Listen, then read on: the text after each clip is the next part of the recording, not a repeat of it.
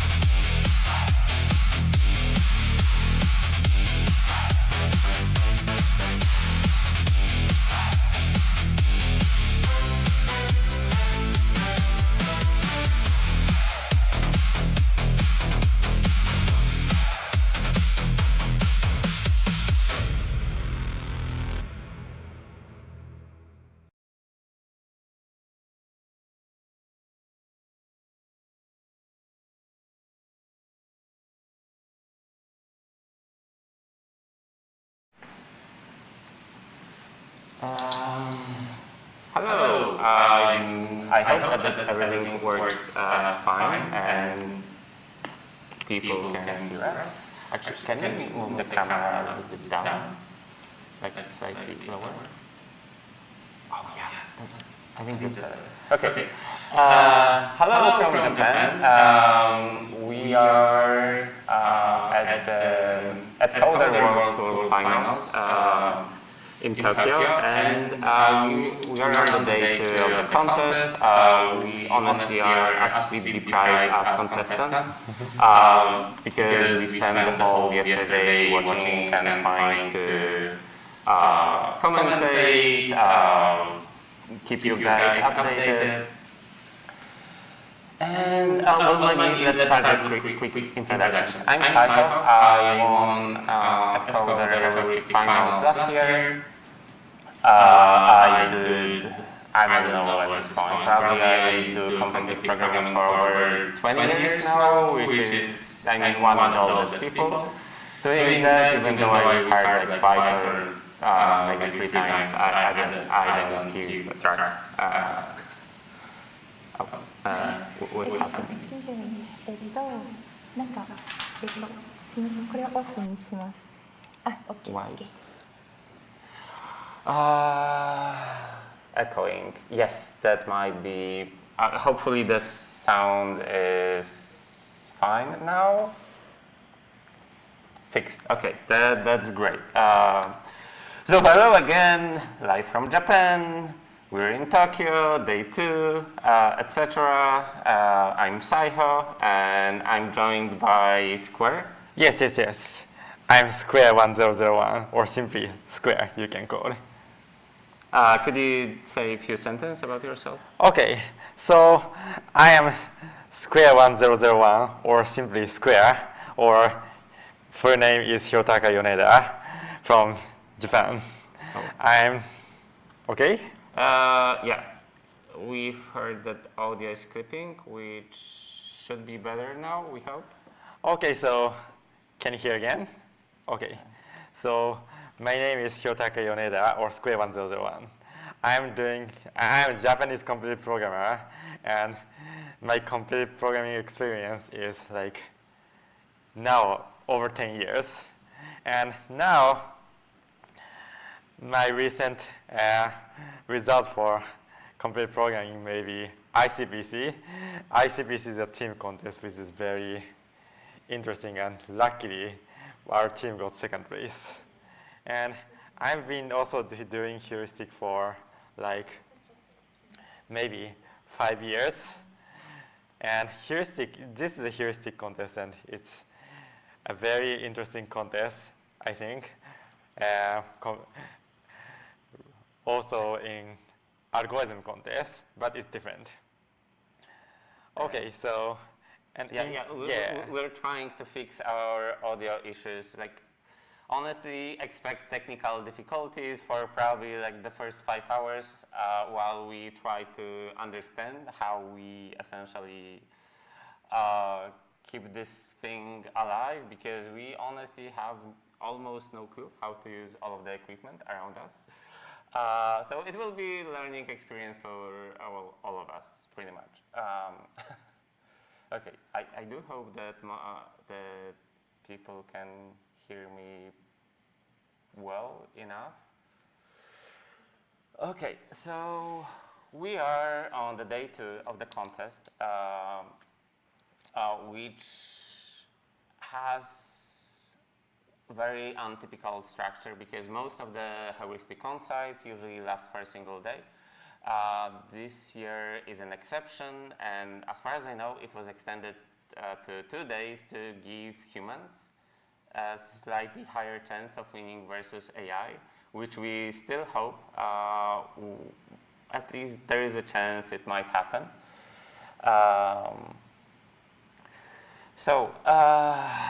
Yeah, I guess we should explain. Most of the people that are coming to the stream don't really know what the heuristic contests are about. It usually features a single optimization problem. The classic example of an optimization problem is a traveling salesman problem, where the goal, imagine you have a map of a country and like 100 different cities, and your goal is to find a path. Maybe, okay, 100 is a way too low number. Let's say you have 10,000 of cities, and your goal would be to find a path that goes through all of the cities. This is an optimization problem because there is no algorithm working in polynomial time that guarantees that you will find an optimal solution.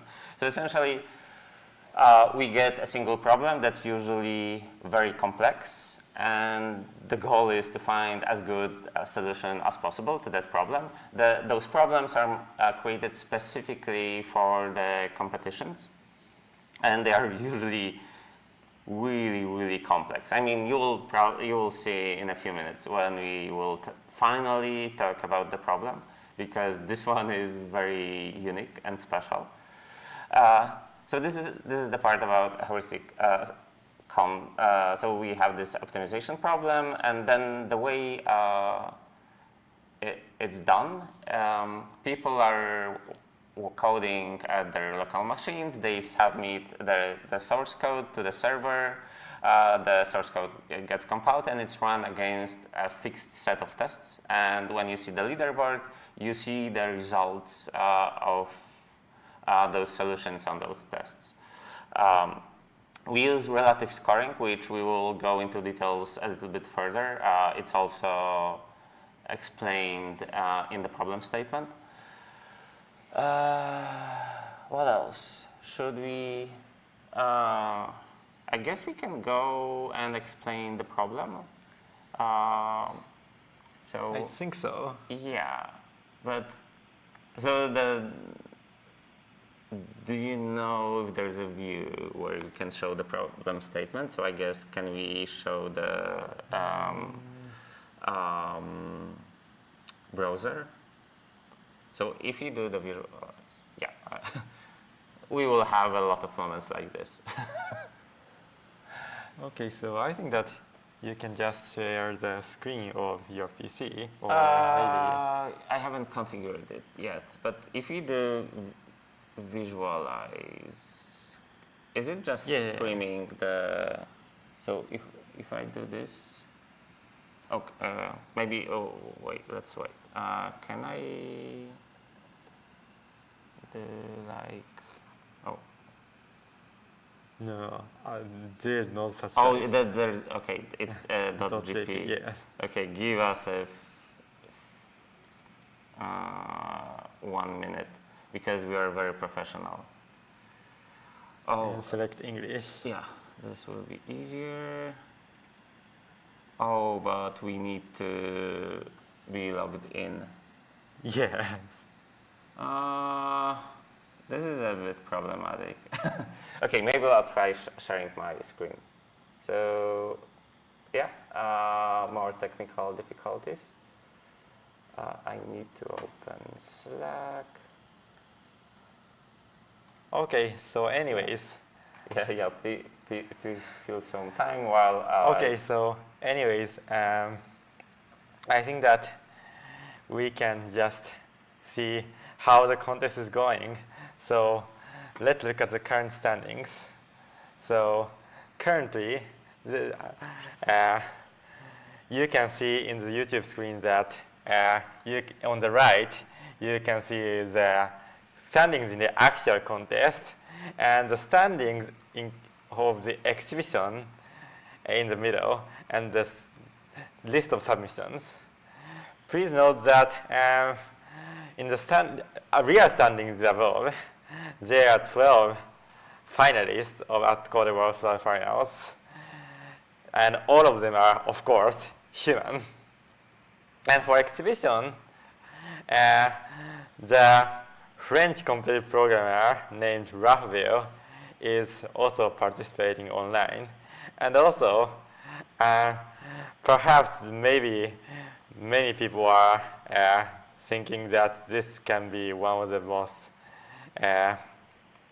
watched submission, perhaps, but currently first ranked is OpenAI, which is an AI model from the well-known AI company, which is also a sponsor of World Finals. Okay. AI model, yeah, and the currently AI model is reading, but I think I got it. I think it's fixed. Okay, perfect. Let me just quickly close some tabs. And currently, you can see the submission that currently AC1024 is submitting, and yosupo got AC with 180,872,552 points. But this is a raw score, and if this value is smaller, this is better. But because it is the problem to minimize the score, but in the standings or in exhibition standings, you can the bigger the score, it is better. Okay, are you prepared, Saifo? Yes. Oh, it worked. Yes. Okay, great. Thank you. Finally. Okay. So you can see, I hope that you can see the problem statement on the screen. So in general, right now, you can, I believe AtCoder posted a link to the PDF file with the problem statement. You can also, as far as I know, you can also view it on the page, but it requires a login. So if you don't have an account at AtCoder, you should make one. No, I think that you can just see the problem statement No, on YouTube chat. Oh, in YouTube chat, yes, but not on the web page. Okay. So there is some story behind the problem, but we won't be reading that. Or maybe it's just the best way to explain it is to just show the visualization. Let me... Actually, I haven't thought about what's the best way to explain the problem. Show example, so maybe... Okay. It should, yeah, this should be on the screen. Zoom in. I mean, I want to explain this should be fine. Okay, so the problem statement is very unusual. Our goal is, we have a grid 20 by 20, and our goal is to place some mirrors and splitters on the, can you see the mouse cursor? I hope you can. Yes. There's light that's being emitted from the top of the grid, and your goal is to place some splitters. The green thing at the top is a splitter that splits the light in two equal ways. You can also place mirrors that completely reflect the light, and you can also place absorb blocks that absorb all of the light that is being emitted to that block. So those are the three different types of blocks you can put on the grid. And the goal is, so when the light goes outside of the grid, so when it hits the edge of the whole space, we treat it as output. The goal of the problem is to, you get specific values of outputs that you have to, where you have to get as close as possible to those values, and you have to create this complex map of splitters, mirrors, and absorb blocks in order to get the desired value. And it gets even more complicated because you do it in turns. There are, you get 100 different values that you have to get as close as possible to them. And in between those values, you are allowed to do like few small, tiny changes to the map. So let me give you like a really silly and dumb example. Let me reduce the tempo. So on the left side, you see the target, which is the value that you are expected to hit as close as possible. And the value below is the value that actually, the output value that you actually got. In the middle, you can see your error. And on the right side, you can see your cumulative error, which is essentially your final score for the test. The main difference between different tests is obviously all of the output values are being randomized per test, but also you get different number of allowed operations that you can perform between getting different between those turns when you get different targets. I know it's complicated. It was like usually people take 10 to 15 minutes in order to at least have like the first reading of the problem statement and to get a better grasp of what's actually happening. It will get much more clear over time because out of those 10 hours, probably at least half of that will be spent on looking at the visualizer and looking at different solutions, and it will get more intuitive as we go. Okay, so let's get back to the problem statement. I'm terrible at explaining things. Okay, you can do cool things with splitters and mirrors. For example, this is an example of a loop where the light is essentially looped forever, and yeah, maybe not. Let's not go into that. But so those are the basics of the problem. Can you zoom in? Zoom in. Oh, it's. Let me try zooming in. Yeah. Yeah. Learning as we go. Okay. Do you think we need to? I know that I missed a lot of details in the problem statement, but those are the most important parts. You essentially put you create like a template for the map, and then you do tiny changes between the turns to make like a tiny adjustment in order to hit your new target.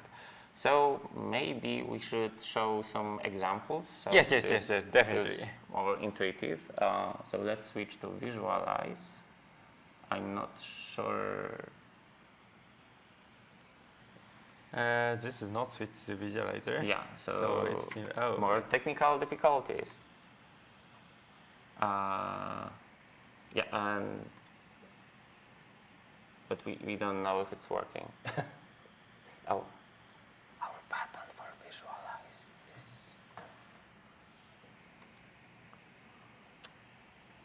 You can just see from your PC.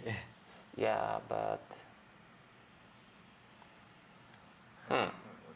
So we're trying to when you press visualize, it doesn't really, it doesn't switch, and it doesn't show the. No, but we have that scene. Awesome. Did anyone enter the confession room? Yes, we have. Yosupo entered yesterday, and we have recordings of that. It's fun. We will play them at some point later. But after we fix our technical difficulties. 助けを求めましょうか。なんか昨日のリンクが変わってるから多分これが影響してる可能性がある。Because right now the most important part of our stream is not working, where we show you how different solutions look. Okay, so I think that you should just try in the your screen to try some simplest solution. Okay, let me, because I need a link for that. So. Can you switch to? Yeah, but give me a moment. I need to find the visualizer. I think I know.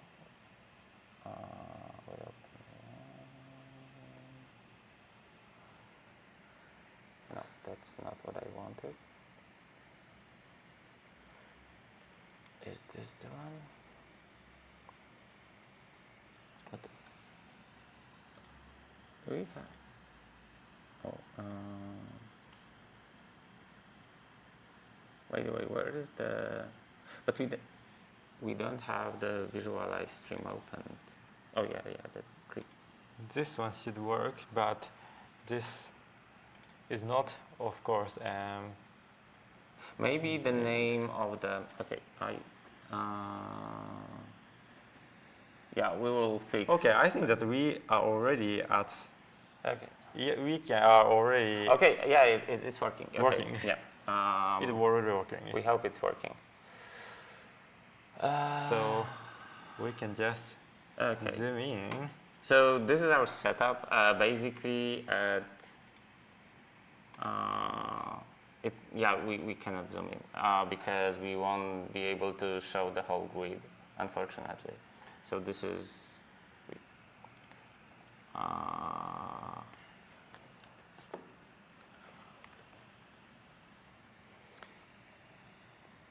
Okay. So we should start somewhere with a very simple solution, hopefully. Oh, I think this is a great example. So this is the very first submission of Terry. And it's probably the most basic solution you can find that gets decent score. I will play it so it's visible what's actually happening. Working.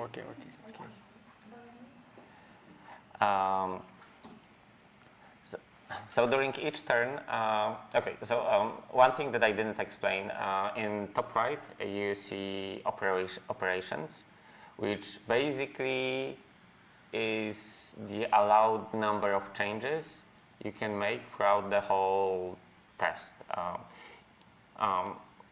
One operation is adding an object to an empty cell, so like absorb, block, splitter, or mirror. Another operation is removing an object from a cell. Another operation is flipping the mirror or flipping the splitter. And the last operation is emitting a light. The last one is really important because you have to use it exactly 100 times. So when you have 300 operations to your disposal, this means that 100 of them are used for emitting the light. So effectively, you only have around 200 operations.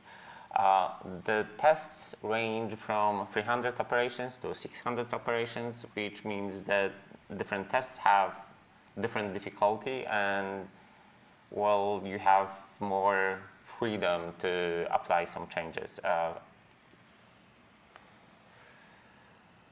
Anyway, so in order to explain what's actually happening, every turn, we can go one by one, right? Okay, that's great.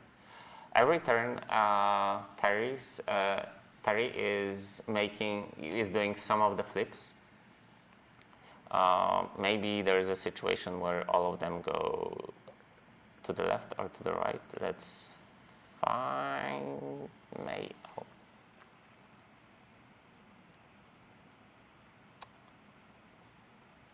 Yeah, I don't think we'll get to that. Okay, let's just use this one as an example. So at the top, let me quickly zoom in. Is this a plus? This is a minus. Okay, where is it? Oh, this is a plus. Okay. Hopefully it's slightly more visible. So when the light enters from the top, this part, it has full strength, full power. Oh yeah, we use power. So power is equal to 1, which means it's full, like the full array of light. So then it hits a splitter, and half of it goes to the left, which is being absorbed by a block, and half of it goes to the bottom, and this process repeats. So then you have 1/4 to the left and 1/4 to the bottom, and then it repeats 1/8, 1/16, 1/32. So if you have a setup like this, you can, so the first row gives you, if you flip it, you will output exactly a half. If in the second row, if you flip it, you output exactly a quarter. If you flip the third row, you get exactly 1/8, etc. So you kind of have this binary setup where you can flip some mirrors to get, well, somewhat close to the, I guess you do like a binary approximation of a number. Yes. That's a good description. I think that you can explain with some example like 0.3. I mean, we could do the math on the stream. If you want to, maybe that's a good. I mean, I think that would be. We have the flip chart that we can use for stuff like this. So maybe, yeah. I mean, if you want to explain how to get a 0.3, I think that would be great. Okay. Because it may feel silly that we are spending. Go on. It may feel silly that we are spending so much time explaining those things, but almost all of the more advanced solutions will be somewhat based on this idea of representing numbers through like a binary representation. At least to some extent. Like you will see really, really crazy setups later. So the idea of binary representation solution is that like we can express every decimal number between 0 and 1 with binary representation, which is like 0.3 equals 1/4 plus 1/32 plus ... Yes, kind of. So, and if this is like 0.5, then it's simply 1/2, and that's all. I think it's not so simple, but I think that you can see that every number can be approximated with using some that uses 1/2, 1/4, 1/8, 1/16, and some ... So the first solution of Terry U16 is using this fact that if we want to emit 0.3 amount of light, then we can just place blocks in every cell left to that, and if we place the splitter here, then the light is splitted 0.5 and this direction to 0.5. So the 1/2 will not be used. Maybe let's make the numbers larger. So this part is, because I'm pretty sure no one will see that on the flip chart. Yes. And again, we use, since we want to emit 1/4, then we place the splitter in this direction so that the light of 1/4 will remain to the downside, and the light of 1/4 will be emitted outwards, reaching the outside. So we don't use 1/8, so we just place this direction, 1/16 and 1/32. Yeah. So this way, this thing creates a generally easy way of approximating numbers. So when you have a setup like this, you can optimize it in some ways. If you have experience with like standard algorithmic competitive programming, you will probably see that if you have that, you can do dynamic programming. on the for all of the 100 different outputs, because essentially you get a sequence of a number of real numbers from 0 to 1. Each output will be from 0 to 1. So your goal is to flip those splitters between different turns, and at the same time try to minimize the number of operations you're doing between the turns, because you want to be as efficient with those operations as possible. So that's the most basic idea you can have, which I guess it's not very intuitive if you have never done any competitive programming. It's a bit more math than usual. I mean, essentially it's just adding numbers. But most of the time we don't even have to do that. So maybe let's show. 続けずに、トラブルがあったからメインの画面をちょっとだけ開いてもらえないかな。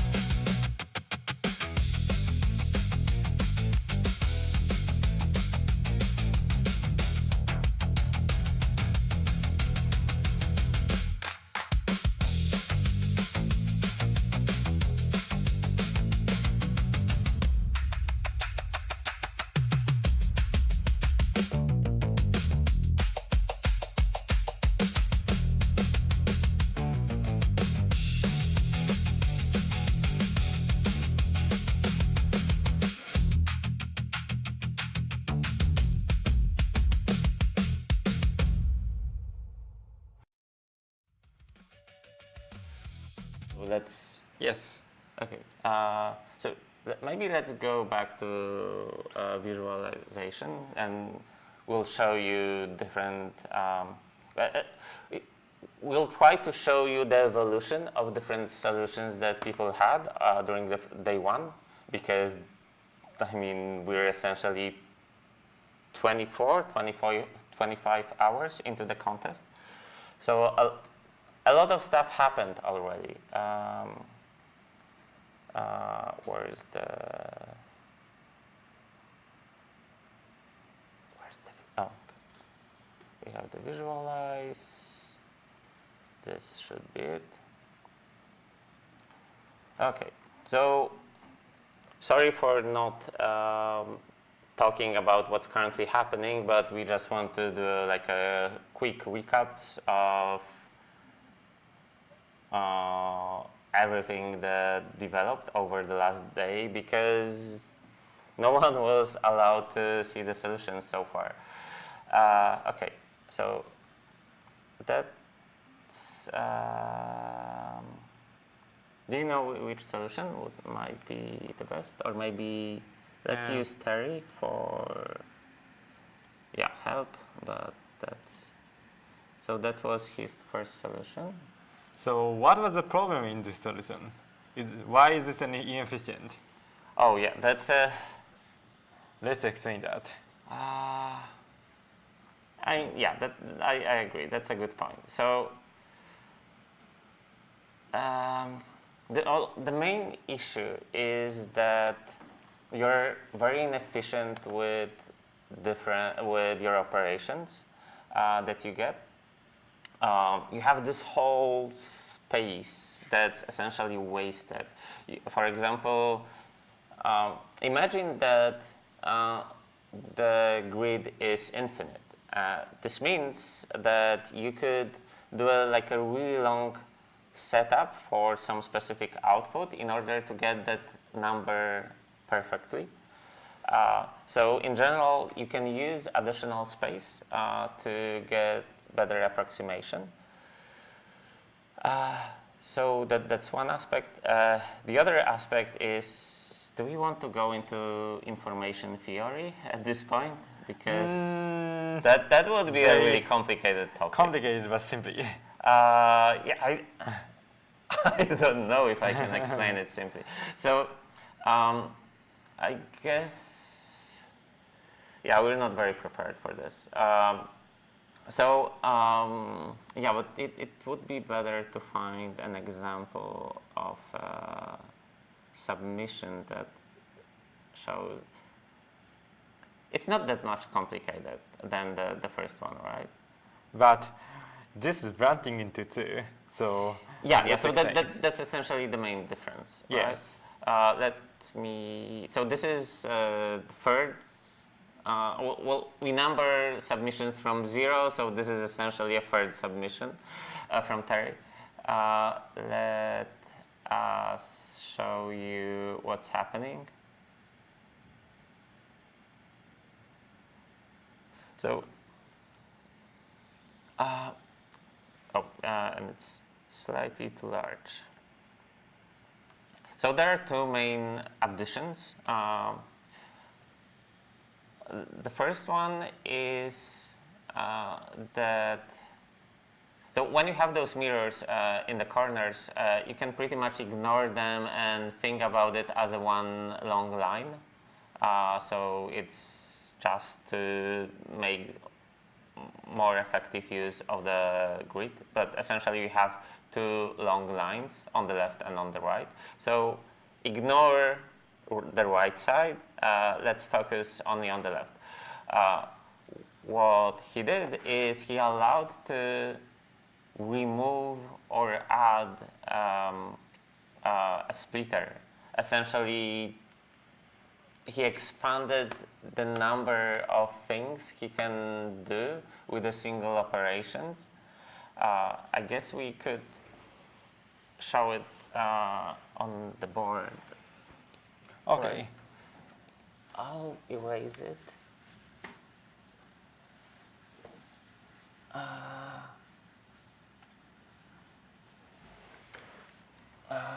Okay, so I think that you can see the board. Okay.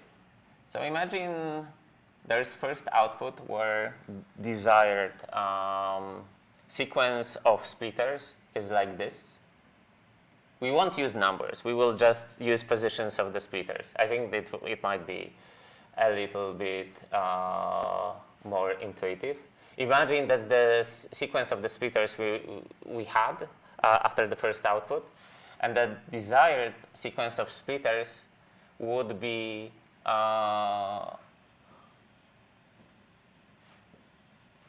like this for the second output. I guess it just looks like I mirrored it.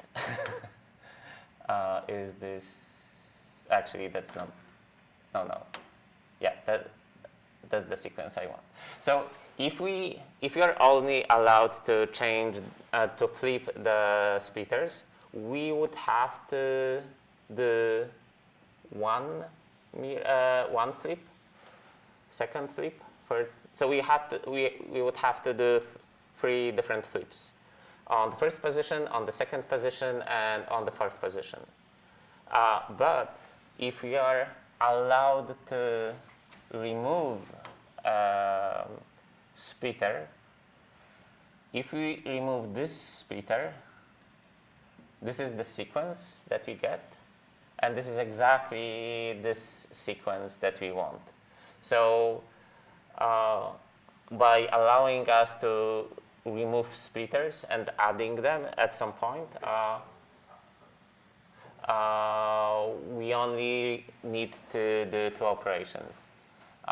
Remove this splitter and add this one. So by extending our moves, we essentially can be more efficient. So this covers why like those long chains. The other thing is that let's move back to the visualization. So the other thing is that he has a mirror in the middle, which allows him to essentially maintain two different two different sequences of mirrors. So if one of them is suddenly better, then we use that one. If the other one is better, then we just flip the mirror. I will be mixing splitters and mirrors all the time because it's complicated. But essentially, we can just flip the mirror in the middle and swap between our two different sequences. So this is like a natural extension of this first base.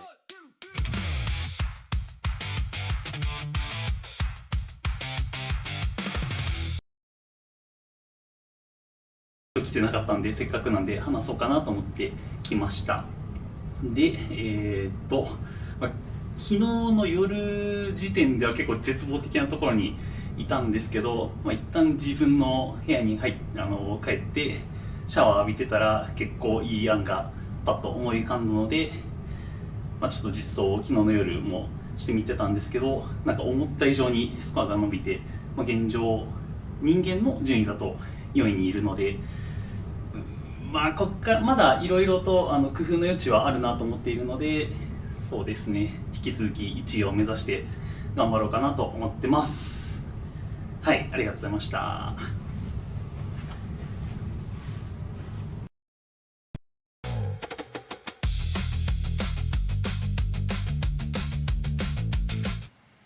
Okay, so we had a confession. We had a person from confession room. He said that he didn't do well yesterday, but at night when he was taking a shower, he came up with a great solution. And now I am in the fourth. He is in the fourth place as the current standings. That was MathGorilla. I think so. Okay. So this is what he said. Okay, so let's get back to the visualization. Yeah, and unfortunately, well, most of the competitors are Japanese, so when they go to confession room, they will obviously speak Japanese, and we will try to do our best. I mean, I say we, but Square will try to do his best in order to translate. Which might be hard because sometimes when people go to confession rooms, they talk for like 5 minutes and it's impossible to remember everything that happened, but you know, please bear with us. Okay, can you move your laptop a bit so that I have a better access to the mouse? Okay. Okay, so let's get back to explaining different solutions. Too many cables. We have way too many cables over here. Okay. This is we simplified now. Yeah. So I can quickly show you different solutions of what Terry submitted, and then later we will switch to other people. But I think it's nice to follow a single person, because we can see the evolution of how they approached the problem, what were they trying to do, and then later we will show you some like really crazy stuff that OpenAI submissions, or I guess OpenAI's system came up with, which are like really crazy. And we don't always know fully what's happening. Because everyone is different. Okay, so this is another submission of Terry, and we can see that he essentially added more possible sequences. So I guess he sometimes removes the mirror in the middle. Let me hit play.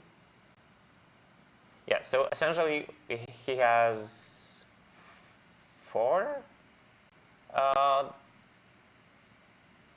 he has 4 different sequences that he maintains. First one on the left, second one on the right, third one that goes bottom and well here, and the fourth one that goes here when this mirror is flipped. Or maybe it's no, sorry, I was wrong. He has 3 different sequences. This one, and the one in the middle. So, yeah, so again, it's just slightly more efficient than the last one. And it's strictly better. Okay, that's another one. We don't really know what's the difference, so we have some short summary that, well, AI is doing for us, but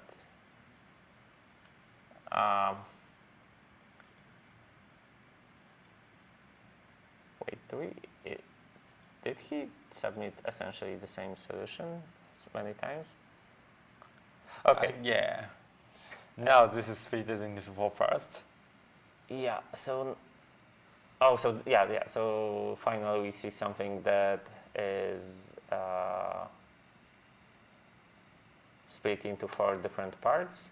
And as far as I know, this is a solution that, I'm not sure specifically about this one, but around this solution he took a lead. Yeah. Which he held for the whole day 1. So you may think that all of the solutions will look similarly to this, but that's only because we're following a single person for now. So we will spare you like the more advanced solution that he submitted. So maybe let's move to other people now. But anyways, this is a pretty solution that is pretty simple to implement, and this is why Terry achieved total domination in day 1. Except for OpenAI, obviously, but yeah, total human domination. Yes. Okay, maybe Yokozuna.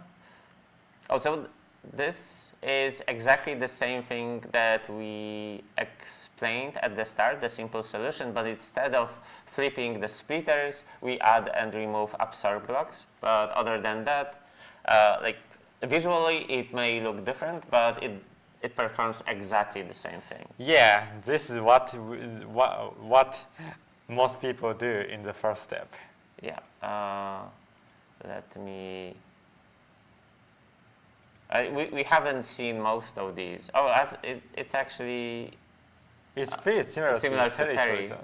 Unfortunately, we don't have timestamps. So when I'm switching between different solutions, we don't see the time of the submission.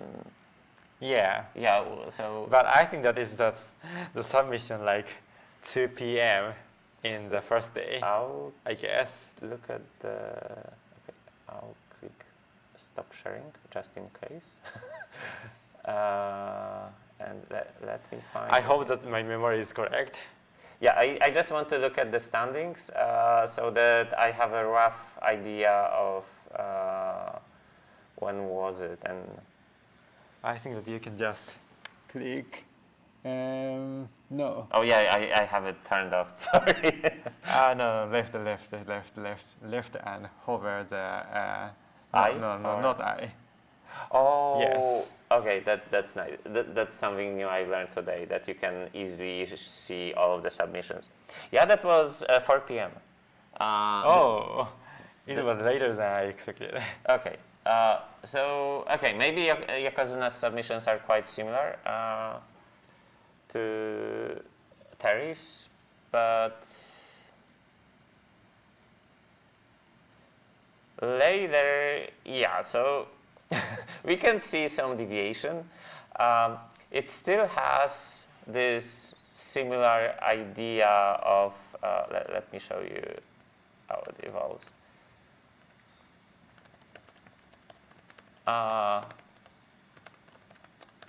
Of having those long binary approximation chains in the corners. But what happens is in the middle is like a pure chaos. And I believe the goal was to hopefully be able to switch to a different sequence so as far as I can see, he has 5 different sequences, because the 5th one is on the bottom row. So I think the hope was here that with a single operation, he can change the sequence that he's currently using. And then, because otherwise, with a single operation, you have only 3 different sequences to your disposal. Yeah. So this is like a chaotic setup to do better, even though it looks very messy, to say the least. And we will see weird evolutions of that. But it's still very similar to Terry's solution. Let's move to another person. I think that you can see A0's one. Oh yeah, well, he's at the top. Okay, but let's start with early submissions first. So some of the people submitted empty solutions, and later we will explain why did they do it. But for now, let's ignore it. That was his first submission? Yes. Okay, this is crazy. I have to check what time was that. His freestyle is like submitting late, I guess. Oh, so So this solution is pretty complicated as for the first submission, I think. Well, to be fair, his first submission was at 8 p.m. yesterday. Yes. So like 2 hours before the end of the day 1. So it's not an early submission. But what happens here is it's probably not very clear. But the right first away. submission is not that high score. Yeah. Yeah. It looks complicated, but his score was really low, if I remember correctly. After the 5th submission, his score became high. Yeah. So what happens is that even though it looks chaotic, he essentially has. So imagine the whole board is a checkerboard, like in chess. So we have white cells and black cells, and all of his template or like fixed pattern is only placed on odd cells or white cells. I honestly don't know what's the color on the chessboard of the top left, but let's assume it's a white cell. So he only places stuff on white cells, and then his operations essentially do some, well, I guess he does some random changes, and those random changes can, well, introduce chaos about what's happening on the with the light.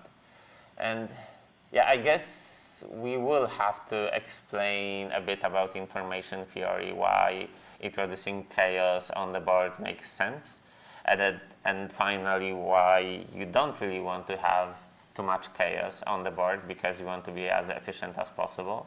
Yeah, but so I think that is simply because the idea is simply to, if we add or remove one thing, then everything changes so much. Yeah. So like something will happen. His strategy is to use this kind of situation. Yeah, so something will happen, and then you can just simulate the exact output you're getting. Yeah. And if you do that, you can essentially brute force through all of the tiny changes you can do, and then imagine that after each move you revert to your basic state, and then you add a single cell somewhere, and you brute force over all of the possibilities, so all of the positions of the mirrors, all of the positions of the splitters, and all of the positions of the absorb blocks. And for each of them, you simulate the whole process, and then you have the expected output, I mean the exact output, not expected output, and you just choose an operation that gives you the best score. So it looks chaotic, but it's a really simple approach. But I think that this is pretty counterintuitive compared to the binary number solution.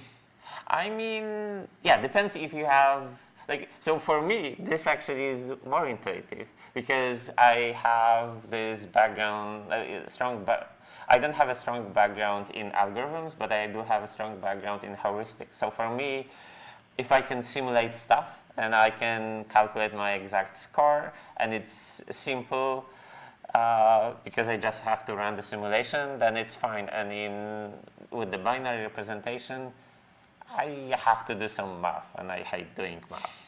I see, but this was not really efficient. And what is the mean score for this? The mean error is. It's not. I mean, it's not it's terrible. It's not that bad. Yeah, it's not that bad. It's better than it looks. We also have 4 different tests that we will be showing you guys, and yeah, his bottleneck is to only using 300 operations. Yeah. This is not good. So he doesn't use all of the operations. When you have 600 operations available to you, you could do more between the turns, but he essentially fixed it to using adding a single block between every turn, and that's how you arrive at 299. Yeah. So how did his solution evolve? Yeah, let's show that. So this looks very similar, although it got better score. I guess more mirrors are placed at the start. So with a different layout created by simulated. Also, he actually uses simulated annealing at the start in order to create like a basic template or pattern. So how about the 4th submission? Yeah, let's go over them. No, next one. Yes, this is the this is the solution that achieves the higher score, I guess. Let me look at the. Yeah. So all of these are from day 1? Yeah, but this is almost the end of the day, and before that, Terry was totally dominating the scoreboard. But with this submission of A0, the scoreboard suddenly changed. And there appeared to have competitor. Yeah. Wasn't Shunpi? Shunpi was also in the second place. So we will go to Shunpi in a moment because his solution is completely different. Like no, I think that we can see Mont plus A's solution first. Mont then Shunpi. Okay, let's do that. Yosupo. This is where is 0 on this keyboard? We have a Japanese keyboard, so it's not the easiest. So again, we can see those binary approximation sequences. You will see that a lot in the early submissions, but after that, they diverged. Okay, this all looks similar. Test submissions, and I don't remember that. This is pretty inefficient, I think. So this is experimental one. Yeah, I fully agree. So let's move to. He made a lot of submissions. Yeah, having timestamps would be really nice. Let me. Where is he? How many submissions did he do? 14. Okay. Yes. So we still have a lot of submissions to go. Yeah, This is somewhat similar to the Terry's. No, it's different. Oh. It's Oh, using it's a the loop. reverse direction. It's a loop.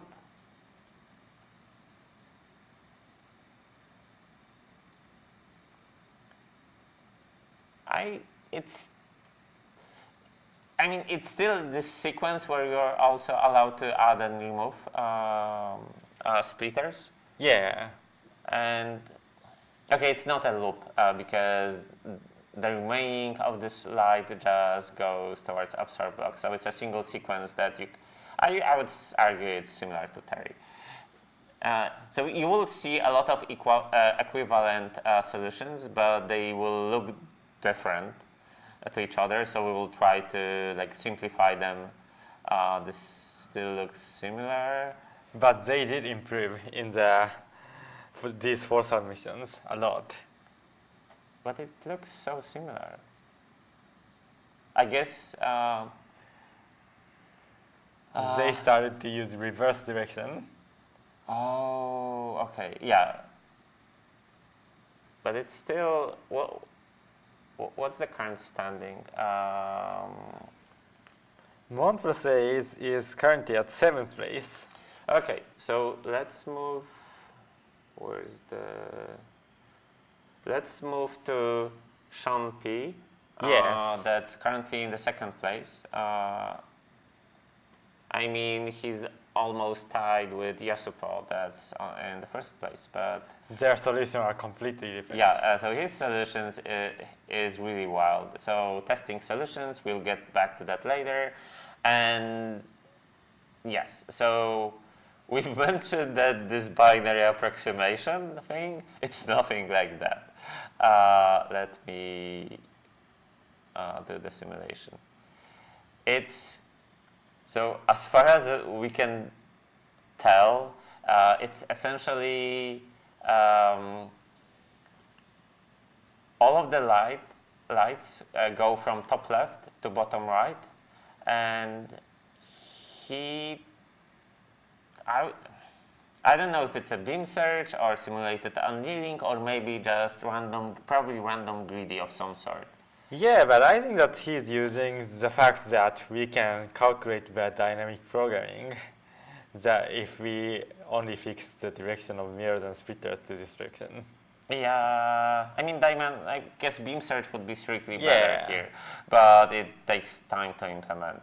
So, but he just adds and removes random stuff on the grid. The only thing that's fixed is the orientation of splitters and mirrors, so that he guarantees that the light will always go towards bottom and towards right. He has a checkerboard pattern of absorb blocks on the exterior. So this gives him essentially some random chance that some of the rays will get absorbed. So again, to some extent, it's pure chaos, but in a more organized way. And we will see, unfortunately, play button doesn't fit on the same screen. So I have to scroll it constantly. Did this become a Japanese pencil puzzle? I mean, it's close to that. I think you know a lot about pencil puzzle. Yeah, there are a few that are somewhat close, but I would absolutely hate myself if I had to solve anything that would remotely look like that. Also, math. Okay, let's move to later submissions, option P. You will see a lot of experimentation around this idea. Probably the main differences are more efficient simulation, so he can try more states. Maybe, like here we see that he removed that checkerboard pattern on the exterior wing, I guess. And, well, most probably it was more efficient. In general, we can almost safely assume that each subsequent submission was better unless there were some bugs introduced or maybe time limit was exceeded. It's not the case for OpenAI, which is quite funny. So OpenAI has an amazing solution, but its Achilles feet. Okay, I forgot the expression, but its main weakness is that it's terrible with selecting the best solution. So you'll see a lot of jumping around on the leaderboard because sometimes it's submitting its very best, and sometimes their submission is like 4 times worse than their best, and I don't know why it's happening, but for some reason it is the case. Like AI is not the smartest in every aspect, apparently. Okay, let's see future submissions option P. Oh, so this was one of the evolutions where the orientation of the mirrors and splitters is different on the left side and different on the right side. Excuse me. 順位表の方を上に変えたいっていう感じで、ちょっとだけ OBS いいですか？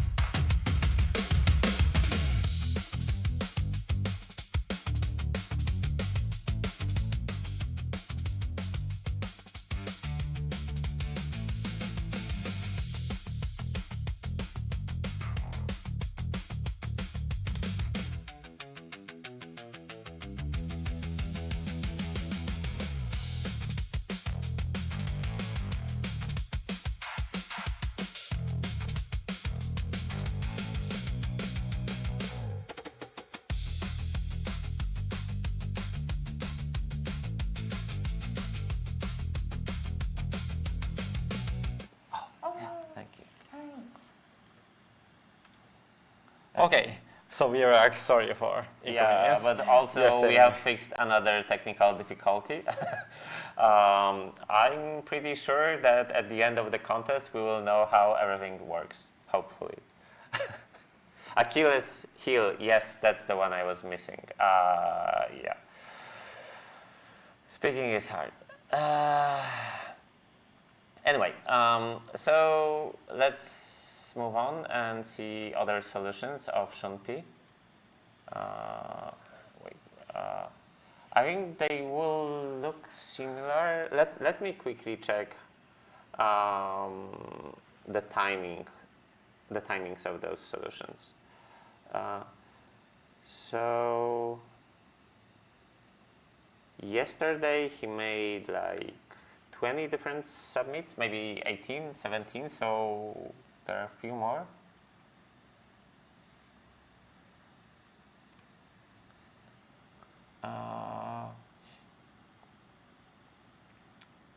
So I would imagine it's more or less the same setup, but the way calculations are done inside of the solution is different. So I guess we won't get into those details unless we have some more time later. Like we still want to give you a summary of what happened. Like we're still going through day 1, just to be clear.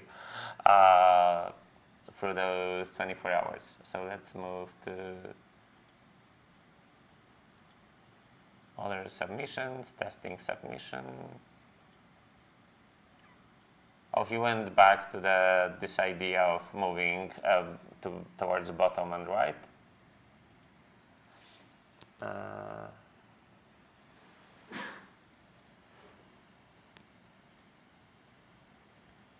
The interesting part is that some submits start with like empty grid, the other start with like full grid.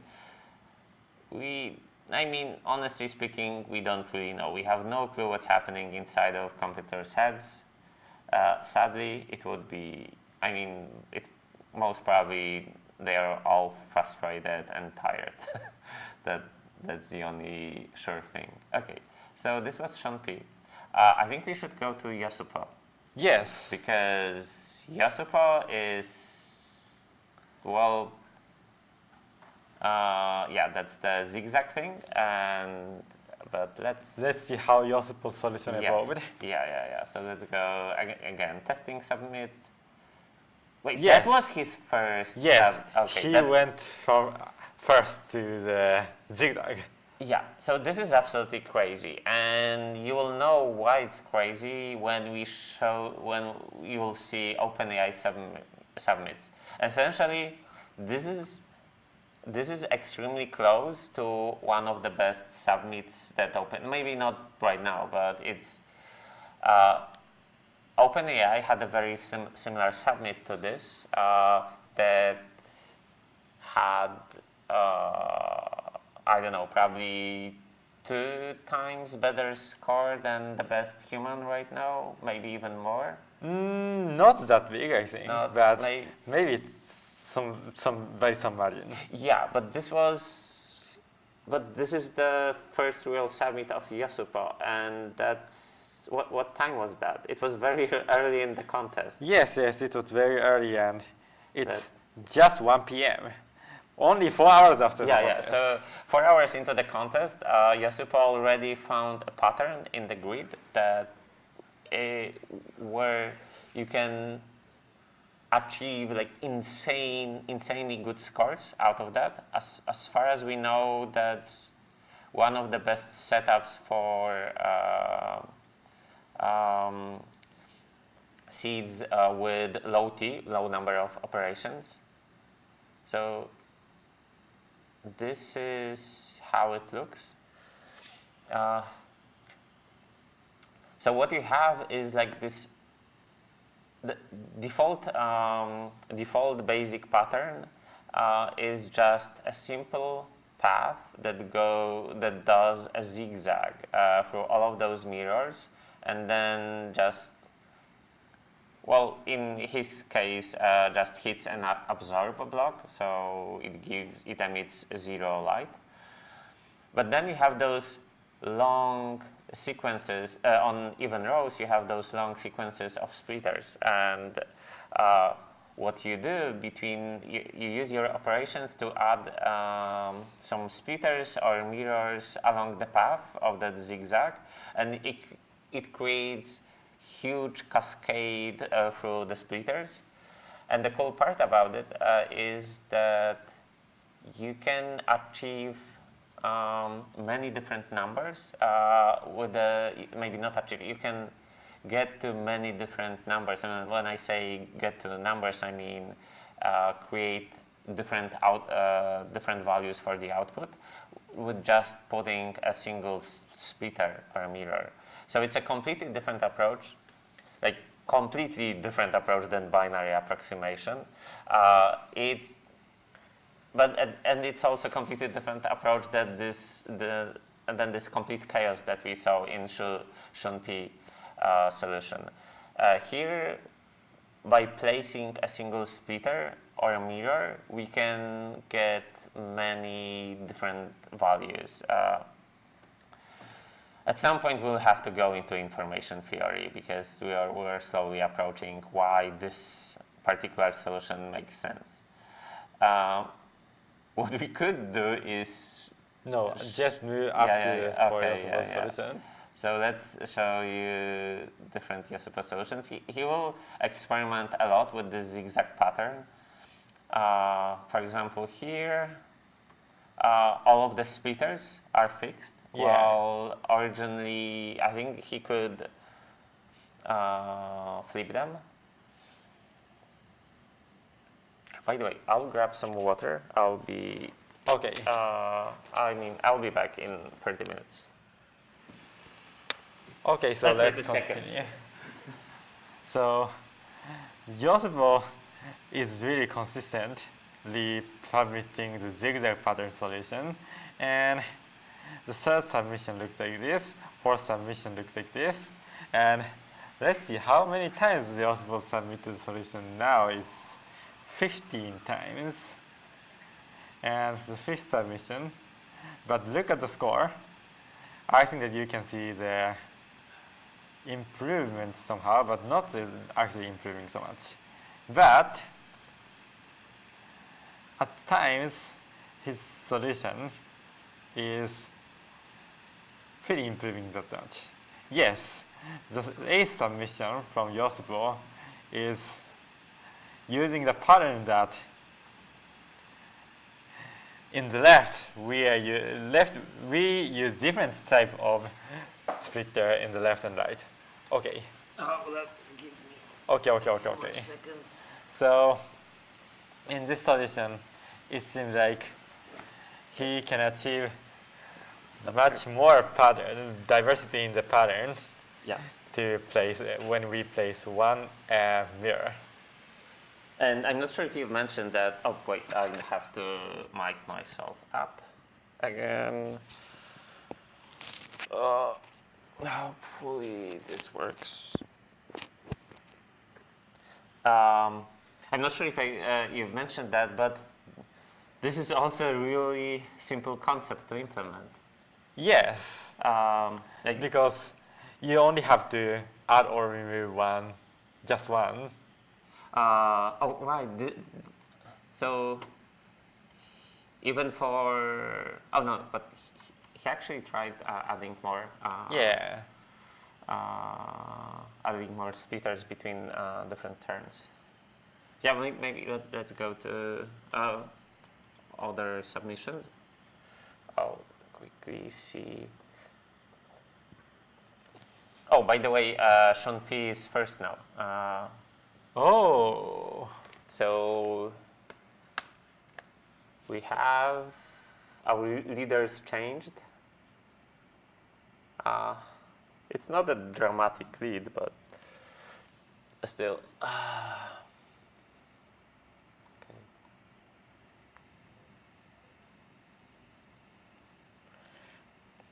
But I think that Shimpi is not submitted for a while, so I think that the reason is just Yosupo's score was dropped. Yeah, we'll see that a lot. Okay, so let's continue to explain the Yosupo's solution. And but by the way, have you noticed that everyone made submissions today except for Nika, Rao, and Bow Wow? Are they? They are here, right? Yes, they are alive. Definitely. So I was worried that we had day one till 10 p.m. yesterday, but the contestants. So the whole contest happens in a hotel. We have some of the ballrooms, I guess that's the name, where the contest happens. But contestants, so after day one was done at 10 p.m., they went back to their hotel rooms, but they were allowed to work on their solutions. It's just the submissions were frozen for the time for the night. So I was afraid that some of the contestants will spend a whole night working, and then at 9 a.m. where they had to be here for the contest, since we were starting the live stream, so we had to make sure that they are here when we talk about the solutions.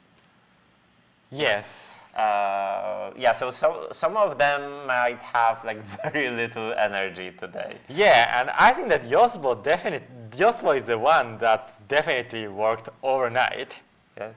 Because his solution was improved a lot by So the Yosupo's submission at the last successful submission at the day one was like that, and this is achieving score 84 million for seed 0. But from at midnight, he improved the solution, and then the first submission at 8:01 a.m., he made a lot of improvement in submission 13. Oh yeah, it's twice better. Yes, it's a lot better. And it still looks... Yes, it looks similar, but I think that he optimized a lot for.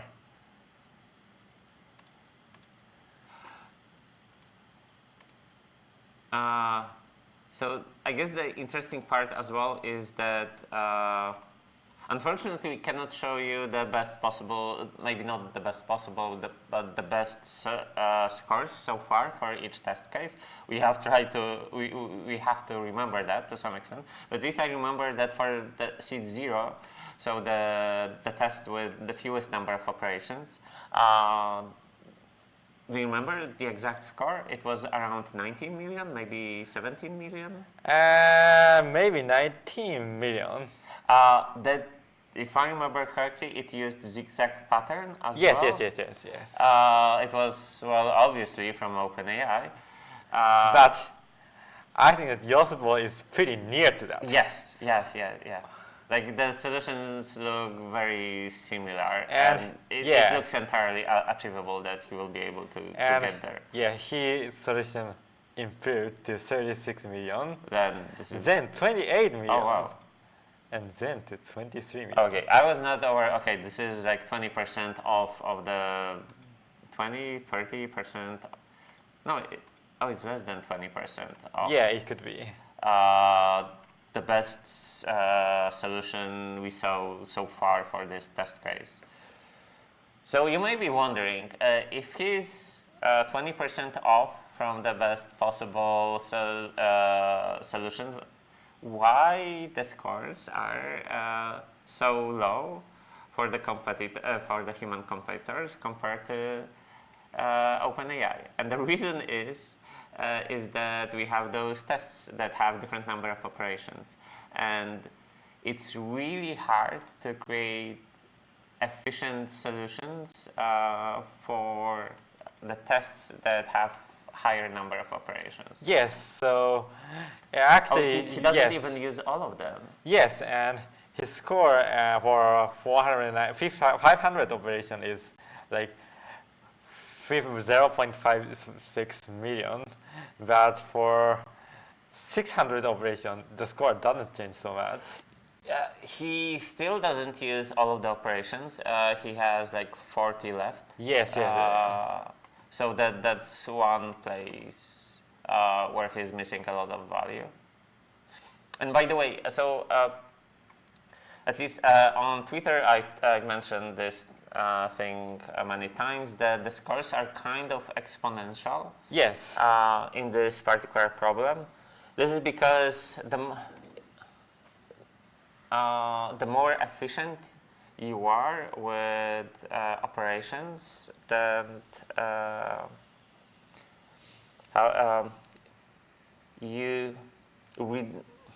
I guess you reduce the error in an exponential way. So each additional splitter can reduce your error by half, or by 2. We reduce by half. I don't know what's the expression. So people improve their solution, I guess, percentage-wise, like by 10%, 20%. But anyway, the room for improvement for those hard cases is much larger than for easy cases. I mean, I say easy and hard cases. By easy case, I'm talking about when the situations where you have very few operations, because you can brute force through all of the positions of the, maybe not positions, but all of the possible changes you can do. So like flipping mirrors, adding mirrors, flipping mirrors and splitters, adding objects, removing objects. But when you have more operations, it's no longer possible to go over all of the possibilities. Okay, do we want to cover any other person? Or should we finally go to OpenAI's solution? I think that you can see the unique approach by RC1024. Oh, yeah, okay. That's RC currently uses zigzag pattern as same as yosupo, but before that, I remember that he implemented a very elegant solution that is very much easier to implement. Yes, this one. all right. We forgot about the ternary thing. More math incoming. So this loop on the right side, those two splitters and two mirrors, looks, I guess, may look fancy, and what it does is, if I remember correctly, this is 2/3. Oh yeah, I forgot. We have those numbers on the screen. I hope they're readable. I hope the resolution is good enough.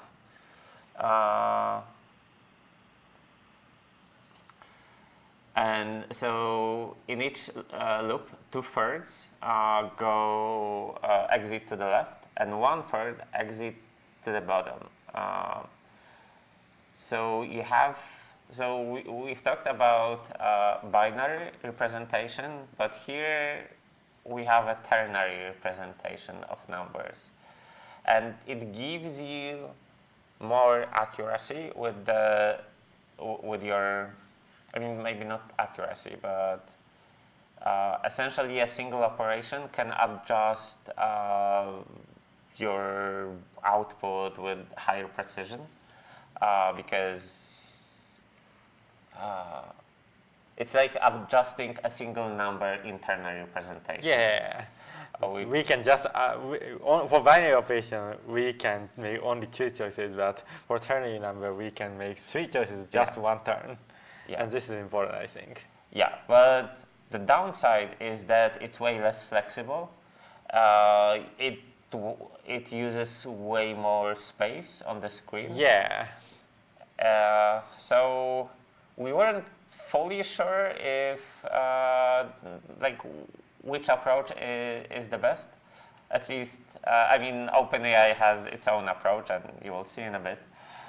But that was an interesting way of approaching the problem. If I remember correctly, Saharan is doing something similar, but in an even messier way. So basic solution, testing, and to be honest, I don't fully understand what's happening. I believe he has like two loops. Yeah, he's making infinite loop to make 1/3 of fraction. Yeah, I guess it has some. I guess he can flip one of the mirrors or maybe splitters to hit the absorb block. Wow, why is he? What's the difference between this one and this one and this one? This mirror is flipped. Yeah, this okay, is so outer side emission. Okay, so the bottom, when he flips the bottom right mirror, the ray gets absorbed, I guess. But that was one of his early submissions, and then that's it. This is the newest submission, I think. I'm so confused. So he made so few not submissions. Many submissions. Oh right, okay, yeah. Okay, are we anything else we want to cover, or do we want to move to our main villain of the story? Let me do auto refresh.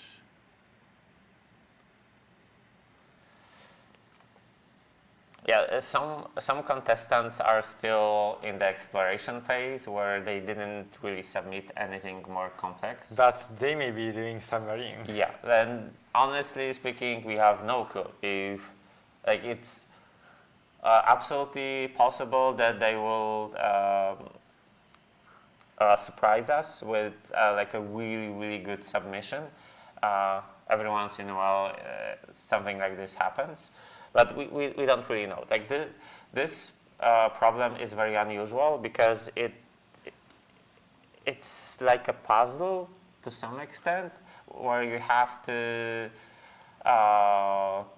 toy with it on the paper. You have to build your intuition about how the mirror and splitter work.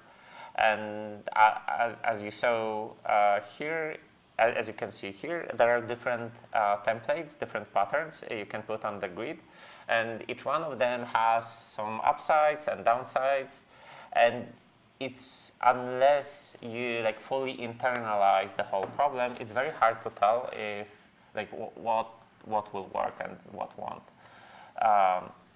So it's, in a way, it's incredible that several of the people arrived at this exact pattern. And as far as we know, they are spaced very far away from each other, and no, they don't see their screens. So yes, but I am also surprised that many different kind of approaches are taking competition. Like the current first place Shimpi, the current second place yosupo, and the current third place AGO is completely taking different kind of approach. And I think that we didn't mention MathGorilla yet, that his approach is also different. MathGorilla. Oh yeah. Let's start. Another testing submission. We will get to it later. Okay. Honestly, I don't remember this one. I guess it's just pure chaos in the middle, right? So we have fixed patterns on the sides, the first two columns and the last two columns, and then he's just adding and sometimes flipping mirrors in the middle. So but that's like a very early submission, right? Then even more chaos. So usually the difference between submissions like this is just you have like more efficient search, more efficient computation, you can do more simulations, and so you squeeze more points out of like out of the same concept. It's basically an exploration versus exploitation dilemma where you invest more time into like one specific idea. Maybe let me look at the timings of those submissions. So all of these happened on the first day, I believe.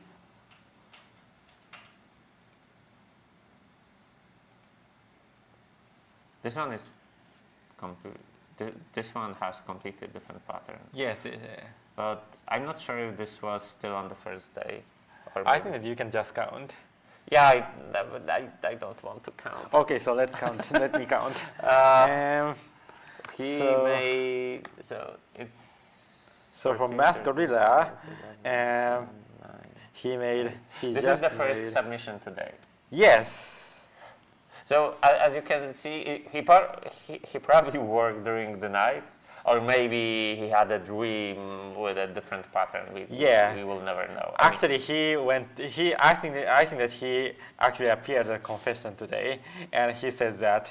Oh, right. Yes, this is the one who appeared on the confession last hour, and he says that he was so desperate in the first day, but some kind of genius mind came up, and yeah, he's currently at fourth place.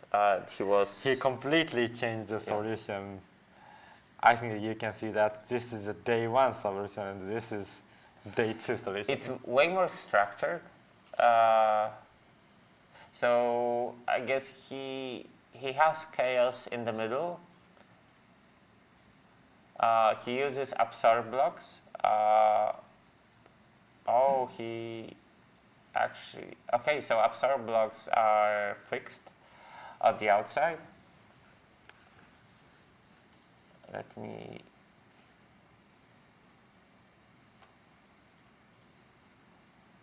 Yeah, he's not up.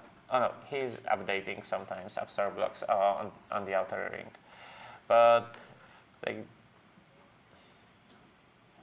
oh, we can actually see the inefficiency of his solution, because so the goal would be to have a really long path in the middle, so that you have more places to put your mirrors. You have more places to affect affect the chaos that's happening in the middle.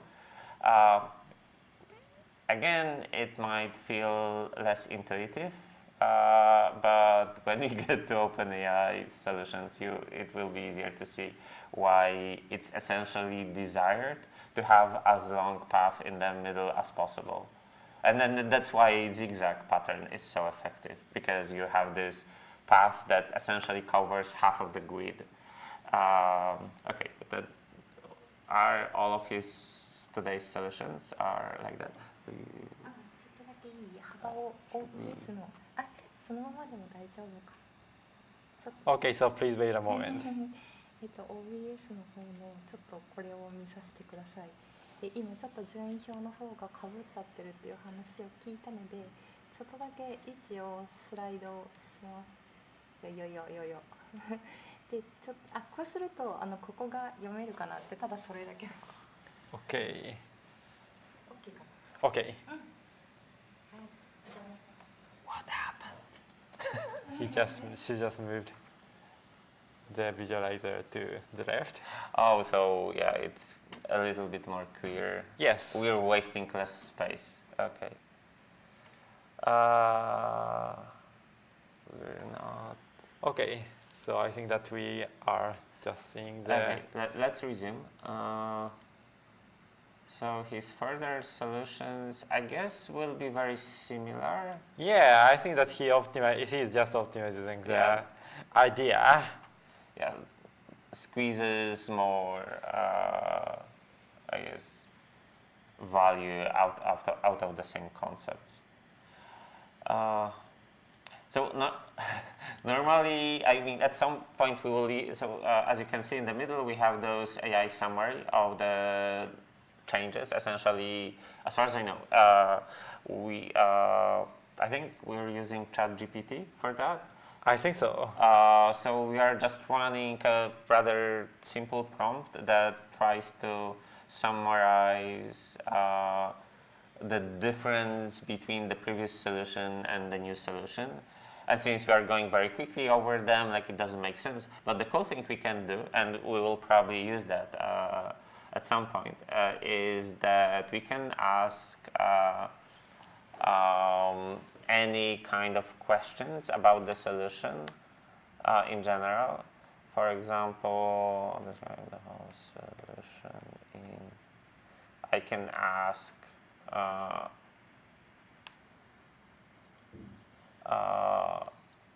the model to give me a quick summary of everything that's happening. I have no clue what reasoning level we're using, so I'm not sure. Oh, that was quite quick. Okay, and so that's probably for us the most efficient way to see what exactly are they doing, or maybe if you want to get a full summary of what's actually happening within the solution. Something that I haven't tested is give me a recipe for cheesecake. I'm just wondering. Sorry for that. We're tired, okay? Oh yeah, okay. So, it works. Yeah, it is a useful piece of technology, as you can see. Cool. Okay, I believe we've covered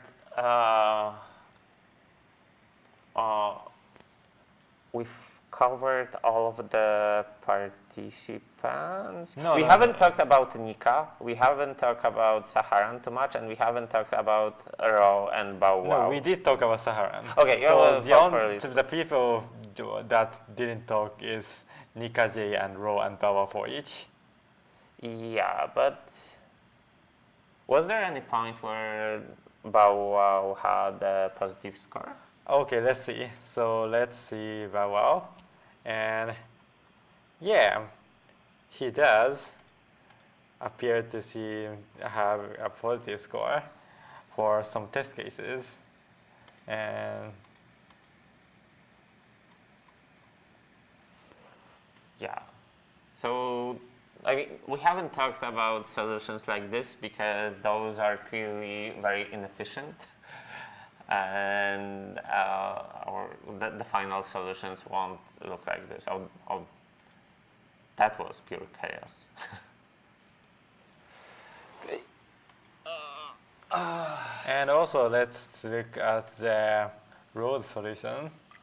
And row is simply doing He made two submits, right? And this is the second one, which is essentially the simple basic solution. so what is his solution time? So his submitting time is just 11:50 a.m. yesterday. So only 3 hours after the contest begins. So I think that he is making some submarine strategy. So that's yes. how you call it? Okay, where he hides for the whole contest. Yes. What do you call about this strategy? We usually say not nice words about people that hide their solutions because it's less entertaining for other people when throughout the whole solution you don't really show your true score. Yeah. And to be fair, I did that several times in the past. When I had huge lead over other people, I did hide my solution so that they wouldn't have full understanding how good scores could be achieved, and I didn't want to motivate them to try harder. I'm not sure, I don't think anyone will be worried about that considering OpenAI has amazing scores, and even though our human competitors are competing against each other, the fact that OpenAI achieved really high scores is affecting them because they're aware that much better scores are possible to achieve. And maybe it's a good moment to explain the testing submissions that I've mentioned multiple times. Why? Okay, so before that, Okay. let's see about Nika J's solution. Okay. Nika J's solution is like kind of Not optimal. Oh. You can click this to like. Sorry, something happened. No, but you can click usage. Can I? I think it's already in English. Yeah, but this should be. And okay, sorry for that. So let's see the Nika J's solution. And Nika J's solution is some pair of optimized binary number. Yeah. This gadget is using some optimized one compared to the normal binary number, but the basic idea doesn't change much, I think. Yeah. At least as commentators, as spectators for the past 24 hours, more than 24 hours now, we know it's impossible to squeeze much more value out of this solution. So in a way, it's a dead end. That you may it's a huge problem in general when you're competing, when you have limited time.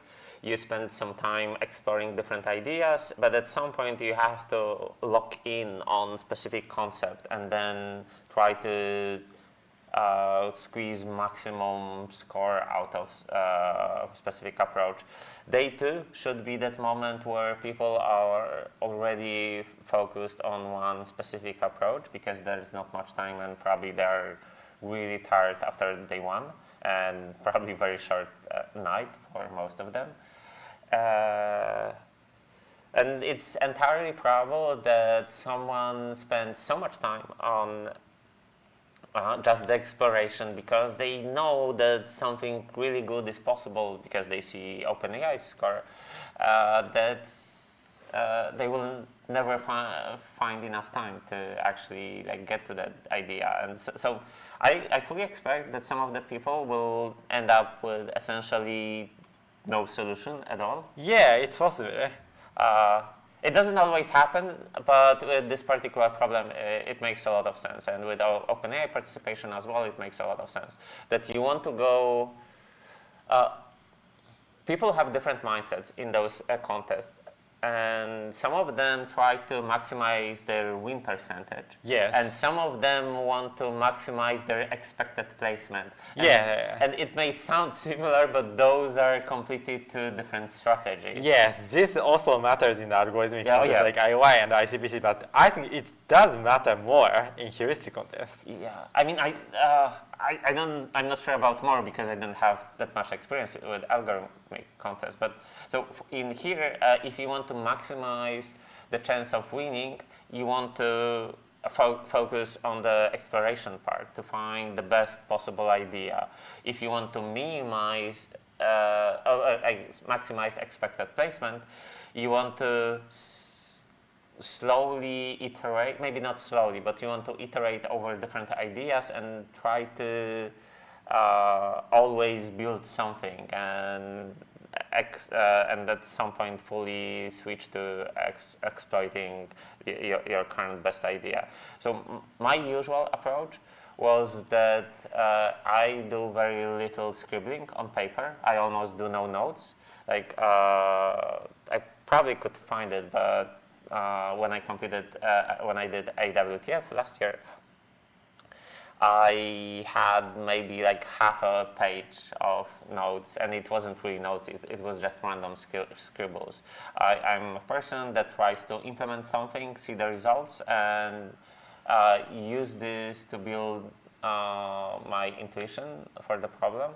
And I know people that would spend like half of the contest just trying to figure out all of the math, and then until they arrived at a point they're absolutely sure what they want to build, and they just implement a single solution. And sometimes it works wonders and they get the first place, and sometimes it turns out that they thought it's good, but it's actually at the bottom half of the leaderboard. So it's a clear example of high risk, high reward. And to give you some additional information, my strategy was always to my goal was always to optimize expected placement, not optimize win percentage. Oh, really? Yeah. So I did like 15 AtCoder opens, which has very similar structure to AtCoder finals. I think I won 7 of them. Wow. And I mean, we would have to go to the Competitive Programming Hall of Fame. Yeah. So I don't exactly remember all of the performances, but usually we had 12 finalists, and my worst placement was 6th. I think I got 5th once as well, and everything else was in top 3. And the reason was that usually, I'm not sure if that's the case for algorithmic. I mean, maybe let's switch to the camera since we are mostly talking right now. And I think that it's working. yes, it's working. We'll get back to the contest at some point. No worries. Like it's 11 a.m. We still have 8 hours. Yes, that's a lot. Remember the last year's contest? They're saying there's an echo. Oh. Pass. Is that the reason? Is it fixed now?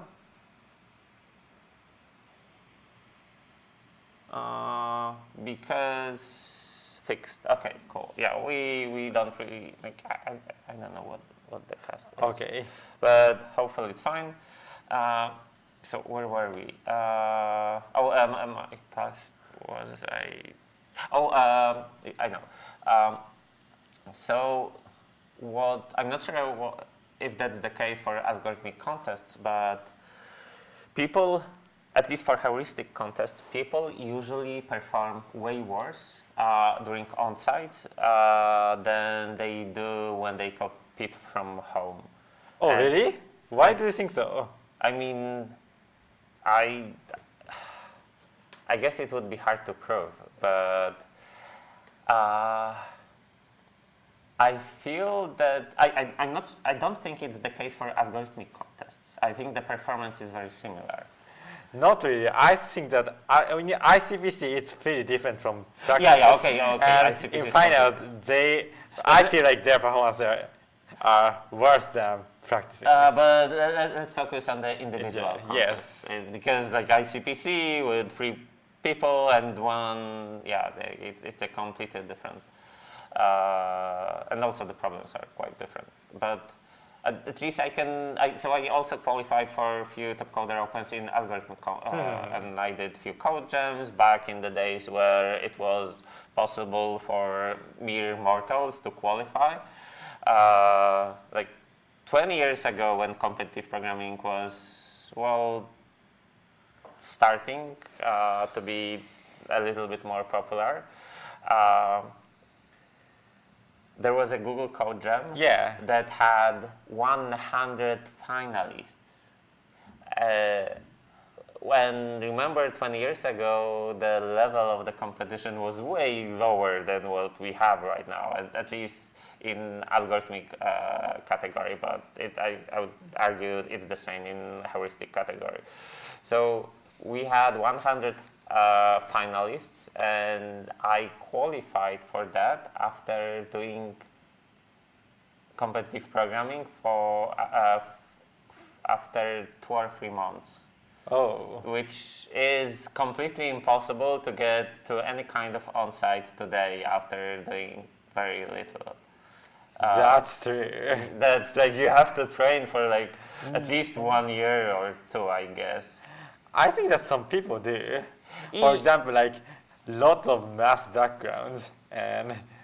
Oh yeah, if you have a really good background, sure. But like as you can see, I have no background in math. I was a very lazy student.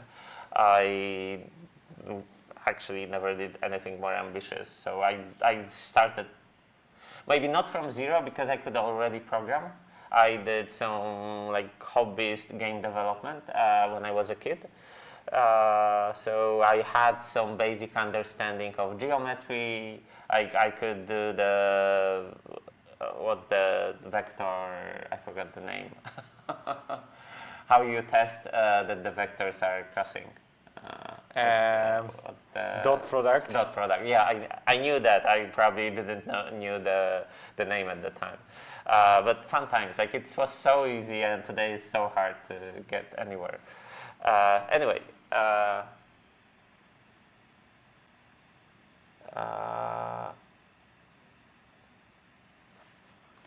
I mean, I have seen, I'm looking at the chat, maybe that's me. Your brother made a post that he estimates win probability in algo to be 90% and heuristic 75 for AI. Or was it the other way around? I think that heuristic is maybe easier for AI because considering the last year's performance of AI, that you beat AI but the other finalists didn't beat. But when we did algorithm contest last year, if AI would participate in the algorithm contest last year, then I think that the performance would be far less than the performance in heuristic. Actually, we don't know that because you could only test public models. So I mean, if OpenAI. Remember that they solved all of the problems at ICPC. That was like 1 month later. Yeah. I know that AtCoder's problems are usually way more complex and they require some very clever observations, and that's. Yeah, I think it's because one of the reasons is because ICBC is more like a speed solving contest rather Yes, than. yeah, fully agree. Maybe there's like 1 or 2 problems that are very hard, but Yeah, so if the mostly contest was like 420 minutes instead of 300 minutes, then the standings would change so much in ICPC. I agree with that, but in general, I do agree with that statement that I felt that, so I'll probably do a longer post today about my prediction for how a human versus AI algorithm category will go, but I'll just try to quickly summarize my thoughts here. Okay. So for heuristic contest, it's hard to predict because we have a single problem. The variance is, in a way, extremely high because if AI doesn't get the problem, doesn't build, I guess I'm not sure if intuition is the best word to describe it, but essentially AI needs to have some good understanding of what's happening. And with humans, we can more or less rely on them that they will increase their intuition over time. So I can imagine problems where AI has an enormous advantage in heuristic contest. For example, anything that would require very heavy implementation. Yeah. Right now, and it's a clear case where AI would easily dominate because at this point AI is so fast, it can output code so fast that it's pretty much impossible for humans to compete with that. So That's true. the only way we can be better than, and then just to be clear, I'm talking about pure human participation without any AI tools. We can talk about tools at some point later. So we have to. So we need a problem that will be bad for AI, but it won't be implementation-wise. It won't be that complex that humans will be still able to implement all of their ideas. Another issue is that AI can try hundreds of different ideas, test them out, and see which one of them works. So if we have a problem where it's very hard to tell which ideas are the most promising, then this is another case where AI has a big advantage. And unfortunately, I believe this is one of those cases here with this problem. Because I don't believe it's we can like there's a single person in the world that could tell, oh, this approach will work, this one won't work, etc. Like it's more or less impossible here. And when we get to the OpenAI solutions, you'll see that they are very different from each other. They have completely different layouts.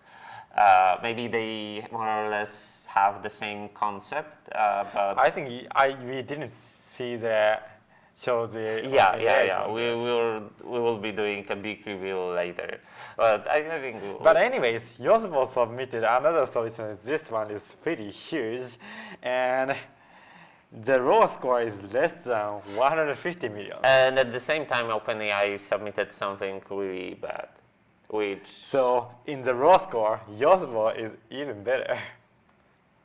Oh, so OpenAI's submission is probably bad on low T tests. Yeah, so let's look at the yosupo submission for now. By the way. So let's change to the visualizer. And yosupo is now yosupo is sticking on the zigzag pattern because I think that he is realizing from first that this is the way that works well. Yeah. And actually, this works really well in the small test case with small t, the small Yes. number of operations, it's only like 22 million. Yeah, which is, I think, around 10% off from the best solution to this test we saw through entire contest, including all of the submissions from OpenAI, just to be clear. So it's like very close to, I mean, we don't know if it's optimal because it's an optimization contest, like those problems are complex, but it's probably quite close to it. Yeah, so I think it is very interesting to see how yosupo increase the score from small test case with small t. Yeah. So is this the moment where we show the OpenAI solutions? Maybe it is because we're 2 So hours in. let's see from the first submission of OpenAI. The first submission of OpenAI is, yes, this one. Okay, so the first submissions from OpenAI were not very impressive. It's 126 million. Yeah, so you can see it's like 6 times worse than current one. yosupo. Yeah. And can we click play? I think that this solution is pretty similar to MathGorilla's one. That is, I mean, there is more structure to it. Yes. But yeah.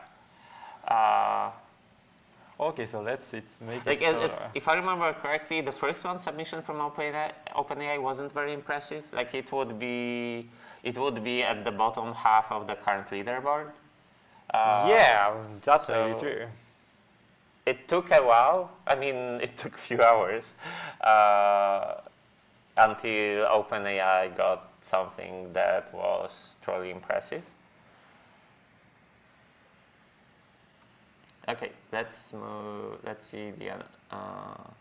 Actually, let me quickly look at the submissions that we had so far.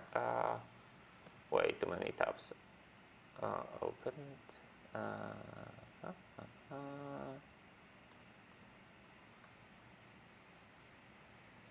Can we? Yeah. So that was the first one. The next submission from OpenAI is almost the same. But I think that this has improved a lot. The score difference was massive. And I think that this impressive part is that they achieved a low score on the larger seed that many human contestants are not achieving that level. Right. Oh, right, it's 300. Can we go to yosupo? It would be awesome if we had like a table with best submission. Okay, best so scores. yosupo is now Slightly better. slightly better, but it's not that changing much from the 500 T. Do I remember correctly that for the largest tests, it's like 5,000 right now? Yeah, 4,000. Or maybe. 4,000? It's accurate. Yeah, so it's 263,000 for the last submission for yosupo, and as far as we remember, the best possible score for this test case from OpenAI is almost 100 times better. So their lead on very hard tests is absolutely massive. But also, I believe some of the competitors are better than yosupo on hard tests. We can actually quickly go through them. So Sean P is much better on hard. Yeah, I will just press arrows. It's slightly faster. How to do that? It still has focus. Okay. So I'm just quickly going through everyone's submissions. So Terry is also decent at large tests. MathGorilla is also decent. It's 93,000. Okay, that's the end. That's the end. Oh yeah. So the best human competitor was Sean P with 83,000. And let's get back to OpenAI. No. This is the newest one. Yeah. Oh yeah, but I want to go back. Yeah, you haven't seen anything yet. So the second, the first submission, we have 0 indexing, so technically it's the second submission from OpenAI. So the first 3 submissions were very similar. I think that this is what AI excels at. I think that AI excels more in this kind of test case because it requires more kind of searching. So the program needs to be more optimized. Oh yeah, that's a good point. So for tests where you have more operations, because you cannot explore the full solution, maybe not solution space, but a state space. You have to do some form of optimization. You can do like a beam search or maybe some heuristic to prune only interesting moves, and humans will not have time to implement that because they want to focus on the core idea first. So usually when they will try a new idea, they need few hours in order to squeeze the maximum value out of that.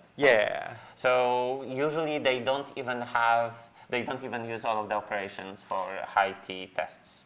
High T means tests with many different operations available between the turns. But so those were the first few submissions from OpenAI. They were still very inefficient. But I think that they moved the zigzag one after all. Yeah, wait. Why did OpenAI submit this? Yes. Oh, so this is a 7th submission from OpenAI. It's the first zigzag, right? This is a small one. Should we make this slightly larger? So this is a small one. Oh, actually, this is still worse than our current best from humans. Yeah. I think the zigzag, this is the bad point for zigzag solution, perhaps. What was the score for the zigzag performance? The zigzag solution tend to perform well on smaller test cases. Yeah. So there are different variations of zigzag. Some of the submissions have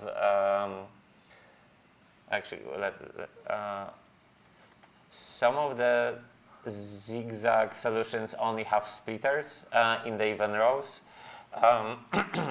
Some of them are, so yosupo has a different zigzag where he has more, his zigzag is more narrow and he uses absorb blocks on even rows. But he doesn't use any absorb blocks in those splitter rows, in between those splitters. So we could talk about why this approach is good. There's a lot of math involved.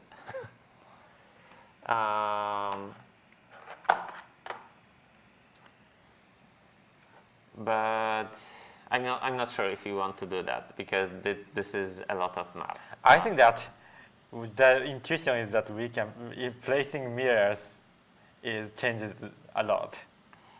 Yeah, so you need those absorb blocks in the middle in this setup because you need some absorb blocks somewhere in order to absorb some light.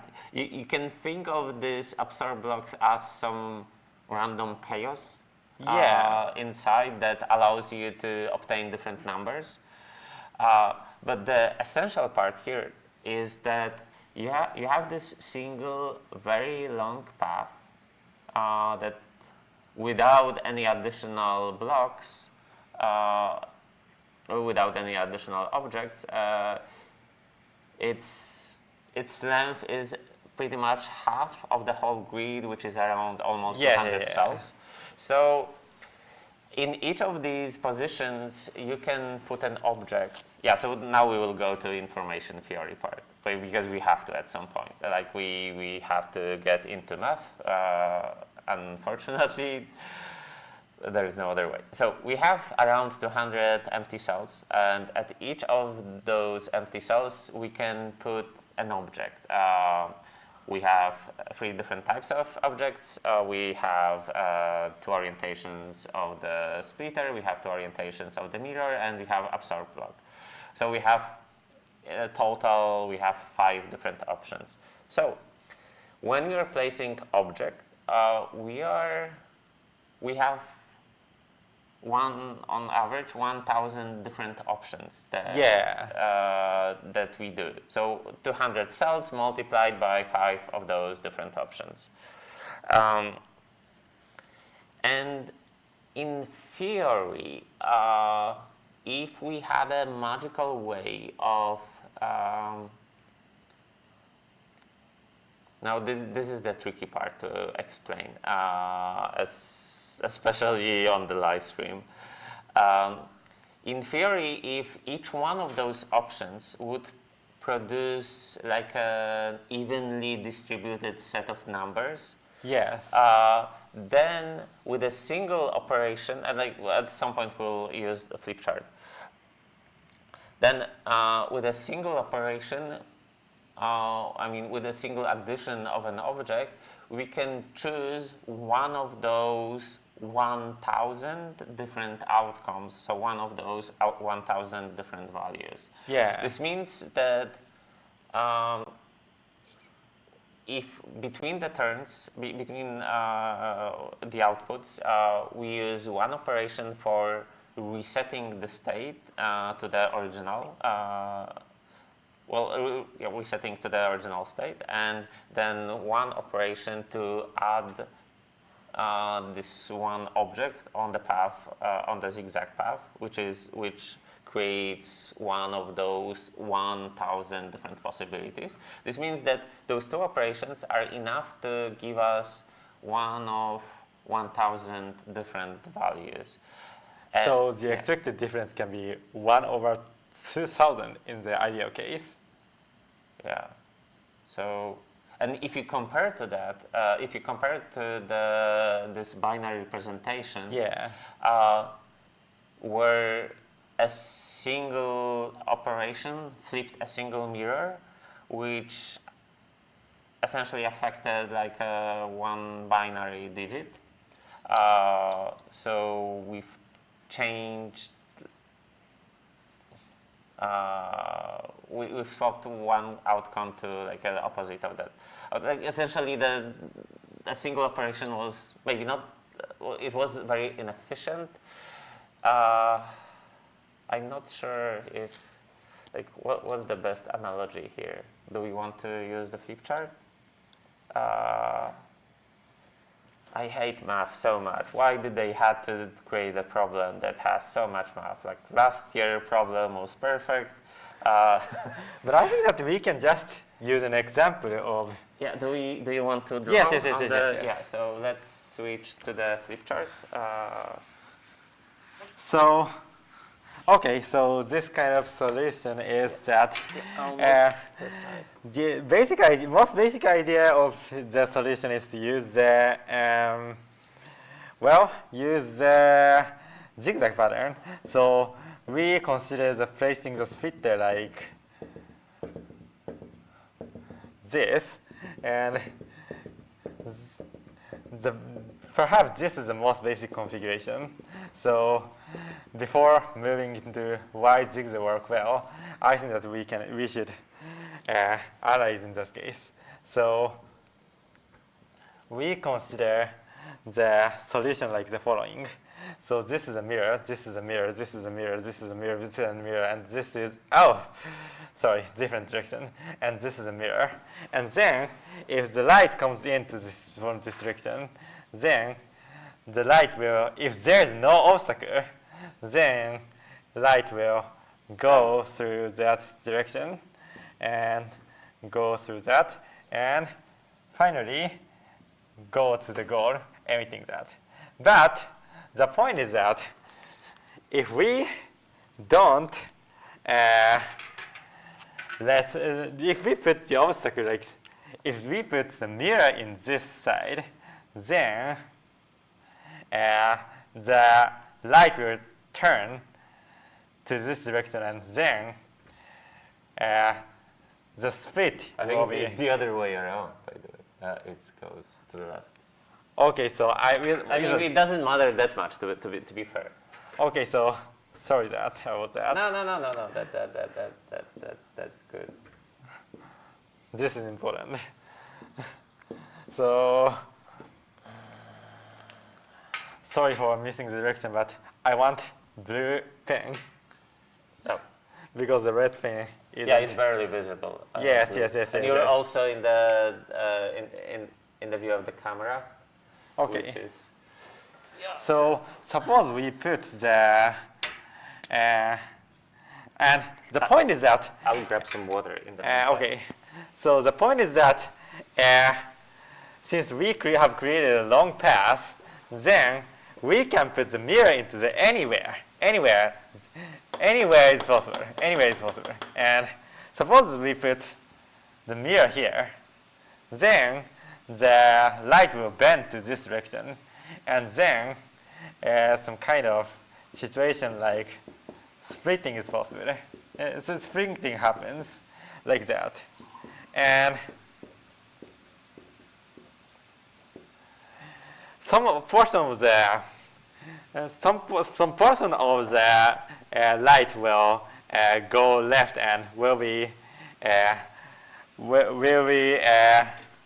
blocked by but the portion that goes down will be emitted to the outside.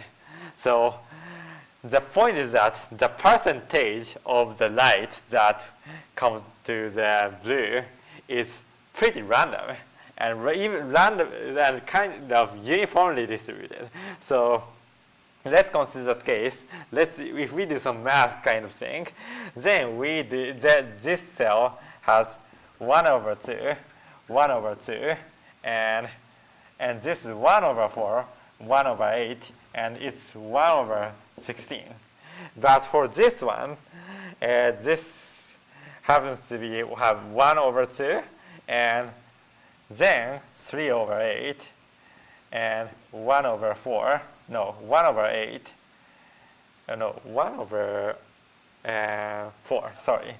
1/4, and this is 1/8. So it means that if we put mirror here, then 13/16 will be emitted.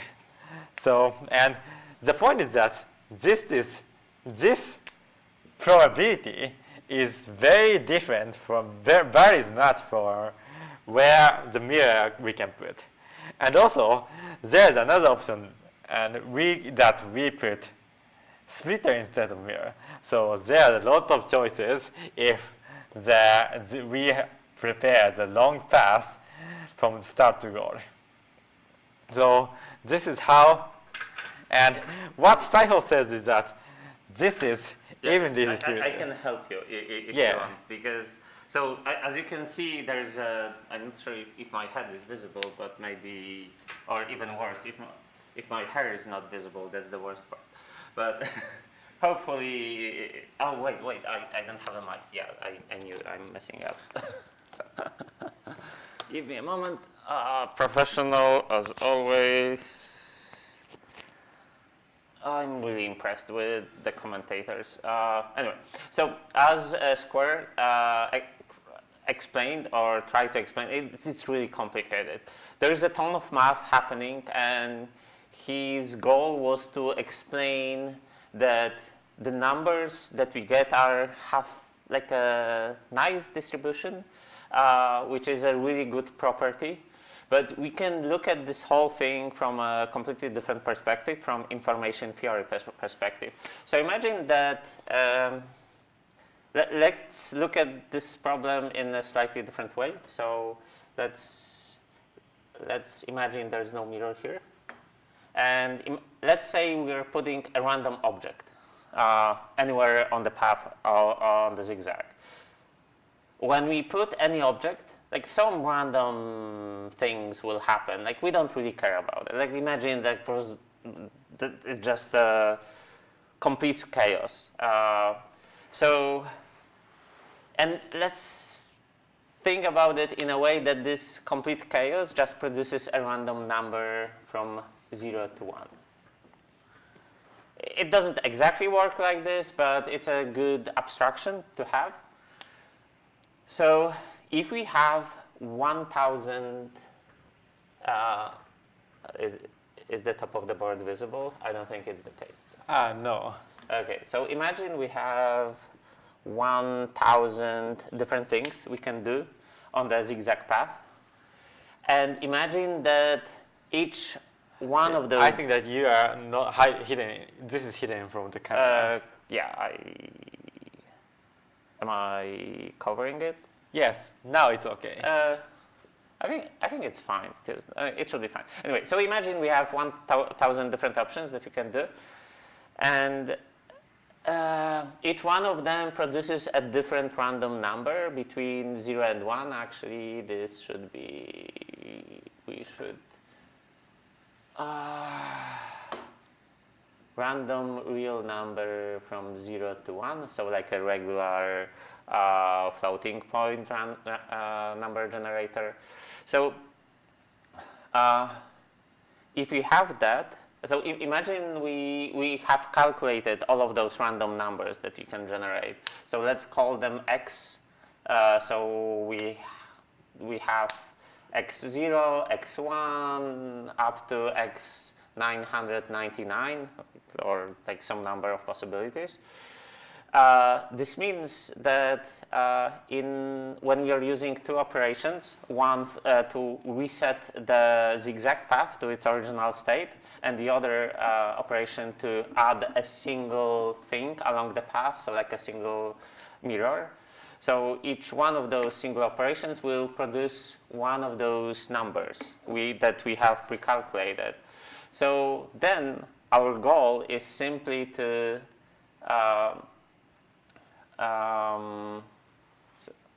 do you remember what letter are we using for our targets?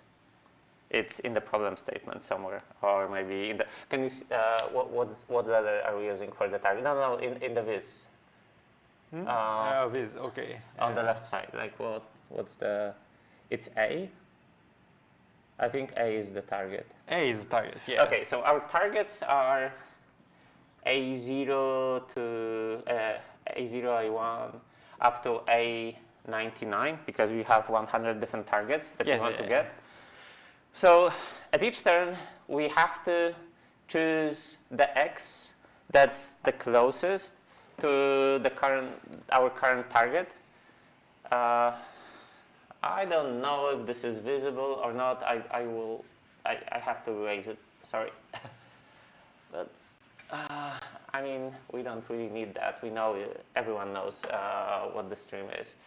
So at each turn, we have to choose this one weird position of a mirror or a splitter that has the closest output value to the one that we're searching in order to minimize the error. So, I mean, I'm saying a lot of words to, in a way, describe a rather simple concept. But if you understand this part, you'll see that the more random numbers we can have, the more possibilities that we have, allows us to have more of those randomly generated numbers. And this is the intuition behind the zigzag path. So this pattern that we use at the start, so yeah, so the zigzag has this nice property that it has a lot of empty cells along the path. And the more empty cells that we have gives us more possibilities of placing objects. So we kind of try to balance two different things. The length of the path in order to increase the number of objects that we can place in different positions, and I guess the distribution of the randomly generated numbers. It's a trade-off between those two. And zigzag is a nice trade-off. Like it's almost hits a sweet spot. I'm saying almost because there are other patterns that apparently have much better properties. So that I hope that at least some of you got the basic idea behind that, but that's basically why a zigzag pattern works. Okay, do you want to add anything? Okay, I think that it's enough to. I think that it's pretty enough information that intuition for that, but I think that you can also discuss about the estimated score for the solution. More math. Okay, Yes. I guess you love math. Sure. I think because that this is the game of deciding the score. Yes. Okay. So let's use those numbers that I gave so far. So we have 1,000 randomly generated numbers. We can do maybe. Let's use 1,000 evenly distributed numbers, because the math should be slightly easier. By the way, our marker is kind of dead. Okay, so Maybe I will tell that. Yeah. Do you know how can we get a fresh marker? But hopefully black one, because that's the best color. Okay, for so that. please ask. Yeah, I can go get it. Oh, okay, Okay. that would be Please, great. thank you.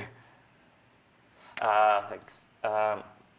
Okay, so we have 1,000 evenly distributed numbers. So it should be, yeah, it's.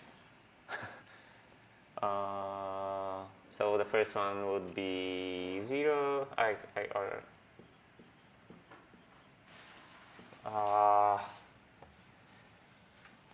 tired. Or maybe, yeah, let's do it this way.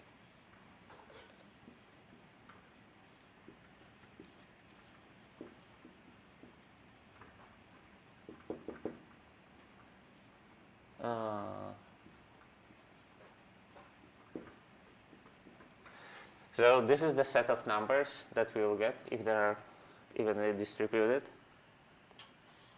Does it work? Oh yeah, it's so much better. What? Oh, is it a permanent one? I mean, I can erase it, but I'm just not sure if it will like leave smudges. Cool. Okay. So if our numbers are evenly distributed, this is this set of different x's that we can get. So the average error on each output is going to be what's square? Please correct me if I'm off. But it should be this, right? Yes, that's correct. Because the distribution of the errors is the other way around, like this. Yes.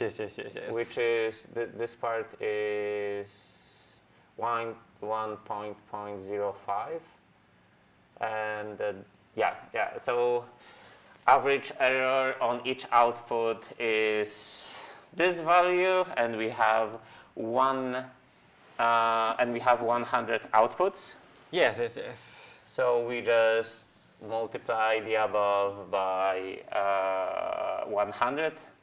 And by the way, what's our error? Because I hope it's somewhat close. So this is 25 million. Yes. Oh yeah. So because this is pretty near to Yosupo's score. And can you show the actual errors? So the actual error of yosupo's solution is this no, this one is. You have the mouse if you need to. So the error of the yosupo's solution is that the recent yosupo's solution is 22 million. So it's on par of that. Yeah, so as you can see, we were able to essentially estimate the expected error of the, like, without even building that. And it's like one of the approaches that, you know, you can do math or you can just implement this stuff and see what error you get. But at least you can, so this is a way to have a better intuition, and this also works because what I guess I went through that by waving hands is that this pattern of splitters that are put in every even row creates this really nice distribution of the numbers, which is very far from intuitive, I guess. The reason why it's better is that he allows to do. So actually, this calculation is not correct, by the way. I just figured it out because it should be closer to 800. Because I counted absorbed blocks. We got a marker replacement.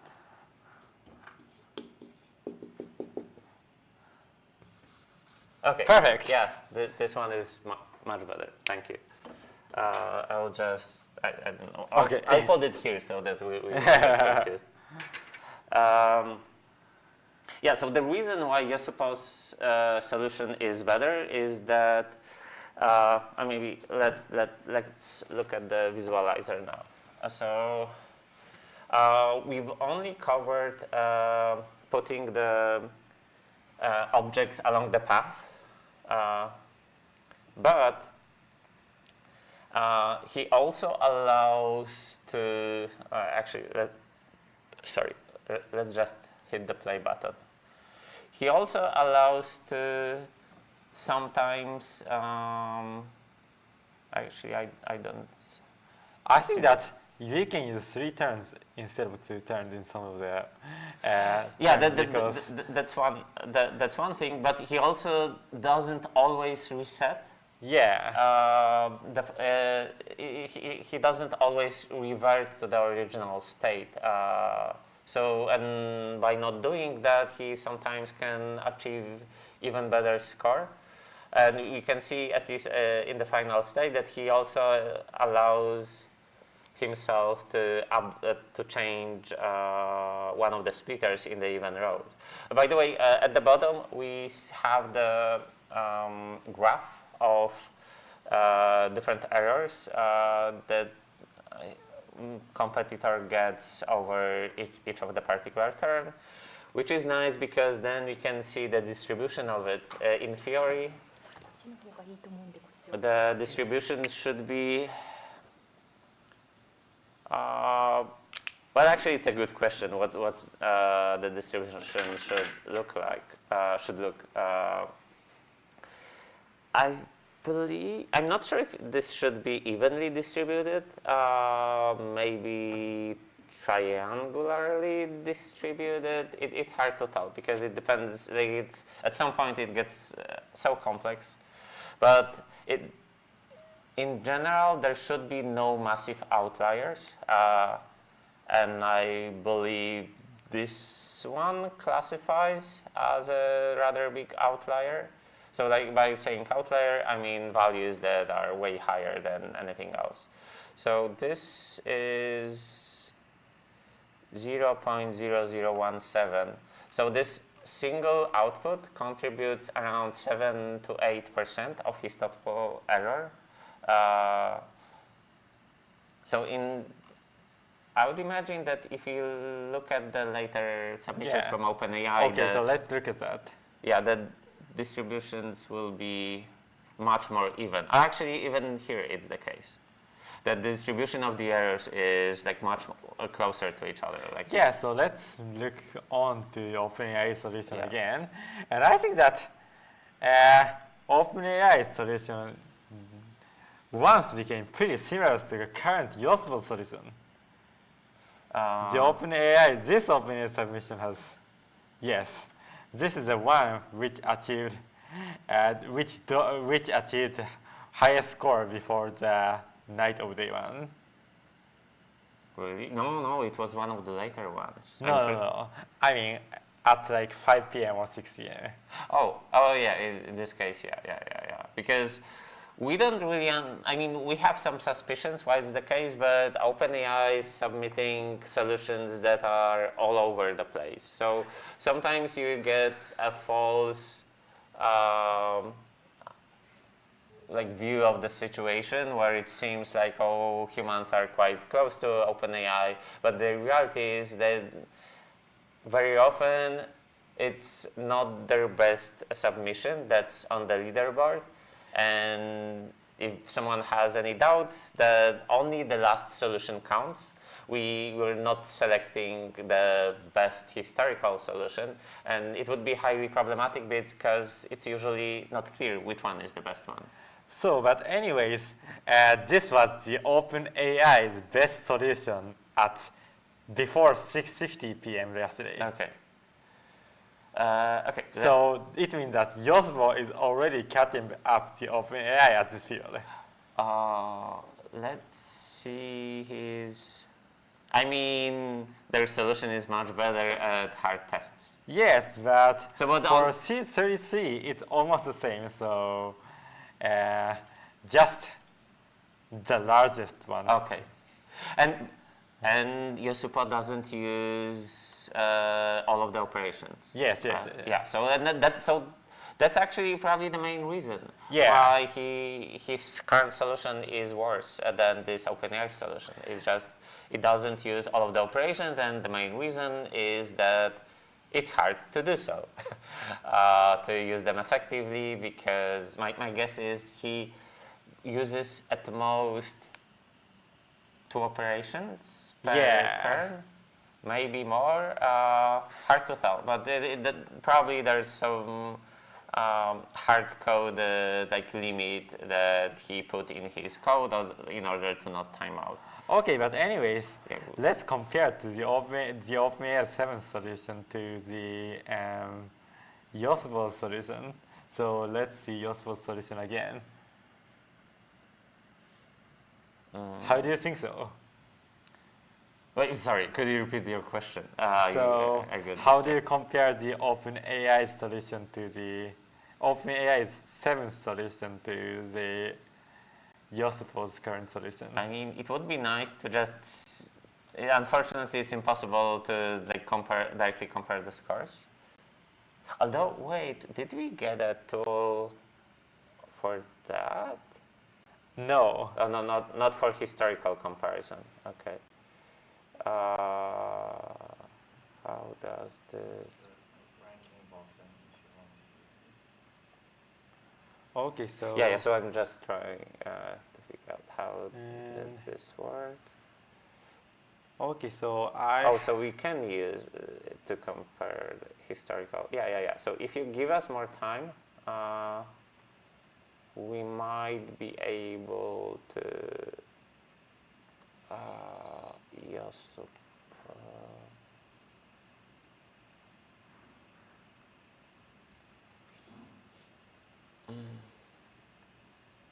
Okay.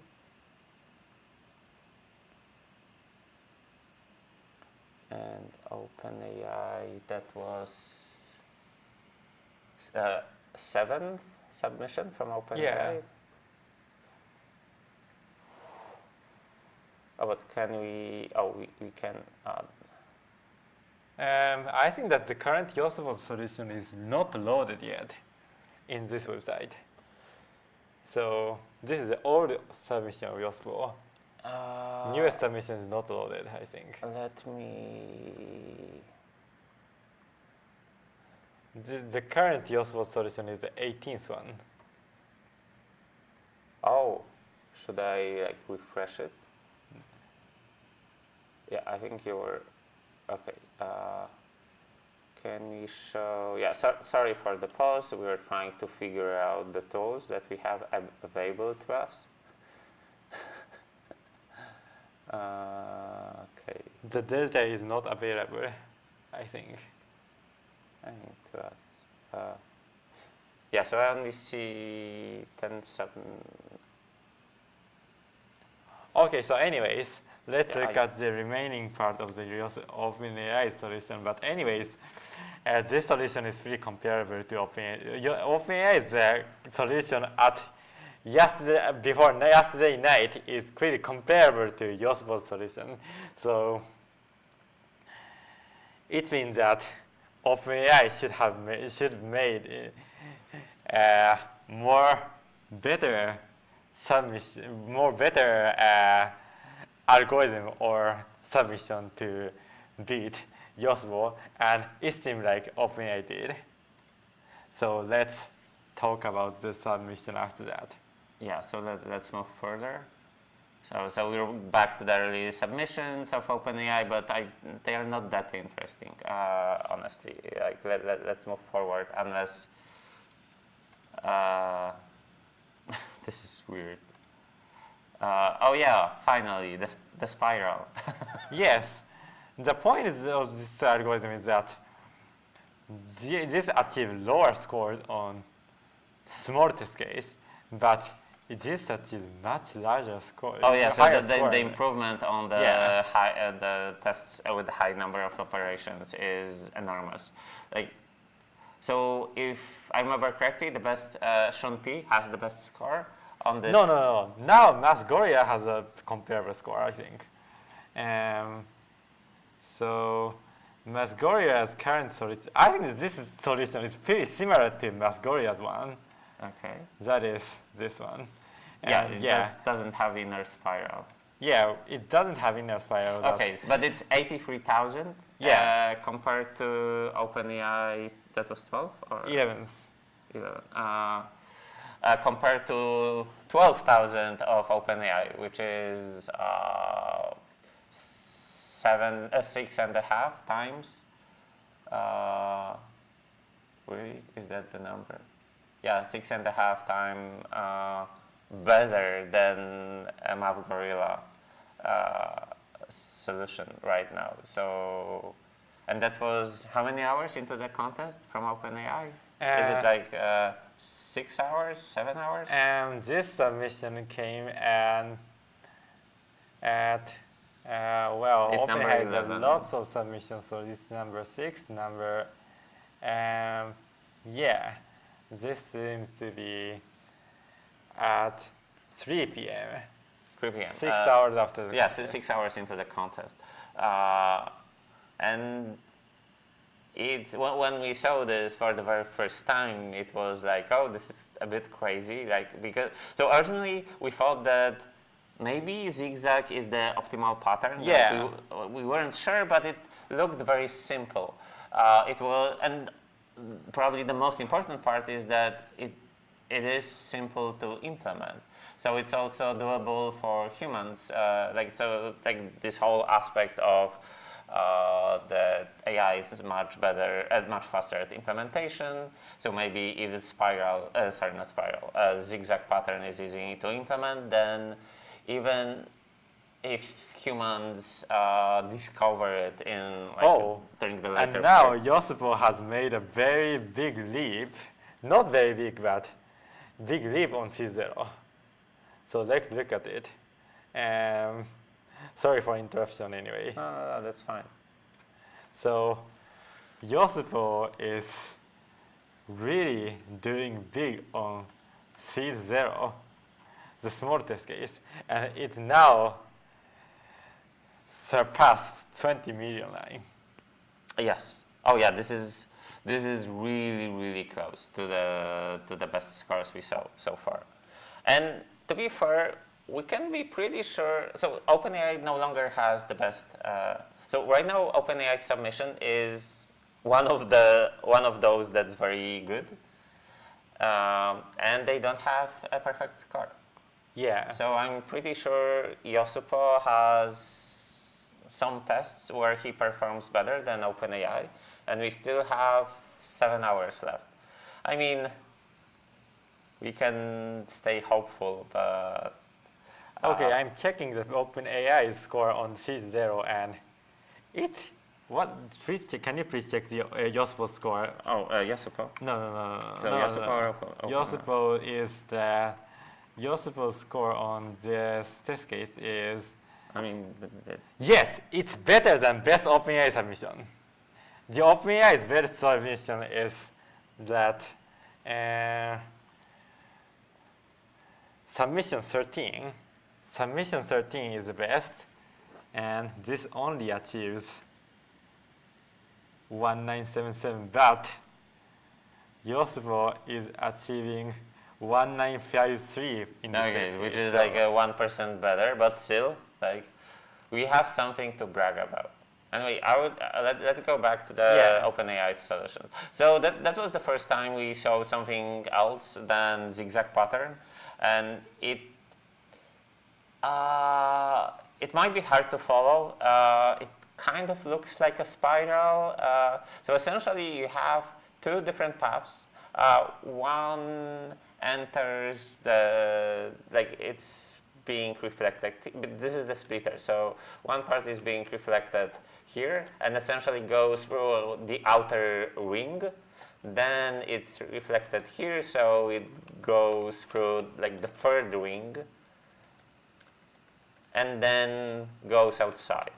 The second part goes through the second ring, then goes to fourth ring, and then goes to fifth ring.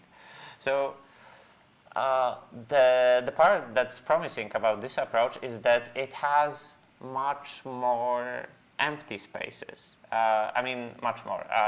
We would have to calculate, and I'm not sure if you want to do that, but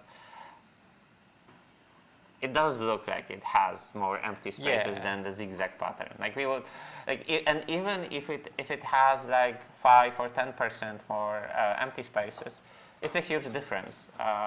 Because with high T, the more operations you have,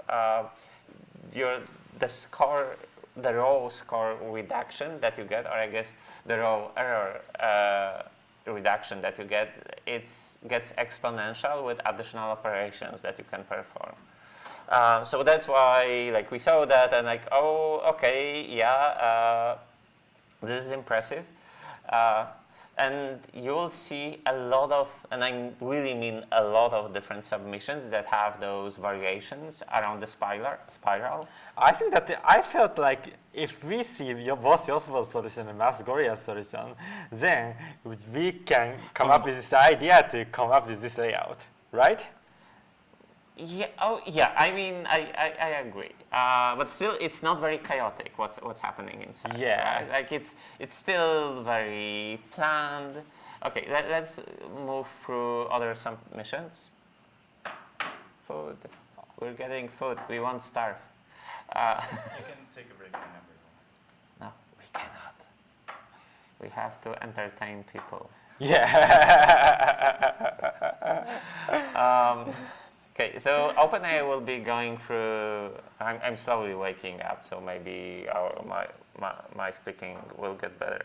But OpenAI will go through different concepts all the time, and as far as I can tell, the main reason for that is that essentially the way OpenAI system works is that they have a swarm of agents that work on different solutions constantly.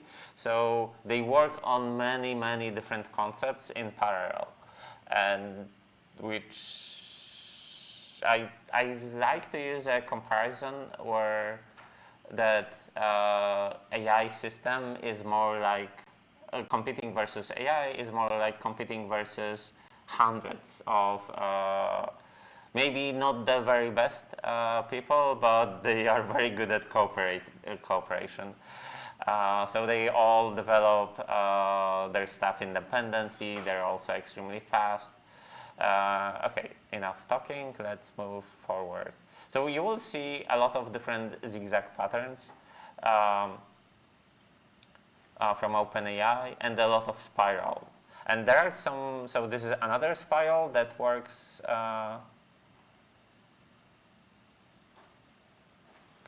this one is this is an actual spiral, and unfortunately we don't really exactly remember which submission was like the really good one, which ones performed very well on what tests. I mean, we could do that, but it would take a lot of time, so we won't. And remember, we're still going through day one. So this is yet another spiral pattern. This is again zigzag. This is very similar to the previous spiral pattern. This is a completely new spiral pattern. This is again very similar to the one before. Oh, this might be even exactly the same. Oh, again, a new spiral pattern. So AI can do something that humans would be never able to do. Is it's able to explore all of those different patterns, different templates for the initial set of mirrors and splitters, which from human perspective would probably mean that half of the code base is completely rewritten.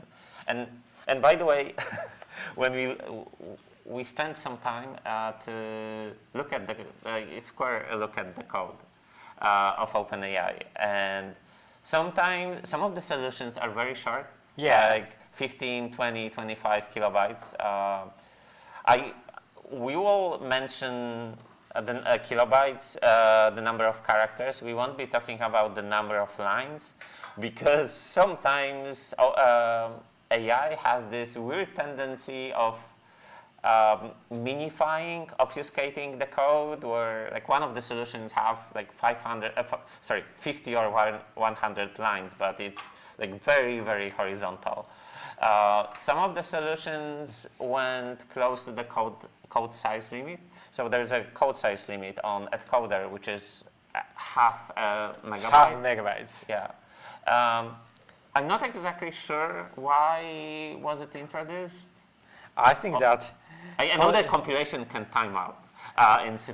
It did on AtCoder. It happened where there was no explicit time limit. But I think that code size limit do matter in some algorithmic context, because we can do some pre-computation. Yes.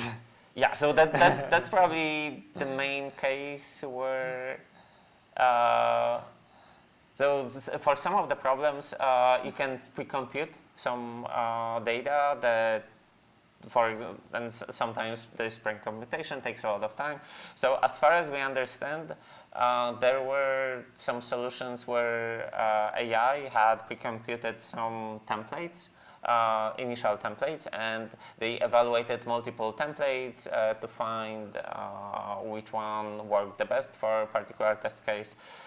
But yeah, a lot of every solution is different. So we will never get into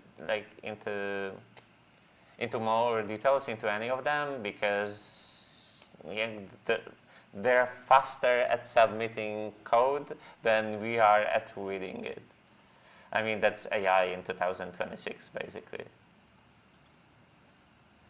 So spiral pattern again. Actually, maybe I should just hit the play. And there's some of the solutions from OpenAI combine different patterns. I believe we had at least one that did zigzag on one set of tests and some form of spiral on other ones. And I haven't, because we are, essentially still talking about day one, mostly at least, we didn't have enough time to analyze what happened in day two. Yeah, but I think that you can review all the current OpenAI submission from the current until the current one, because it doesn't change much from compared to the. Yeah, maybe there's not much room for improvement. I mean, we don't know. I would doubt that. I would imagine that we are still quite far from the best obtainable This may be result. true. But that's so. What's the current? By the way, we will be soon. We'll be doing a break because we got our food and we are starving. So we will probably just show you the leaderboard or some stuff. Maybe we should do it now. Maybe one can eat lunch and one will. Okay, yeah. That's good. Do you want to eat first or? You can. Okay. So I'll go on a break. I guess I can. Do you know which mic is mine? I could just mute it here, but I'm not sure if I muted you or.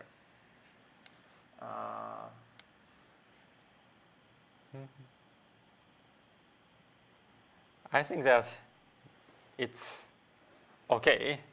Okay. This is the correct one. Okay.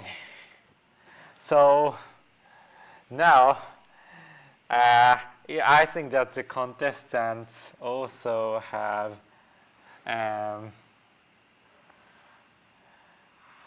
lunch, because the lunchtime is also at 12 o'clock at the for the contestants. So I think that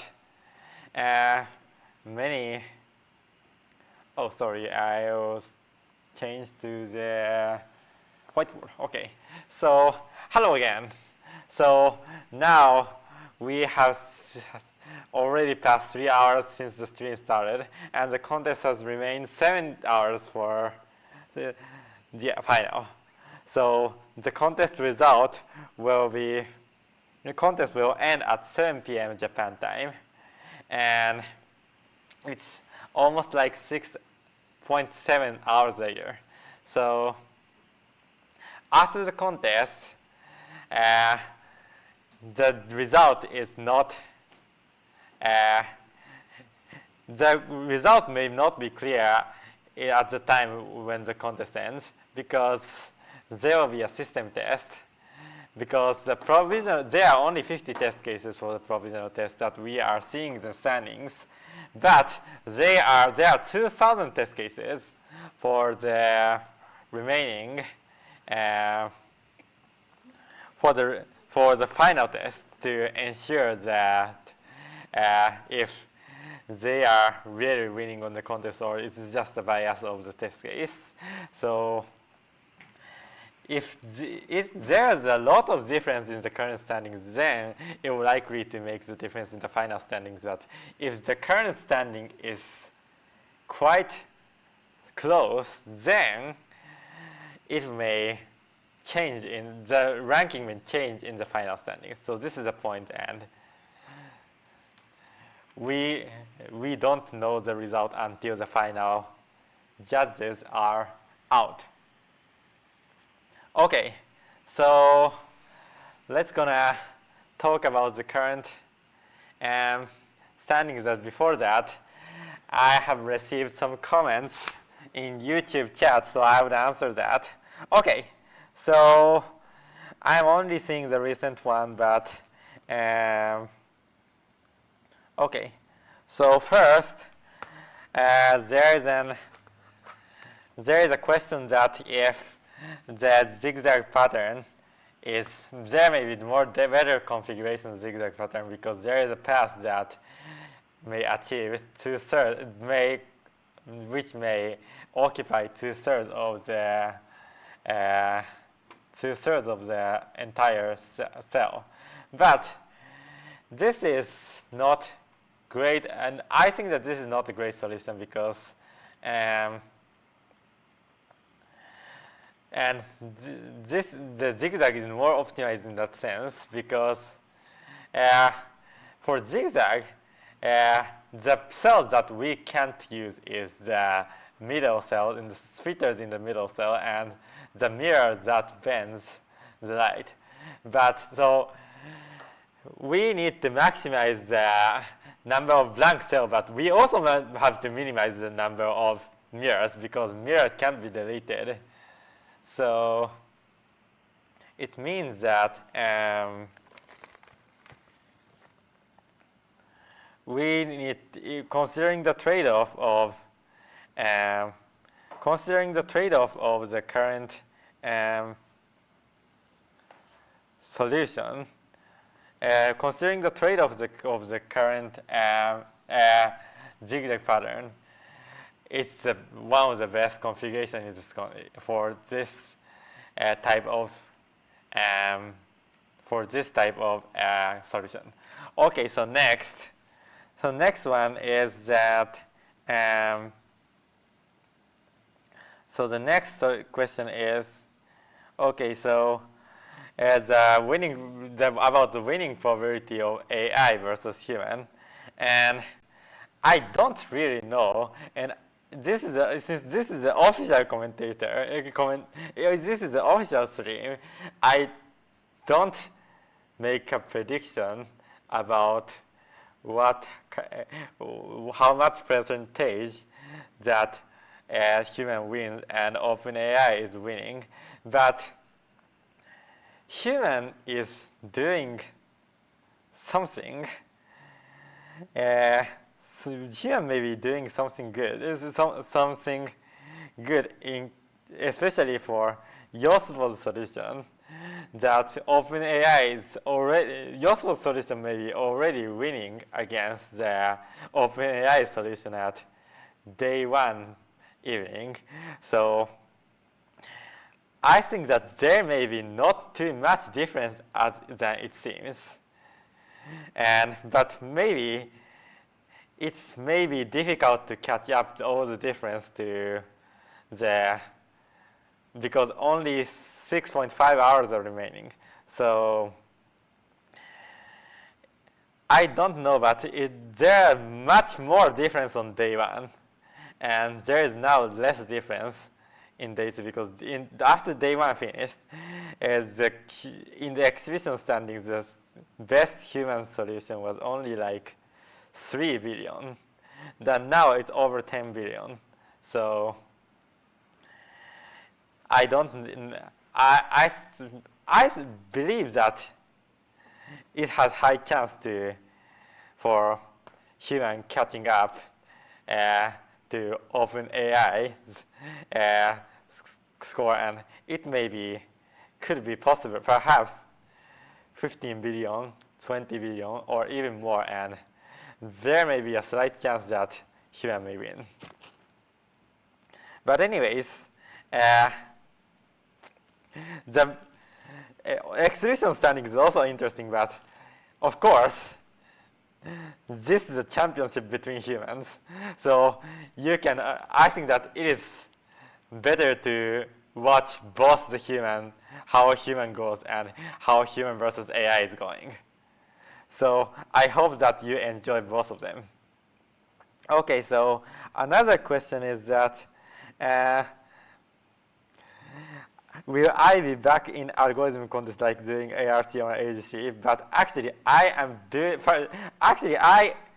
do participate some of the contests, but perhaps not as often as the last year, because last year we had I had the biggest contest ever in my life, which is ICBC 2025 Bar Finals.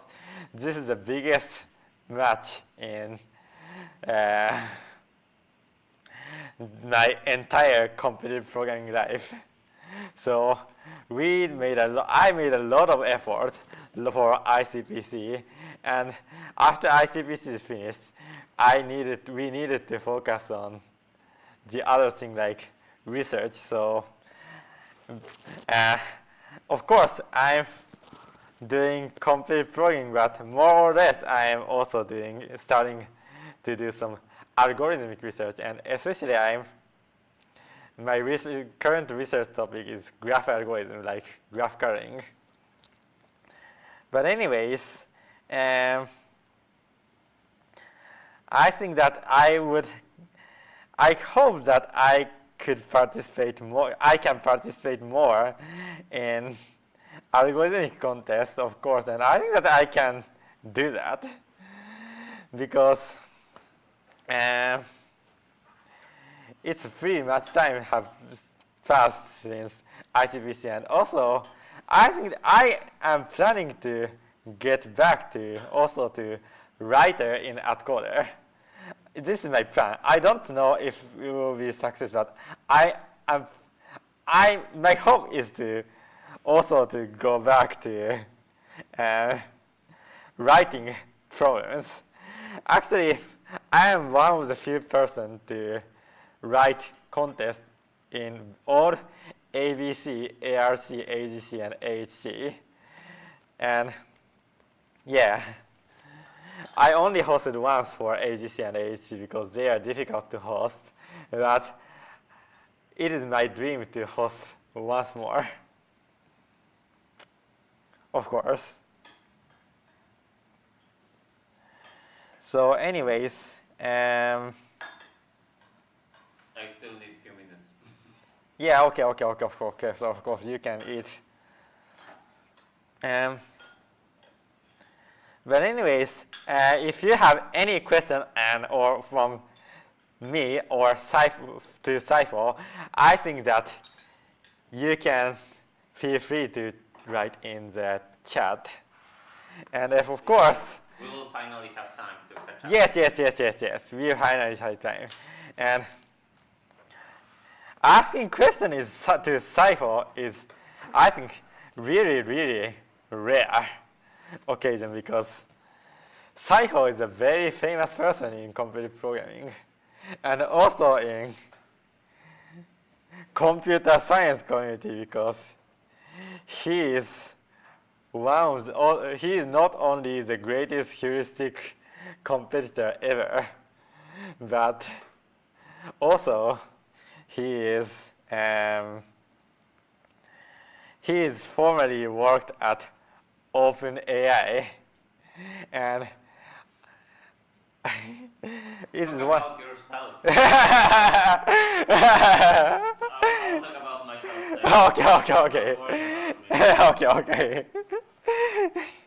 Okay, anyways, you can ask any question as you want for me and for Saiho. And so I like to say that you can write more in the chat, and the currently 63 person is watching this English stream, so I'm really, really grateful for them.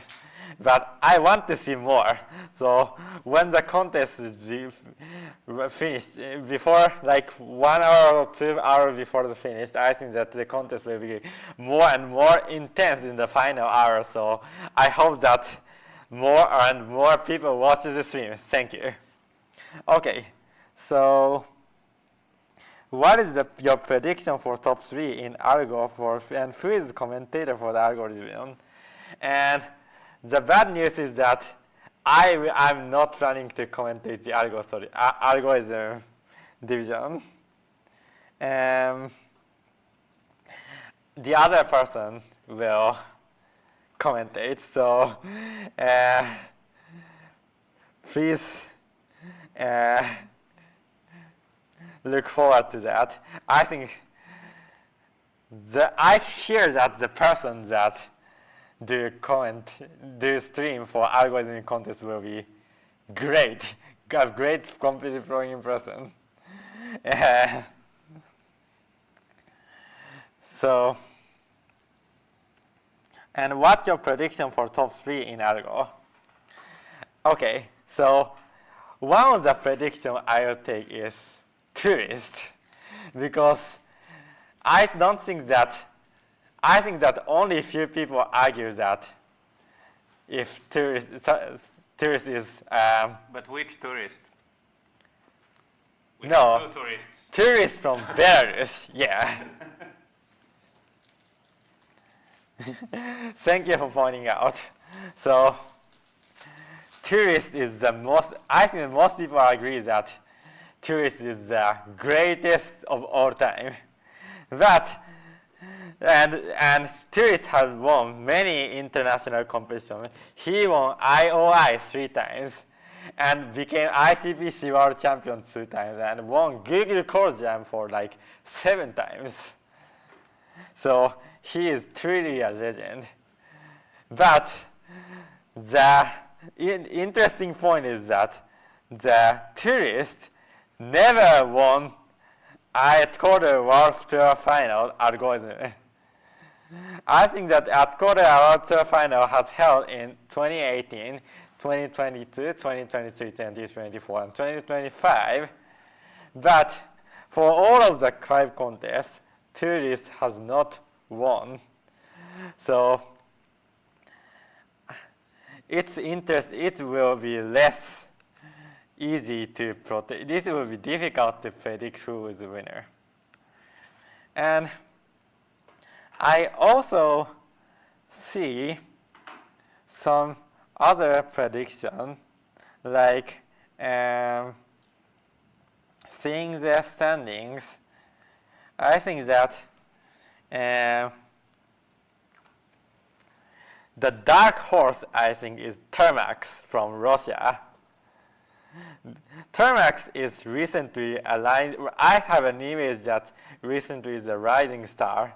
And especially, I really have a memory of this year's World Finals. And Termax also participated in the last ICPC 2025 World Finals as a team member of St. Petersburg State University from Russia, and which won in the contest. Our team was second place, so this team was, and how this team won was really like magical way of winning. Actually, this is a 5-hour, ICPC is a 5-hour contest, and at 298 minutes, just 2 minutes before the contest ends, my team from the University of Tokyo was the first place with winning on the penalty. But the team from the St. Petersburg State University saw one of the most difficult geometry problem in the last minute. Very hard to implement, very hard to debug. But after three times of wrong answer, this team finally got AC in the last minute. It's truly a historic winning pattern. So this may also happen in World Tour Finals. The algorithm score line is, there are 5 problems in algorithm, and the point value is 900, 900, 1500, 2500, 2500. And I think that normally 2500 points is very unlikely to be solved by human. Yes, this is very unlikely, but it may happen in the last minute, and it happens, and this person gets first place. It will be a big moment for competitive programming. So I want to see such kind of drama because I really like this kind of drama in the competitive programming.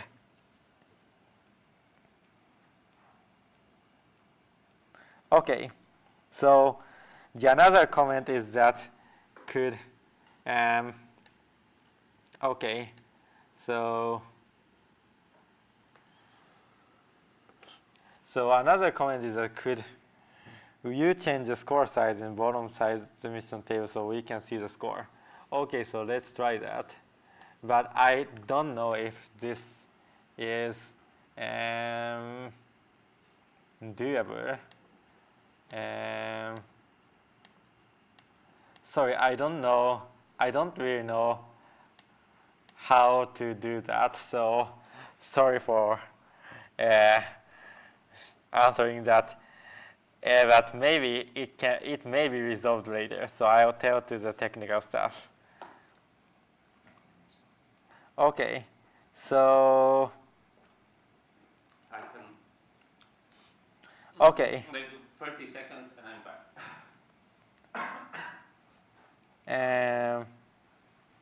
Okay, so let's see the standings. So the current detailed ranking is like currently you can see the top 6 ranking as like, it doesn't work, sorry.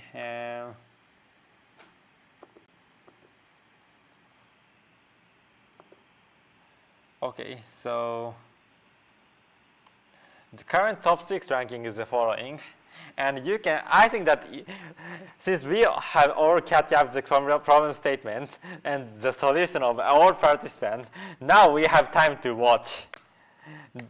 Our remaining time is to watch the standings, then watch the drama. And you can accordingly see the screens of each person and how they are tackling the problem. It can be seen from that. So, for example, let's see what is doing the current leader, Shimpi.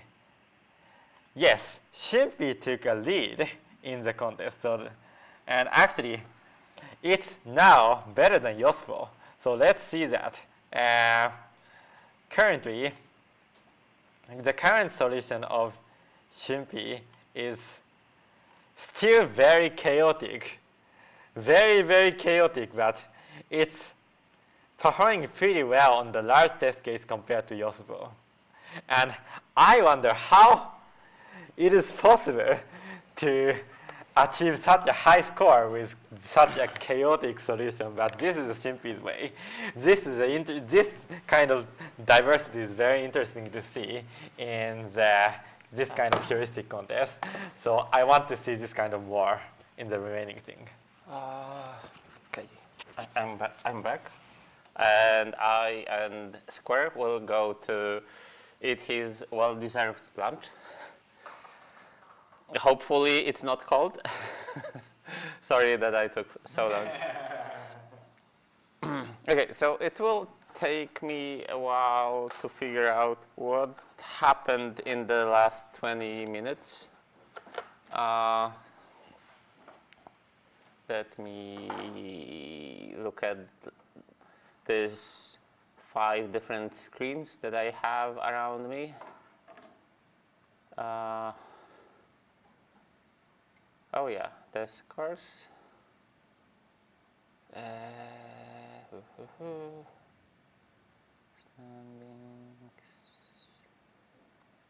Oh yeah, leader change. Surprisingly, Terry, that was leading the whole day 1, is in the 7th place. So sorry for abruptly changing what we'll be talking about, because I was not following the whole discussion. But so yesterday during day 1, we were sitting essentially in the same place as you can see right now. And we were analyzing the solutions. I was doing the commentary on Twitter. I guess it's called X right now. But we were talking a lot. Oh, maybe I'll just show. We've never really. You never had an occasion to see the screens of the competitors, so maybe let's switch to that. Did it work? Hopefully it works. It did not work. Okay, but this button works. So you will be able to see the screens of the participants. I mean, 6 screens at the time, so probably not a lot will be visible, and I have no clue why we don't see the screens of MathGorilla, Bow Wow, and Yokozuna. And okay, more technical difficulties. Give me a moment. Today, finally, the UI of our streaming software is in English, so I have at least some idea of what's happening. Okay. You'll be able to see like half of the screens of half of the participants right now. Could you fix the submissions table? I would like to be able to see the scores. Oh, you mean like the That would be problematic. Which part is that? I don't think it's possible, honestly. I understand that you're talking about, yeah, the submissions part. So they're asking because only the first few digits are visible for the score. But I don't think it's easily doable. Yeah, so sorry for that, but if someone's submission is very good and they place in top 6, you will see the score on the upper part, on the top part in standings. So, and also the standing page is, by the way, visible and it doesn't require any login on the AtCoder page. It was fine before, really? Oh. That's new to me because I was pretty sure. Yeah, but I mean, maybe at some point someone will come here and will fix this. Otherwise, so, well, we will spend forever on things like that. Anyway, so I was mentioning that we were sitting here yesterday, and for the whole time we were talking about Terry's submission because, from my perspective, Terry was. So maybe let's go back to the visualize, and I'll show you exactly my issue with Terry's submission. So other than this cute help sign, the issue is that it felt his submission or his pattern essentially felt like a dead end where it's at some point it's impossible to squeeze more value out of that. And I was sure that his score won't be good enough to get a good place among humans. And somehow it turned out that I was right. Like currently he's at seventh position, and both. I mean, Sean P and Yosupo scores are like really impressive. We'll get to it. Why? We have some additional data points because. Before the contest, Chokudai is a CEO of AtCoder, and he has like a ton of experience with heuristic contests. Once he placed second at AtCoder Open, and guess who placed first at that one? Anyway, he's very good at heuristic contests, and he did unofficial participation before. And I can tell you that many different contestants already passed his score. Also, Wata, the problem coordinator at AtCoder, who is an amazing heuristic competitor, he won AtCoder Open and he placed very high a few times. And his solutions usually, even though he doesn't compete because he's the problem creator, it happens very often that his test solution, where he just toys around and does this before the contest is launched, is still better than the other score that people get.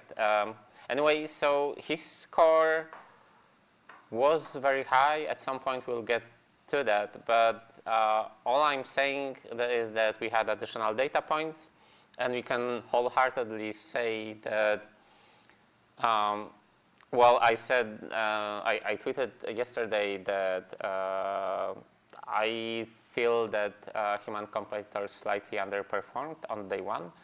I don't think it's the case anymore, and they are doing really well today. Anyway, so my point was that I wanted to talk about Terry's solution, and as you saw that whole thing with the spiral, the information theory aspect, and unfortunately there's not much you can do with Terry's solution. It's still this binary representation. like it's a little bit more clever because you have the splitter at the top. Okay, so I want to set the OBS stereo, so please. Oh, should we? Small pause for technical fixes. Refresh. Oh. Okay, apparently standings, submissions should be fixed now. Yeah, okay, thank you very much. By the way, rough build finally submitted, and if I see correctly, OpenAI is again not very good at submitting. Where's the complete standing? Or was it? Wait. Or maybe I.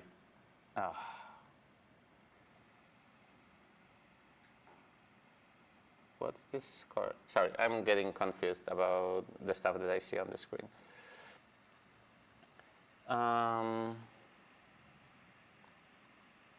In general, why the scores are not represented in scientific notation, I have no clue.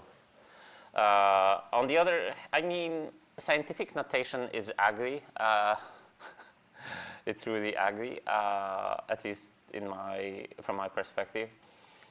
What I would do if I were,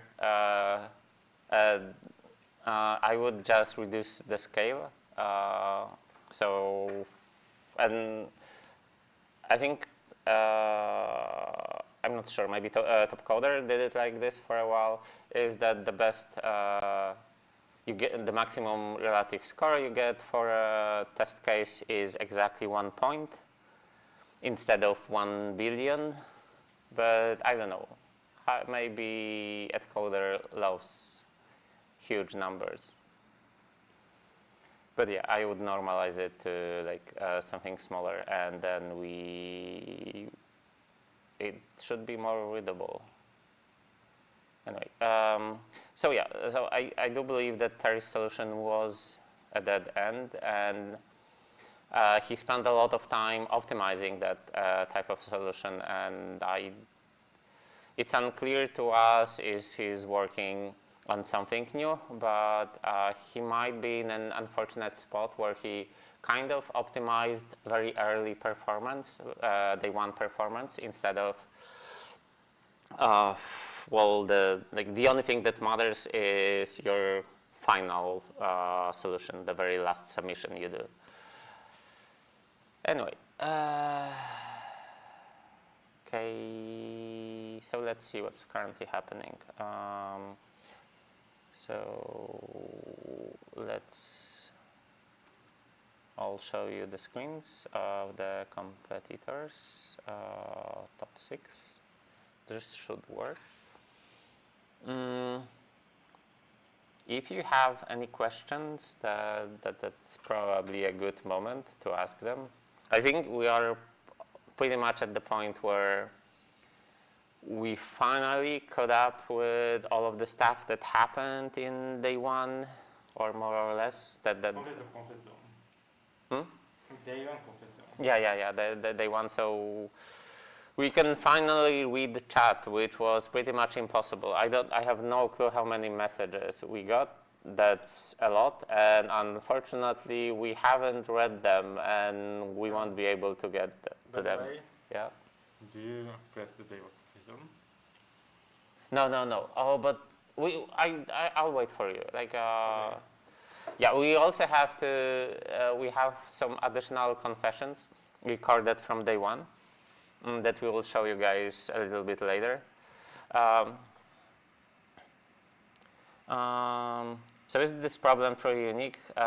Unique one that requires some creativity, or just another one that models somehow excels? It is unique. It's very puzzly. I think that's the best single word that can describe it.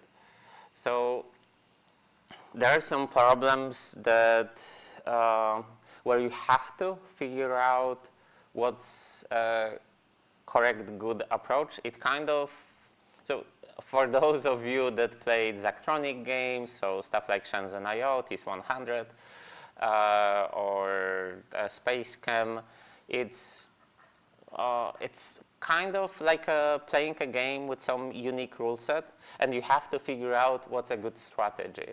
And so those types of problems are not centered around types of solution and like common archetypes like simulated annealing or beam search. They're more centered around that you have to understand what even the goal is. Like, for example, Sean P's solution, maybe I'll quickly get back to it. Visualize. Where is Sean P? So Sean P has this complete chaos in the middle. It's not very structured. It's mostly just brutal search over what's happening in the middle, and plus minus some experimentation around that. While on the other hand, you have approaches like this zigzag, and so both of those we can say archetypes of different approaches will be solved in completely different way. And so the part that's unique about the problem is figuring out those approaches, so those high-level general approaches, and that part is very unique.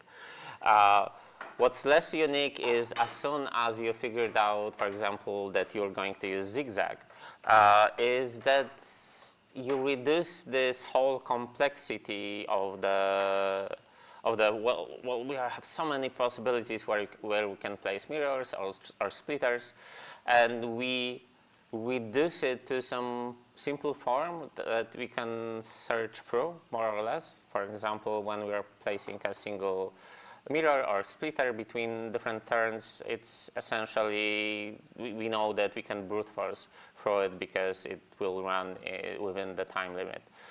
So I know I'm saying a lot here, but the hard, unique part is coming up with the structure. And this is the part where the model, it won't, solving 100 different optimization problems won't prepare you that much for a problem like we have today. I mean, a little bit, obviously, but it's not a game changer. It's not like you see the problem and, oh, I've seen something similar, I have to reuse this specific approach. So if you think about the models, like if you are very critical of AI and you think it can only interpolate between the ideas it saw so far, then this is an example of a problem where it wouldn't really work, because you need to build an intuition about what structure it looks promising. If you just randomly, like I do believe it's more or less impossible to come up with a zigzag approach if you just randomly try stuff. Maybe I'm wrong here, but you need some form of intuition built around the problem, why it looks promising. And you could do some analysis like we did on the flip chart before, with from the information theory aspect, generating random numbers, why we could estimate the error, why it should be within some specific range.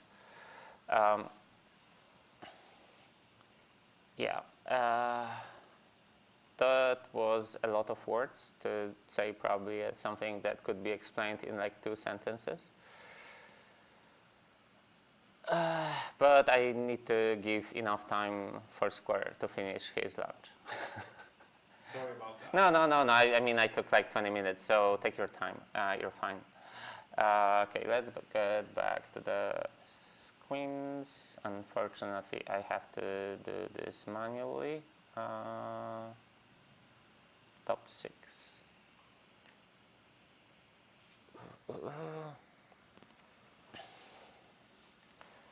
Okay. Any new submissions?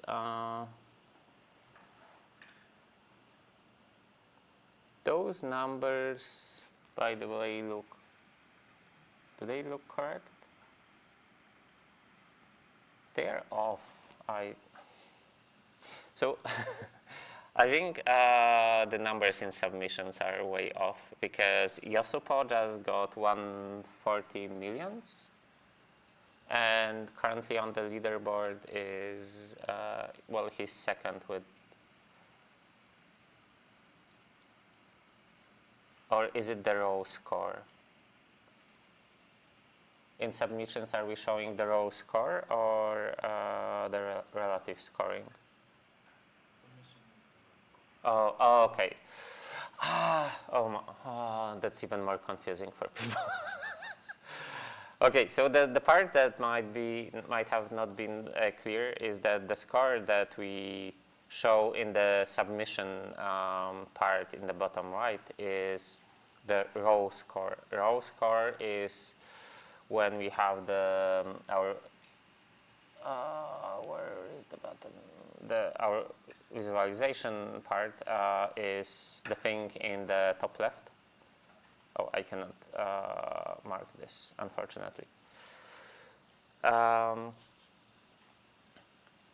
So it's just a sum of all of the scores for those 50 tests on the provisional test set. So, and because the tests with a higher number of operations get generally much lower score, this raw score will be mostly dominated by tests with low number of operations, which means that it's not, like, the TLDR is that it's not representative and it's not really any useful information. Yeah, so we haven't fixed that much in a way. If someone has very high number, that generally means that they get very bad scores on tests that have low number of operations. Cool. So let's do that. Top 6 again. I was just wondering if we could do an interview on you, because maybe some listeners want to know more about you. We could, Like, but how to square finishes, like if there's no content. I mean, we could do that. I feel that I probably have a lot of different stories to talk about. Okay. But yeah, I'm happy to that. I feel that we finally caught up with everything that happened yesterday. Can I join here? Yeah, sure. Should I give you more space? Oh no, it's fine. So to begin with. But you need to be mic'd up, right? Oh yeah. So we can use squares. That's fine. And we currently have it muted. Okay. Is my voice clear? I have hope. no idea. Okay. We can only hope so. Okay. I think it worked fine before, so I would imagine that's perfectly fine. I'll just interview you, so I won't talk much. So Okay. It's fine. Okay. So to begin with, can you briefly introduce yourself? Hello everyone, I'm Saiho. I'm like one of the oldest people doing competitive programming right now. And briefly, I suck at being brief, as probably all of the people know by now. So I'm currently professionally retired for the last 6, maybe 7 years now. I think 6 years. And I mostly do random stuff that I want to. I spend a lot of time doing competitive programming. I did a lot of hobbyist game development. I built few escape rooms in Warsaw, in the city where I live.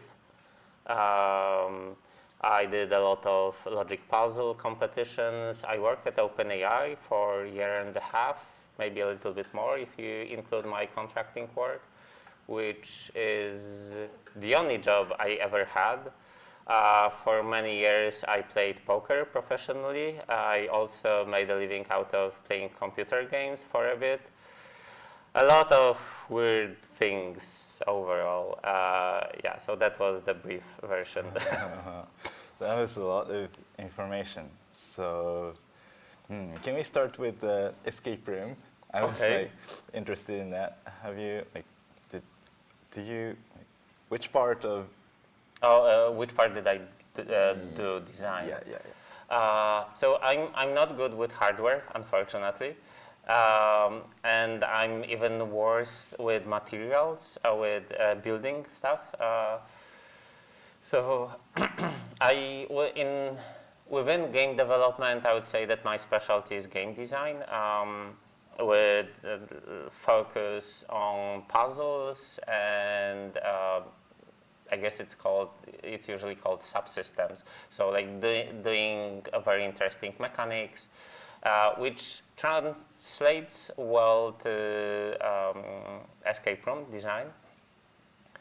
So I try to take all of my experience from game design to escape rooms, which may feel like that's what everyone does, but it's actually not the case because most of the escape room designers come from a tinker background where they had some experience with building stuff, but they never done anything related to games. So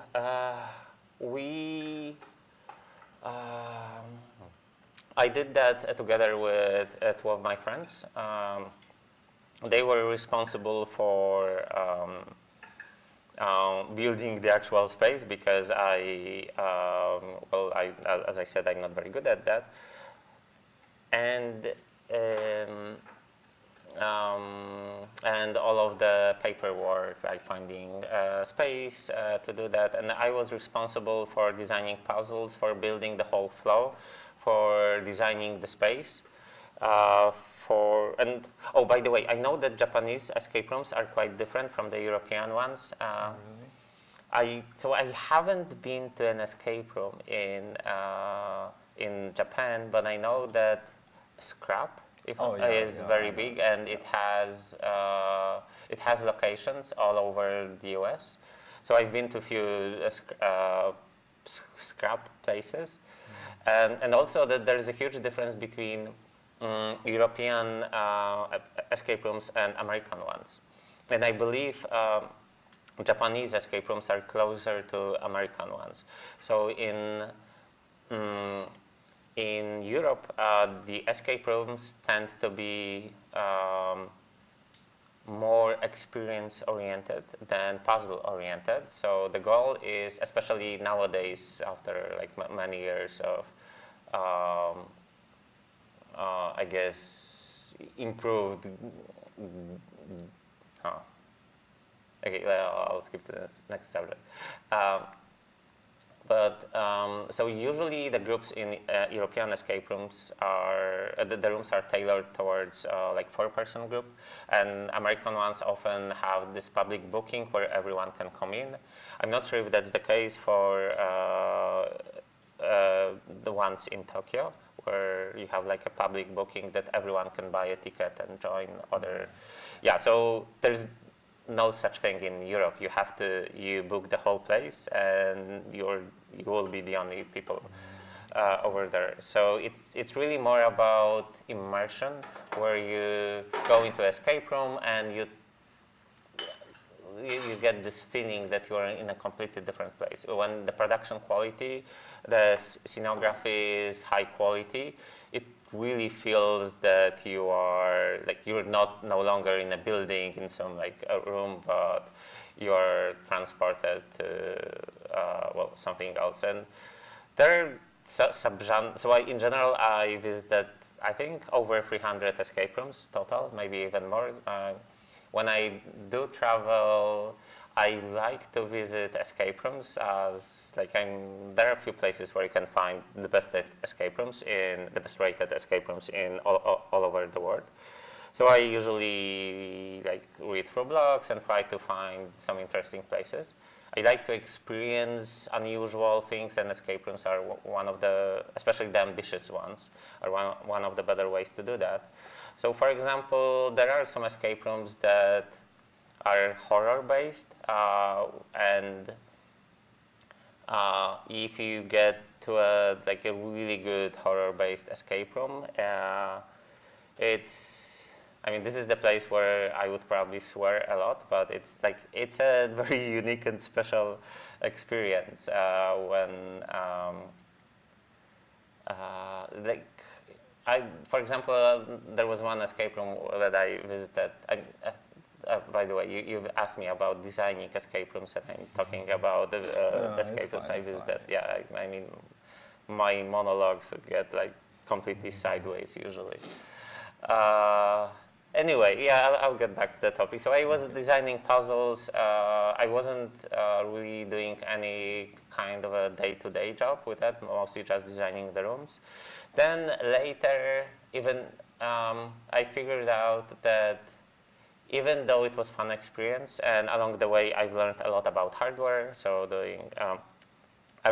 I designed all of the software and hardware in our rooms, including really weird stuff. I can spoil one of the puzzles that I did that I'm really happy about.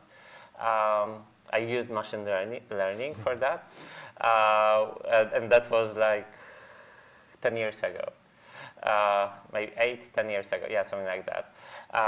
So my goal with designing the escape rooms was that all of the puzzles inside of the escape room had to be very much on theme and had to feel like you're actually doing the thing that was required. So no artificial puzzles like please solve this Sudoku. So the puzzle that I'm really proud about is in the middle of the room there was a machine, and your goal was to later it was hacked, but you had to log in somehow. So it was an actual, I used Raspberry Pi and with Linux and blah, blah, blah. Anyway, when you got to it, you had a regular external screen. You had this login screen, and we used a webcam. And on the screen, you would see your face, and I had face detection. So when the webcam, when webcam was detecting faces, it did the standard rectangle around the face, so it was visible that it's tracking faces. And this was a subtle hint that it was subtle hint that the face is required to log into the computer. And what you had to do is you had to take the portrait of the person that was normally sitting in that room, and you had to take that portrait, show it to the webcam. And then webcam recognized that this is the user, this is the person that normally uses the computer, and then it automatically logged in. So that was really cool. And this is the type of puzzles that I love to add. So no artificial solve this logic puzzle, or guess the number stuff, or count the number of occurrences that you see of some pictures, but only puzzles that were that felt like this is what you had to do, they were core part of the story, and I did storytelling through the puzzles itself. Yeah, I mean that was a very long answer, but it was fun. But the main problem with that is when you build an escape room, and it was a few years before I joined OpenAI. And so I mostly lived in the US at the time. the issue was that, oh, I built this really cool thing, but back in my home country in Poland, and I'm living in San Francisco, and I can talk about it, but I cannot, like, it's the same thing right now. I cannot show it. And making computer games is fine because it's software. So if I was making games instead, I could show the game instead of talking about it. And that's when I decided that even though it was a really fun experience, I do not want to do it ever again. Also, the other issue with escape rooms is that when you're building a computer game, it's a virtual space, so you can easily iterate over it. When you are working on a escape room, you know, you have physical walls. You cannot just, oh, I want to make the space bigger. And so after your first iteration, when you do the basic scenography, maybe not scenography, but where you like destroy walls or place new temporary ones, you divide the whole space, it's a very expensive process and you cannot redo it. So after you're done with the escape room, or with the building physical part of it, you're like, oh, I guess that's what I have, and like there's no room for iterative process that I was used to when I was doing games as a hobby. I mean, I'm saying as a hobby, but I had my own indie studio at some point. Anyway, that's the answer. Oh, that was a really interesting story. I want to ask more about the difference between Europe and Japan you mentioned earlier. Like in Europe, like, experience is more important. And I mean, with escape rooms, I'm not. Yeah, in an escape room, and like in Japan, there's more like paperwork. Yeah, they are more, so as far as I know, because I don't have, my experience with Japanese escape rooms is very limited.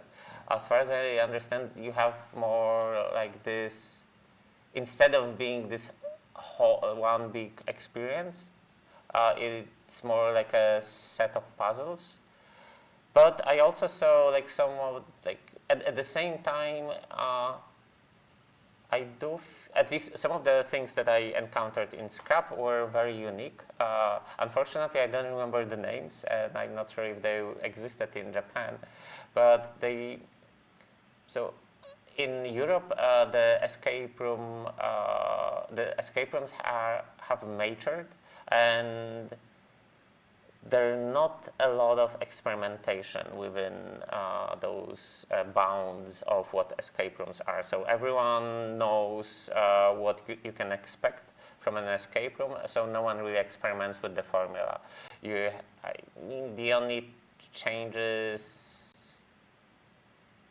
Yeah, so for example, the one thing I visited in San Francisco that was from Scrap was, it felt more like a point-and-click video game where the goal, there were a lot of actors, and every time, or almost like a roguelike, where each run, some of the stuff, like you had many actors, and there was part of the story played, and you had to figure out that if at some point of the story, if I do something, then this will affect the outcome of the story. And you had to experiment with how you talk with the actors, and because they do different actions, like a few minutes later, and the goal was to, I think, avoid something maybe getting stolen, or maybe it's some, I don't exactly remember, but so it felt very gamey, game-like, and that was really cool. And you would never ever see something like this in Europe, because everyone knows what escape rooms are supposed to be, and well, that's it. So yeah. At the same time, so when I Googled, yeah, I still use Google from time to time, rarely. There aren't that many escape rooms in Tokyo, like very few. Oh, that's true. So Yeah. so how many? What's the population of Tokyo? Like 15 million, 20? Yeah, around that. Yeah. It's half of Poland. It's Poland is 38 million, if I remember correctly. Like, it's enormous, and so in Warsaw, that's the whole metro size is around 2 million. It's our capital city, the biggest city in Poland. We have, I don't want to lie, so I don't remember exact number, but at least at some point we had over 100 different escape rooms. And I'm pretty sure there's less than that in Tokyo. And the weirdest part is that, as far as I understand, escape rooms originate from Japan. This is actually the first place where at least something like this was created. And in Europe, the first country that introduced escape rooms is Hungary, and they were directly inspired by Japanese ones. So I don't understand why. And Japan has, as far as I know, largest culture of solving logic puzzles. Like, Nikoli is really big. Japanese, half of the puzzle types originate from Japan. Your influence on logic puzzles is absolutely enormous. And Japanese competitors solvers are one of the best ones in the world. Kota Morinishi is, I think he won Sudoku World Championships a few times. So you have, and Ken Endo is one of the best puzzle solvers. A lot of amazing people. Oh, that's nice to hear. I want to shift a bit more to competitive programming. Sure. And so when did you first start competitive programming? So I think I have a silly story about that in my survey. So there's I did Polish Olympiad when I was in high school, but my so that was really, really long time ago. I'm 42, so really long time ago.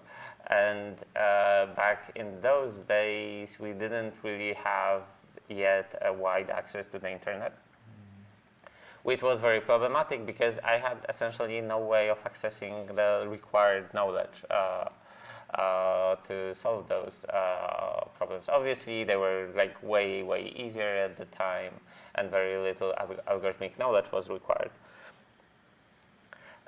So I got to the Polish regional level, which was few hundred people, if I remember correctly.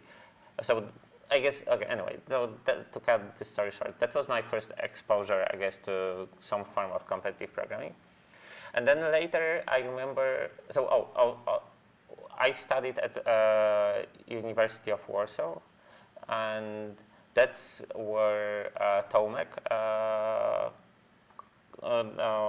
that's where Tomek studied. And Tomek is,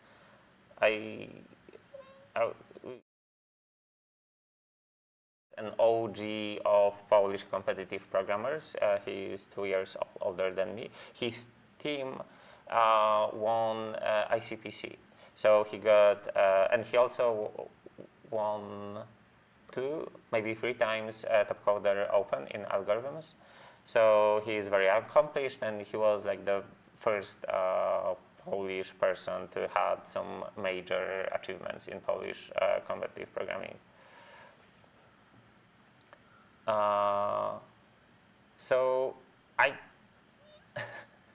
So the story is, I'm making this very long, but the story is that we had, at our university, we had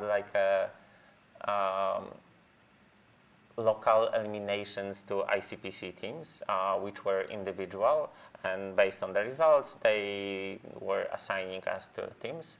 And so I saw the news that we will have something like this, and I thought, okay, I might as well go. I wasn't interested in that. My whole brain was focused that I want to make games because that's why I started programming. I didn't really care about algorithmic contests at all. I had no knowledge about algorithms. But out of curiosity, I like to experience new things. So I went there, and everyone from our university was there, so I could talk with this famous person and that won the world championship and like the biggest programming contest at the time. And I mean, I'm not sure what exactly did I put in my survey, but I thought that, oh, he's just a regular human. I could probably do that too. So that was like a point when I thought that maybe it's not that hard. You just have to put some work into it. And I guess I'm telling this story because usually it's way more important for a lot of people that that it's, I don't know how to put it into words, but it's usually very important for most of the people to encounter something along their life, or maybe something that happens very early in their life that tells them that something is achievable. Because otherwise you see those famous people in the internet and people glorify them and think that, oh, they're probably like some geniuses and and you see those people and think like I could never ever do something like that. So I was fortunate to be in a spot where like I saw the person that achieved like one of the best things you could do at the time in competitive programming, and it's like, oh, it's just another human. So that was probably the most important like historical thing that happened to me, like the turning point. And then practically speaking, between the first year of my studies and the second one, I'm correct. Between the second and third year of my studies, it was summertime. We were bored because we've partied way too much, and we had no clue what to do. And I mean, by saying we, I mean me and some of my friends. And we thought, oh, well, we might check out this AtCoder thing that everyone on our year is talking about, and maybe it will be fun just out of nowhere. And so essentially I started competitive programming right before the third year of my studies, which is, as far as I know, extremely late. And when I started,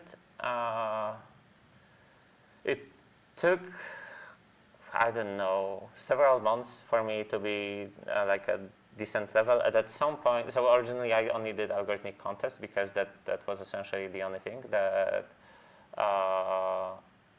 the only type of contest that was, well, commonly, I mean, AtCoder had regular matches every once in a week.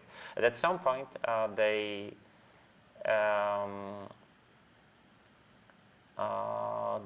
introduced marathons.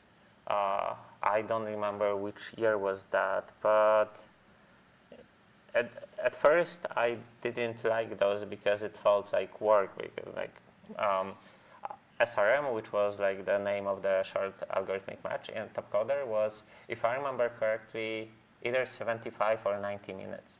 And marathons is suddenly like 1 week long, and you have to like, it's a commitment. And so I think I skipped like the first 30 or 40 marathons because I just felt it's work. I hate working. I hate commitment, and I don't want to do that. But at some point, I realized it's actually fun because a lot of algorithmic problems are more. So maybe I'll try to attack it from another angle. I like open problems. I like problems where I read them and they feel impossible and there is no perfect solution. So it's because it's this process of discovery that you have in heuristic contests where you work on the problem, you test some hypotheses, you implement some stuff, then you look at the results and then you learn from your mistakes, and each loop of this iterative process gets you closer and closer. So something that feels completely impossible at the start suddenly feels achievable, and it's really fun. And also, I like the idea that at the time I liked to call myself problem solver because my goal was to be able to solve all of the problems, no matter what the problem was about. And in algorithmic contests, there is like a specific class of problems that you're able to solve. And in heuristic contests, there is no such thing. It's essentially unbounded. Like your goal is to create anything that you'll get. So this also meant naturally that when machine learning contests started to being popular, I didn't fully switch, but I started learning about machine learning, and I've done like many ML contests.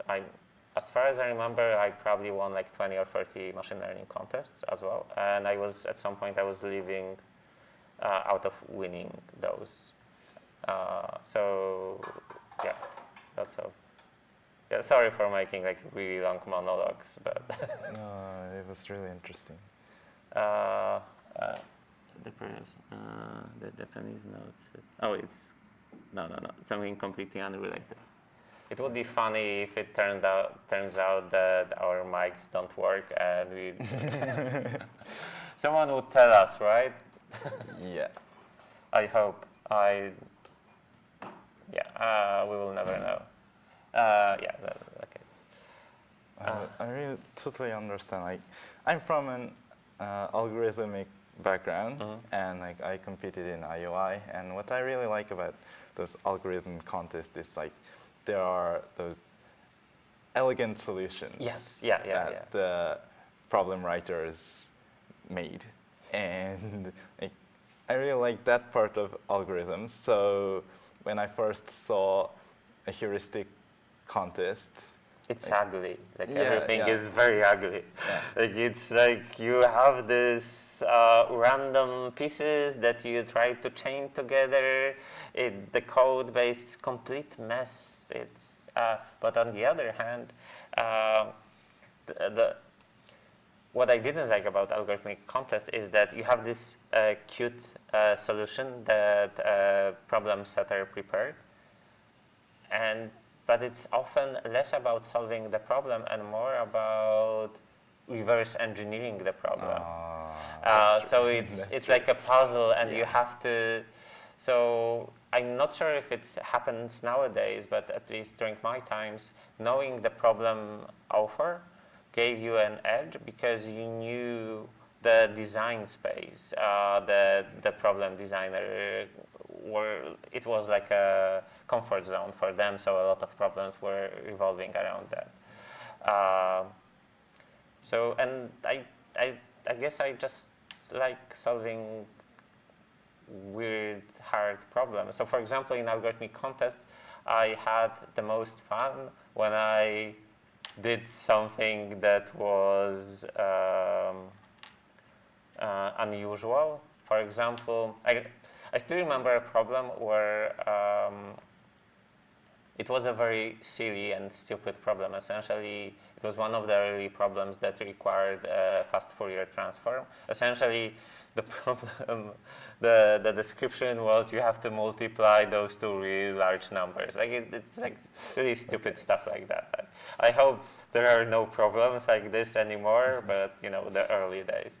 And I saw that, and like my knowledge about algorithms at the time was that I knew stuff like this existed, but I didn't like, incorporate it to my set of tools that I use. But that was already after I had a lot of experience with heuristic contests, and I was always very good at code optimization. And I knew assembler. At the time, I could use the SSE instructions, so I'm not sure if you know, the instructions that allow you to like add multiple numbers at the same time. So when I saw that problem, I wrote a simple loop to see that I believe it worked for like 6 or 7 seconds for the worst case, and the time limit was 2 seconds per case. And I knew that if I change it to, I write it down using SSE instructions, it will be like 8 to 10 times faster. So I was really proud that I didn't use FFT. I solved it in assembler. That's so cool. I loved hacks like that. So those are like the rare cases where I had a lot of fun in algorithmic contests. Google Code Jam had always, I mean, in the past, because it's they canceled it several years ago, but it always had like those very unusual problems. So like those are the problems that I like. Yeah, sorry for doing all of the long monologues. I have to work on that. Thank you. Can I ask one more question? Yeah, sure. So I think you have competed in many kinds of contests, and among those, how do you think about AtCoder heuristic contests, like the quality of their problems, or? Oh, the quality is really high, without any doubt. Okay, again, I could answer this probably in one sentence, but I will give you a longer story for that. When marathons were created, the design space, the spectrum of different problems that we had was very wide. But the quality of the problems often were low. Like for example, every once in a while we got a problem where it was possible to solve them optimally, and obviously you don't want to have that. So we had like situations where 10% of the people is tied for first place, which is like really silly. And over time, the quality of the AtCoder problems improved, but the design space narrowed down by a lot.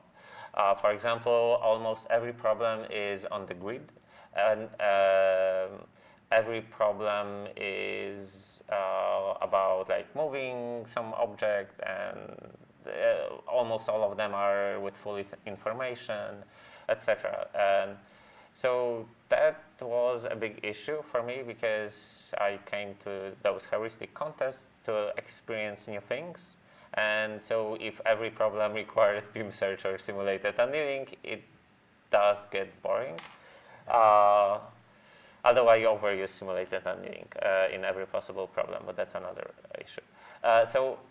And I mentioned all of that because I feel that the problems in AtCoder has, again, much wider design space. For example, I mean, there are a few examples of the problems in AtCoder I could name, but it would take even longer. So maybe there are some areas that, for example, from information theory, that would never ever get explored in AtCoder, but they did happen in AtCoder. There were also I love the problems where when you read them, you have absolutely no clue how to solve them. Like you feel really stupid, which at the same time is kind of funny, because I probably solved way over 100 different heuristic problems, probably closer to 200. And it's nice to encounter something new that stumps me, and I feel in a way it's like playing a computer puzzle game, where a good puzzle level is that it feels impossible at the start, and and then you have this aha moment, and you feel very smart because you solved an impossible puzzle. So you get this same kind of feeling with a lot of heuristic problems on AtCoder, that they feel completely impossible. When you read the problem statement, like I'm reading this, and usually the sentence I would say is that I have no clue how to solve that. And then after you get your intuition, etc., it suddenly feels solvable. Plus, they are different from each other. And I also think that the quality improved over time. If I would compare it to the heuristic contests, well, let's say with low numbers, so like the first 20 or something, they were way more similar to each other than what we have now. I might be biased because I haven't competed in most of them, so I might be off, but it feels that the quality improved over time, which is also great, because there's this issue when you have like one problem coordinator like Wata, people tend to have their comfort zone in the design space, and thankfully I don't see anything like that. Obviously, having a if you want to have a problem that looks nice on a visualizer, usually means that the problem will be two-dimensional, sadly, but it's a trade-off. Do you want to have a nice-looking problem so more people will have fun while participating, or do you want to have something less usual? But in a way, visualizers are great, but they reduce the design space by a lot. Like, imagine that we have a problem that's on a completely randomly generated graph that's tightly connected. Like this is impossible to visualize in 2 dimensions because you would have so many edges that would cross. So this is one of the examples of problems where visualize like actively harm them.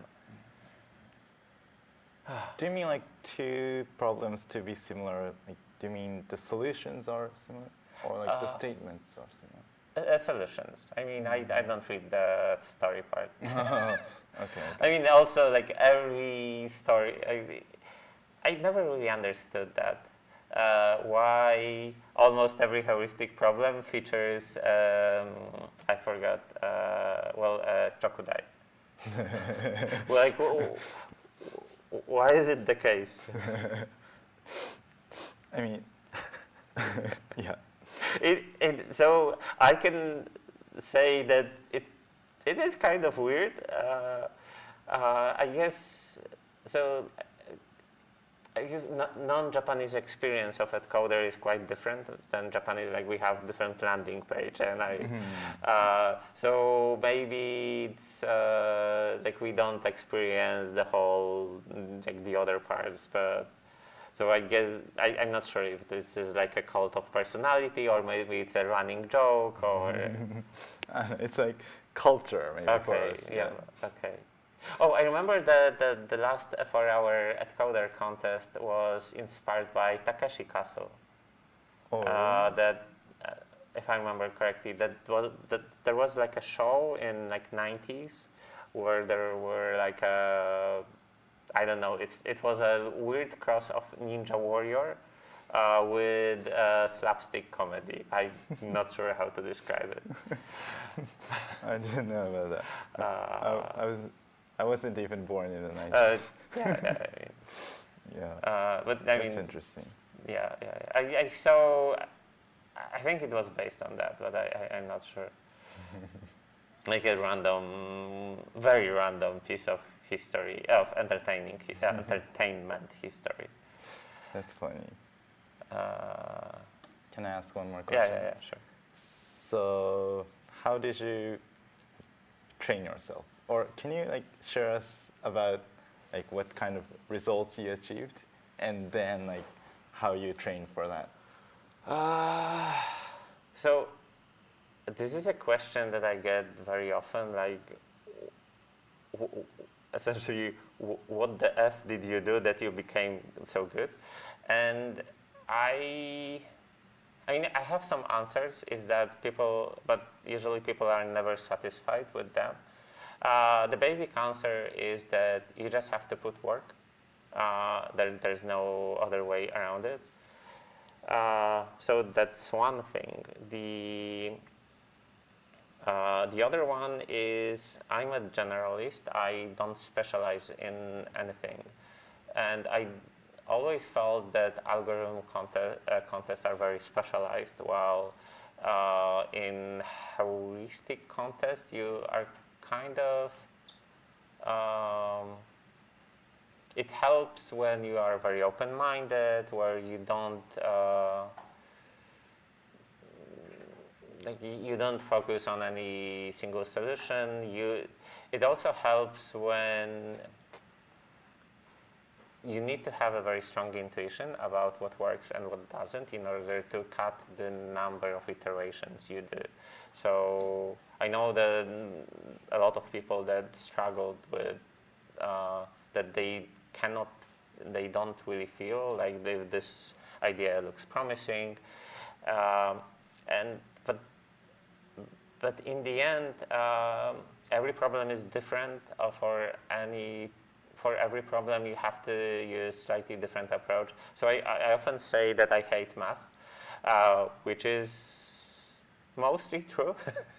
And I'm more an intuitive thinker, but I will do calculations if I have to. Like I will use the tools that I'm required to use in order to perform well. So I feel that my main advantage was always that I try to be as open as possible, and then you have those like smaller things. So with algorithmic contests, you have this fixed a short time frame where you're 100% focused. But with marathons, with heuristic contests, you have to kind of compete while your life is happening in between.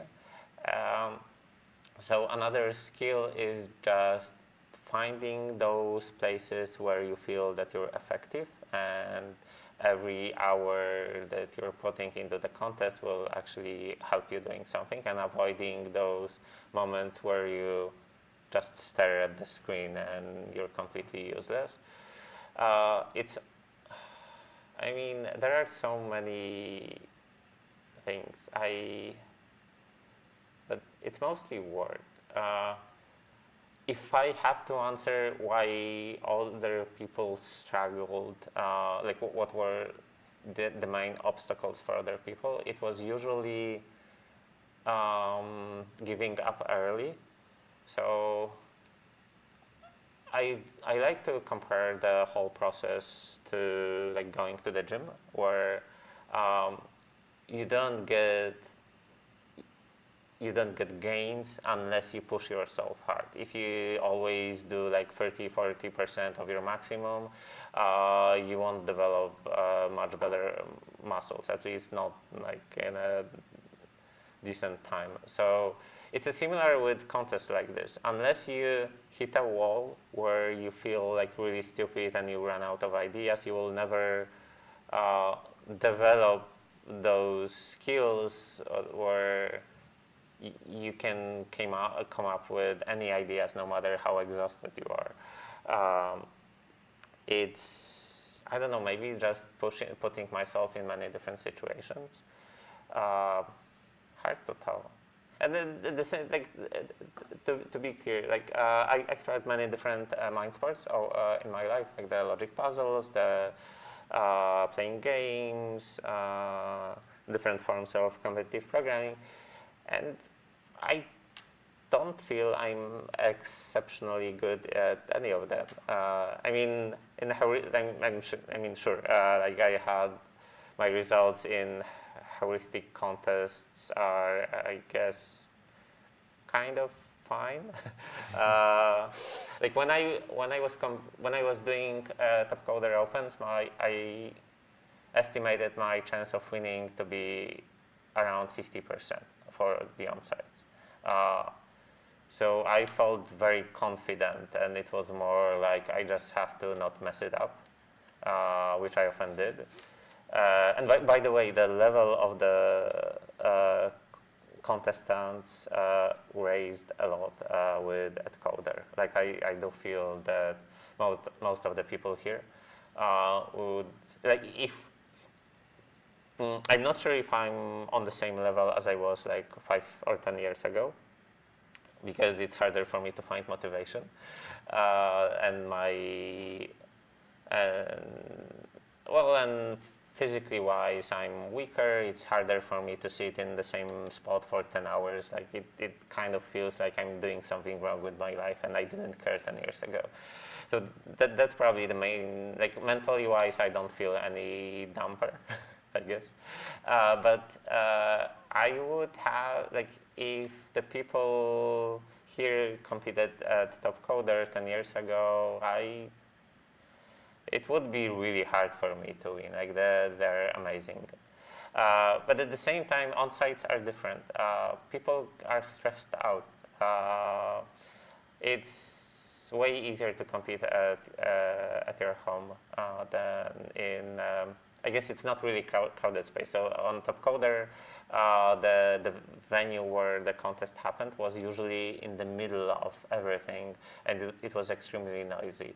So people underperformed because they were not used to noise. And so stuff like that. I don't know. So there's no clear answer, sadly. There's no like a simple formula. I really do think that like the most important part is that you have to be your own coach, and you have to be able to figure out what's the thing that you suck at, and you have to improve that even if you don't like it. And that's basically it. So I hate math, but I can do it. I can do calculations if I have to. I didn't like code optimization when I started, but I got really, really good at it. I didn't like writing in assembler, but I got good at it. I had very limited knowledge of algorithms. I didn't know min cost. I didn't know max flow. While I was ranked 4th at AtCoder in algorithms at the time, so it's like completely different times. But I learned it eventually, and yeah, it's mostly just work, and it helps to be a generalist in heuristic contests. Yeah, not a satisfying answer, I know, but. Yeah, thank you so much. Like, I believe there's lots of things the listeners, including me, can learn from you. And so you mentioned you're a generalist. Yes. And like, you do lots of things. You do competitive programming, mind sports, and you make video games. I mean, I try to. Let's make it fair. I never published anything, but there were probably over 100 different small, tiny projects. Yeah. And yeah, so like you do lots of things. Where does your motivation come from? Like, what is there like philosophy of life, or I don't know, but. I mean, so to be perfectly honest, motivation is probably my weakest point at this moment. But I like experiencing new stuff. So, for example, I was excited to do commentating, even though I know I'm like very far from being good at it. But it was exciting for me because it's something that I haven't done before, and so I guess this curiosity in general about life. One of my lifelong not properties, but attributes, is that I'm very curious about how people work, like how they learn. That's one of the things that pushed me towards game design, because you can look at game design from a perspective where it's kind of like applied psychology. You want to learn how people are, like when you develop a game that has some unique mechanics, you have to teach those mechanics to players, and you have to do it in a very effective way. Otherwise, like, you know, everyone hates tutorials. At least in Europe, I'm not sure about Japanese games are quite different in general. That's the same, I guess. So there are a lot of differences, cultural differences between Japanese games and European ones. But I could talk about it for several hours, so let's not go there. By the way, you are out of the frame. I just realized we are. Really? Okay. Oh, because it's a different. Okay, no, I think it's fine. Okay, I will. Where do I take my motivation from? Yeah, so my main thing is just I like learning about different people, about how they experience the world. So that's my main curiosity. It's also one of the things that drove me towards OpenAI. So first of all, the main thing was the challenge. I joined there for a Dota project when it felt impossible. But with machine learning specifically and AI, generative AI, I'm also interested how AI works, I don't want to go into technical terms like what's the sample efficiency or stuff like that, but I don't know, but that's like, in a way, it's just one form of curiosity, kind of. By the way, a lot of skills that I learned in game design transferred to competitive programming and also to machine learning. I thought that, so at OpenAI, one of my main jobs was evaluating models. Big part of what I was doing was literally watching our Dota bot play the game, and based on that, figuring out do we have any bugs in the implementation? Should we modify our architecture for the our machine learning model architecture, etc. So that's, I don't know, it's, if you do a little bit of everything, it's then surprising how many of that connects to each other, and then it's learning new skills becomes way easier because you see similarities. Doing logic puzzles helped me a lot in competitive programming because I developed my focus, and it was just way easier for me to concentrate for longer periods of time. Doing logic puzzle competitions are very heavy on. They're asking about OpenAI interview. OpenAI interview will be. We have it scheduled for 4 p.m., so in 2 hours. I hope. I mean, I hope the OpenAI knows that. Okay, so by the way, Yeah. I think that we Yeah, can maybe. get back to Yeah. We Okay, should yeah. back. The people, everyone is probably asleep. No. I mean, I'm sure a lot of people will be rewatching this, considering like it's right now. It's in Europe. It's 7 a.m. I think. Yeah, it should be 7 a.m. So people are slowly waking up, and they are slowly going to sleep in the US. Yeah. Is there any question from the chat? No, they fell asleep. Okay. Okay, so Yeah, you need mic first. Oh, okay. Yeah, thank you very much for the interview. Yeah, Really. thanks. Hopefully it will be fun for whoever is later watching this. okay, so welcome back. Yeah, we have this short. Yeah, I forgot the word. Anyway. It seems like the standings have much changed Yeah, we have to. in 1 hour. Especially, I'm pretty impressed about the age roll performance. because A0 increased the score a lot by like, in the raw score it was 540 million, but it improves for less than 200 million. But the bigger point is that the A0's running time is still 0.3 seconds. Oh. This time, the time limit of this problem, so it's 2 seconds, so he is not using the full time. That's impressive, right? Should we at any point mention about what score Wata got? Maybe. I think at some point it's worth mentioning. Yeah.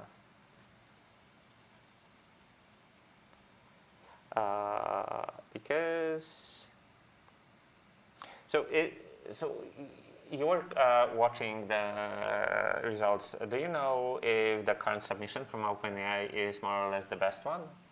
I think that It's it's definitely the very second close. second best one, but I think that is not the best. The best one scores less than 90 million. Oh yeah, but you're talking about raw score again, Yeah. and I don't think it's the best. I'm saying the best because in the current standings of exhibition, the OpenAI's model is not scoring a perfect score in terms of relative scoring, but in the last submission that scored less in the raw score, the OpenAI scored a perfect score of 50 okay. billion. Because I think that this is the case because yosupo's solution By the on way, I can smaller move to the side so Okay. that you're closer smaller to test cases is pretty impressive. Sometimes beating OpenAI's one. So this is a reason I think. maybe let's switch to the so top 6 button Okay. for some reason doesn't work. Okay, so it seems like okay, yeah, so yeah, let's just click that. Yeah. Okay, so I think that we can see the screen of the top 6 competitors. The scoring system also unique for each type of heuristic contest. I mean, if you're asking about the relative scoring, most of the contests have relative scoring, I would say. Okay, sorry. On AtCoder, most of the short contests have raw scoring, so there is no post-transformation after you get the raw scores, and the raw scores are just summed up. But most of the long contests have some form of relative scoring. Relative scoring is nice because it gives you a cheap, nice way of normalizing the scores in a way that every test case has similar weight. And you kind of want to avoid situations where like 95% of the test cases are trivially solved near optimally, and then people are differentiated based on like the remaining 5%. So not sure if this answers your question, but some of the problems will have very unique scoring systems, so that there's no like strict rule set that it has to be either raw or relative scoring. I think one of the contests even used rank scoring on AtCoder, but yeah. Are humans losing? Well, you have the leaderboard, but yeah. So far, miracles can happen. What I would say is that human scores are good. I said yesterday that I believe they underperform, but it's no longer the case. But OpenAI, mainly OpenAI, is doing really, really well. That's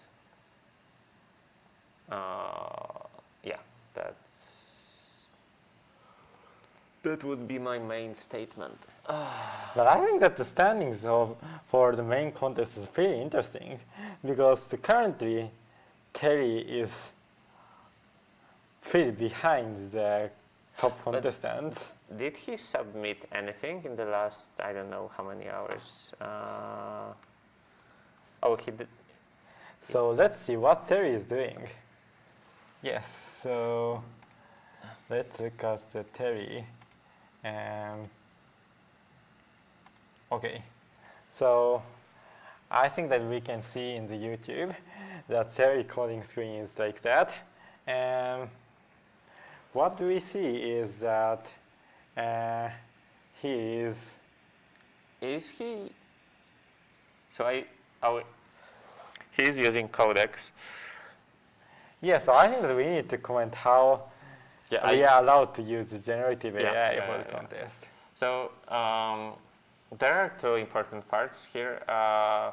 First, there is this general rule set that AtCoder introduced, and it may sound surprising. It introduced this rule set last year in June, and it essentially disallows to use AI for auto research, if you know the term. So essentially using the AI agent to autonomously run in loops so that it does small tweaks at experiments on its own.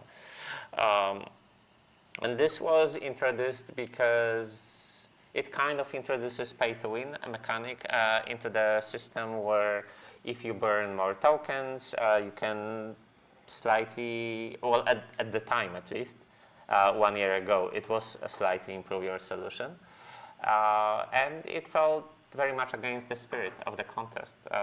So the goal of those contests is that you don't have to spend any money to get a really good performance. Like it should be, everyone should have the same chance, and it should depend on their own intellect, the coding abilities, their ideas, etc. That was the goal. But the issue is that as AI agents got better, they tend to do it on their own. So you may ask the agent to implement an algorithms, or like you will give a high-level explanation of. Okay, sorry. Yeah, sorry. A big news has happened, and now Shimpy is taking the lead. But he was in the lead. Oh, really? But he did increase the score so much. That was his. Let me check. Okay, Square is right. His score improved massively. Yes, Yosupo is no longer in the lead. Also, Shunpei was in the lead if you exclude OpenAI. So Yeah. That's what happened, but he's in the lead regardless right now. Oh, really? But anyways, Shimpy is also in the lead, also in the exhibition standing, so he may secure a win. By the way, don't you think it's suspicious that Shunpei's relative score is like 1/3 of a whole test? I think that this is just a coincidence, that this kind of coincidence so. really happens. There should be no way of doing So this. let's open the visualizer for the Shimpy solution. Yeah. And so let's see that. Yes. The solution is still in chaos. Yes. Which is amazing because it seems that you can achieve really good scores. So he doesn't have any loops, right? He essentially has 3 different bands, vertical bands, where the first one, like each band has different orientation for the mirrors and splitters, right? The left one goes from. Can I? Yeah. Oh, where's the cursor? So the left band is the first 6 columns. Then you have another 7 columns and 6 columns again. I know that I noticed at some point that he made this change, like because originally he had only 2 bands. Oh, you really see things well. I didn't notice that. So that's one of the bigger changes, but it's probably greatly increased the search width and the number of trials for the initial board. I think the score in the C33 is pretty impressive.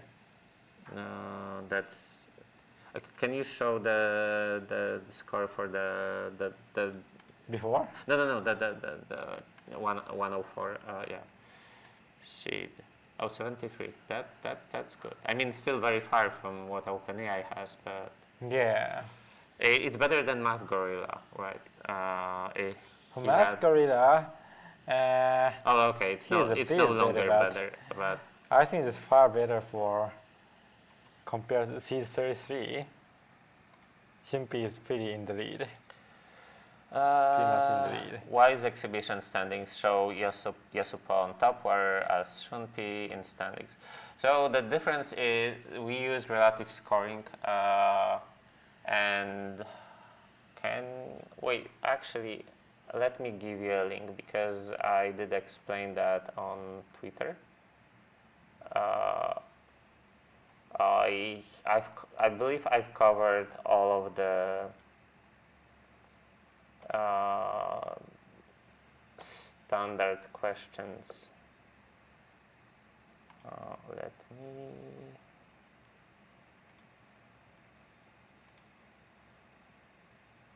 Let me find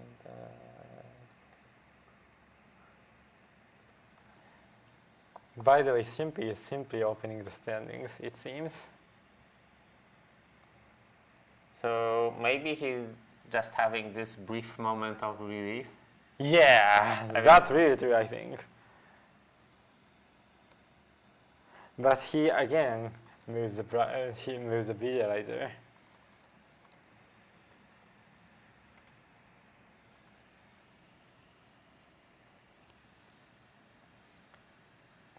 So,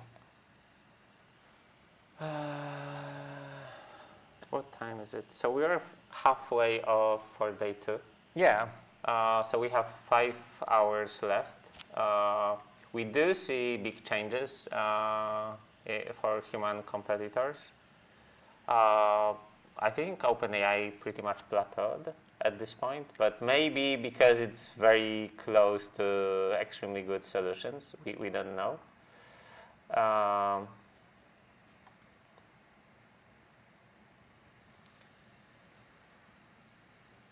so how do you project about the last 5 hours? Hard to tell. I mean, So it's, like, who will win the contest? Do you think the Shimpi will take the lead or some other contestant will make a big impact on the last 5 hours? I have to look at the visualization. You can leave the. Everything is in Japanese, so I'm not sure if that's the best screen to follow. Because it's just. But so anyway, let's see what he does. Okay. He seems to be using Fab 5. The newest language model from Claude. Yeah, but like, Not Claude, why is Anthropic. he talking about pragmas? I mean, you often put them at the start of the source code to like slightly improve your compiled code efficiency, But I seem like reading the comment that Shimpi writes, it seems like what Shimpi is doing is some kind of optimization to make the code run faster. Because I think that his code may be bottleneck to the execution time. I'm looking for the solutions. yosupo didn't submit anything in a while. So I wonder if this approach for yosupo, where he uses absorb blocks on the sides, is it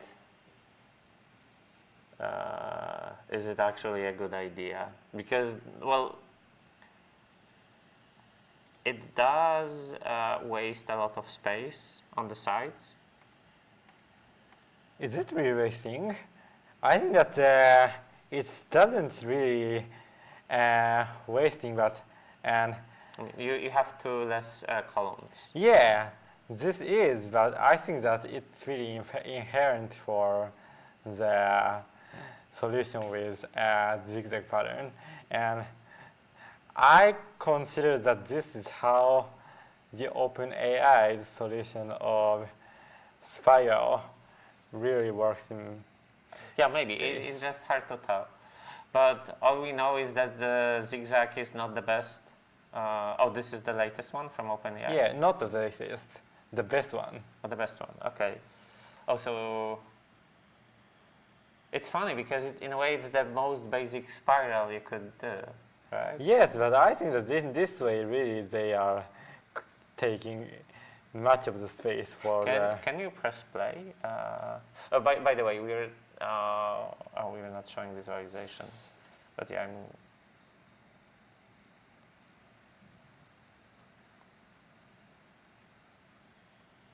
what I really like about it is that we just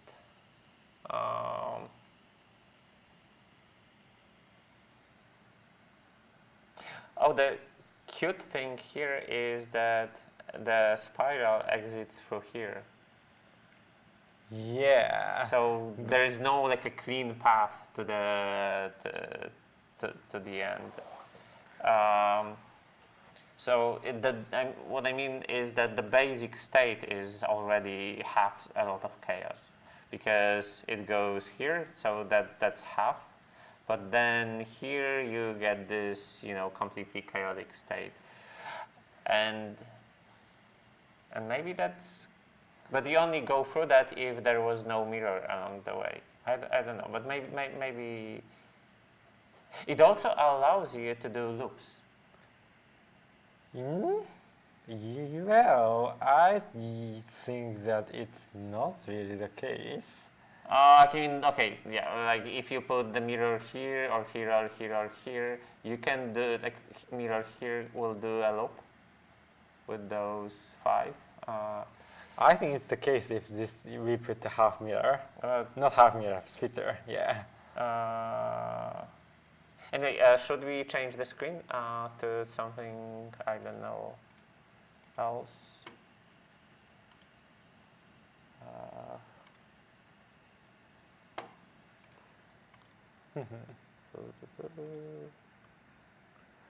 So I think that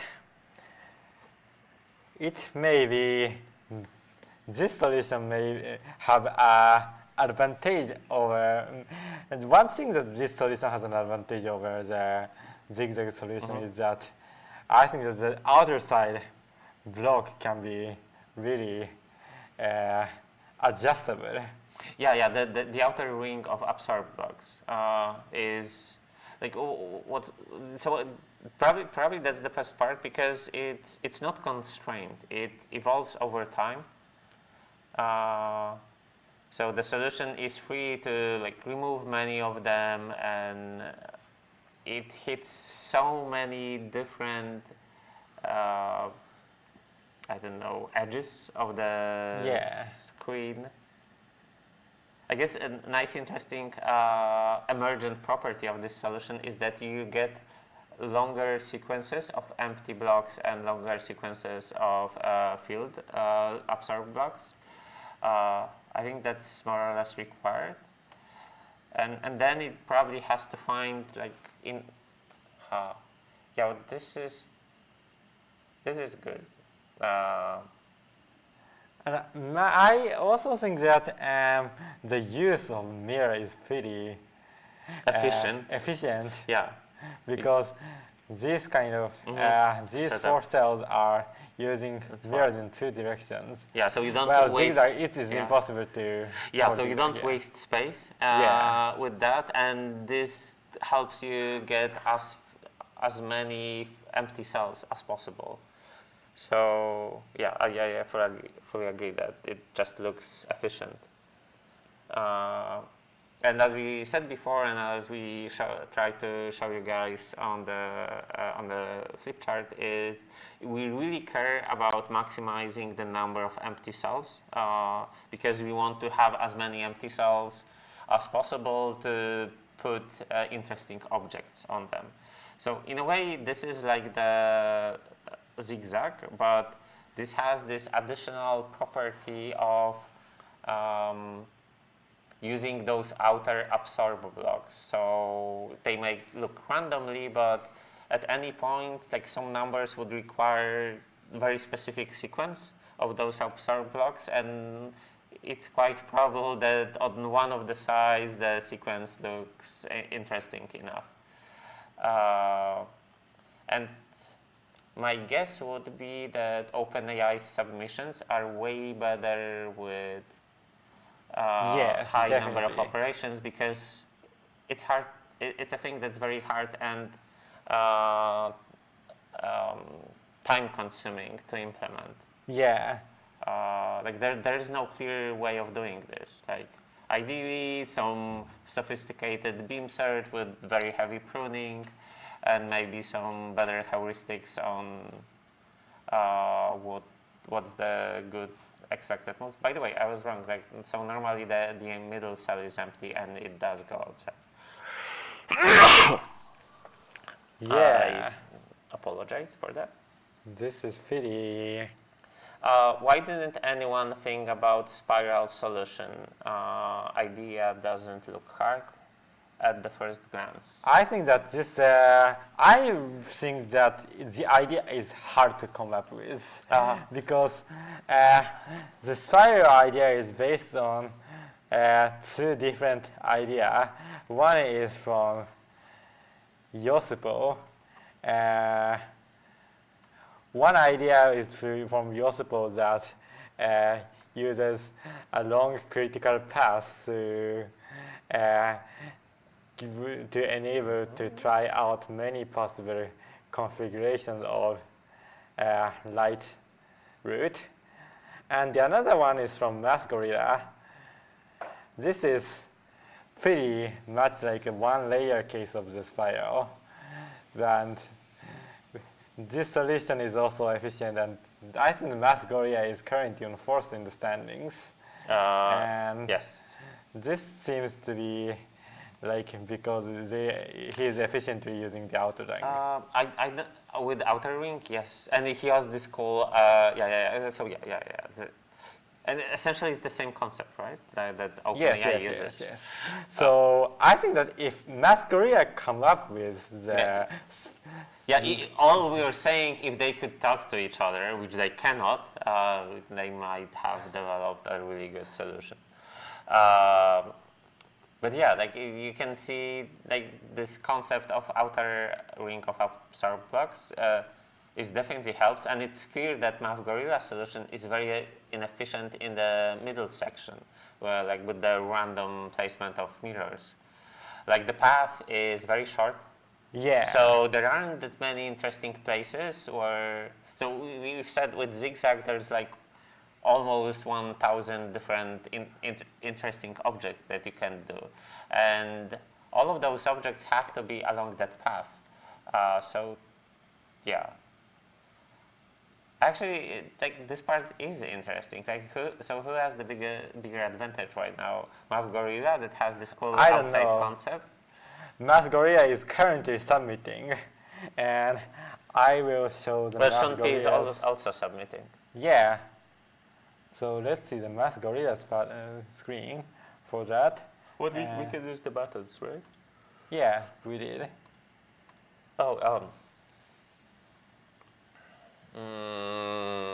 Is it ChatGPT? Oh, it's a to-do? Oh, what is it? To-do list, I think. So Notion. Okay, yeah. Okay, he's just maintaining his list of the tasks. Yes. I usually have this on paper. I use paper all the time. I don't like using. Oh, sorry. What happened? No, we were still streaming, so I hope. I think that should be fine. Yeah, should be fine. Like, we had a weird pop-up. the connection task is okay. Has anyone solved it yet, chat? Yeah, that's not this type of a contest. Sorry. Okay, so MathGorilla's solution reappeared, but It's similar, right? At least no big changes. This time they added an evaluation that predicts an error based undermining.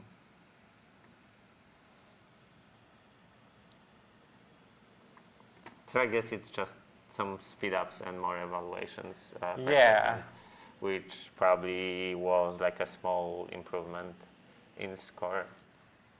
Let me refresh. but I think that it's not improving and it's becoming. Oh, he Possibly actually fell worse. to 5th place, yes.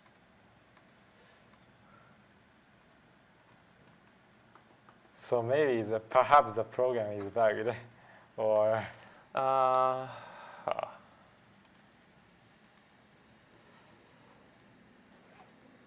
So I would, I mean, I'm surprised that Sean Pease has really good solution. Like, I mean, not, I mean, I worded it badly. I'm surprised that his solution achieves very good score. Like, this is not what I would expect based on the pattern that he uses. This is, but, and because of that, I don't have a good intuition what's the maximum obtainable score for him with this kind of solution, because it already not overperformed, but performed way better than I expected based on this. my intuition is that if simply really do better in this solution, I think that it is even possible that the case of the small test cases have much better solution than what we see, because because of the information from the information theoretic perspective. True.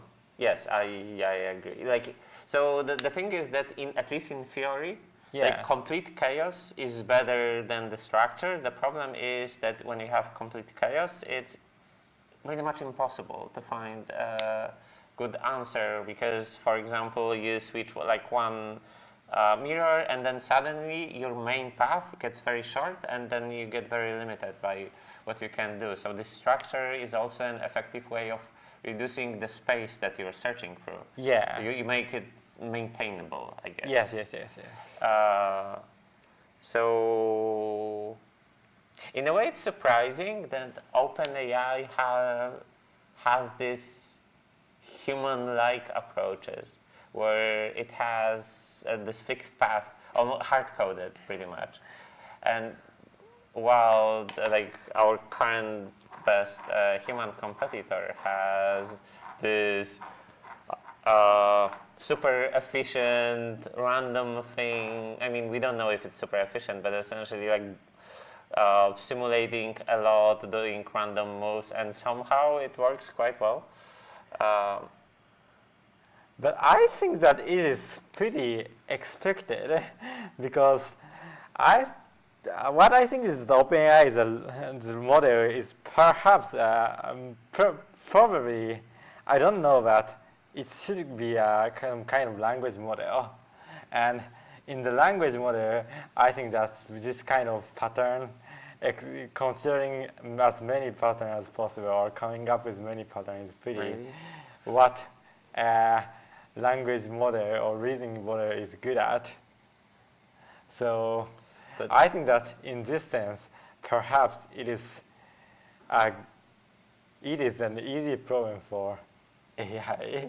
I would argue it depends on the harness that they have or the general system that they implemented. So what I would expect is that if you do a lot of random small tweaks, you will end up with the Shun-Pease approach, more or less, where you essentially optimize the number of iterations you get, how quickly your simulations do, pruning, etc. But and those like spiral approaches are more what you would expect from AI if it one-shots the problem. So this is a kind of approach that you can get when you ask for an approach right off the bat, and it's like the first idea that. So I guess what this tells us is that the system that OpenAI designed is really good at exploring different ideas. Yeah. Rather than tweaking the existing ones and squeezing the maximum value out of them. I mean, it might be both. We don't know for sure, and we will probably never know because I'm pretty sure they won't answer any of the questions about that.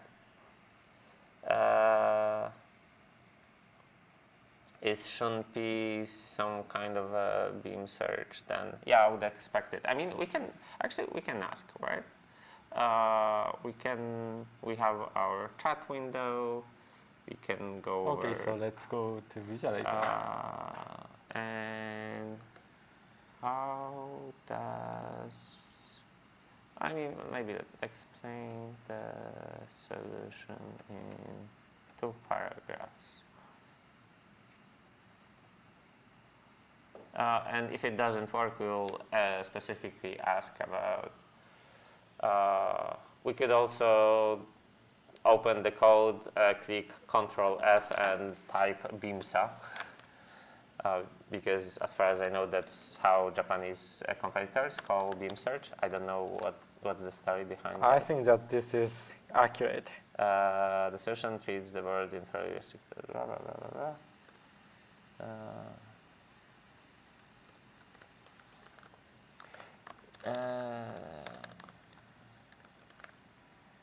How is the state space being searched? What's the... I'll go behind it. BIMUSA? Is it like both beam search and simulated tunneling? And BIMSA is just an abbreviation of beam search. But why beam? Why SA? SA means comes from search. Oh, okay. So okay. So beam, like okay, beam. Okay. Yeah, it's beam search. The search is a beam search. It advances 1 turn at a time, keeping each state as the current port and the number of shots fired so far, the cumulative error, and the output value if a shot is fired. There are mainly 3 types of transitions. Yeah, so I mean, beam search is the thing that's expected, more or less. It's just if someone has, actually all of the different solutions should use beam search. If someone doesn't use beam search, then it means that they're losing a ton of points. But at the same time, this is a situation where all of the states are going to be very similar. So you want to do I don't know if Japanese have a different name for that, but Raphbill called it Euler. How do you pronounce Euler for beam search? Where where instead of copying the whole state, you have like a single copy of a state, and then you perform moves, the forward and backwards moves, and it's just faster. So the issue here is that the whole state is 20 by 20 cells, and the changes you introduce are essentially adding and removing a single mirror, so the states look almost the same. But I'm saying all of that, and I'm not sure if they might be reusing a part of simulation in order to not simulate everything from the start. I've never thought about this part, so I don't know. Like, do they simulate everything from the scratch every time? That's the question. I would also I would wonder as well how sensitive it is to execution speed. So if they give like 10x more time, what's the improvement on their score? Okay, so let's try that. Alright. If I can, but I don't know if there's some parameter settable. So So you're taking Shunpi's solution. I don't know, but there's obviously some configuration in the code. It looks like something for Optuna. Beam search. Oh yeah, because you have to increase beam search as well. I wonder if they use crocodile search or... And okay, time limit ms. So there is a parameter called time limit ms. So But you should increase beam width by 10x as well. yes, so I'm doing that. Okay. Oh, it seems like it doesn't work on the. Yeah, it would be nice if we could have, use the FAQ, frequently asked questions.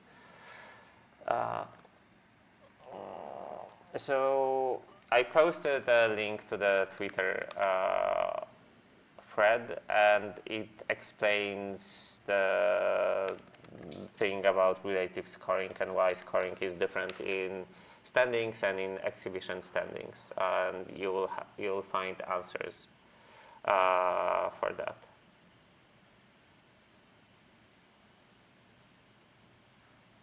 Maybe I could get like an admin tag or something.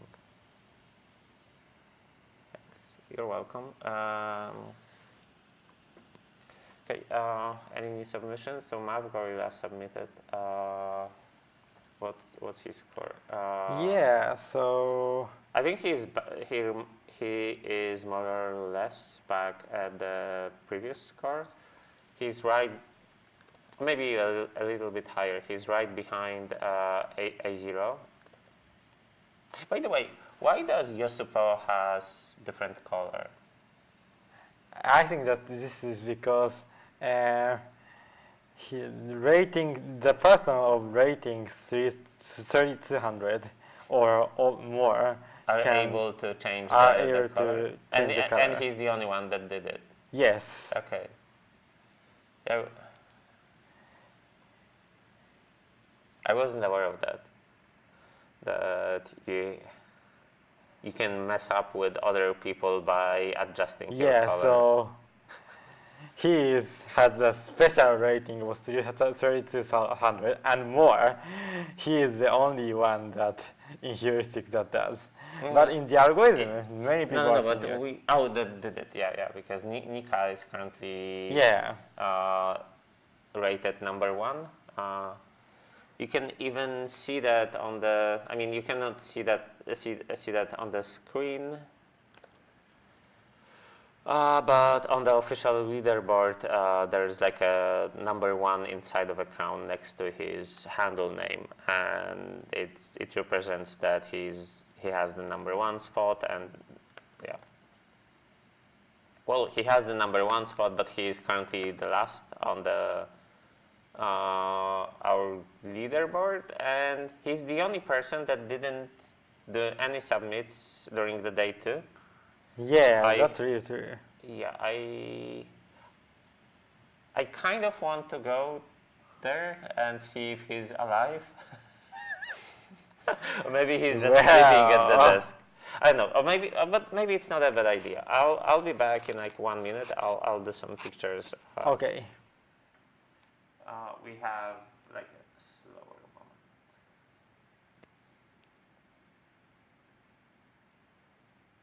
So regarding the last question, I tested Shunpi's code for locally and with five times more runtime, so it means 10 seconds, and then his score was decreased by a quarter.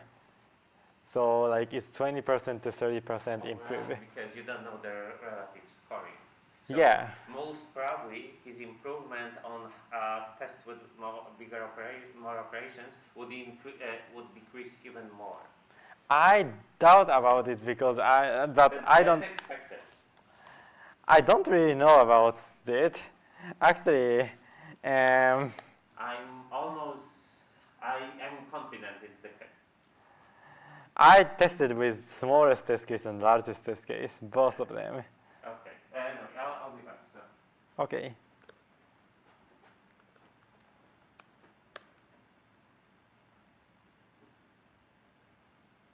And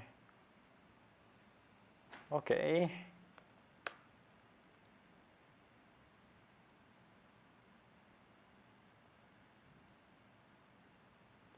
So now, Shimpi has improved the solution a bit, and now it's interesting. It's the standings is becoming an interesting one. So let's gonna show some about the thing other than visualizer. So let's move on to the white screen, and Saiho is now seeing the contestant hall to see what contestant is doing, but it seems like in the exhibition standings, OpenAI has submitted a worse submission, and now, even in the exhibition standing, Shimpi is overtaking the OpenAI. Wow. This means that if OpenAI's last submission is like this, it may be possible to lose for OpenAI even without humans improving something.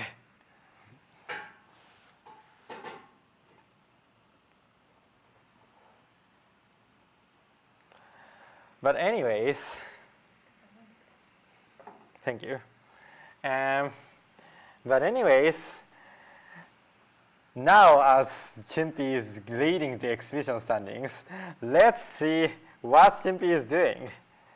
It seems like Shimpi is doing,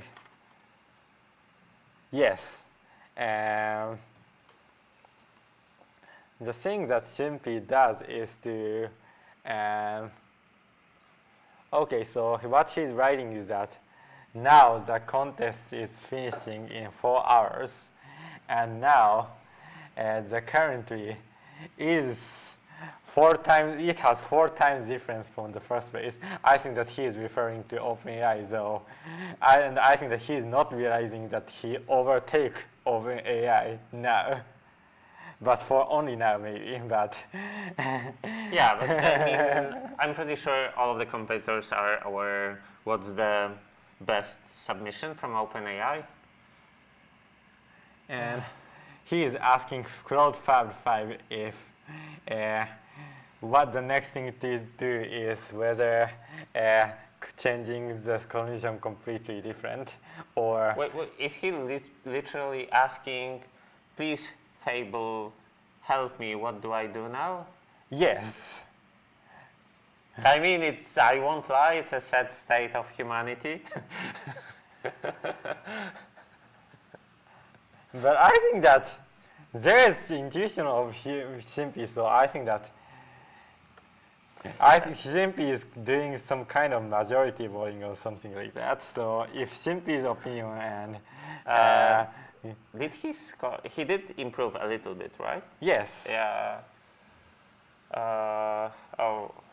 But OpenAI's solution is really bad right now, so there's no point in comparing. Okay, so we have questions that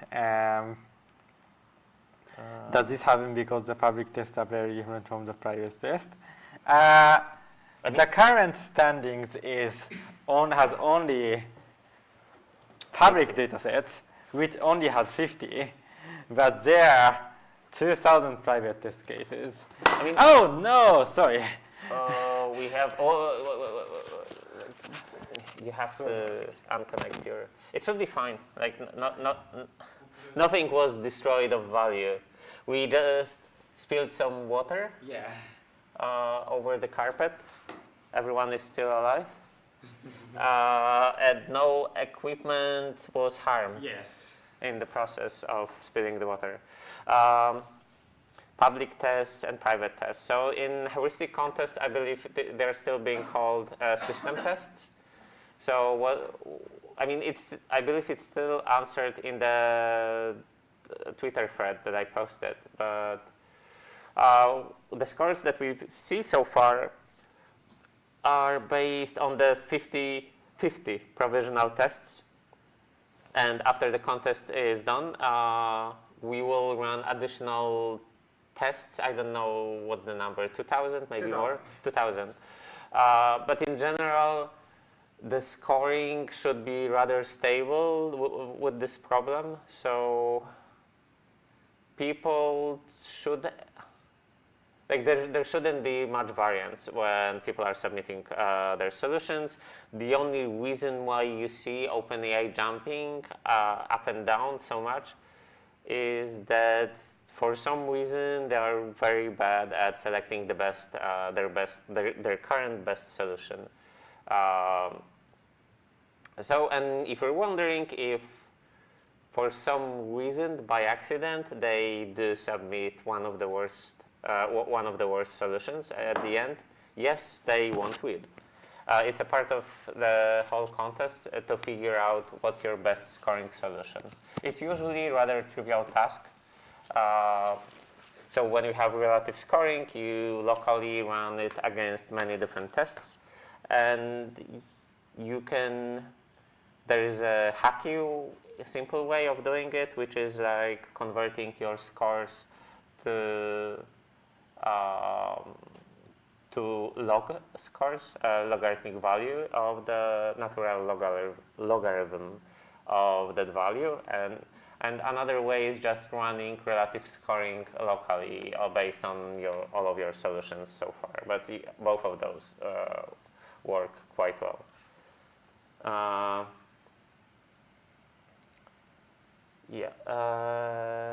Any new submissions so far? OpenAI submitted the better code again, the same code. Oh, it happens quite often that they submit the same solution. Yeah. Right? I think that they want to save the scoreboard. Maybe I don't know what's the reason. At least we can say that in some way the AI system that they have is really dumb. Okay, but still they don't get perfect 50 billion. And what Simpi's solution is impressive that he's really leading the score with big test case. Yeah. Except OpenAI. Yeah, except OpenAI, because OpenAI is like 10 times better than Shunpi on the. Not any. Well, actually, this is really impressive. It's 30,000. Yeah. It's halfway to the. It's double score to the other. Oh, but OpenAI is at 2,000. Right? Yeah, that's really good. Okay, so I'll get back to the visualizer. So in terms of who is winning, it's really hard to predict about it. Wait. It may be yosupo, it may be Simpi, it may be. Our visualize button doesn't work anymore. That's how it works. Okay, it should be fine. Okay, so I switched to visualizer because I just wanted to show that the best solution from OpenAI, the current solution from OpenAI, which as far as we can tell is, oh, by the way, the current solution from OpenAI is, no, it's the same spiral. Okay, I got confused for a bit.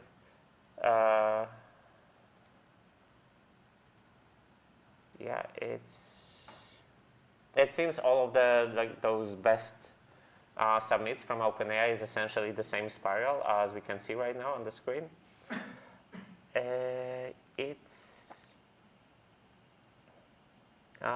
And the score they get for the hardest test is 2,000, and as far as we know, for Shun P, it's 29,000. So it's 50. So Shun P is 15 times worse on the hardest tests as of now. So still very long way to go. But on the other hand, he's around. Oh wait, that was so for those 26,000 for those with around 500 operations, OpenAI has 26 versus Shun P 168. Okay, that's a massive difference as well. So that's like 6 to 7x. And for 400 operations, it's 2.5 million versus 900K, so like around 3x. So I guess the interesting part when it's tricky.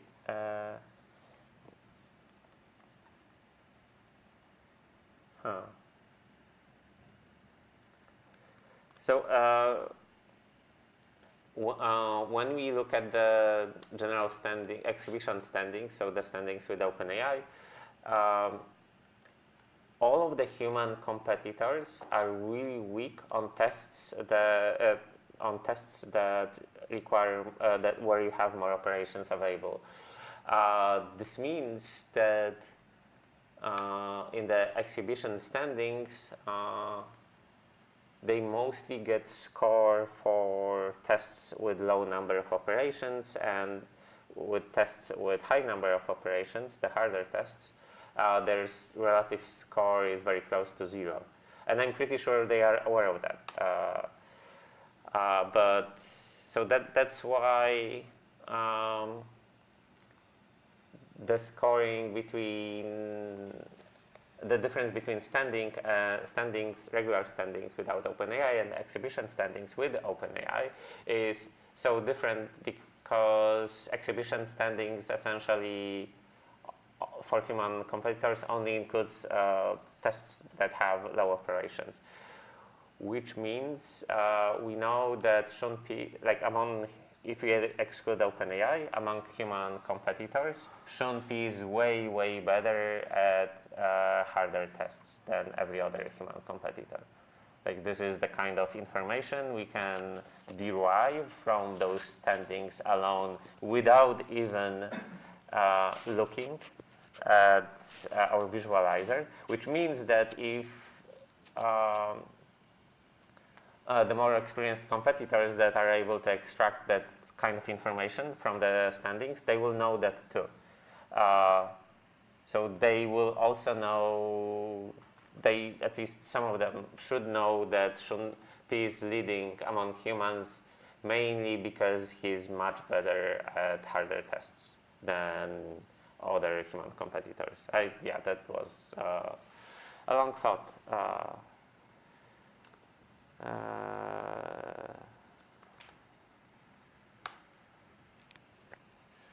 Okay, any new submissions? Not really. So we have one from MathGorilla, but I don't know. We have one from OpenAI again.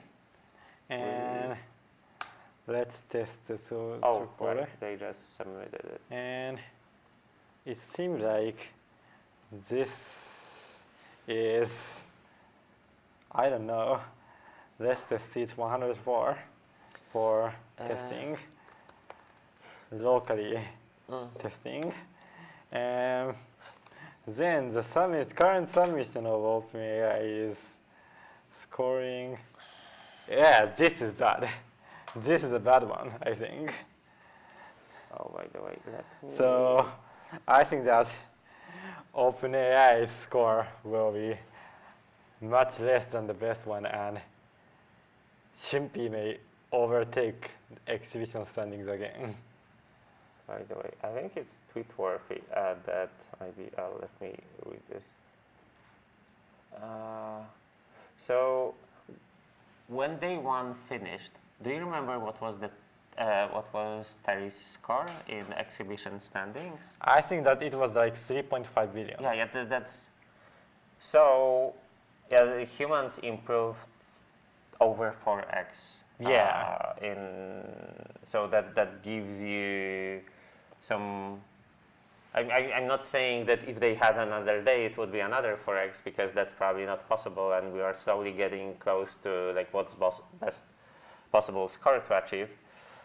But it just shows how much, I guess, faster AI system is compared to human people. Human people, yeah, that's a great expression. So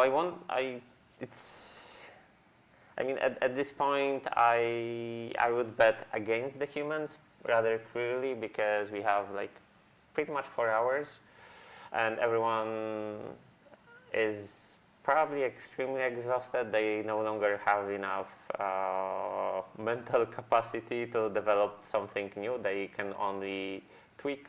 At least that's usually what happens in those contests. And they're still missing those crucial core concepts. So I'm talking about the spiral and this outer wing of the absorb blocks that MathGorilla has, but on the other hand, MathGorilla doesn't have this efficient structure in the middle, like the more efficient spiral or the zigzag. Although I'm not sure, zigzag probably doesn't work well with the outer wing of absorb blocks, because maybe there are ways to set up zigzag that it does work well, but my intuition is that it probably doesn't, which means that the spiral is essentially required to get very good scores. But I wonder how spiral is the optimal. Perhaps it is far from optimal. Perhaps the better configuration may exist. That's true, or knows. maybe a different spiral. I mean, this looks decent. This one looks very efficient, but Saharan made a submission. Ocean P made submitted something. Let us see. But this time Shinpi's submission is worse than the last one. That's and true. It seems like OpenAI overtaking the exhibition studies again. So that part is surprising to me, because he lost like 10% of points, maybe Yeah. a little bit more, and that is quite a big variance. Yeah. So the reason why I'm saying that the variance on all of the tests should be rather low. So essentially, those tests have your goal is to create this set of like layout mirrors and splitters and do all of that to create 100 different outputs, and that closely match the outputs that are given to you as input data. So in a way, you kind of have a situation where your score on a single test consists of 100 almost independent some form of measurings, which should drastically reduce the variance. At least in theory, because as we can see, actually this is this is really problematic. Like in this one place, it's 0.006. So this is like almost 20% of his total error rate. Like I think that this kind of mess can happen in like. For OpenAI? No, I mean Bing search. I have an impression that this kind of situation is typical in Beam search. Well, it can be, but if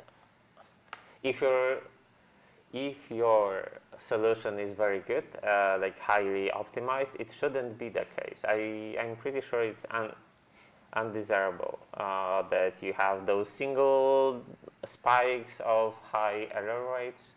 That would be my intuition. Because this usually means that maybe with using one additional operation for this time slot, you would like drastically reduce that error rate by 2 or maybe 3. So like something went wrong, for sure. And I mean, we can also use OpenAI's results to like prove our point. Although this is peculiar because this is a seed number 2 for OpenAI's good submission. Yeah. I hope it's 41 is the one that was very good. Or 40? No, it was 40. I believe. No. Yes, it was the previous one. This one is very good. Yeah.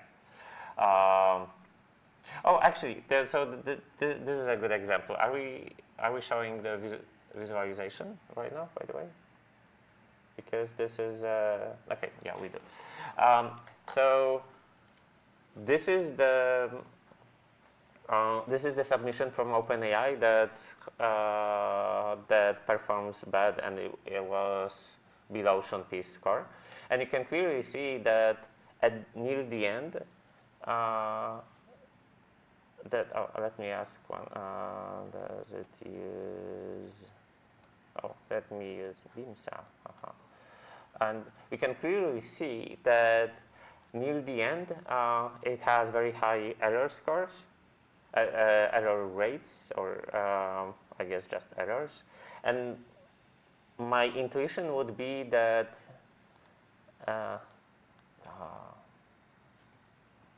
So no beam search.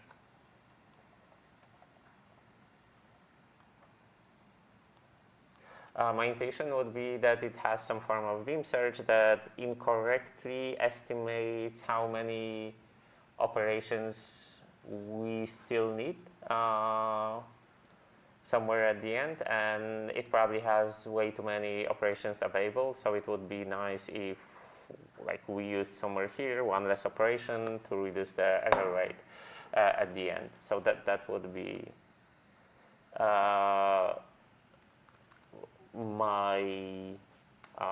The information I derived entirely from this plot, and that's the previous submission from OpenAI that had this very good score, and it doesn't have an issue like this. So all of the error rates are like evenly distributed. It has no outliers. Let's see if other tests have I guess I would say this is fine. Oh, this is a rather big outlier. I guess this distribution is fine as well. I mean, I'm worried that, okay, this distribution is quite similar. By the way, those range, we've never talked about it, the R thing, the R component. I'm not sure if you want to, because it makes the problem way more complex. And so when you look at the scores over here, you have this AK minus BK component, which is essentially the error on the difference between target and the output. GOT is the output. And we also have RK component. And you may, if you look at it, you may realize that there is this small issue where we can create an infinite loop. Well, with each iteration of this infinite loop, there's less light within the loop because some of it exits through a splitter. But this could go on forever. And we don't want that because at some point, well, the judging system has to calculate the answer. So the way this was implemented in that problem is that we have a fixed number of iterations that we do. Like how we have a hard limit of how many times a light can hit a mirror or splitter, and I believe this limit is 60. I'm not sure. Yeah, 60. So But only for splitter. Only for speed. Yeah, it makes more sense because like mirror fully reflects. So what happens is that after 60 different reflections or splits after hitting the splitter, we stop the simulation, and whatever was still caught, whatever is still inside of the simulation, so all of the light that didn't hit an absorb block or didn't hit an outer edge, which essentially means that it was the output.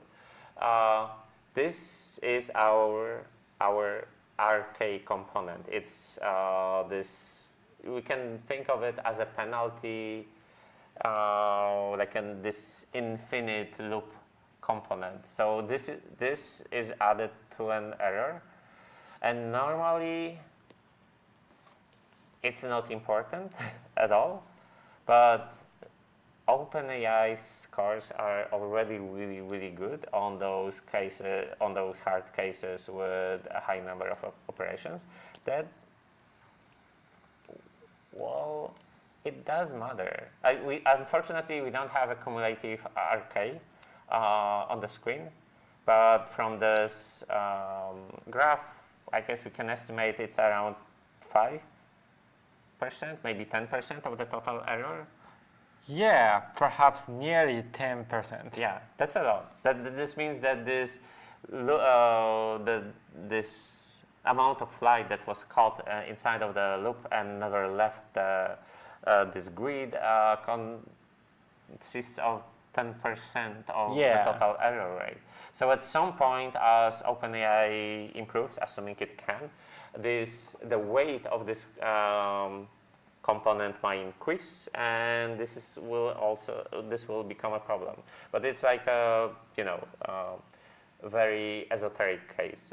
So I just wanted to explain why we have some weird orange bar graphs or components which were never explained. So, but pretty much you can ignore them. Like they won't be a problem for, well, they shouldn't be a problem for, well, mortals, let's say.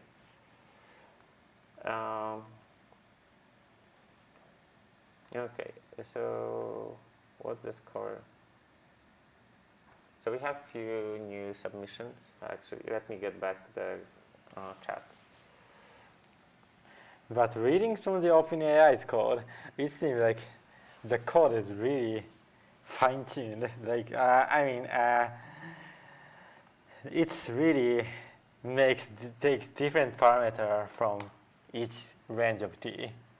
Okay, I mean, so they are dividing the cases like 20 ranges for t, each taking 10 to 20 possible ranges. I want to quickly look at it. But are you looking at the best solution? Yeah, best one. So that was like 1 hour ago. Okay. No, 30 minutes ago. 30 minutes ago. We'll see if we will. Yeah. Okay. So this is the one from 39 or 32? I mean 1439 or 1432? 1439. Okay.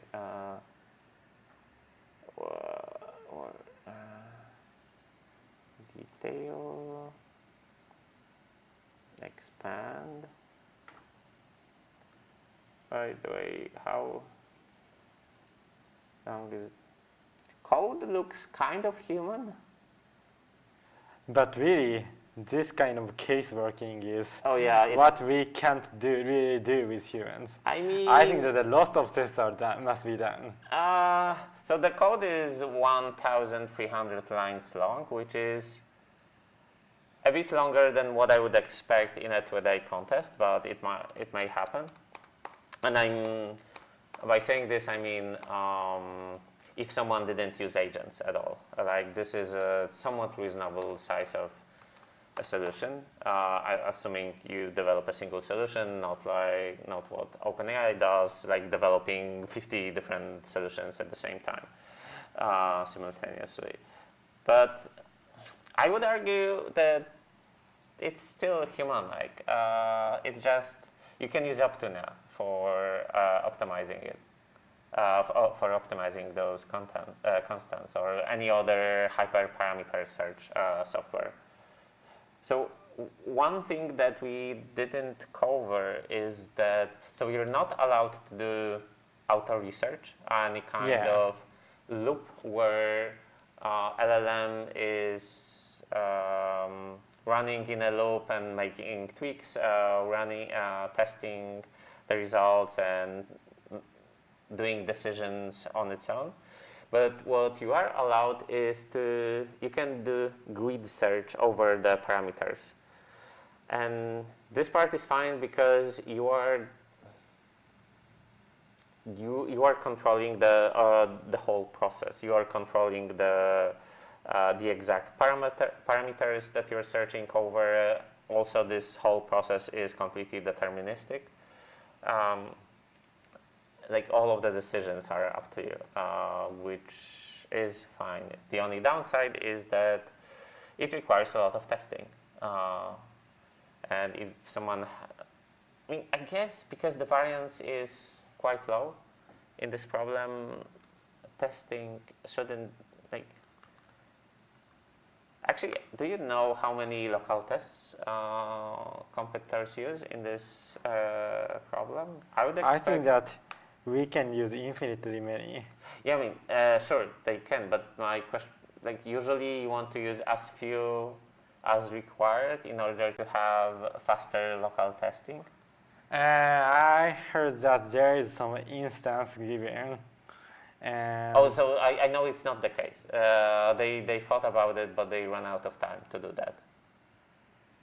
So that there is no officially provided VM for external testing. But yeah, I don't know if people are testing on their own laptops. But in general, I would assume that you need 100, maybe 200 local tests, and that's way more than enough for this problem. Variance should be low, and as we can see, based on the results, everyone is fighting for those huge improvements. We're not, that you have problems, so you sometimes have problems where you're just fighting for 1% improvement and you're super happy about it if it happens. But here, OpenAI has 4 times higher score than our human leader right now.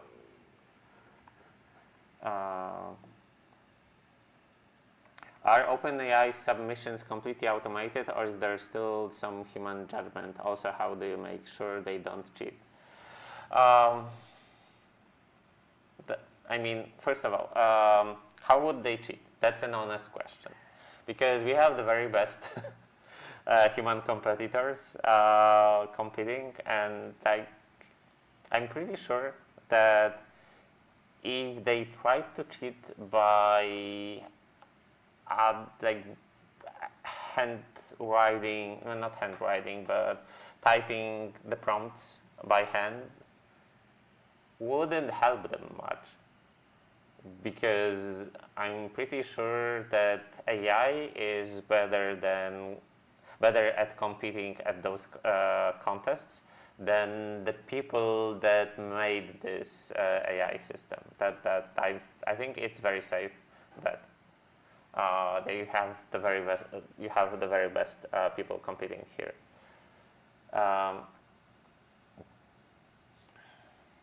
It seems like new OpenAI solution came, and I think this is the best one.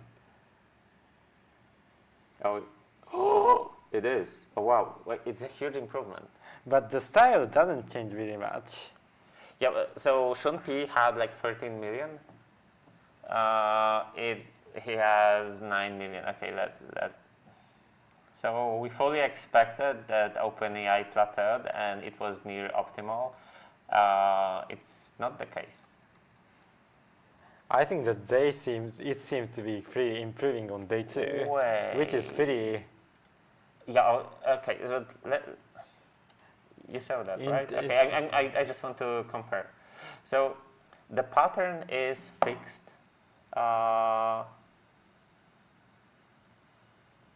Sometimes the splitters are changed, flipped. I think at some point they were removed. I'm trying to find specific cases, but I believe there were few places where some of the splitters were removed. I don't see it right now.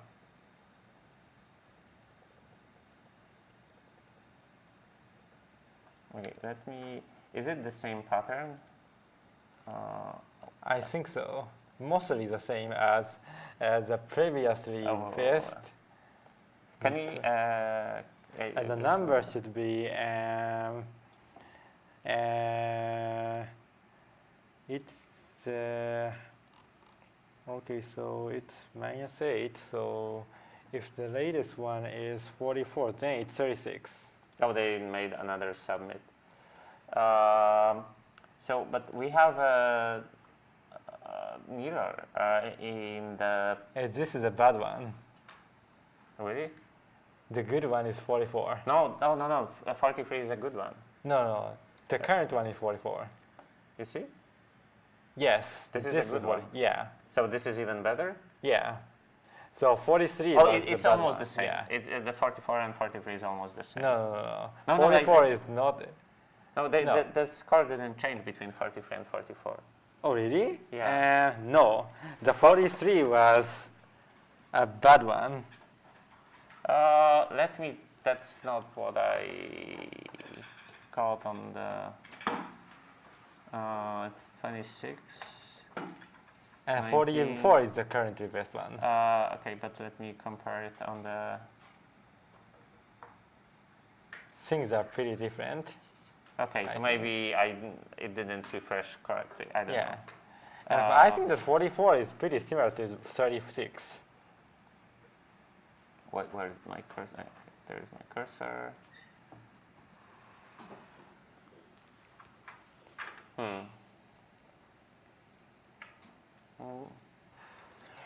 You said which one is similar to?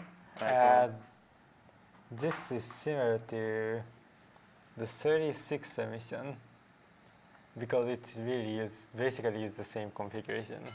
It would be nice if you could ask, please compare it between two different versions because. Okay, so let's ask that. But I don't think it has access. I mean, we can. Please come. So I don't think it has access to that, but we'll see. Please compare it to the submission. You said 36? Yeah.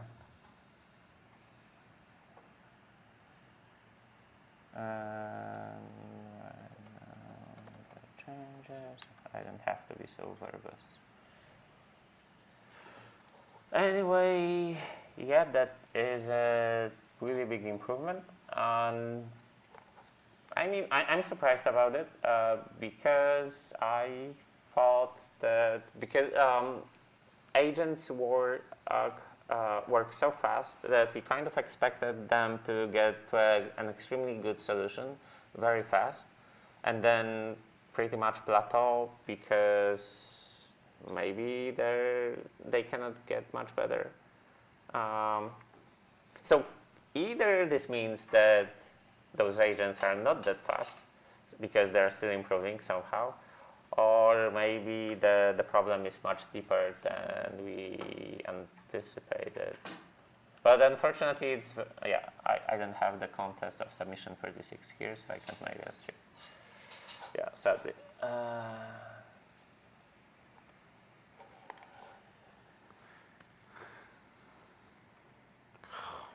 But yeah, which means that there is still room for improvement, so obviously humans could do even better. I mean, assuming they have enough time. Could you pass me the desserts? Yes. Hopefully. Okay. Thanks. I will eat on the stream.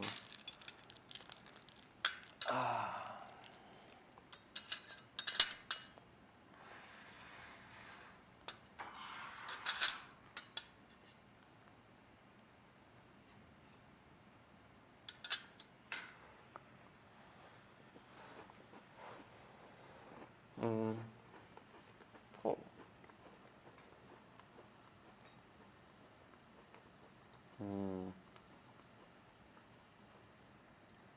So like 30 minutes ago, I wanted to tweet that humans are getting better because the distance is much closer than it was during day one, but I missed my timing and OpenAI improved.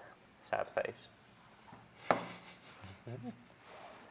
But isn't it pretty impressive that it keeps improving by time? Considering that I think that human is already some kind of perhaps beating the solution of OpenAI at day 1, 6 p.m. Maybe, perhaps, or perhaps not. So OpenAI has spent double time since then, and It might be. I remember that for a really long time, OpenAI submitted solutions that were either really good at hard cases or really good at easy cases. yeah, But it couldn't like combine those two. And it was clear that when it realizes how to combine those, maybe not explicitly combine, but it was clear that it's a matter of time until OpenAI submits something that's both is good at both types of tests. So as spectators, as commentators, I mean not spectators, as commentators, we have access to all of the submissions, and we knew that it's going to, well, I guess, dominate very soon on the leaderboard. But yeah, it took a while. It took surprisingly long. yeah, Until like it had this like massive submission. that's true.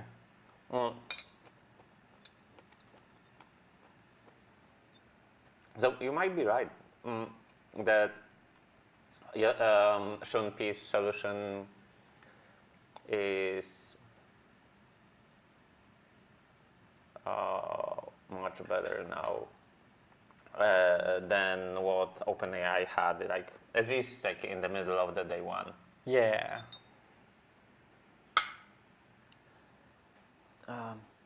If I remember correctly, last year OpenAI pretty much stopped improving around 5 or 6 hours into the contest. that's true. At least that's what I remember. I remember the first time I overtook it. I went to the confession room to say some nice words about the model. And I was highly confident. I don't exactly remember why, because I was so sleep deprived that I don't.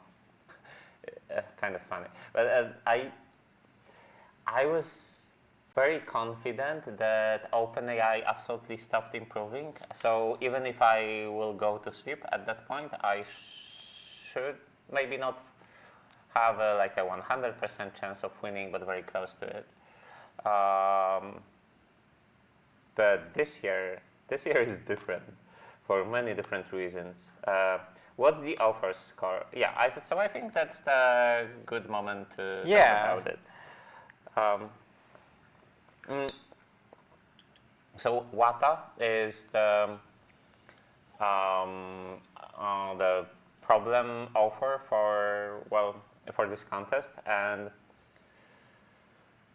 we so normally we would use his score as something like a benchmark that is unobtainable for humans, because we know that he spent around 1 week.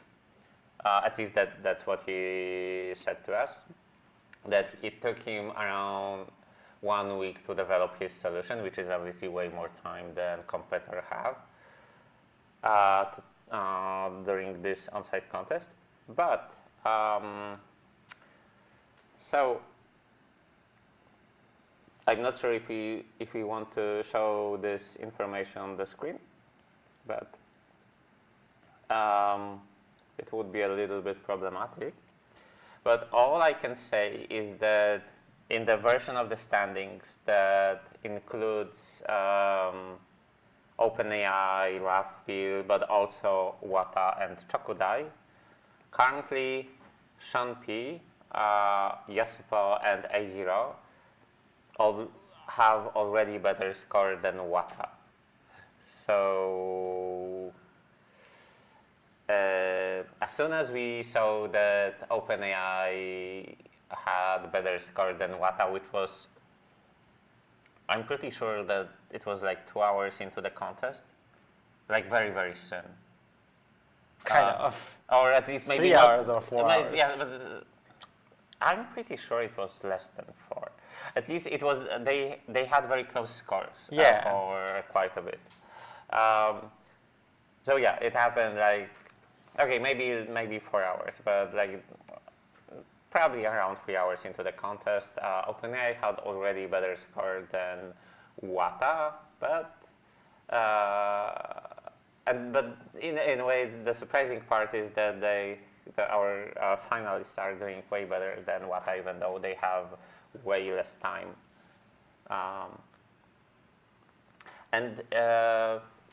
What we can do is we can show Wata's solution, right? We have it available. So Wata's solution is a spiral.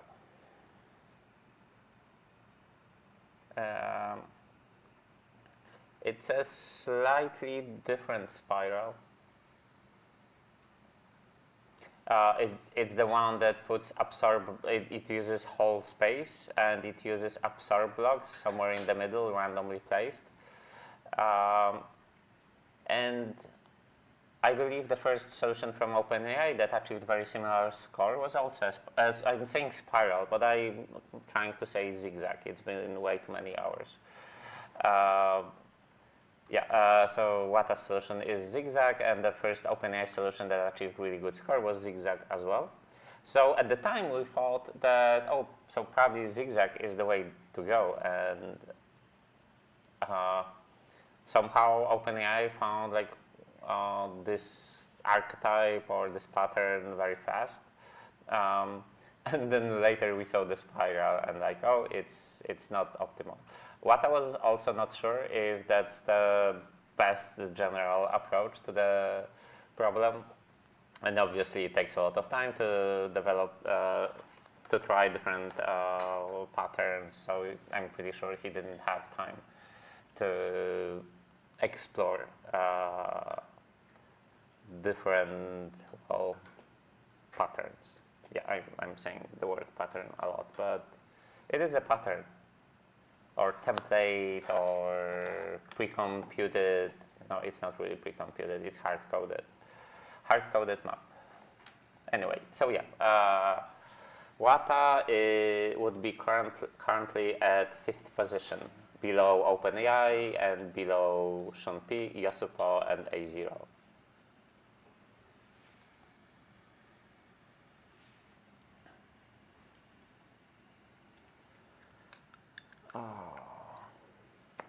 So it seems like the contestants are not now submitting their solution, perhaps because contestant is eating snacks.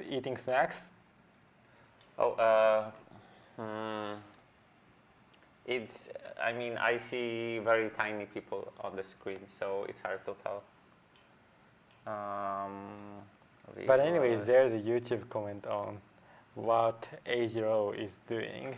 What does it look like? Sure. That's the. Did he improve? He still. He dropped down, right? Because he was in 3rd place and now he's in 4th, or maybe MathGorilla overtook him. Where is A0? I think that he's not really submitting in the recent 2 hours, so he may be improving the code. So, but it's pretty weird one. Oh yeah, that's true. Like no submission from him for a while now. So it's mostly MathGorilla improving. That being said, I'm quite confident to say that humans will be fighting till the very last hour. A lot can change in this particular problem, even in the last 30 minutes. And in a way, coding agents help with that situation. So, sorry. We didn't test this concept by ourselves, but it's interesting. It would be interesting to know if we describe a high-level idea of like, for example, we would give the hard-coded spiral and ask the model to try to come up with a really good approach based on that spiral. Would it be able to essentially one-shot some kind of a solution that, I'm not saying it would be like extremely good, but maybe it would be good enough, or maybe it would be a decent starting point. So it's entirely possible that someone comes up with a new concept and then asks a coding agent to implement that concept, and maybe it works. I'm honestly not so sure, because as we mentioned earlier, agents have they are not allowed to execute the code locally, so they don't work very well.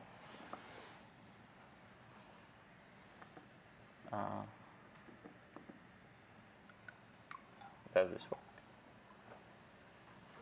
work? So anyways, there is in terms of standings, I think that there is a close chase between Shimpi, Yosupo, MathGorilla, Eijiro, and ASI1024. Terry is behind from first to sixth, but perhaps this is because Terry is taking into the binary number solution, which is inefficient in the end. Do you think Terry has any chances of catching up? I just want to say I was right yesterday that his solution is at that end. I think that there is, Yeah, but only if he changes the solution, his approach. because his approach, because his base solution, which is pretty Simple. impressive. I mean, yeah, impressive, but simple. Like, he extracted the maximum value out of that. That's how it feels. Yeah. When was his last submission? Oh, he's still submitting. That has not increased the score, I think. Yeah, I honestly don't know. There is...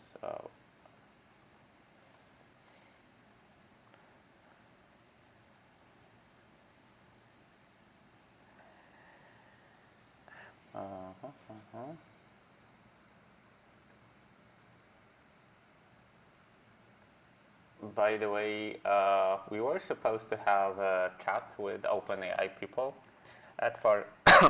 You said 4 p.m.? Yeah, I said 4 p.m., which is around 30 minutes from now. Yeah. So I'm not sure if it will happen exactly. At the time, we'll see about that. It's really hard to coordinate anything when we're sitting here. But we'll try. We have some questions prepared. We'll see how it goes. Obviously, it will be very professional, like everything else on the stream. And yeah, and the interview will probably go for like 20-30 minutes. But we'll see. We'll see how talkative are they going to be. Okay. So I have one question about the current standings. Yeah. How do you who do you expect to make a surprise after that? Oh, you mean like who's the one that I would bet on that will surprise us at the Yeah. end? Excluding OpenAI. So I haven't seen too many of the screens. Yeah. So I don't feel I have information. Probably the best way for me to gather this information will be to go in that room and see if they're actually furiously coding and doing something, or they are completely depressed and just, swinging on their chair and looking sad, because that's when I'm pretty sure they either run out of ideas or they just have no longer any kind of motivation, even though they should. Like, as I'm saying, I do believe that it's entirely possible to come up with a really good concept in the last few hours. I mean, I'm not saying that they would be able to beat OpenAI, but essentially anyone from the bottom half of the leaderboard, they can still fight for a spot in top 3, which is unusual. And in most of the contests, I wouldn't say anything like that. But this is assuming they develop their intuition about the problem over those 30 hours so far. Yeah, it's 30 hours. It's over 30 hours since we started. That's a lot of time.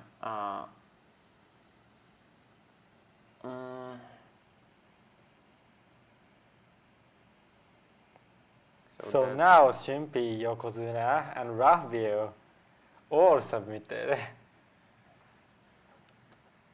Oh yeah. But anyways, I think that if Shimpi wins, it will be surprising in terms of algorithmic aspect. Because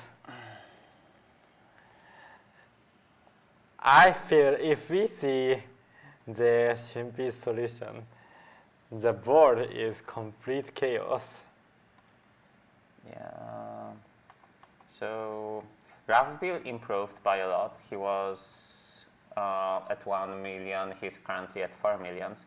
So for those people that don't know, Rahbil qualified for AWTF finals. If I remember correctly, he actually qualified in the first place, which means he gathered the most points throughout the last year in the contest. He's an extremely strong competitor that performs well over a large variety of the problems. But due to as far as I know, due to the date conflict, he couldn't make it to Japan. So he competes unofficially. Actually, could you? Oh, it's not on the stream anyway. I'm wondering what's the solution for Rahbil? Because he just submitted and he had like really good improvement. So I think that it would appear anytime, but not yet, it seems. Yeah, for some reason it's our let's visualizer is lagging for Rahbil. I will switch to the visualizer because I'm honestly curious. What was he working on last year? Even though he was considered like a very strong computer last year as well, he didn't perform very well. As far as I know, he explored some very inefficient ideas, and then later he was rather unhappy about his performance. And right after the contest, I'm still talking about last year. Right after the contest, he spent I don't know how many hours, but essentially like one day. And he created something that was like an order of magnitude better than what I had developed during the finals itself. So like a really, really impressive solution. This year, obviously, when he's competing unofficially from somewhere in Europe, I have no clue where he lives, probably somewhere in France because he is French. He's probably not very motivated. I wouldn't be very motivated if I competed unofficially. So Okay, this is his solution. This is actually the first time we see how it looks, and it looks very similar to Sean P's. At least not the current attempt, but the one that, let me hit play. Yeah, that looks like a clone of Sean P's. This is roughly. Yes, this is pretty similar to Shimpi's solution. I mean, so what Sean P does right now is that he has those 3 different bands of mirrors and splitters, where the middle one has a different orientation than the rest. And I believe, thanks to that, the paths of light is slightly longer because it's allowed to go up. So that's interesting because it does look very, very similar. So maybe he still has a chance to get, I mean, I don't know specific conditions he's participating under, so what happens if he's like in a top spot? Yeah. Like, he's not getting a medal because he's not here. Yeah. And because he's not here, he's not sharing the screen, so yeah, like he's not essentially competing under the same restrictions. On the other hand, he's in Europe, which means the time zones were not kind to him. But I don't think the time zone really matters. Oh, it does. I mean, if it would be full 48 hours, then sure. But I think that he can decide the participation time. But his time zone, like So the like contest, we can't just submit. but the contest started at 2 a.m. And Yeah. when you have this, when you have a fixed sleep cycle, then it overlaps. So for him, it overlaps 2 different nights. I don't know about his sleeping schedule. I mean, I'm just blindly assuming that most of the people live their regular life, and they're trying to be a functional human beings. So how about you? I don't have a fixed sleep cycle. I don't have.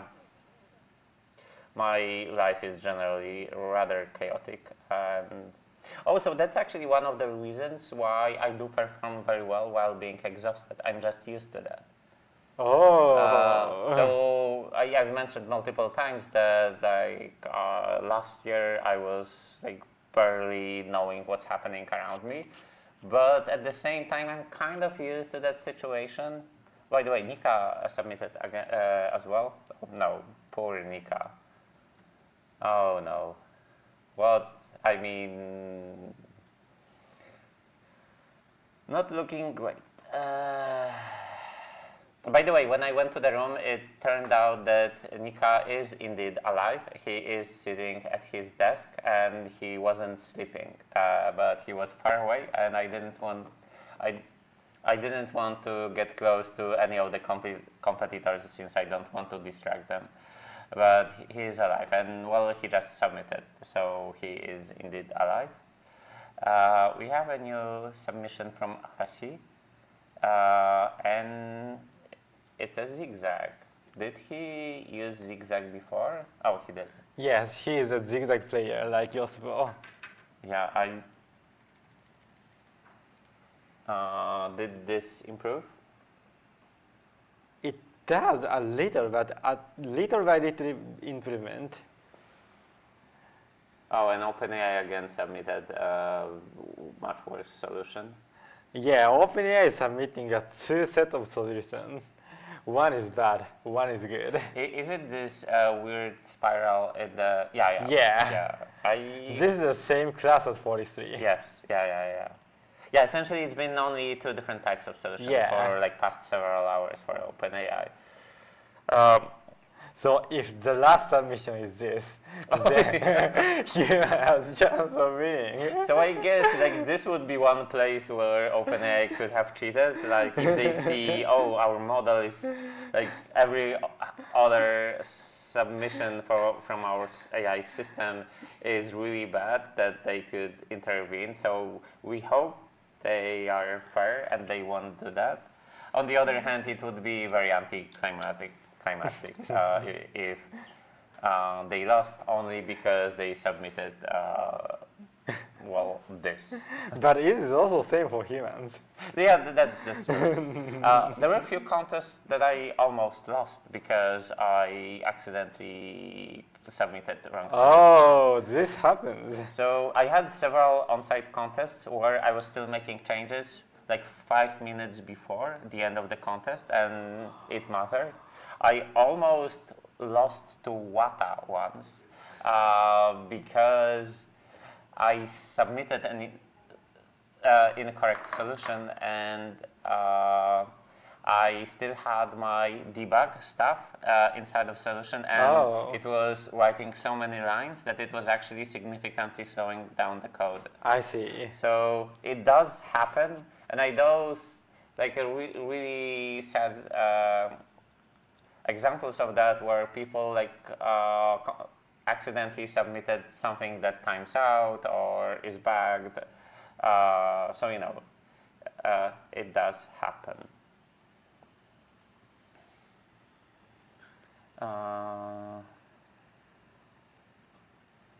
What's the current state? Yeah, I'll check my messages to see. Okay, so anyways, yosupo is not submitting a solution for many hours. So I would like to check what yosupo is doing. Oh yeah, that's a good idea. Okay, so we share the screen of yosupo and this one. So let's see how he's going. Okay, so I can lower my screen. He's also using codecs. I'm kind of surprised that pretty much all of the Japanese participants use codecs inside of Visual Studio. This is Visual Studio, right? yeah. I mean, maybe it does make sense. There are so many different ways of using agents right now. It's hard to say which one is. But anyways, I think that Codex is the most preferred editor or IDE in Japanese competitive programming. You mean AI agent? No, as an editor, VS Code. Oh, VS Code. Oh, sorry, I heard Codex. Yeah, I think VS Code is still the most popular, and every other coding IDE is pretty much some skin over the VS Code. Almost everything is based on VS Code, like Cursor or. That can be true. So though I hear that some people still prefer Vim or Emacs. Oh yeah, I mean, both of those have their own die-hard fans. I remember that, it's a fun fact about tomorrow. So Tourist, for a really long time, I'm not sure if that's the case now, was using Midnight Commander as a text editor, which is like, I don't know what's. So unless someone is very old, they should not know what I'm talking about. And even for old people, they probably should not know what I'm talking about. No, so Midnight Commander is like an open, if I remember correctly, is like an open source version of Norton Commander. And I guess it was popular in Eastern Europe at some point. And it's the ugliest IDE, or I guess it's not an IDE, it's a text editor. It's an ugliest text editor you could ever imagine. That's probably the best summary I can give to you. Yeah, like.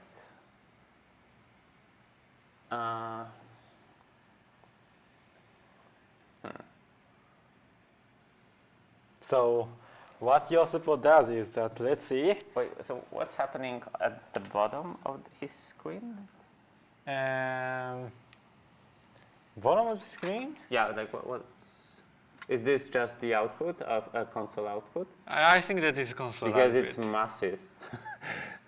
Console output. Yeah, there's so much stuff. I guess if he's using codecs extensively. I think that he is doing some. This is a debug output. Okay. It should be. Because it's like visitor pairs or sampled pairs or something like that. No, but it looks like console output. Where Yeah. So we have like a massive screen on our left side because every other screen is small, so that's why we. So my prediction is that he is doing some beam search or some kind of thing like that, and recording the log.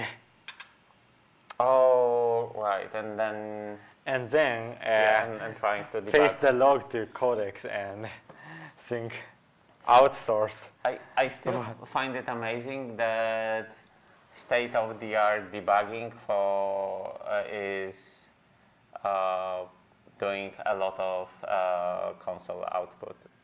I'm at least for a lot of people.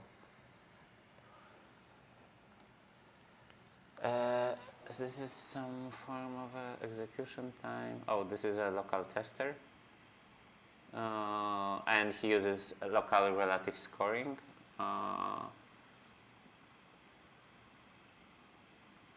K-score, average score, execution time.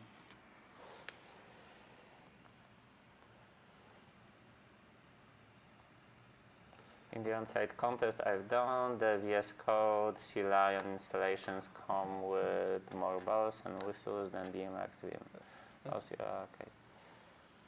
Okay. The problem with Emacs and Vim is that its UI is incompatible with everything else. That's how I would say. So I guess if you're very experienced with those editors, it makes sense to continue using them, but someone had to go through the pain, like the first time you're launching Vim or just VI and you don't know how to exit it, like it's always a painful experience. So Yosupo is running some local tests. He's refreshing the leaderboard. Okay, so I let's guess see he's the using scores. virtual screens based on the animations we saw. So, But pretty much all of the Japanese competitors, which means pretty much all of the competitors have either use codecs in VS Code, or they use external web UI, ChatGPT, or sometimes Claude, but everyone uses agents, not agents, I guess, models extensively.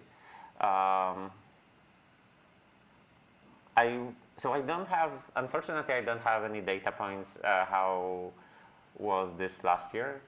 I would assume that almost no one used AI. At least from my perspective, AI was absolutely useless and only wasted time. But yeah, you can see how much has changed within the last 12 months, where we went from AI is useless to I guess it's kind of good.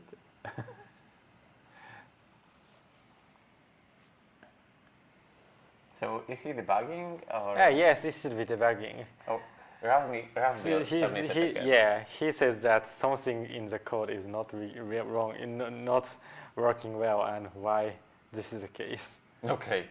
Yeah, debugging in 2026. So Nika submitted again, and it's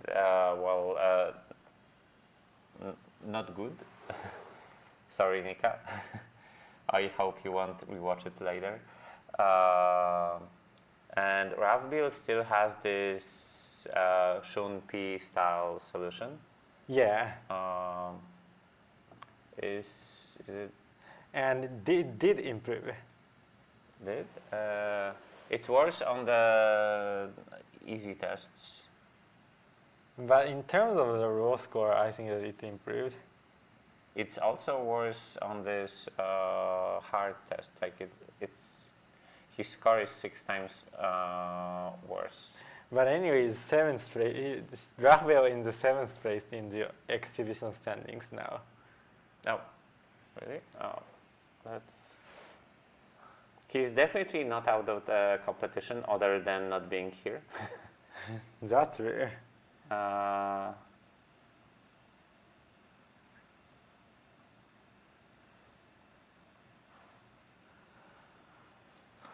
Okay, so anyways, Yosupo seems to be debugging, so I expect that he submits some solution after all. Might be. I want to look at it. Oh, this is Ravbil. So, yeah, a lot of people have this issue that they have extremely high error rate somewhere at the start or at the end. And it's like, oh, wow. And this is even worse. I mean, maybe it's worth. Yeah. Oh, yeah, you're looking at the same. This is really happens for beam search. I have such an impression. Yeah. Well, but is this beam search? What kind of search does If it they use? use hill climbing, I don't think that this kind of thing happens. It might. I mean, we don't. So, Ravbil likes both beam search and simulated annealing. And even though I do feel he's way more experienced in beam search, yeah, it's beam search. So, but if he has issues like this means that there's a lot of, he has some low-hanging fruits. Because the single time step is probably more than half of his total error. Oh, and this is even worse. Yeah. So I think his solution is kind of bugged, and he has very high variance on tests right Yes, now. yes. That. Oh, and the hardest test. Yeah. So This is kind of buggy. so what? Let's find this. So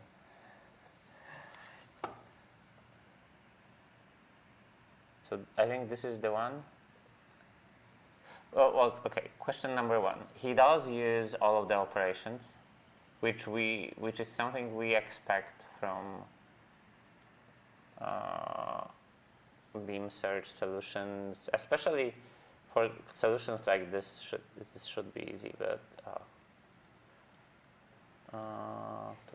Yeah, so he must definitely get rid of this kind of. I think the main difference between the last two summits is. Oh no, I was wrong. So the one thing that he does that Shumpi didn't is that he has his last column has mirrors that he can use, which I guess. Yeah. It's. Let me simulate. Let me hit the play and see how it works.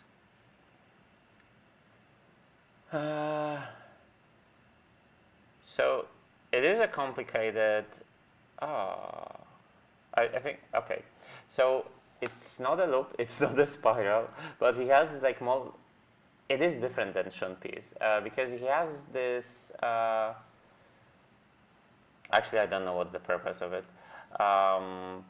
He can flip the first mirror, so then the light goes here, here, here, and then it goes through 3 splitters. But like the situation over here is exactly the same, so I'm not sure like what's the point of it. Like it got good score. By the way, what happened? Terry is in sixth spot again, even though no one submitted. I'm I confused. think that Terry is still in top 6 Yeah, I'm confused. Anyway, because 5 people, and I think that the standing is pretty clear. 5 people is ahead of 5 contestants are ahead of Terry. 6 contestants are below Terry, and there's Terry in the 6th place. all right, because standings doesn't include. Yeah, I'm being silly. Standings doesn't include Raf below because he's competing unofficially, which means he needs to beat Asi in order for us to see him on the exhibition standings. OpenAI yet again submitted. It's probably the bed spiral thing. Yeah, it's the same bed spiral thing. At least they converged on 2 different concepts. A really good one and kind of meh. Yeah, on day 1 there was a strategy like. But different ones. Yeah, different. Like completely different spiral. Then we had zigzag. Then we had Yeah, different zigzag. variations of the spiral. Yeah, the number of layers of spirals are also different, and it looks like more or less some kind of mutations are happening during each submission. Okay, I'm thinking about messaging OpenAI folks to see where Yeah. are they, and so I'll leave for a few Okay. minutes, and So and I'll contact them, and I'll let you know as soon as I know if we're doing this interview and at what time. okay, so to be clear, how many hours we are gonna do the interview? I don't know, but I think it will be around 30 minutes, 40 minutes. Okay. That's not very long. If it would not like be 3 hours, it's okay, I think, because the contest will end in 3 hours. Yeah, so I don't want to do it like for a very long time because like we're nearing the end of the contest, and while OpenAI is far ahead, it's clear that anything can happen among the humans. So let me go and find them.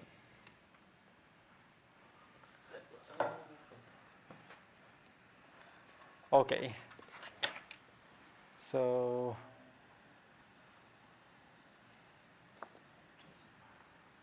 we just change the whiteboard to. Okay. So now it's almost 4 o'clock and the contest will end in 3 hours. Things have changed a lot lately, and there is remaining 3 hours. Considering that we have remaining 3 hours, the standings may change a lot. And okay, so currently the YouTube is seen by 77.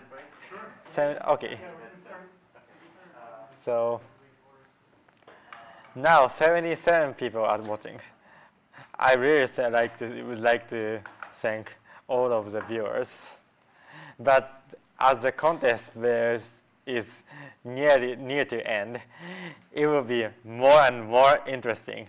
And the final one, as typical in the heuristic contest, the final 1 hour is really intense, I guess.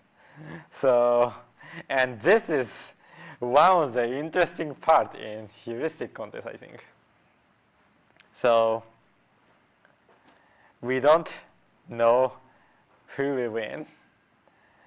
Perhaps the person in the bottom may be possible to win. It happens. And for the current standings, Shimpi is in the lead, but Rahville has a similar solution. So it is possible that Rahville outperforms Shimpi after all. However, I'm also thinking that yosupo is not submitting from 12:40 p.m. So it's already 3 hours have passed. And considering that yosupo is have a bad result on the large test cases, there is a big room for improvement for him. So it might be possible to overtake yosupo. However, for MathGorilla, it is perhaps the most nearest. It is perhaps the nearest solution to the OpenAI's currently leading solution. So, if MathGorilla comes up with Spiral, it is possible to dominate the standings. However, Agio, ASI1024, Terry, Montprose, Yokozuna, Babel for each, Rose, Saharan, and Nika J all have chances to win, and we will know the preliminary standings 3 hours later, and after system testing, we will know the final standings. So the official closing ceremony will be at tomorrow night. So we will know the final result tomorrow. I heard that OpenAI person will come here in a few minutes, possibly in a few minutes. So stay tuned.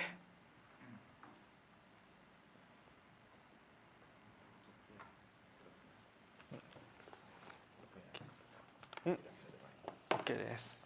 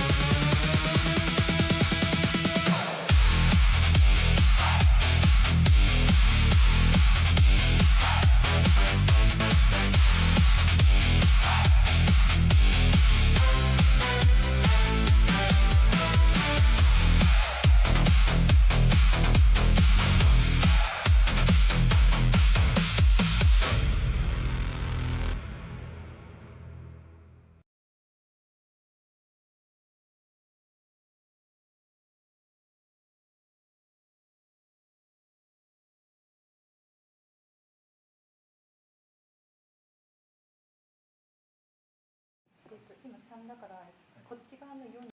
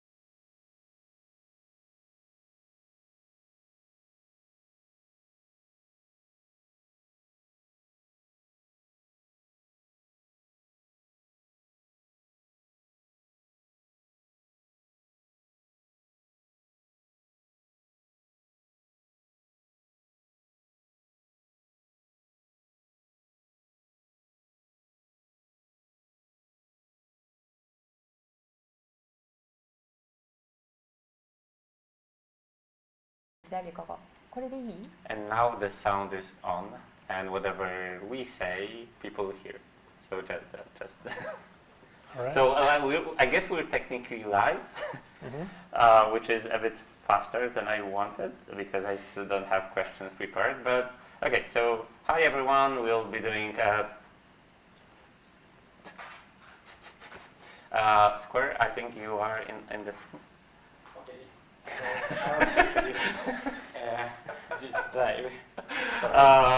Yeah, we're trying to maintain the same level of being professional as like from the whole stream. So I'm joined with the you have 5 people here in Tokyo, and unfortunately we have limited space, so we couldn't get the whole team here. Hopefully, tomorrow we'll see other faces during algorithm. Actually, no, because you're joining algorithm. Probably I will join as well, yeah. Yeah, so, some people will repeat for sure. So I'm joined by Boris and Joe. I got that right. And so maybe, first of all, could you say a few sentences about yourself? And let's start with Joe. Sure. I joined OpenAI in the fall of 2022 and worked first on custom models, where we trained custom models for our top API customers. And then I worked on something called reinforcement fine-tuning, which was a reinforcement learning fine-tuning product. And more recently joined the reinforcement learning org within research, where I focus mostly on methods for scaling test time compute. What about you? Yes, I'm Boris. I actually had like quite a lot of experience with competitive programming in my life. So That's an understatement. Yeah. So basically, I started doing competitive programming kind of professionally like 15 years ago, and I competed in a lot of on-sites. I went to, for example, AtCoder organized nice on-sites in like 2017, 2019, which I competed. But I also competed in like ICPC, won it in 2015, and also a lot of other competitions like Google Code Jam, Facebook Hacker Cup, AtCoder Open, some other stuff. Yeah, and I joined OpenAI like 2 years ago, and I'm working in RL scaling team. So basically, I'm working on the infrastructure to make sure that we can scale our RL runs as much as possible. And if we have like a lot of GPUs, we can use them efficiently and like produce very smart models. Yeah. I'm just making sure that people like the stream is working. Okay, so could you tell me what's the backstory? Like, why did OpenAI decide to compete this year? Because I mentioned it multiple times on the stream today and a few times on the Twitter yesterday that I did not expect OpenAI to compete again in a contest like this, because from my perspective, you had an incredible result last year. You got very high at IMO. You placed second at Heuristic last year, which is way higher than most of the people predicted, and you got a pretty decent result at ICPC. Although I guess a lot of people would argue that it's just a contest where implementation is the main bottleneck, and they have a practice mass have very limited time. Still, very impressive result, and it felt like there is nothing else to achieve. So essentially, why are you here again? Well, we were hoping to beat you, but you didn't compete this year. Yeah, I was smarter this year, and so I'll say that I'm still unbeaten. Yeah. Sorry, I have to ruin some form of narration one way or another. Yeah. Yeah. But you're also doing algorithms this year. Yeah, I think basically that it is kind of known in like competitive programming that AtCoder algorithm competition is kind of the hardest algorithm competition. Basically, if you compare like ICPC to AtCoder, they have like very different style of like problems. So for ICPC, I guess the most is like mostly about implementation. Also some like you need some ideas and so on. But in AtCoder is mostly about some observation, and you need to like understand some patterns. You need to understand some like mathematical structure of the problem, and like it is kind of common knowledge that it's like very, very hard. So I think it's like would be great to like showcase that like, okay, we can solve such problems as well. So kind of like mark that, okay, we are actually be able to solve like all competitive programming problems in some sense. So it's like an ultimate test of algorithmic capabilities. Yes, kind of. I mean, in competitive programming aspect. Okay, so how do you feel so far about your chances of winning in heuristics? I'm sure we can see the results, so I guess, yeah, is this something you expected when coming here? So I think the thing about these competitions is that because it's n of 1, there's so much variance, and so it's, we couldn't say for sure that we were going to win. We had done some testing on last year's World Finals problems and seen very strong results, and so that gave us some confidence. But because it just depends so much what problem you get, we couldn't be certain. When you saw the problem, what was your intuition about it? Like, is it something that you thought it increases? Like, essentially, how did the problem statement update your expected probability of winning?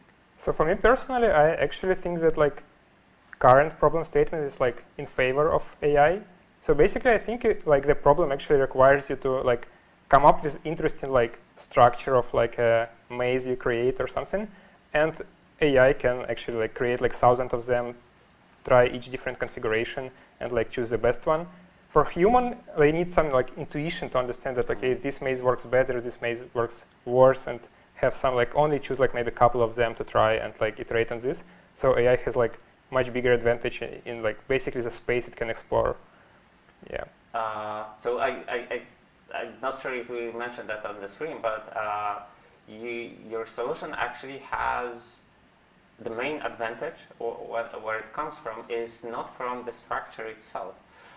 It has this cute idea of using absorb blocks around on the outer ring, which is used to.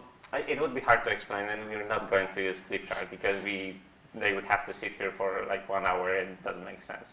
But only one person from human competitors uses this concept. It's MathGorilla. And I think that this is something less intuitive, and it was harder to figure out. And the other concept that most of the people are using is to have like a really long path. So that from information theory perspective, you have many places where you can put objects and like get the output that you want. But none of the competitors were able to combine those two ideas. And probably the main reason is that in order to get this outer wing of absorb blocks, you need a spiral structure. It doesn't work with zigzag structure. And none of the human competitors use a spiral structure. So it's like, I guess this is the surprising part for me, is that the AI systems that you developed is surprisingly good at exploring different ideas. And just to give another data point, when I saw the problem statement, I wasn't sure if it favors OpenAI. It definitely didn't update me heavily towards OpenAI win. But over time, when I saw I saw different solutions, then yeah, I fully agree with what you said. And what are your expectations for tomorrow's algorithmic contest? Yeah, I'm actually pretty sure that we should win. I guess that like the probability that we will lose is pretty like small, and it's mostly if there will be some like technical issues or something on our side. So in other words, you're saying that this contest was hard? I'm actually pretty sure that like heuristic is like, at least it has like higher variance. Yeah, because like you can come up with different problems, and at least in heuristic it's like very easy for agents to like stuck at local maximum. So basically, if there is some like nice idea but which is like very hard to try and very like hard to come up with. Maybe agent would start with like easier idea and like stuck at it because like it gives so much like boost like initially. So like, and sometimes human can actually like make a step back and like come up with an interesting idea and like use it. In algorithm, I think things is like different because like you don't have this optimization. So if you like try one idea and you understand it doesn't work, you just need to step back and like come up with another idea. So in this sense, like algorithm is easier. Okay. I mean, this agrees with my intuition, although I'm no longer computing algorithms. I only heard that AtCoder finals is like this ultimate test of the hardest problems you can find from at least reasoning perspective. That the path to the solution is really long and unpleasant to some extent. The gradient for getting from to the final solution is not smooth. I guess that's one way to put it. Okay, so I'm not sure if you will be able to answer that, but so the AI system that you have is amazing at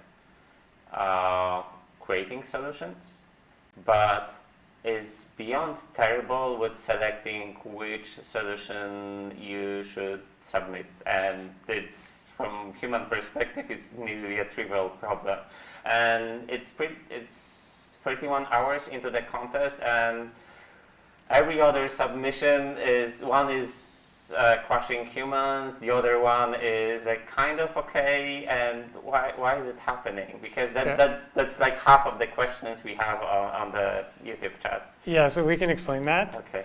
We actually have multiple systems running in parallel, and some of them are using much less compute. And we're submitting solutions because we're curious to see how well they do. Okay. So really it's... You're saying we are submitting solutions. Well, we are copy-pasting Okay. solutions from the system into the UI. Okay. Yes. But just to be clear, the Yeah. AI is making the decision. Yes. Okay. Well, okay. the AI is not making a decision about which ones to submit.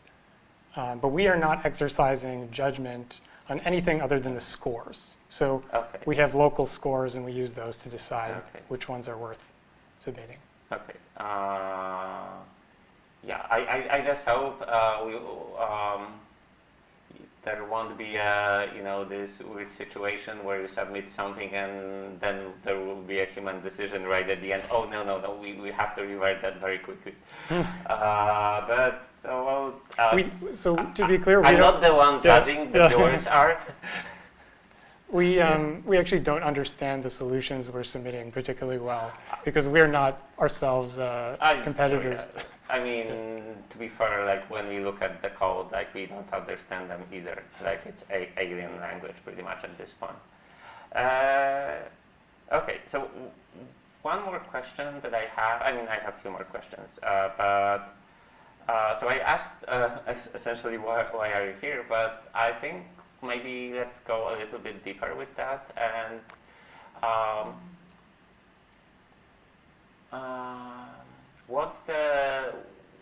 where did this idea came from? That so I in a way I kind of would like to compare you to other frontier labs that, for example, other frontier labs don't use their models for competitive programming. So, from outside perspective, it is very unusual. So, what motivated you to essentially test? We don't, as well, regular people in the public, we don't see that many tests where some like really advanced systems are essentially stress tested, because let's be clear, it's not a GPT 5.5 or 5.6. It's probably something much better. So what was the reason? What was the idea? Like, why do you really want to test versus heuristic? Like, is it? Yeah, sorry. I'm not sure if I asked essentially the same question. So maybe I can talk about like background story in general. Is it? Oh, right. Maybe let's start with the previous year. Yeah. So basically, I would even start like even a little bit earlier. Basically, I think like 2 years ago when we just released like O1 preview, we also wanted to test it on some like basically shows that O1 preview is actually like a kind of step change in like model capabilities. And I think like competitive programming in general, and like heuristic and both like algorithm, they are kind of good like test bed for actually showing that okay, there is some like reasoning capabilities which model has, and we can like showcase it.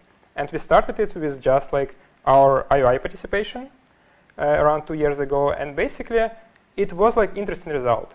So do you remember the result? Yeah, definitely. So basically, we showed that like, okay, if you just like prompt model to solve like the problems, and you do it like one time, probably it will not get like any medal. It will be like very. It would show like reasonable result, but it would be like terrible compared to like best humans. But if you like ask model to do this like 10,000 times, and choose kind of the best solution, then we get like gold medal score. Basically, it shows that like okay, you can like do like test time compute scaling, and like a very primitive way. Yeah, just like 10,000 like. So did the with different seeds. So the way of choosing which solution to submit was like just the most common one. This is interesting question. So basically, I know that AlphaCode did that. Yeah. So basically, exactly like 2 years ago when we did this, we actually like created some like custom harness which tries to like generate some test cases and like combine solutions like which show like similar results on test cases and like pick some number of solutions like which improves the score. And basically, it didn't do well.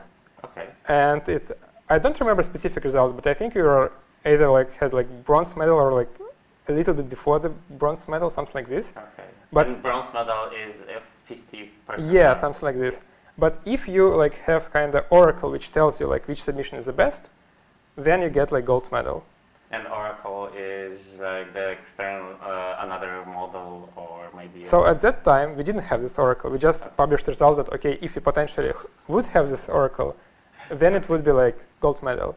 But next year when we participated in IOI, we actually didn't need to do any like special harness. We didn't need like special oracle. We just asked model like, do you believe you solved the problem? And it was enough, basically. You just like 10,000 times could like ask model to solve the problem, then ask like, is it solution correct? And if it says correct, you submit it. Basically, as simple as that. And that was like more than enough to get like gold medal. So like every year, actually like progress improves like dramatically. Okay, but that's IOI. But yeah. What was the reason? And for people that do not know, Boris, you were one of the authors of your AI system in the last year that placed second. Yeah. And I think like basically heuristics actually interesting in a sense that it kinda similar to actual like research which people are doing. Yeah. I think like you still like see that basically in heuristic we are doing pretty well, but they still don't have this like automated researcher. But we are like moving towards this goal. But I think it's like great like showcase that if you scale test time compute, you can like create system which like explore different solutions which can like understand that okay, this path is bad, this path is good, and like try to explore more in like one part of the solution space and so on. So I think participating in like heuristic competitions actually like showcase that like models are progressing in this direction, and like hopefully soon we'll have like models which are doing like good like actual research in like computer science and ML and so on. Yeah, I like to repeat that at least from my outside perspective, optimization and heuristic problems are very good proxy for how good automated research can be, because I'm biased. I've done a lot of machine learning contests as well as heuristic contests, and probably my time was split evenly between those two. And from my perspective, heuristic contests were always way more ambitious. They required machine learning contests were bottlenecked by knowledge, and heuristic contests were bottlenecked by reasoning. And yeah, so I mean I understand that, but yeah, it's nice.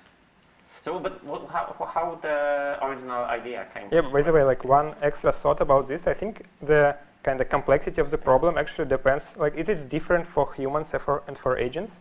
I think for humans, you say that like, okay, maybe like heuristic contests like require more thinking, and like ML is like kind of less. But I think for agents, important part is actually like your iteration time. Basically, in heuristic, you can just like test submission every second. In ML, you actually need to run like experiments which are like hours or days long. That's a so good it's point. like when much harder. When the cost of implementing the code like essentially goes almost towards zero, then yeah, we're bottlenecked by execution speed. Yeah. That's a very good point. A terrifying point as well. So you're saying that the best way for us to design the problem versus AI was to create a problem that has extremely high variance. So it would be impossible for you to run, like, I don't know what the number is, but like that many different agents at the same time, and like essentially would be bottlenecked by testing, not by generating the code, maybe. In some sense, it is true, yeah. But also, like, I guess if the problem has like high variance, it is not very good problem, I guess, even for humans. Yes, I hate those, but I'm, I just randomly throwing ideas for AtCoder. We need every idea to create an adversarial problem for AI that you can have. Okay. What do you think about human AI centaurs? Now that, I mean, we were talking before. You mean human plus AI? Yes, yes. It's, I mean, first of all, it's my opinion about that changes every month, and that's, so one issue that depends on our workflow. So I feel that the more advanced coding agents get, the more alien the code is, which means the main input from a human side is the ideas, is that intuition, essentially reducing down the potential solution space of interesting ideas, narrowing it down as much as we can, which in a way it's sad because we're there to reduce the compute costs. Yeah, it's a pretty sad perspective of it. But I'm the one asking questions here. At least I'm sure our viewers have enough of me, and they will have to endure me for at least 2 more hours. And I do feel sorry for them. But there are so many questions, and I kind of want to avoid the situations where you will just, say that, oh, we cannot talk about it. I mean, originally I wanted to say GPT 5.6 when, but I guess it's public information. Yeah, it's public now. So, this ship has sailed.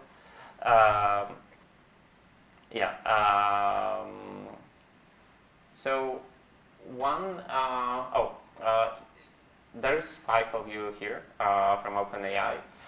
Could you tell how much effort was put into the heuristic system and algorithm system? And maybe if you can compare it to the version from 2025. Yeah, so not a tremendous amount of effort. So sad face. Not to be vain, but I mean, we are interested more generally in what we can do with a lot of test time compute. And so we spend a lot of time internally thinking about how to usefully apply a lot of test time compute to problems that are valuable to us. So our harness is not especially optimized for AtCoder, but we do spend a lot of time on the broader class of problems to which such systems can be applied. So in that sense, we do have a lot of experience with it. Okay. So you could say that you are already working on very similar problems, and so you have a lot of experience building systems for. So in a way, you just kind of applied this knowledge. Okay, but could you? So I understand that the system for heuristic required way more time than the one for algorithms. Yeah, for algorithm, I can say that basically. We did nothing.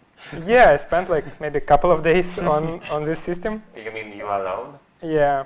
Okay. But basically, it's just like understanding how like AtCoder API works, how to like download the problem, create. Wait, so you're not using Codex for that?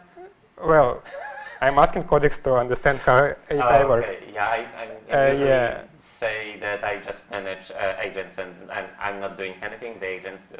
Yeah, and basically just test that like it works fine on like previous contests. So it wasn't anything like specific for like algorithm competition. We didn't like train specific model, or we didn't like create specific like harness or something like that. Well, one natural question that comes to my mind is how do you deal with data leakage? But I'm not sure if you can answer that. So if you evaluate it on the past contest, and I guess if it's the current contest, then you can be pretty sure that no solution was published. So is this something you're doing, or you have a magical way of evaluating this on past contests, that you are pretty safe that there is no leakage? Well, we couldn't rule out some leakage, but if you see that the model doesn't necessarily one-shot the best solutions that are on the internet, then that indicates at least hasn't memorized those. And so you can get a rough sense of it and get signal on the problem. And also, at least in heuristic problems, for example, on like last year problem, if we see that our system can create solutions which are like 2x better than previous year's best solution, then probably it's not leakage, right? So it's like. Yeah, that is true. Although, are you saying 2x better than what Rafgil submitted after the contest? I'm not sure. Yes. Okay. Oh, that's impressive, because his solution was really good. And it did that within like 24 hours, or? Oh, I don't remember like specific. Yeah, that problem was implementation heavy, for sure.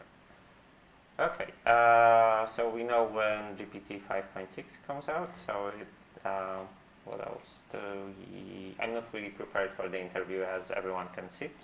I have one question that I hope you guys can answer, but I wanted to leave it at... maybe let's use it now. And I guess I'm looking for a more personal answer, because you when do you think people, like regular people, will have access to models, like in terms of capabilities, like the system that you use today? And we're not going into politics, we're completely ignoring that part. Just to be clear, I'm talking because I imagine the cost was maybe it was trivial for OpenAI, but it was definitely non-trivial for a regular person. So at what point you believe that such capabilities might be cheap enough for regular person to invest, and we are ignoring all of the So that's one thing we can disclose, which is probably interesting, is, so I mentioned we have different systems are running in parallel, and one of those systems is GPT 5.6 in a single codex thread, and the solutions it's been producing have been competitive with the very top human solutions. Before we walked into this room, it was at the top of the leaderboard. So I would say you will see that capability quite soon. That's a very diplomatic answer. And then the higher tier of capability, I guess, Boris, maybe for context, a useful fact might be to reproduce, say, the performance from last year's system. Oh. I think GPT 5.6 probably is roughly there, like just single-threaded GPT 5.6. But I mean, like basic auto research on GPT 5.6 would probably get there. I guess not auto research, but just like goal mode of codex. And It's just, just- entering continue, like Yeah. Ralph loop. Yeah. Okay. So in general, I think like from my past experience, like 1 year is usually like enough for like basically like huge scale of the model becomes like available for like humans and just like codex or like ChatGPT. Okay. For example, in like IOI experience, basically it was the case. So like we showed like this like gold medal level performance, and then like 1 year later, you can actually like send those problems to ChatGPT, and it like basically solves the same. Okay, so that's way. an interesting data point that I guess around 1 year is this like frontier custom-made thing is essentially within the capabilities of a regular model. That's terrifying. In a way, yeah. We should all go through all stages of grief as fast as we can. Okay. I mean, it's the thing that you've mentioned that you believe that GPT 5.6 should be enough is an interesting data point for me because, well, obviously I didn't have access to it, but I spent maybe not several months, but I extensively tested, so I mostly use Codex locally, and I did experiment with some auto research like things. I also tested a lot of, I guess they're called Evolve like, so Shinkai Evolve and many other open source implementations. I was surprised that most of the Evolve likes didn't perform very well, which I guess nowadays they feel like a band-aid towards lack of exploration. It kind of worked like a beam search like way of exploring different solution state. But what I want to say is it didn't work very well. I tested extensively 5.5, and my main issue is the lack of exploration and the poor code quality. So from what you're saying, my intuition is that the jump between 5.5 to 5.6 is quite large, and now I'm sounding like I'm like shitting for you guys, which is something I don't want to do. But yeah, that's I guess since we all have access to it, it's available in Codex. Yeah, we should throw ads. It would be funny. Is it available in Codex 5.6? I guess not right now, but soon. Okay, it would be interesting to test that. Yeah, but in general, you said that you tested it like a couple months ago or something. Well, I mean, I did like 3 or 4 contests exclusively through Codex and a little bit through Cloud Code, and the results were. I tried many different approaches where some of them in general, I didn't write a single line of code. Sometimes I looked at the code because I was so tired that it couldn't fix a bug that I was like, that I had prompts like, look at line number, like there is an issue over there. It was very poor with code optimization, but I would imagine that if I run like 20 different agents in parallel, eventually, I mean, it's just like reward is clearly defined, so obviously it would get there eventually. Maybe the code would be very ugly and unmaintainable. The progress on the code quality is also like insane. Like I remember the code from the last AWTF.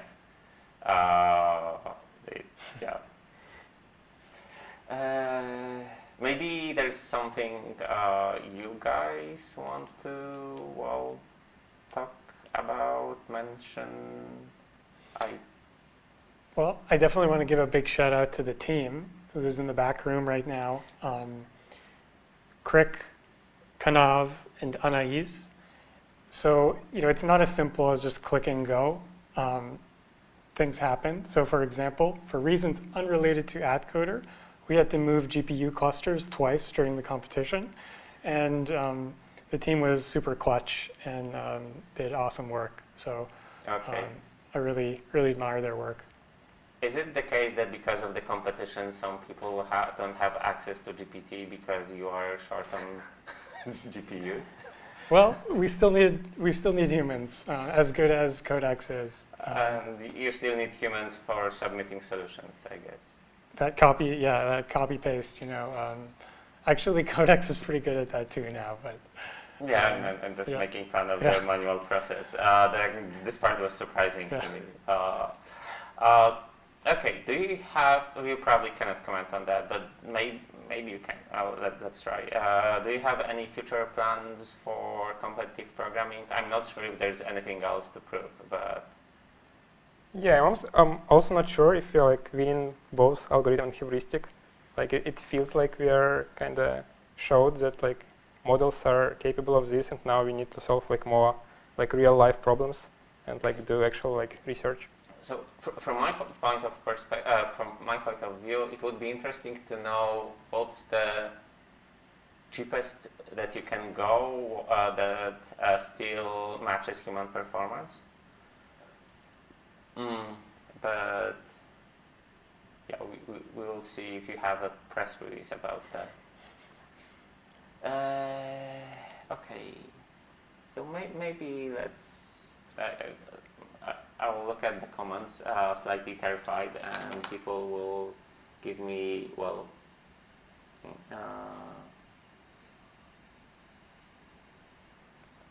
is there a question from the comments? Yes. What there actually is. I'm not. And the question is to me. So last year, when I overtook the OpenAI model, I went to confession room, and I don't really remember what I was thinking, but thankfully I could rewatch the recording of that, and essentially I was just mumbling under my, randomly mumbling, but at some point I said, OpenAI, your model sucks. So I hoped that you won't perform very well, so I could reuse that part and play it at some point on the live stream, but unfortunately, I mean, there was one time where I could do that, because that was few hours into the contest. You submitted a solution that timed out on all of the tests. Yeah. That I'm pretty sure gave some hope to the spectators. But yeah, that was essentially the only moment I could do that. But I will maintain that you guys didn't beat me. So like you still have things to prove, and but unfortunately I'm retired, so we'll never know. How convenient. Oh yeah, like I planned on doing that anyway. I mean, essentially I came out of competitive programming retirement last year to do AtCoder, and so I actually didn't plan to compete more, so that was my plan before March versus OpenAI, so sorry, not sorry. Okay, so maybe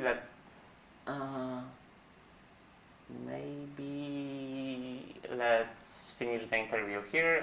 We will see Boris tomorrow for the stream, for the English stream for algorithms. So, and maybe someone else. Or maybe you're doing again. I don't know what's the plan.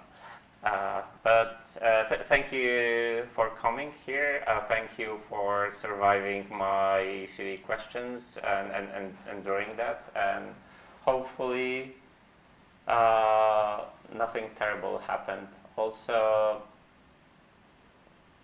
750 people are watching right now, and before you joined it was around 100, so I think social media did its thing and I have no clue what happened. Okay. Cool. Yeah, so hopefully nothing. You you haven't said anything that will get you fired, so I won't feel bad about it. Thank you for coming. Great, thank you. Thanks. And, Thanks. thank you. And also thank you to the AtCoder organizers who have been. Oh yeah, so you will have to Great. thank them. OWTF and terrible host. Please. No, just thanks to the AtCoder team. This has been super fun, and we're very grateful to be here and to compete. And yeah. Also, thank you, Sahil. This was fun chat. Yeah, I have to, try to be a better host next time, assuming there will be next time. I mean, why not? Well, maybe the competitive programming will turn into something like chess. We'll see about that. I mean, we will have so many programmers that will need some entertainment. Oh, that was a very yeah, let's end with this wonderful thought. Okay, Thank you again. Thank you. Do we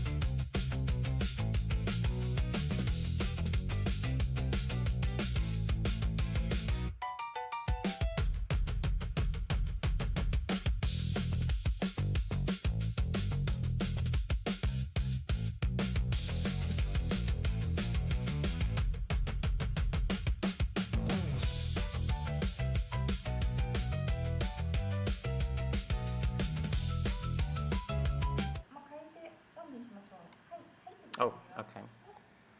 So Okay, so we're back. back. I hope. If you can hear, then please comment to ensure that we hear that.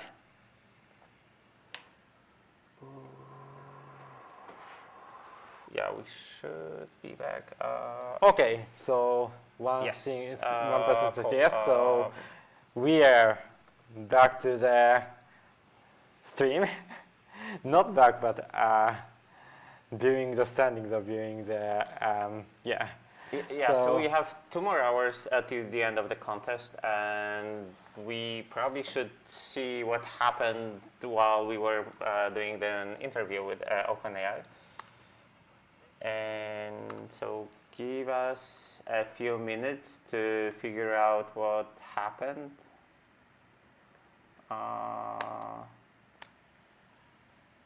What's the current standing? I think Sean P improved as well, again. I think that not much improvement in last hour. Maybe. So I guess, so we're saying that OpenAI's current submission is not currently the best one so far. I don't know. Because Sean P was below 10 billion. I think that it's not good to judge from the preliminary score. Yeah, might be. Yeah, you should move closer. Okay. Closer. I mean, I don't think this part is visible anyway. So, yeah. Okay, let's see the submissions. The recent submissions. Maybe someone. Okay, there were many different submissions throughout the last 40 minutes. Okay, so Saharan is still experimenting with these loops, which no one was successful with those so far, so that's probably a dead end, but you know. What are you looking at? I'm looking at simple solutions that tested locally. And but anyway, Simpy is improved. It seems like it's improved. Okay, so is he still being evaluated? Yeah, the evaluation is still not done. He did improve by, I don't know, it's like 7% or something, maybe more. So so Sean P currently is in a very strong position among humans, but I mean, we have a lot of people that joined the live stream. I still don't know what happened, where did they came from, but I would imagine that we will get many questions about the same stuff we answered multiple times. So let me just post the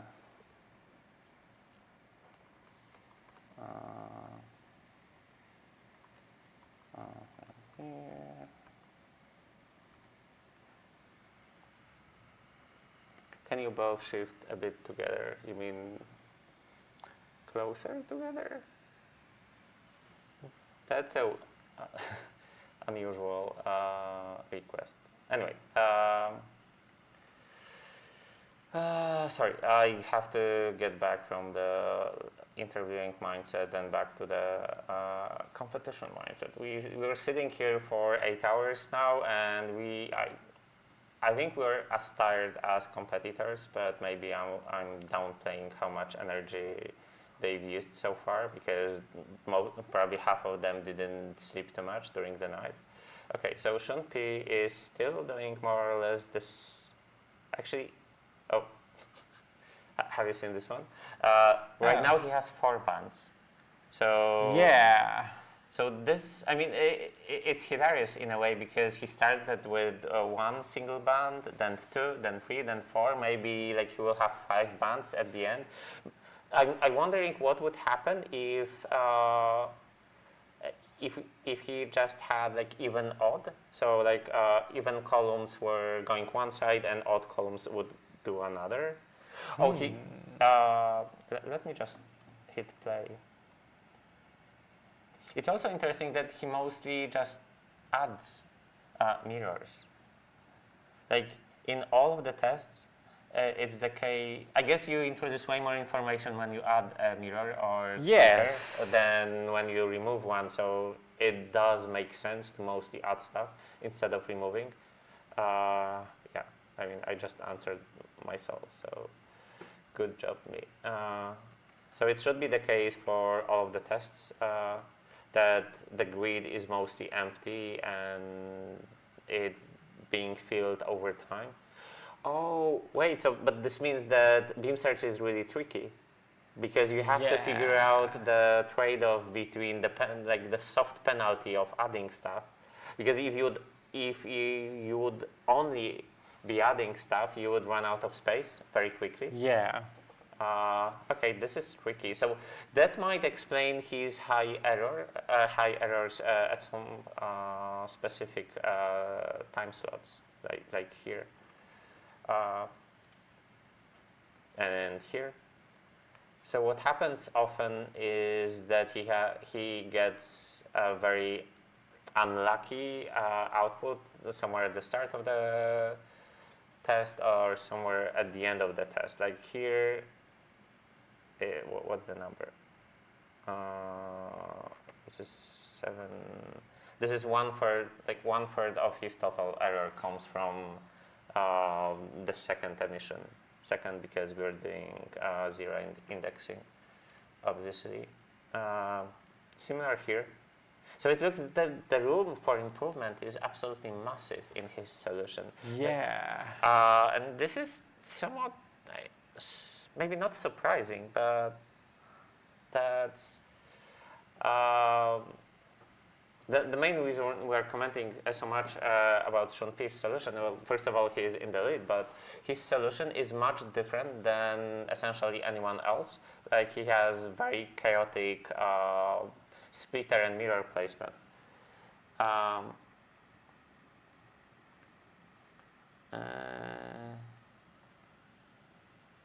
Thanks, camera human. Okay. OpenAI. So what OpenAI does for people that just joined is that they have more or less 2 solutions right now. One of them is extremely good, and its score is 4, maybe 5x of what Sean P has right now. And the other one usually places below humans.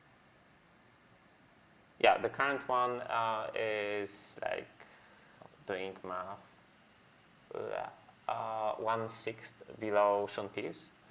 So maybe when we did the interview, they mentioned that they have 2 systems. Yeah. That are working. They only seem to say that they have several systems. Yes, but they did mention one system specifically that runs, that is a cheaper one that runs on 5.6. So my wild guess is that when they submit their solution that the one that they just did that achieves a rather, well, not bad score, but much worse than their best solution, this is the one based on 5.6, which is very close to the best human, almost on par. Which I'm not sure if that meant, if Joe mentioned it was based on a single agent.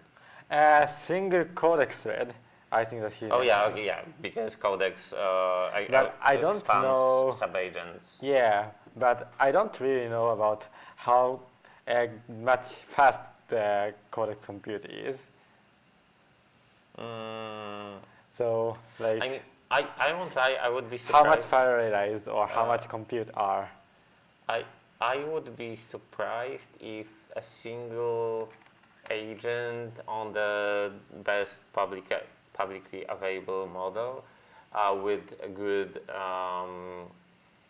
auto research prompts is good enough to match the performance of the best human in a 2-day contest. Like, if that's the case, if that's really the case, this is extremely impressive, and it does update me quite a bit, because that's way more than I expected. Maybe it is the case that this problem is way easier for AI than humans. I mean, it's always hard to tell, but we know it turned out to be not very adversarial, at least not as adversarial as AtCoder hoped. Ralph Bill submitted again, and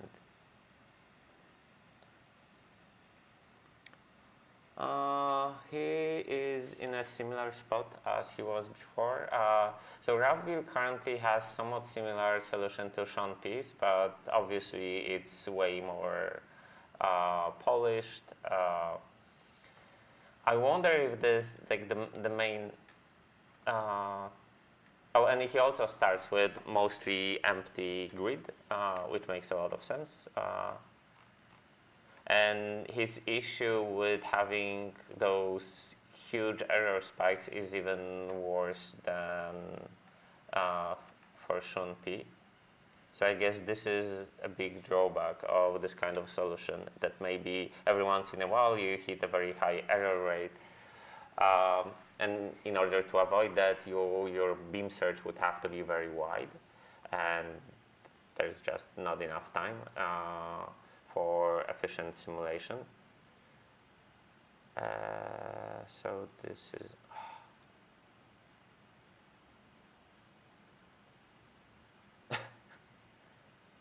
Yeah, so in theory, out of people that are very far from the top, Ralph probably has decent chance of getting there. Obviously, Ralph is not here, so he cannot get an official place. But okay, and new submission from OpenAI. So when we are talking about those error spikes, the more or less optimal distribution of the errors, the thing that you see at the bottom of the screen, should be something like this. So when you have spikes, like here, it's obviously, like, it's very suboptimal, undesired. So what's the current score for? I mean, so would you say that the current one is the best submission from OpenAI? I don't know. I actually need to. I think we don't really know, because the raw score for OpenAI is not the best one, but the raw score is heavily attends to the performance of some limited test cases. So randomness may matter more. So in the final test, there are 2,000 test cases. So which of them is actually winning cannot be judged from the raw score. I don't expect that much shuffling after the system test. Yeah. I mean, obviously, when we have a very close situation, like we have between MathGorilla and yosupo, actually. I really have a question for you. Do you really think that the one through OpenAI submission, which is getting the best score, is actually generated by GPT 5.6 or something like that? Do you mean that this best solution, is it based on GPT 5.6? Or yeah, I would imagine it's not. It's some. Usually, I mean, obviously, like, that's my speculation, but usually there is a few months between finishing the training and releasing the model.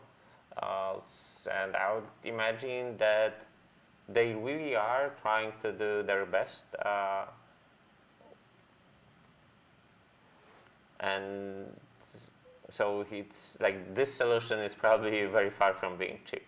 But I have no clue what's the order of the magnitude for inference cost. Like if it goes in the tens of thousands or more, if it goes into millions, probably not, but I mean, maybe, hard to tell. Perhaps few hundred. So maybe a few hundred, like we don't know. All we know is that their solution is really good.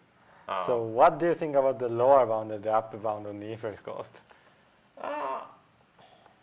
I don't know. I mean, we should run a poll about and see what other people think. I would imagine that most people expect the cost to be way lower than it actually is.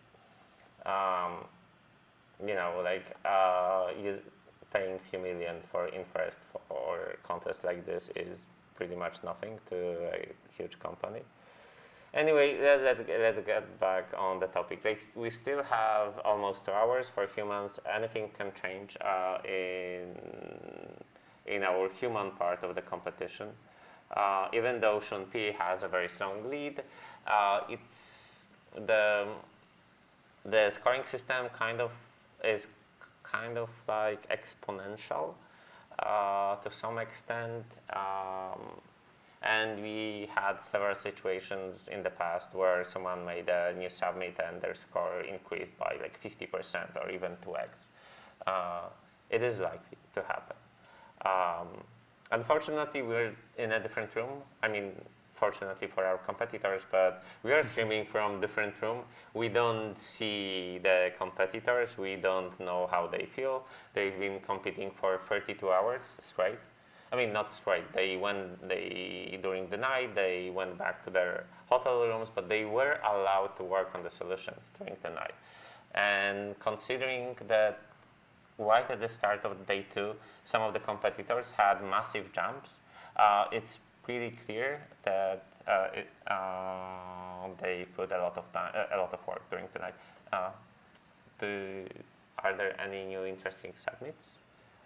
I think that these contestants perhaps are now in the phase to optimize the solution, or like parameter tuning or something like that. It's like the final lap of.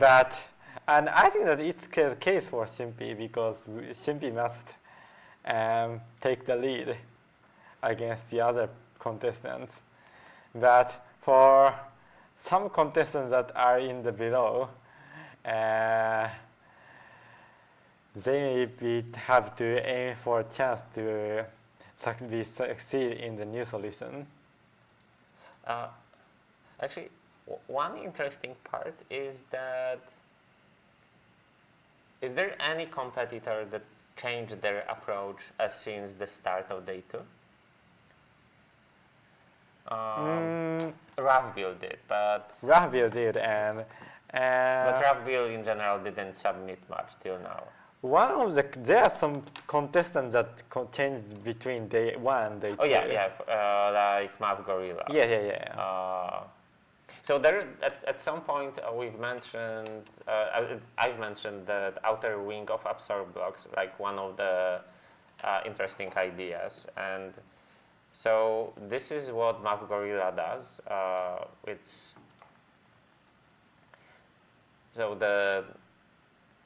Those absorb blocks slowly shift around, and they allow. They allow for, we could say, like a fine-tuned optimization, and very cheap one in terms of the cost of operations. And that's, you know what we could look at? Is everyone using all of the operations? Because that was not the case for a really long time, at least for Yosupo, but he is using all of them right now. Yeah. Yeah, so for yosupo, the score for seed 104, which is a large test case, does not really change much from the medium test cases. Uses only 500 operations. Yeah. So I think that this is not an easy thing in terms of search space. that's true, but at the same time, if you have 100 additional operations, anything you would do should improve your score. Like this is massive. But I argue that the difficulty arises from the things like subset sum. Yeah, and by the way, so Shunpi's score is quite good for the hardest tests. It's 25,000. If I remember correctly, it's it's 1,700 for OpenAI, but for A0 it's 400K. Yeah. So even if he improves twice on those tests due to relative scoring, where is Shunpi? Oh, he's here. Due to relative scoring, his actual improvement on those tests would give him, doing math, that's 5% on those tests. So even though he would improve by 2x on those hardest tests, it would be like tiny improvement overall because he's missing so much value in those. So yeah, maybe fixing that won't help. Hard to tell.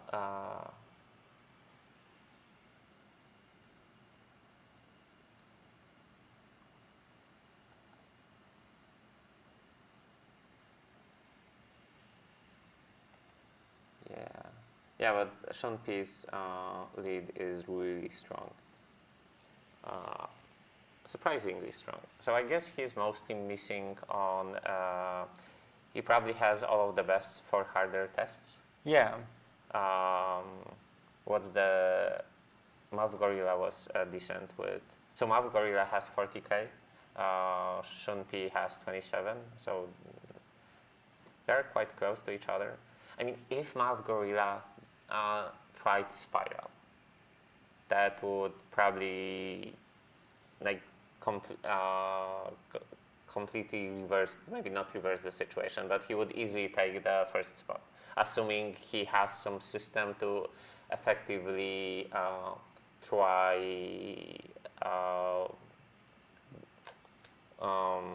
those updates that move multiple, not move, but try multiple operations per turn, because we know that's the hard part, and actually that's one of the hardest part to implement effectively near the end of the contest, because you usually don't want to like modify such a crucial system.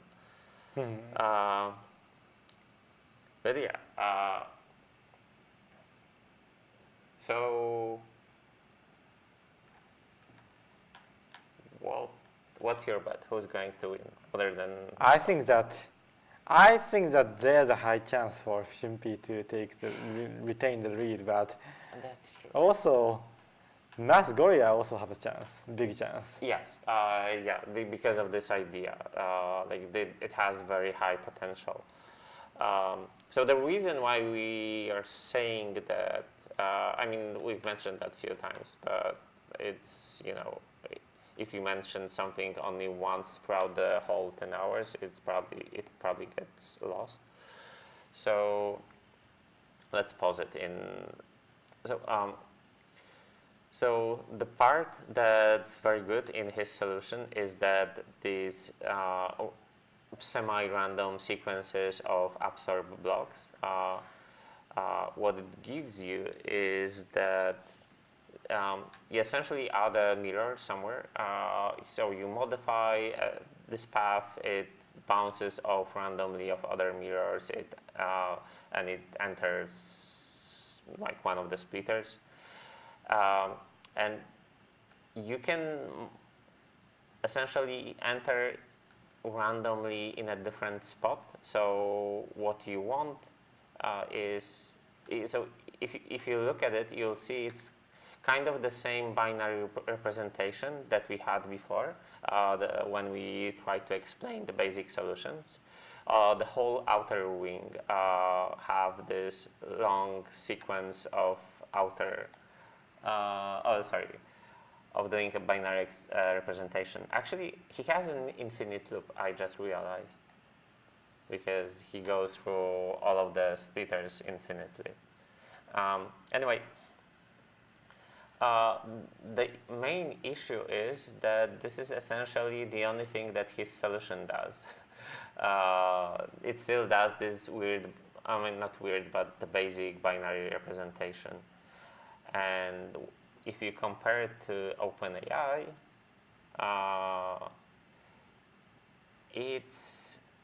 you have multiple,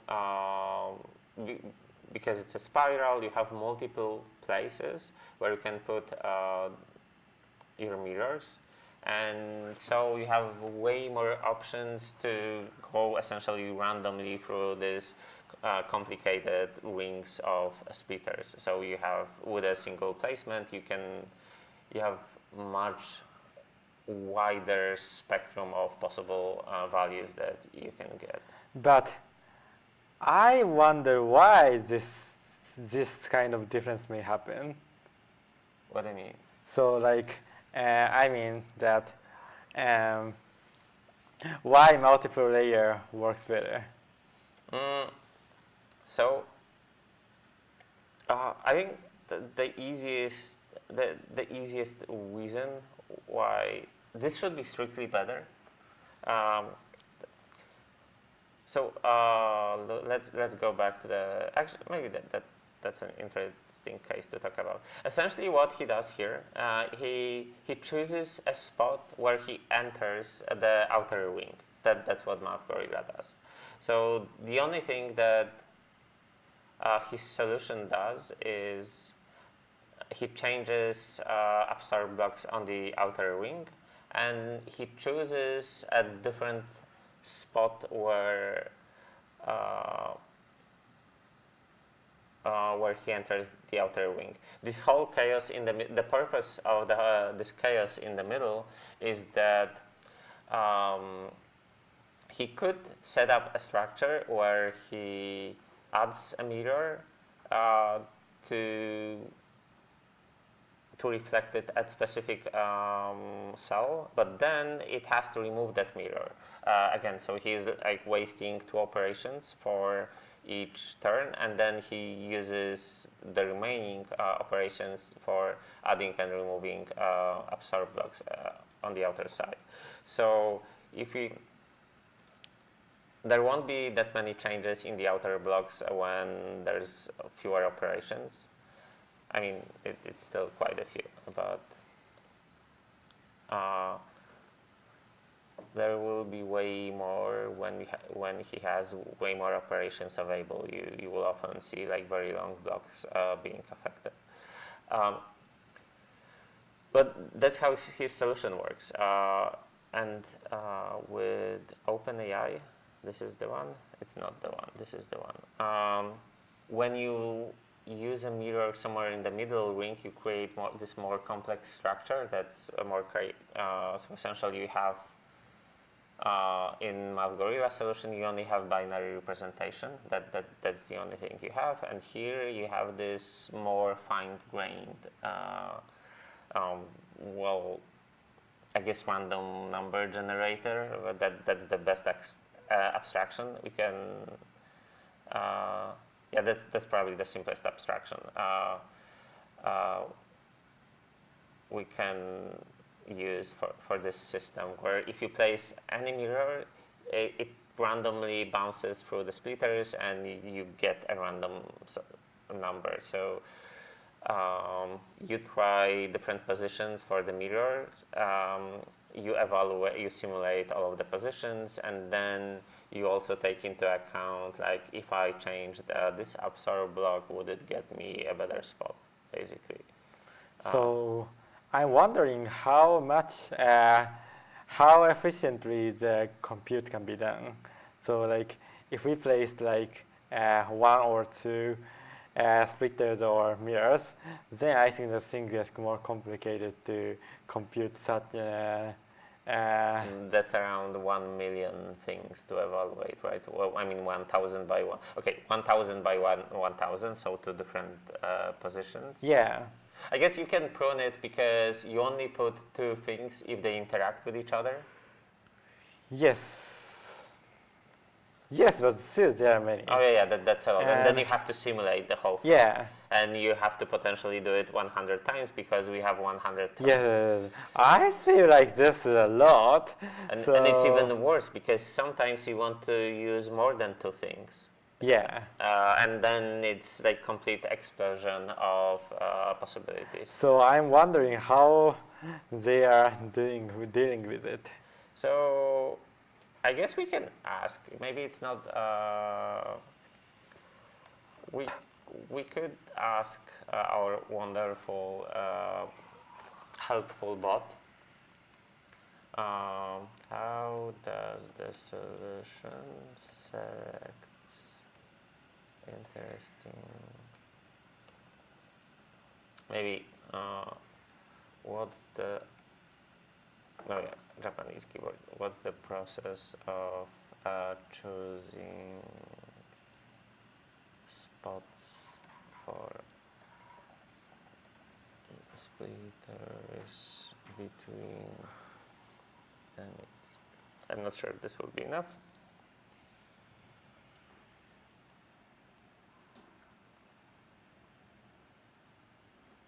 Okay, so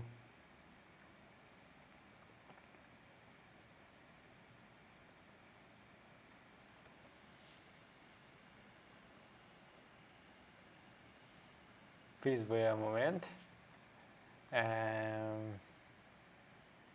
Okay. It does not search entire board for a place to put a part every time a shot is fired. First, it pre-selects a large number of candidates first, operate on non-concentric.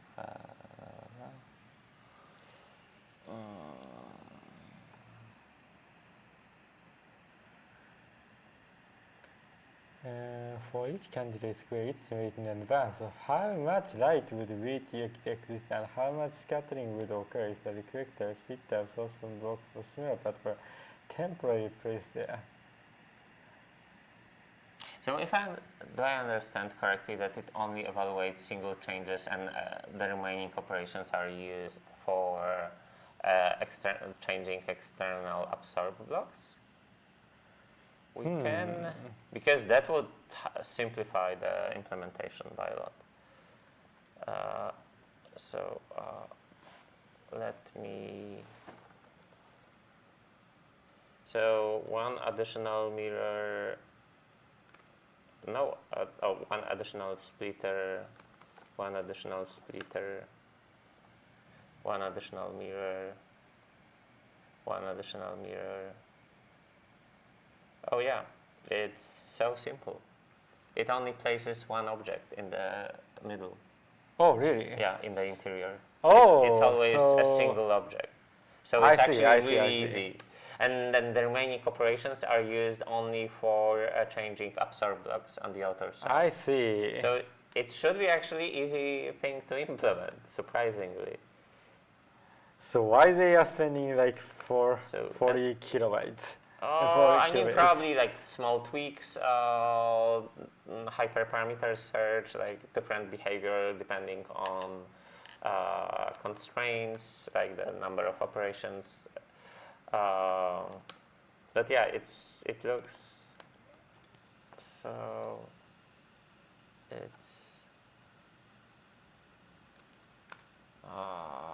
It's always a single object in the middle, and it's always reverted back. I see. This is how the other side works, it seems. I mean, outer side is like a block at each part. And we can just reduce the problem to like subset sum. So it's a very good structure, as it seems. Oh, basically there's only one part of choosing. Oh yeah, I said center, but I want so. But yeah, this should be.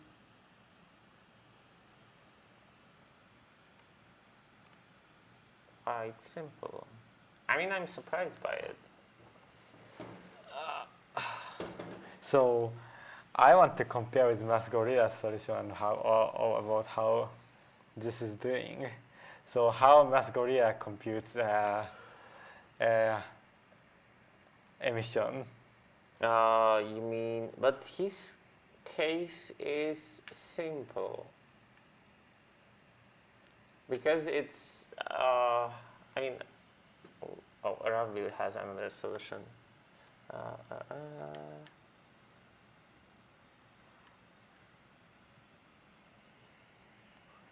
So I think. So do you want to look at any? Yes, yes. Maybe let's look at Ravil's solution first. I'm not sure what's his score. His score is still in 7th in the execution settings. Yeah.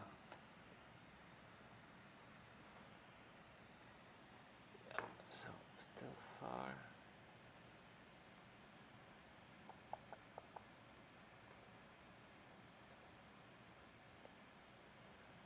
Yeah, still quite far from ASCII. And Terry didn't move at all. Okay, well, so what's the new submission from MathGorilla. Okay. yeah. Let's see that. So This the time question it's is that the difference of OpenAI solution between the things, but the curiosity is that how it's moving the mirror. We can't just. You can use left, right, and arrows if you want to advance by one step. Okay, so how they are changing the route is. It's always a single. Yeah.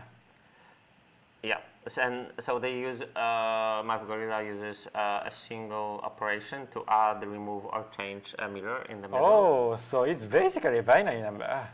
Yeah, it is binary number. Oh. It's actually, that's why I said it's actually very simple. So you have one operation on the, I believe it's fixed, a single operation in the middle, removing, adding a mirror, and flipping a mirror. And then you do update binary representation. Yeah. And that's it. This is elegant. In a way, yes. I mean, it looks like there's chaos in the middle, but the whole point of it is to use a single operation in the middle instead of two. Yeah. But by doing that, unfortunately, you limit yourself that you are, you do have a few options of, you have very limited options in terms of what are the places where you can hit outside. So that's the downside. On the other hand, he probably has very wide beam search. Oh. That would be my guess, because there's not much. There aren't that many states to evaluate. But even with beam search, I think So that you see, like his errors are very even, which probably means that his beam search width is very big. Oh, I see. I mean that would be my intuition based on the solution that I see. that it's very simple. It looks very because you don't have any splitters in the middle. It's essentially only a single ray of light, and you have to find the splitter that it hits. I so see. it's like very fast to simulate as well. I think the average length of the ray is like 20 to 40 cells at most, because Yeah. it exits the inner part right away. So it's really, really fast. Oh, it's surprising. So I guess because of that, it would be very hard for him to create something else, because this is probably optimized towards the width of the beam search. Yeah. And so yeah, I would update my expectations, and I don't think MathGorilla can improve by a lot. But how do you think that about using the splitter in In the middle. one of the cells in the middle? So, I mean, it dramatically expands possibilities, Yes. but it dramatically slows down the simulation. Oh, really? But because I mean, if we place splitter in at once, only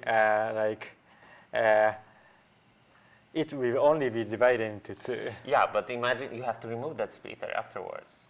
But if you don't do that, then over time you have more and more splitters, and then your simulation time might get like really. And I mean, what happens if we place splitter like this position? No. I'm just saying that we have to remove that splitter later. No, don't remove splitter. But then we have a lot of splitters, and then at no, some point. only one splitter in the middle, and Oh, so you want to have always two separate paths? Yeah. Okay, yeah. So that might be interesting, but actually, wait, because then we need two mirrors in the middle. So because you want to affect one path, and you want to affect the other path as well. yes, and this is how we increase the number of source spaces. I mean, yeah. Binary number. Oh, but it has this another issue that they.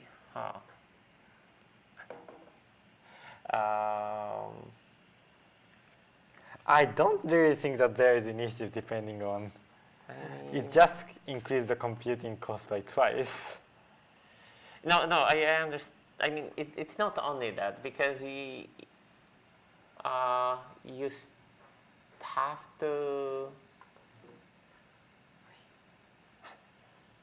You have to add.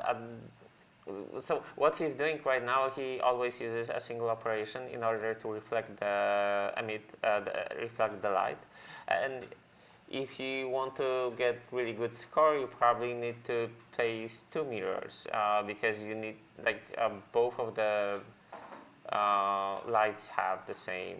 I mean, by the way, if I do that, this will be funny. Oh, because at some point.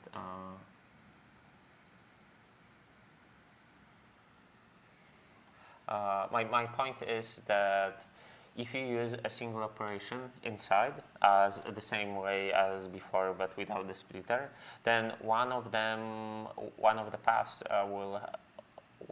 will give you the same output.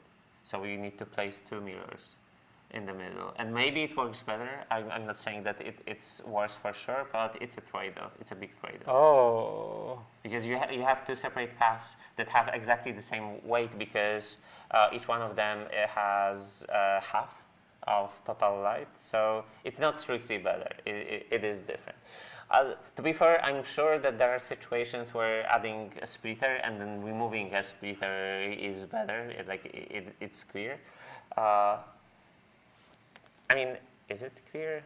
It might be clear. I don't know. This problem is complicated. Don't worry, guys. OpenAI will submit worse score somewhere near the end for humans. It might happen. It's going to be very awkward, but Yeah. Any news? Oh, we have Yosupo submitted. I don't think he submitted anything in like a really long time. No, I think that no, he no, optimized the did. solution. Okay. So yeah, that's one, and he submitted a new one right away. I'm not sure. Wait, what's okay?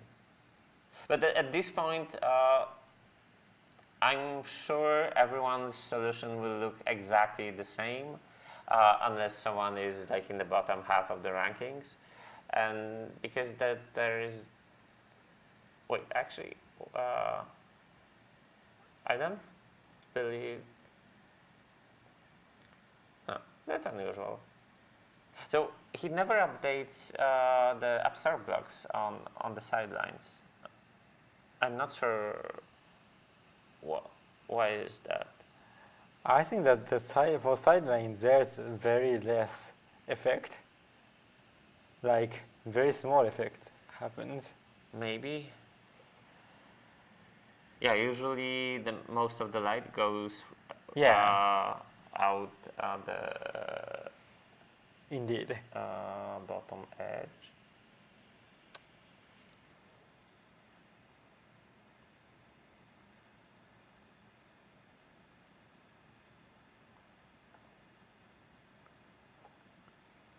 Yeah, but essentially we have a tie between MathGorilla and Yosupo.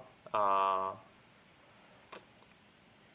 mean, I do think that MathGorilla is probably stuck with it. It's hard to tell how much value did he extract of this idea that he has, but I'm not sure if there are like simple ways of improving that. That may be true. Unfortunately, it's really hard to tell with a contest like this, with a problem like this. Sometimes you have problems where you can clearly say, oh, there's this inefficiency, and person would get strictly better score if they would fix that. And last year we had a problem like that because it was mostly pathfinding, and you could observe how robots moved, and that was clear that in this particular place the path that robot took was suboptimal, or it didn't reach its final destination.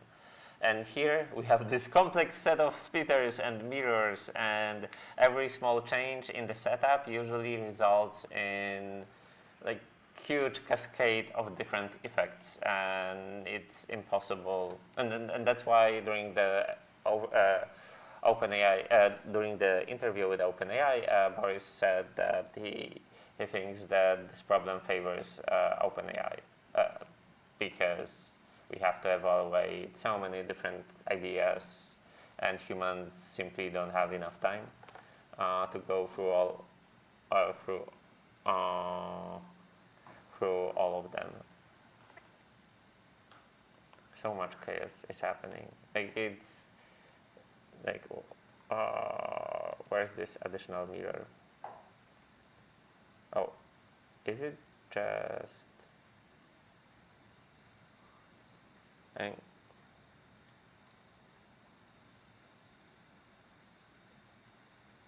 Oh, this one is an additional one. Okay. So it's a single placement of a mirror, like this mirror. So this one is the one that's added. Creates this, like everything around it, and that's why we are. So I guess we can just comment on. Oh wait, 0.73, 0.1. I'm not sure what's the exact place I have to point at to see the tooltip.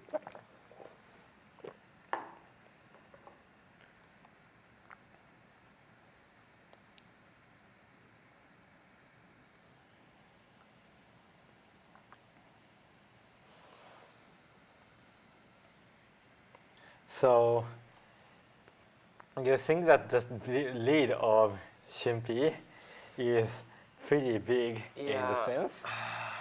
I mean, we have no clue if Sean P can still improve because his solution is like black magic. My intuition about MathGorilla is that probably there is not much room for improvement.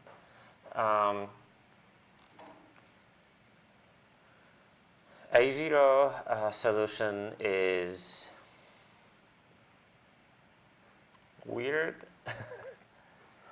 It is. I don't have much intuition about That it. He has such a huge penalty from loops, by the way. but Shimpi's submission is more worse, I think. I don't know. Like I do wonder what they feel right now. Almost 99% of penalties causing. Wait, this is which solution is that? This is It's the latest the one? latest Shimpi solution. Oh, maybe it's bugged. This is complete. This seems to be completely bugged in some cases. But But considering, his score improved. yeah, and This is surprising part. yes, his score on C33 is impressive, really impressive. So let me. Oh, this one is bad as well, but not as bad as that one. So what's the score? 0.27. Okay. Oh, sorry, not that. This is okay. This Yeah, looks this is fine. okay, fine. This is really good. This is really good. 86,000. Oh wait, what's the OpenAI score on? Oh, not this one. Why are they doing this to us? Wait. The Sean OpenAI P's is solution is better on seed 33 than OpenAI. not really. The OpenAI C33 is like. Oh no, 17,000. that's incorrect. Sorry, it's 17. Yes. Because they, for some reason, they submitted twice. OpenAI has submitted twice in a row their bad solution. Not sure why. Okay, so they have 7.5K, and yeah, it's below 2K for the hardest one, and for number 2, we get 610K, and for Sean P. Oh, did I? Oh, no. So he's getting a little bit below half of the score on with operations close to 400. But yeah, this one. Wait, so I wonder what happens here. I mean, like, what's the story behind it? Oh, wait, what?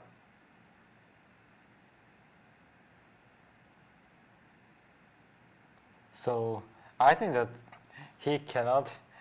He is not. The algorithm is not expecting the cases that the target is extremely small. Yeah, because there's so much chaos. Yeah. Oh, yeah. It's a good point. There's so much chaos that almost always there is something that. Oh. This is really a corner case. Yeah, that is true. So we've mentioned this concept of random number generated, but the issue with this random number generated is that the numbers you get have to be evenly distributed. And some of the solutions have this bias towards some very specific distribution of numbers. For example, clearly here, like Square raised a very good point that his random number generator essentially doesn't produce very low numbers. And it's easier for his solution to produce 0 than. By the way, it's still surprising because, I mean, maybe it makes sense. Because he could flip this mirror to get the 0. Oh no, to get 1. Okay, it doesn't matter. So he can just place Absorb here. Yeah. You know, I'm pretty sure he doesn't do anything on the first row. Yeah. So, because doing anything on the first row means that you get 0. Your output is 0, and usually it's not desirable. So he can just place a block in the zeros column. Yeah, it would still give him a like really high error, but the upside would be that he used a fewer operations. So but it's like a band-aid. Isn't it reasonable to think that? I see. But it's getting 0.000. So we need to get somewhere around 0.001 is the difference. So we can't let everything down. Yeah. So that's the point, I think.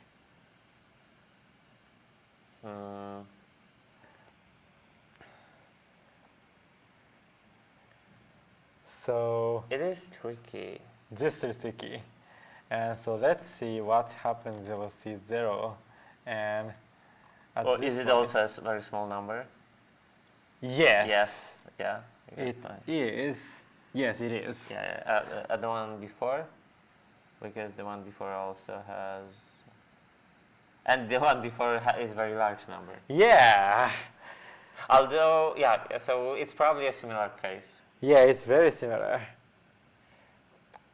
Well, okay, it's not that similar because you can arbitrarily block small things by just blocking them somewhere. Oh. But so getting very large numbers, I would imagine should be easier because you just have to remove absorb blocks. Yeah. But getting very small ones potentially requires a ton of absorb blocks. Because in order to get a very low number, you have to use multiple splitters.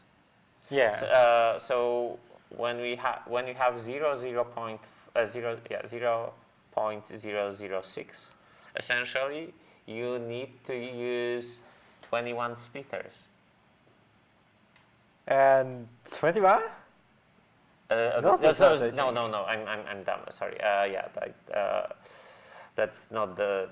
Don't do math on during live streams. It's just 0.005. It's 6 or 7. 7. 7. It's 128. 7. Yeah, 7. It's almost exactly 7. So his path has to go through 7 splitters, which actually it's quite hard because he has very few splitters available at the start because his grid is mostly empty. Oh. So that's another issue. So realistically, though it is a drawback of his solution, then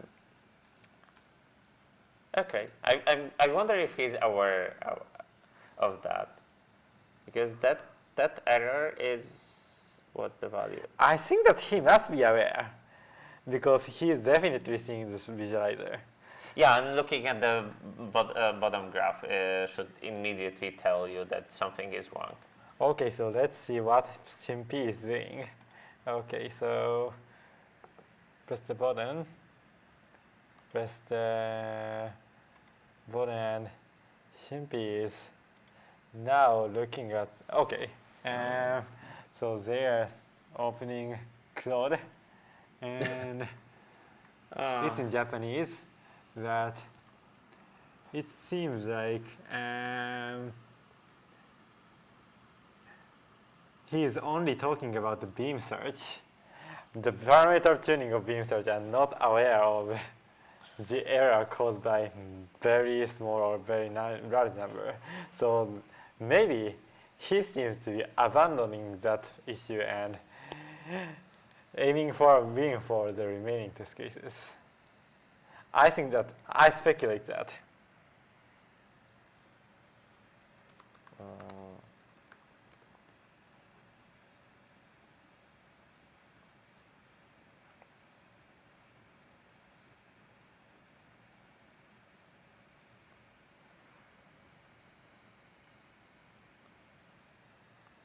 Okay. So we have. Okay, so 1 more hour. We're gonna look at the contest Could you pass me water? Okay. Which one? I mean the one that's fresh. Okay. That would be ideal. So it's 1 more hour. The And submission's let's going. go to the contestant screen. And Which one? now we are looking at the CMP screen, which is on the first place. So something that often happens in heuristic contests when you are in the lead and the contest finishes, you get this paralysis where so the situation is that most probably he's extremely exhausted and he knows that he's not catching up with OpenAI. Yeah. But at the same time, it means he hopes that none of the humans will catch up to him. Yeah. So in a way, if he puts effort into his solution right now, it would go to complete waste. Yeah. It's a weird situation to be in, and it may feel a little bit anticlimactic that someone is just tired and they refuse to work. But practically speaking, like, tomorrow is also a day. And if they are pretty much exhausted to a point where they no longer feel that they're going to be effective, sometimes you just do this blank stare at your screen and you just hit refresh and you hope that no one else got any really cool ideas. And I would his lead is huge, and maybe the only thing he does is just tweaking some small tiny values. Yeah, I think that he is in the defense phase, Yeah. and he needs to make sure that if there is no bug in the code, because I mean, with a scoring like this, even if you fail 10% of the tests, you're still fine. It is fine, but it is possible that there are no such test cases in the 50 test cases in the sample batch. Sure, but you have the local tester, so you just run 1,000 tests locally and you're fine. The only possibility is for time limit, for hitting time limit, which is very rare. And again, what you can do in such case is that you just reduce the maximum time. I guess they're doing beam search, so potentially it's more tricky if it's not a search. Actually, for his code, I look at this code and his code can modify the time limit. So he has like a fail-safe. Yeah, so his algorithm works in a way that the time limit can be modified. Yeah. So looking at the submission status, the running execution time per each test case is pretty stable. All right. Yeah.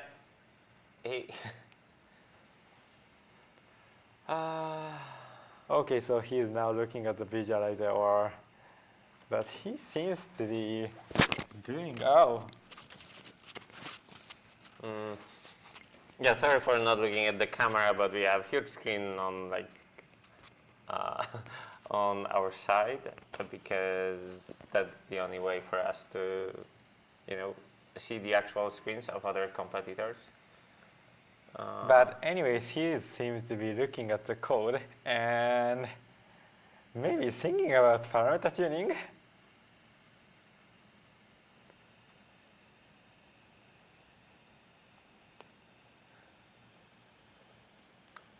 By the way, isn't it mostly, so you saw that he had multiple source codes. Yeah. And the current one was over 3,000 long. So this means, I'm pretty sure his code is generated by a coding agent. Yes, I think that most people in marathon contests or heuristic contests is using coding agent recently but I think that the main objective is to reduce the time of implementation. I mean, sure, but that's the front load. Oh well. I miss the times where only humans competed, not like this weird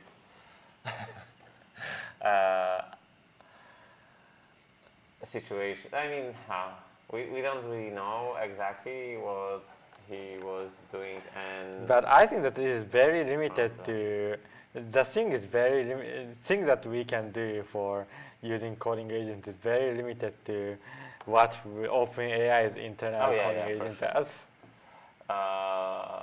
that's very true. And this thing.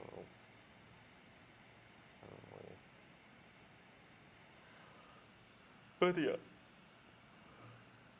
So I would imagine mostly what's happening is that they passed their ideas and they're asked coding agents to implement. Actually, I mean, we haven't looked that much at the code.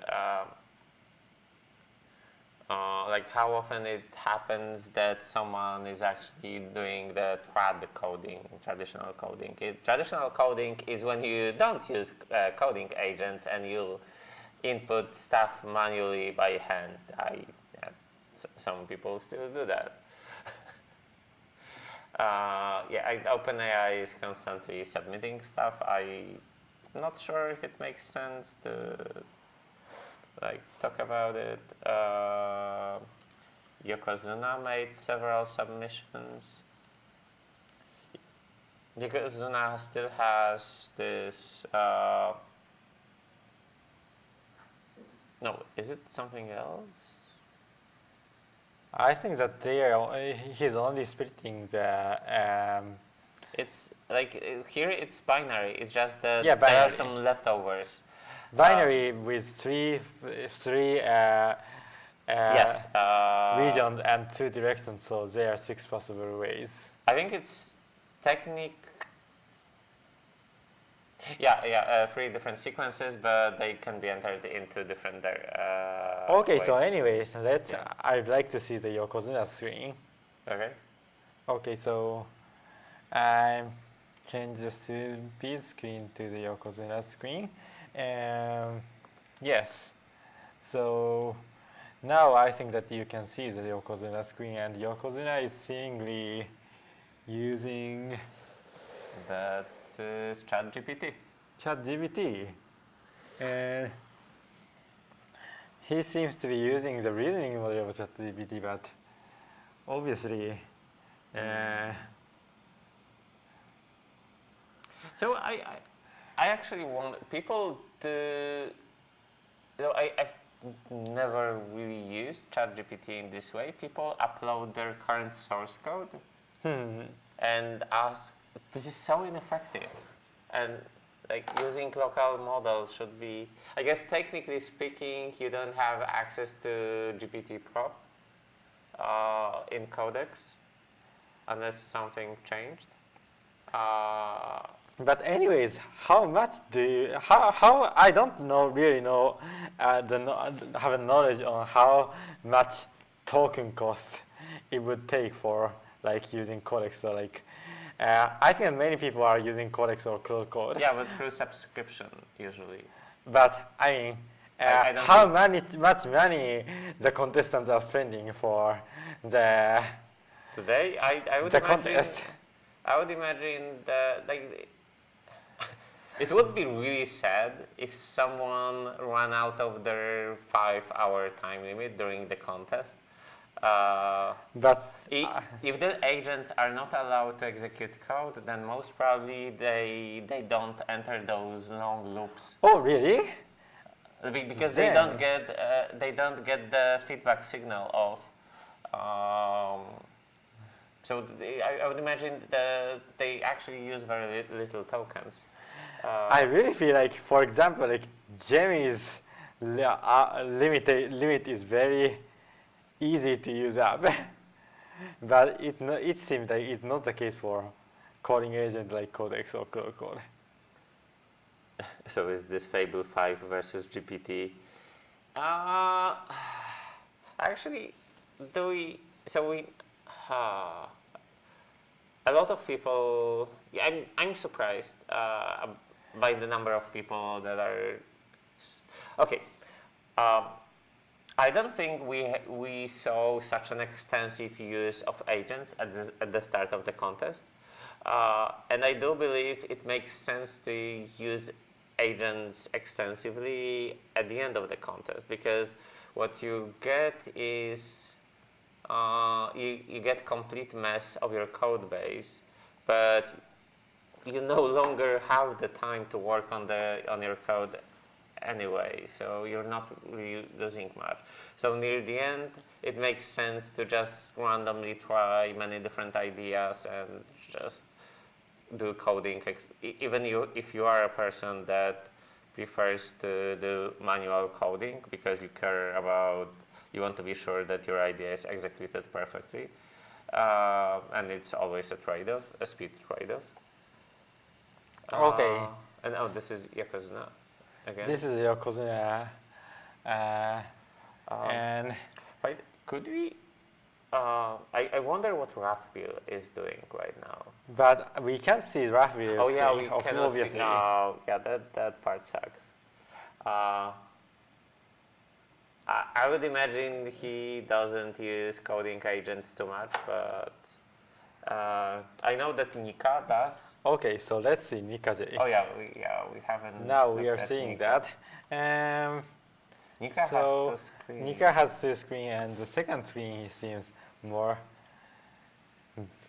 visualized for the current condition. Wait. Group by. And I now can't do- A0 has submitted. So let's look at the A0 screen. He is submitted, and what would the result will look like?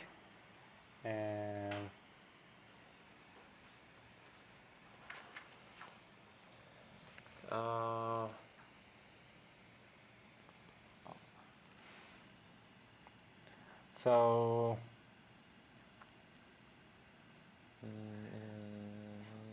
A0 seems to have judging. Oh, the judge has finished, but I think. Sorry.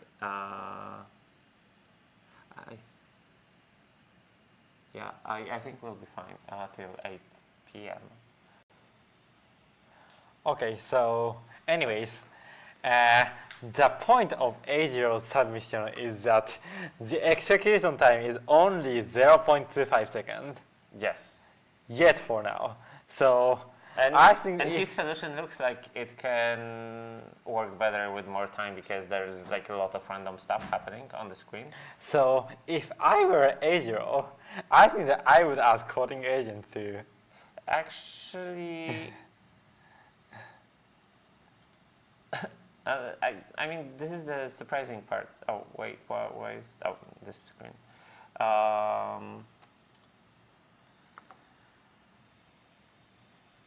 So if he's using so little time,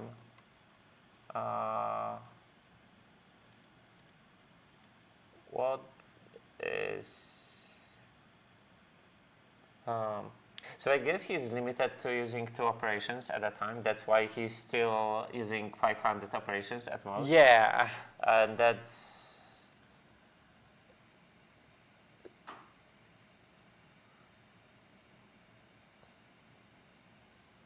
so I guess A0 doesn't use coding agents because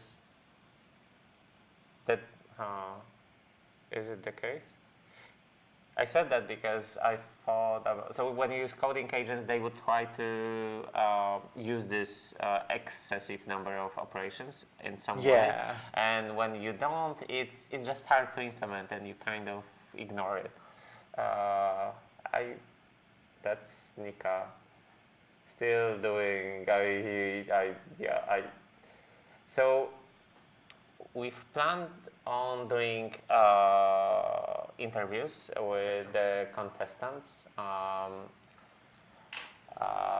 really wanted to have Nika here because he's, well, the only non-Japanese competitor. Okay. Anyways, confession? confession Okay, we is have a coming. I don't know, but It seems like, so please prepare for that. And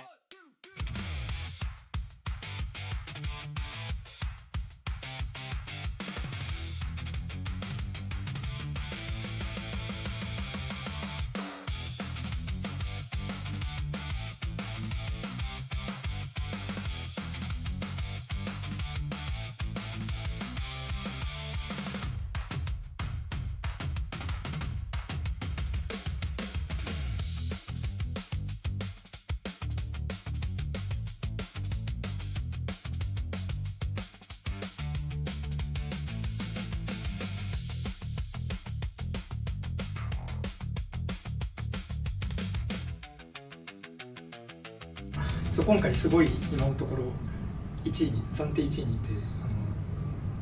て正直あんまり自分優勝できるタイプの選手じゃないと思っていたのでなんか正直かなり驚いているんですけども、結構問題の相性が個人的に良かったのかなと考えてます。まだその潜伏してる人がいるかもしれないんですけども、私はもうなんかやることをやりきってしまってもうなんか提出する気もなくなってしまったのでちょっと喋ろうと思いました。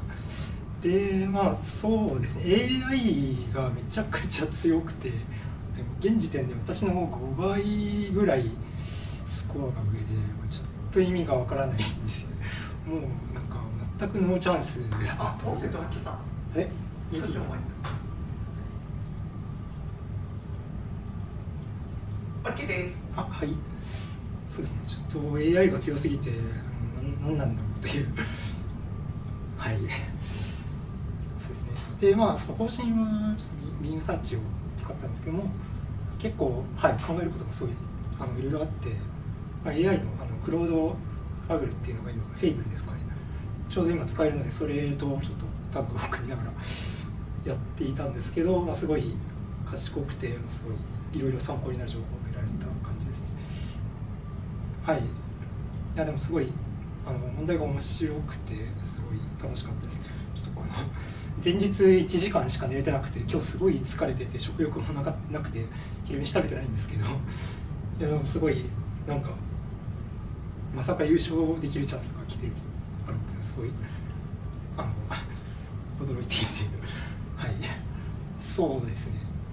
はい私からは以上です。ありがとうございます。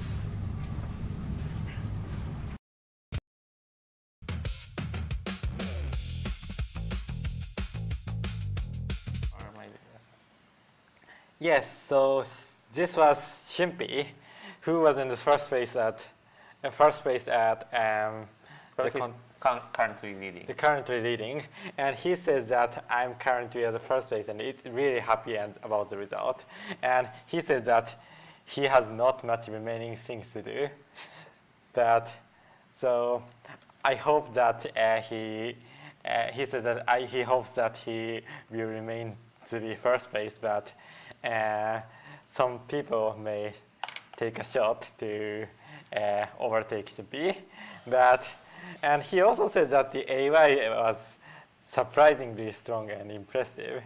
And he also mentioned that he only slept 1 hour today. So he is exhausted. Anyways, that's not good. Yeah. It's really... Well, from my experience, 1 hour of sleep is enough. Oh, really? No, I'm just kidding with the last year, but yeah, that's yeah, I feel bad for him. Like but yeah. So as I said, he's in this state where he's so exhausted and he just hopes no one catches. Yeah. To him, yeah, that's. So let's see who can overtake Shimpi. So the currently second placed contestant is MathGorilla. So let's look at the MathGorilla screen. Okay, so the third screen is not working, so let's see the second screen. And so the MathGorilla's second screen is gonna be like that. And Which is ChatGPT. He is using ChatGPT, but what he's doing with ChatGPT is more important. So, Full solution. so I understand he uploaded his code base as well to ChatGPT. That would be my guess. So it seems like he's trying to improve the algorithm. Bit subset plus knapsack. Oh, Yeah, multiple bit subset plus knapsack. So it is the improvement that MathGorilla needs to implement, because MathGorilla is currently, well, only using mirror. So let's look at looking at the MathGorilla's latest submission. He's So, only but- using mirror, so so does this mean that he's trying to, because I cannot read Japanese, does it mean that he's trying to make this process even more optimized, which would translate to wider beam? I mean, I think that he's trying to use splitter in the middle so that it only uses, because it only uses one ray to the edges. So he may be trying to put multiple rays into the outside edge. So if he can do it, then, and I think that he is betting on it, because if he can do it successfully, it is very possible to win against Shimpi. But if he wants to win against Shimpi, then it is really, really needed, because he still relies on eventually binary number. 45 minutes left. So I'm really curious about if this kind of gamble will succeed. Yeah, he needs a lot in order to catch up to Sean P. So it may look like, it looks that Sean P's advantage is like almost 2x, but realistically though, it's probably higher, because he leads on most of the harder tests. So for a lot of people, even if they improve by like 50% on harder tests, they may still get like very little score on those. So when you have like really big differences in problems where relative scoring is being used, it sometimes might give you an incorrect impression of the current situation. I do feel that his lead is pretty much massive right now, and someone would have to come up with like insanely big change. And yeah, so obviously, as I said before, I still think it might happen. Like, it's not out of the question, but I think it's almost a safe bet on Sean P at this point. I'm kind of sad that Terry didn't really improve out. Yeah, I think that this kind of solution with the Terry solution is pretty simple, so I think that it will lead to day one. So if this is a 4-hour contest, then this solution will easily win. Yeah. But like, there are no substantial improvements. I mean, the biggest change that I observed throughout the last few hours is that he sometimes moved around the letters. Yeah. I remember help was somewhere lower Yeah. at some point. Yeah, but very little is happening. so let's go to Yosupo, who is currently third. So I think that Yosupo is winning in some cases. So like Shimpi is not dominating all test cases. And if we dominate all test cases, then the score will be 15 billion. But Shin-P's score is a bit lower than that. So Yeah. so let's see the yosupo screen.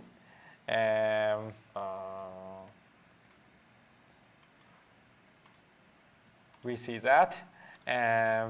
So yosupo is doing some kind of, doing the same thing. Yeah, but so codecs as well inside of Visual Studio. At the bottom you can see the results of his local testing, and apparently he's using only 100. Yeah, he's only using 100 local tests, which I feel is enough here because of the low variance of the problem. Unless you have, I mean, I'm saying low variance, but it depends on the solution. Shun-P's solution have this issue with low and high, very low and very high numbers, especially if they're at the start or at the end. But most of the solutions are kind of, maybe not blind to it, but they can ignore it. The errors should be more or less evenly distributed. And this reduces the variance. I think that yosupo is ranting to the codecs. He is seems to be angry looking at the prompt. He is literally saying like, why you don't implement like this way? He is angry to the coding agent. So looking at the leaderboard, is Shun-P is using, actually let me check the submissions. I'm wondering how AI generated those submissions look, like how close is it? Okay, so Shun-P's code is over 3,000 lines. It's not human. That one thing is clear. He has a ton of debug output.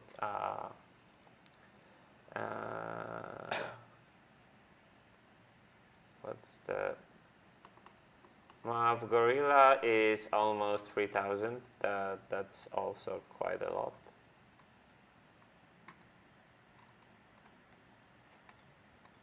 There is no template. Yeah, I don't see template here. Lots of constants. So I would assume it's also mostly AI generated. Okay, this for yosupo. Yosupo's source code is over 13,000 lines. Yeah, the battle of human competitors. For A0,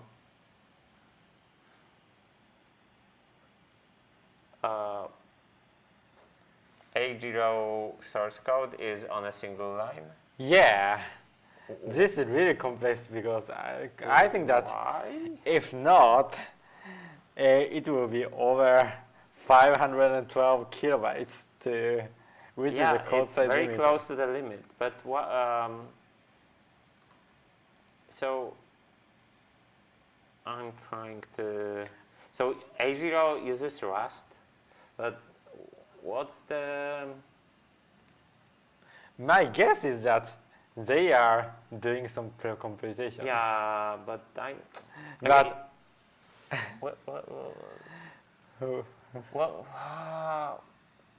why is he doing that? Like, I mean, what?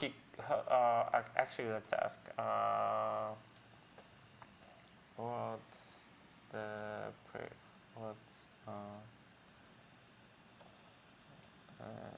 solution? Oh, we cannot use enter here. Blah, blah, blah.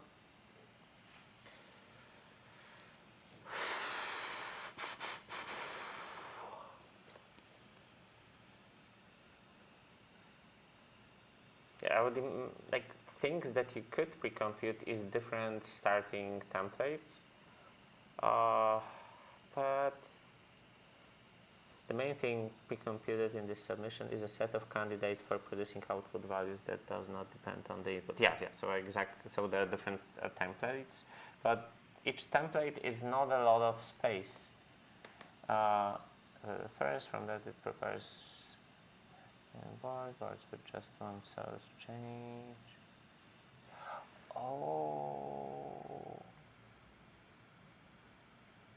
What do you think about it? I'm trying to be more.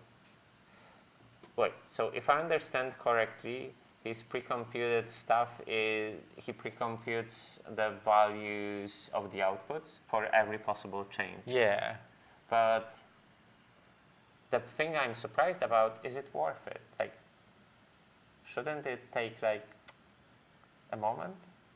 I think that if we fix like if we place 2 of them, I think that there's a lot of information needed. It is confusing.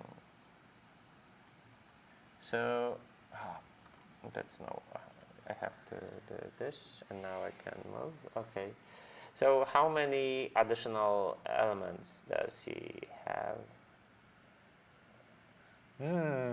I don't really know, but I expect that this is kind of 1 or 2. Yeah, Perhaps. So here is one.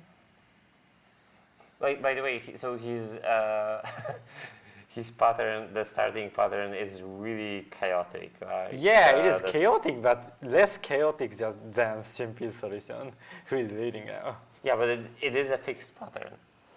So instead of like having a zigzag like other people, it's complete mess. Maybe simulated annealing was used. That would be my guess.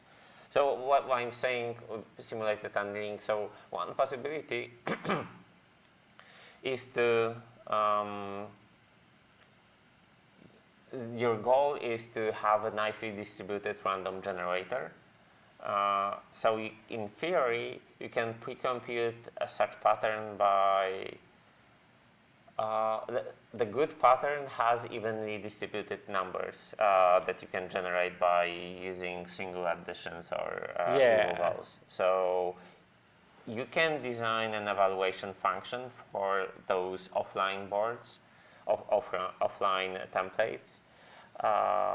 So maybe he has something that's like running for very long to find optimal values, but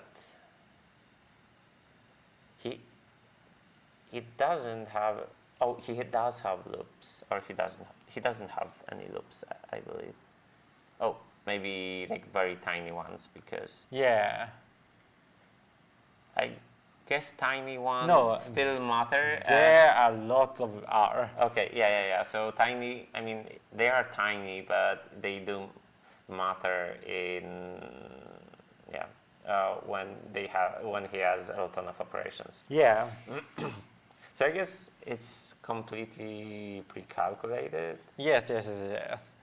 I think that this is the reason. So that's why his run execution time is so short. I think that this is because like everything is pre-computed, and everything can be computed with DP or something like that.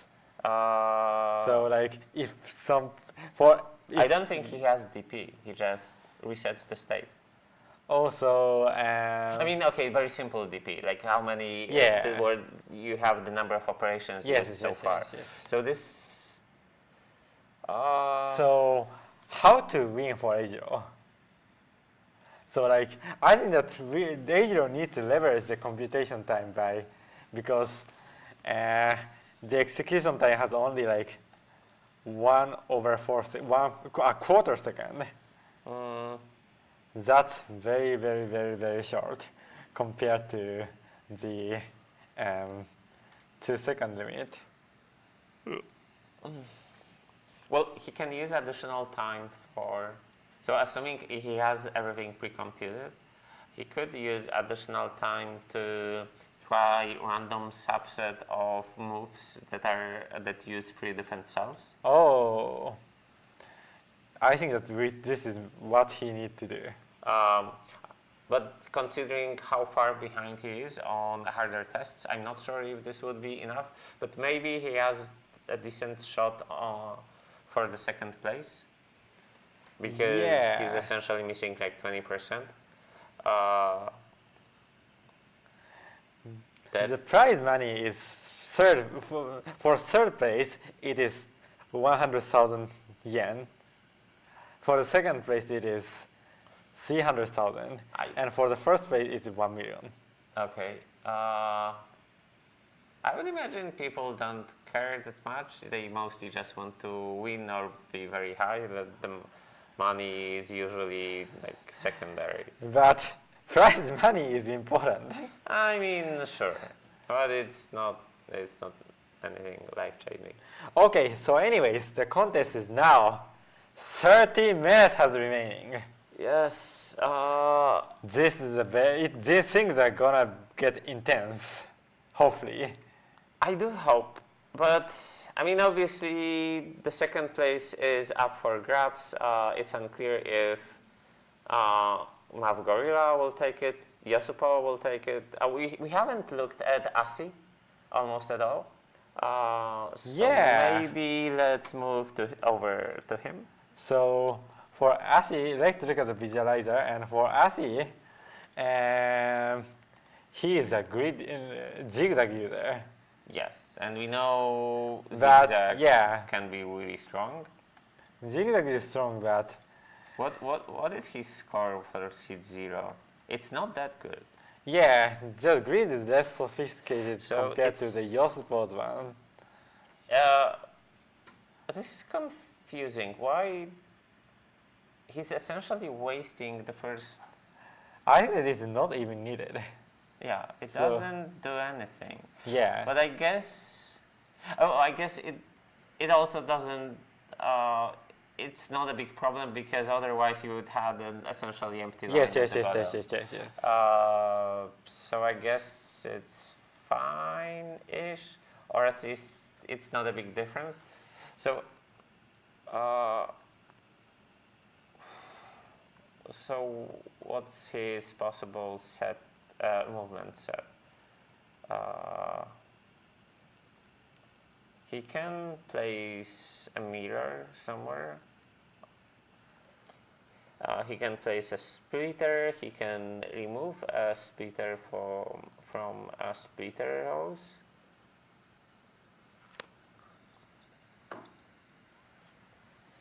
I believe he can have up to 2 different objects, maybe more. He does use all of the operations. It's 1 removal plus 2 additional splitters. Actually, let me just play. It's interesting that for those absorb blocks, it's just they're almost in the solid. They form a solid line.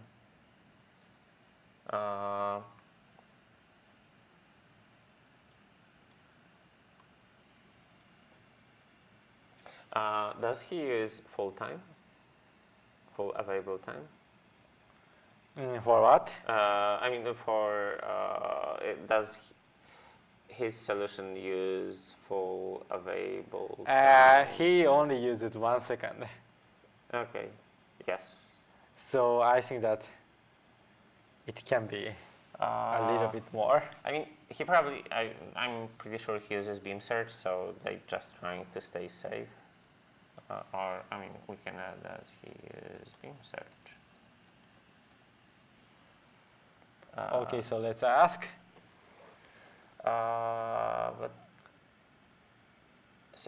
But yeah, it looks like at the most. Meanwhile, ASI has submitted a new solution. Okay. Now. Yeah, it's at most 2 additional objects along the zigzag. Yeah. And sometimes it removes a splitter in the middle. Oh, I was wrong. At most 3 objects. We have 2 absorbers and 1 splitter. but it is rare.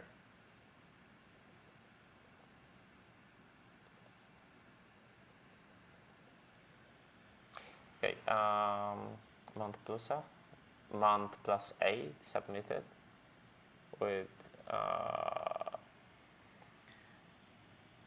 yeah, this contest has to be very frustrating for competitors, more frustrating than usual contest. I'm pretty sure about that.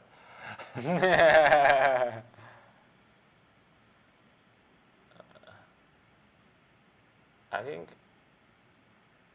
did ASI improve? It's judging. I think, oh, okay, yeah, it's still judging. And it did improve somehow.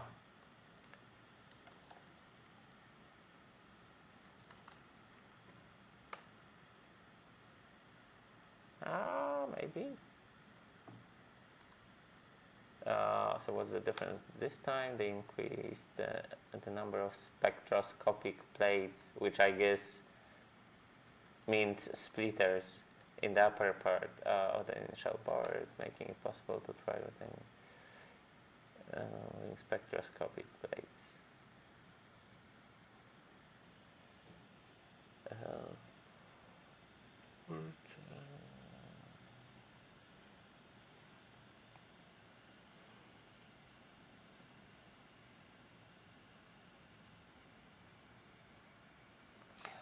Increase the number of spectroscopic plates in the upper part, I guess, just means the first row. But the first row is never used, right? I guess in theory it can be used if you reflect upwards, if you put a mirror that reflects upwards. So ASI slightly improved? Yeah, it did slightly improve. But not by much. But anyways, I think that we have a lot of things that some things that it is very good to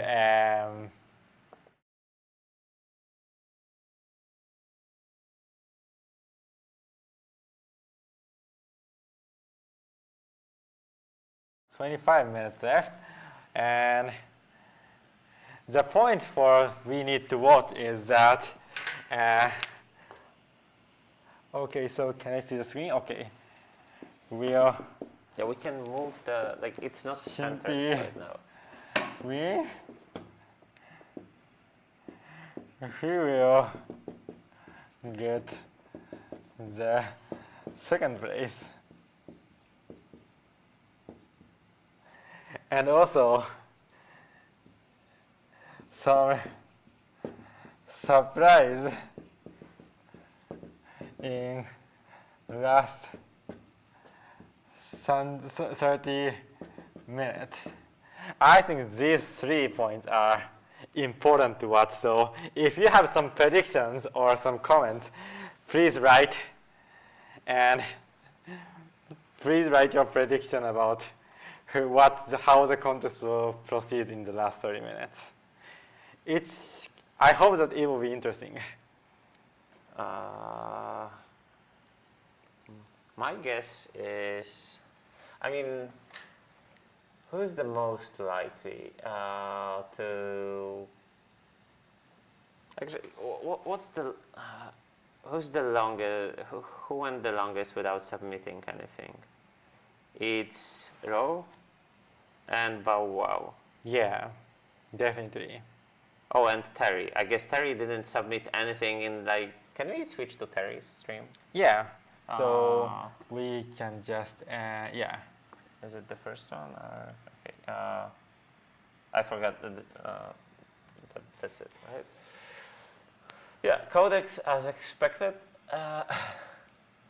but I'm confused about the stuff on the left. Like he's experimenting with some tiny setups. I think so.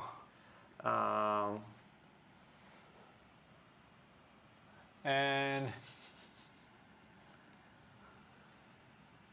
problem that what is Fukkin? I don't really know about this, but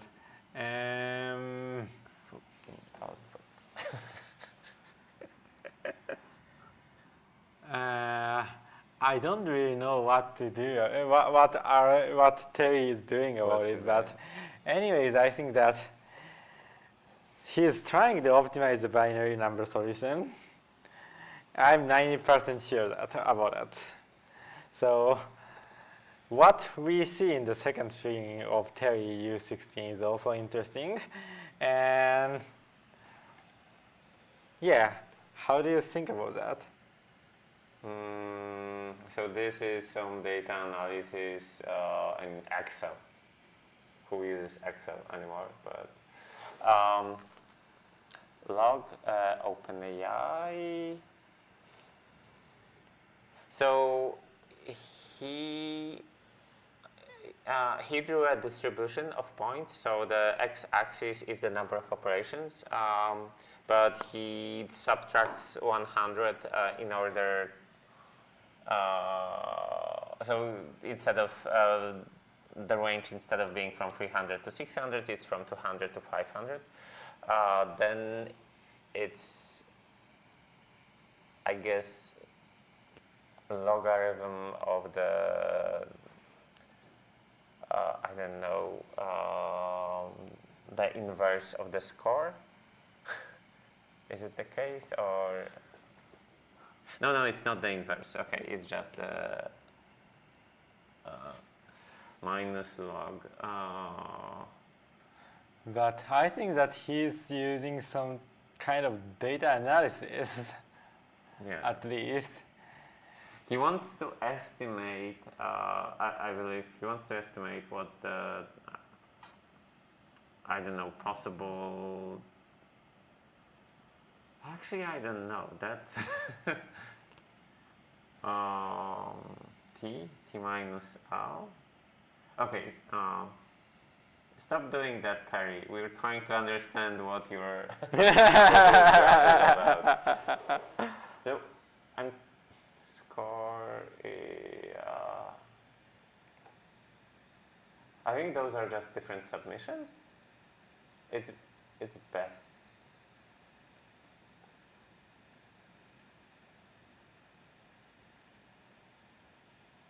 I am confused, I won't lie. So,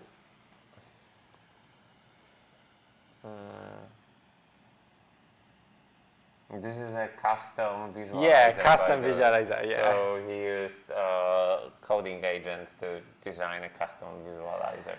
And I think he's making it so that he can manually change the stuff. Like that's the only reason. And in a way, it's a cool way to use agents. That you use them for creating tools that increase your tempo of understanding what's happening around you. I mean, not around you, but they make it easier to understand the problem itself. So in the official visualizer, you have to change the input strings in order to see how. Yeah, I'm done for today. Like, I think I ran out of energy, which is right about time, considering there's like 18 minutes left. Okay, so let's move on to the other contestant. Let's just focus on what people are working right now. There are no submissions in the past 10 minutes. Yeah, no submission in the past, 7 or 8 minutes. But, so, well, I want to see something happen. Oh yeah. But anyways, something is happening behind the screen. So, what Ro is doing? Ro is pretty quiet during the. So I noticed that Ro had his own custom visualization pretty much right from the start of the contest. I see. It's not pretty. I like I like the official one way more. Yeah, please go back to your visualization. We know the scoreboard. Please go back.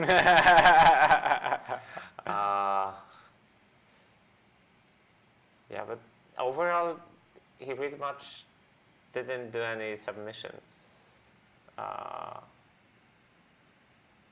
2 submissions at the start of the contest. Oh, so we've never explained testing submissions. Maybe, I mean, it's 15 minutes till the end of the We've never played Yosupo's confessions. Oh! We completely forgot about that. So maybe, super sorry for that, but maybe let's do it right now. Yeah. どうも。これって何時間時点とか公開されるんですかね。まあ、言っとくと4時間時点で今、せっかくなんでこの謎の部屋に今年も来たんですけど、ちょっとね、多分今順位表を見てる人はもう分かってると思うんですけども、あまりにシンギュラリティすぎて、どうしようって思ってます。4時間時点で自分が今出せるもの出したんですけど、どうやらスコア差が25倍かなついていて、いやーちょっとね、俺が最初に、いやー今の時点から10倍ぐらい、今全然操作回数を使い切ってないんで、あと10倍ぐらいいけたらいいなと思ってたんですけど、なんか気づいたら25倍差がついてて、いや、これ、今もどうしたもんかと思っています。以上、懺悔でした。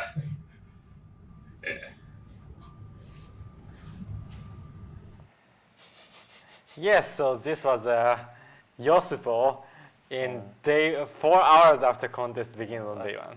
But So- we had English subtitles. Yeah, but anyways, he made a comeback in the last hour of day 1, and you see that he was very strong at the earlier part of day 2.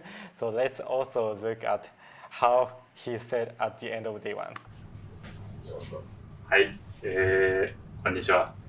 実は開始4時間時点でチャット GP や OpenAI と25倍差がついていて、まあ先ほど4時間ぐらいチャット GPT 俺のコーデックスをパワハラし続けてできたもう完璧なコードを提出したら、なんと25倍差だったのが5倍差という、大躍進をして嬉しくなってここに来ました。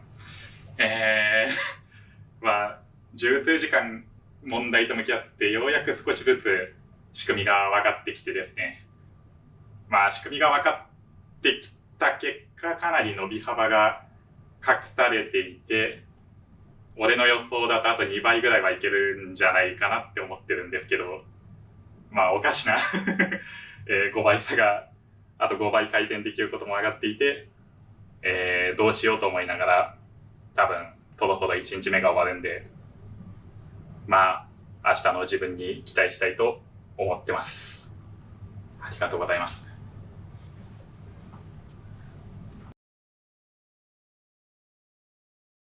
So those were 2 confessions from Yosupo, the first one after 4 hours and the second one essentially right before the day 1 ended. Yes. Yeah, and those were the only 2 confessions that we had during the day 1, which isn't it surprising that I thought that when the contest lasts 2 days, you kind of want to stretch your legs and say some silly stuff in the confession room. Unless people are afraid of that we'll be showing this later and, I don't know, maybe being camera shy, but, you know. I don't know, but this is a problem that some people can't do really anything. So, and actually, MathGorilla was also the one who was did not do well on day 1, and he did not submit a meaningfully good score compared to the current one on day 1. But for him, he really improved during the night of day 1. Yeah, I mean, several people did, right? Yeah. Terry was leading pretty much for the whole day one. Yeah. And Terry is at 6th position right now, with very little improvement throughout the whole day too.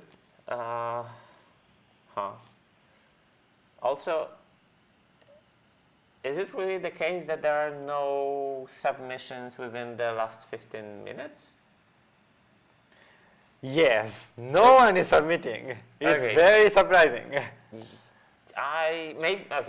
Maybe OpenAI just decided that they are done for today and they don't want to risk it. I would imagine it's still a human decision that when do they want to end the whole process. So that's one way of avoiding doing something very risky. I would imagine that if they had several versions of the agents running, they would love a situation where their solution generated by GPT 5.6 was good enough to beat the humans. It seems it was not the case because the bad solution from OpenAI is almost always below Shun-P. And also it was below yosupo for some smaller cases. Yeah, that is true. So definitely they don't feel comfortable with leaving that. And also, it was way, way, way too close. It doesn't look impressive as well, so why do that?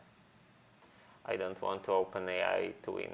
Well, yes, you should have qualified for the contest, came here and, performed better than anyone else, basically. That would,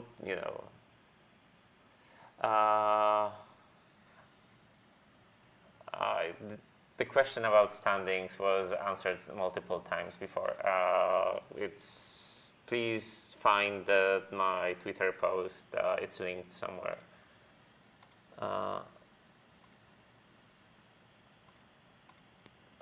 Okay, maybe let's show the top 6.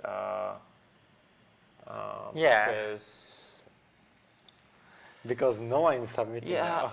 Yeah, it's pretty surprising, isn't it? This is normally this is very unusual because you don't want to submit during the last 5 minutes. So one thing that we didn't explain, the rules are that you can submit once every 5 minutes. This is done in order so that a single person cannot spam with submits and block the whole queue. So if someone submits 4 minutes and 59 seconds before the end of the contest, they are not able to resubmit, even if they did a massive bug and they would like to revert. So in general, you do want to submit as early as possible, and you want to leave the very last 5 minutes for this backup plan if your previous submit was completely broken, so just in case. So we have 9 minutes left, which means people can only do 2 more submits. I would imagine Shun-P is not going to submit anything. I don't think so. Shun-P is on the lead, so I think that. And he actually said to the confession that I have nothing more to do. So I think that he has nothing more to do.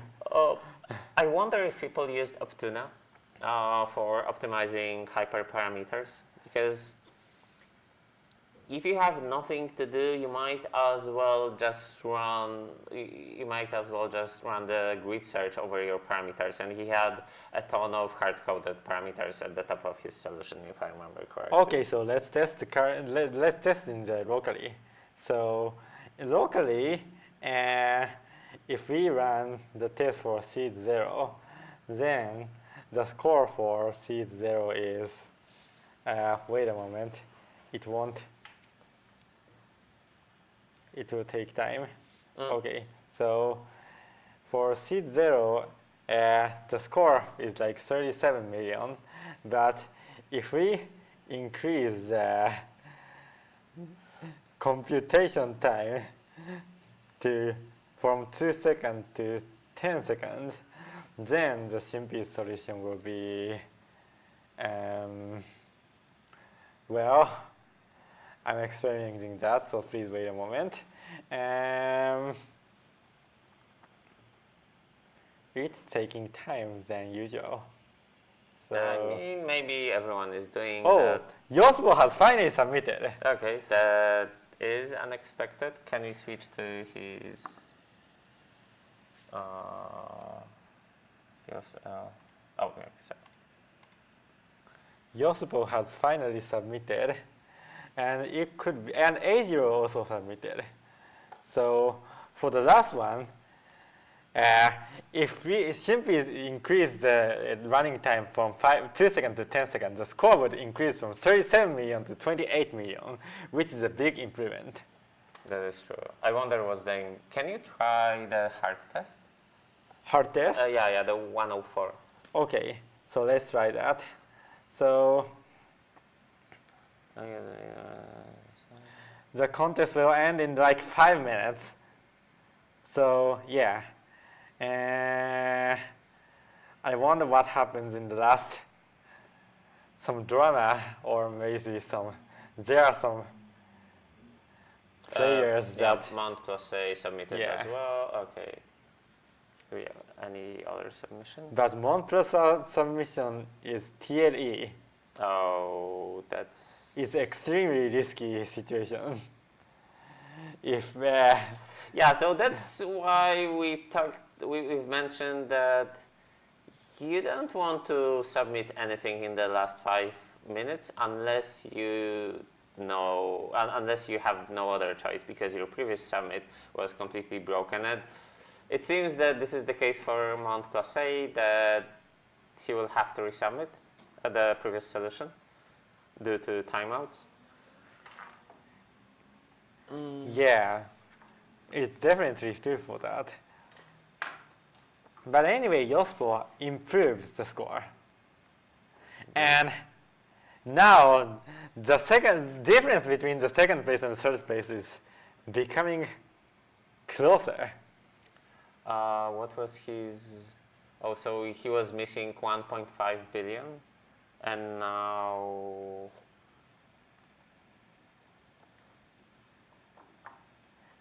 And isn't it? Oh, okay, yeah, what was the difference before? I don't have the past data point between yosupo and MathGorilla.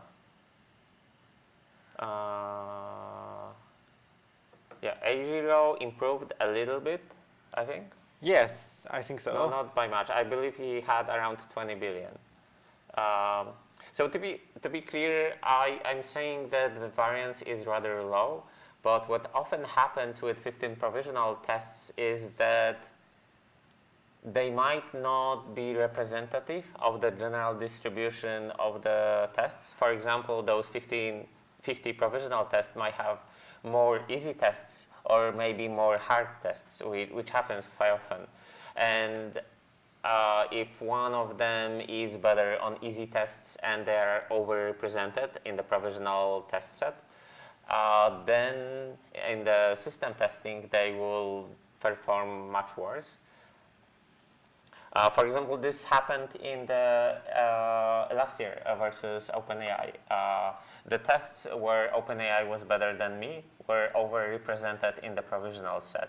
That's why my advantage grew from 5% in the provisional to 10% in the system tests. Oh, I see. So usually this is way more important than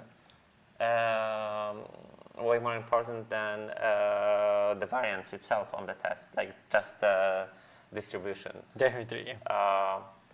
I mean, Shun P has such a huge lead over other humans that it doesn't matter. Whatever happened in the provisional tests, he's still fine.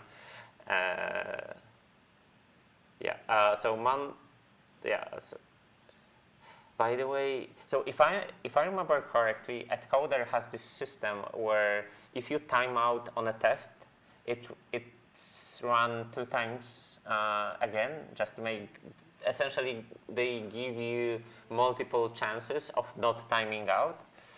But unfortunately, this means that if someone submits a solution, then and all of those runs are timeouts, it takes 3 times as long to evaluate this solution. And I don't know if you can.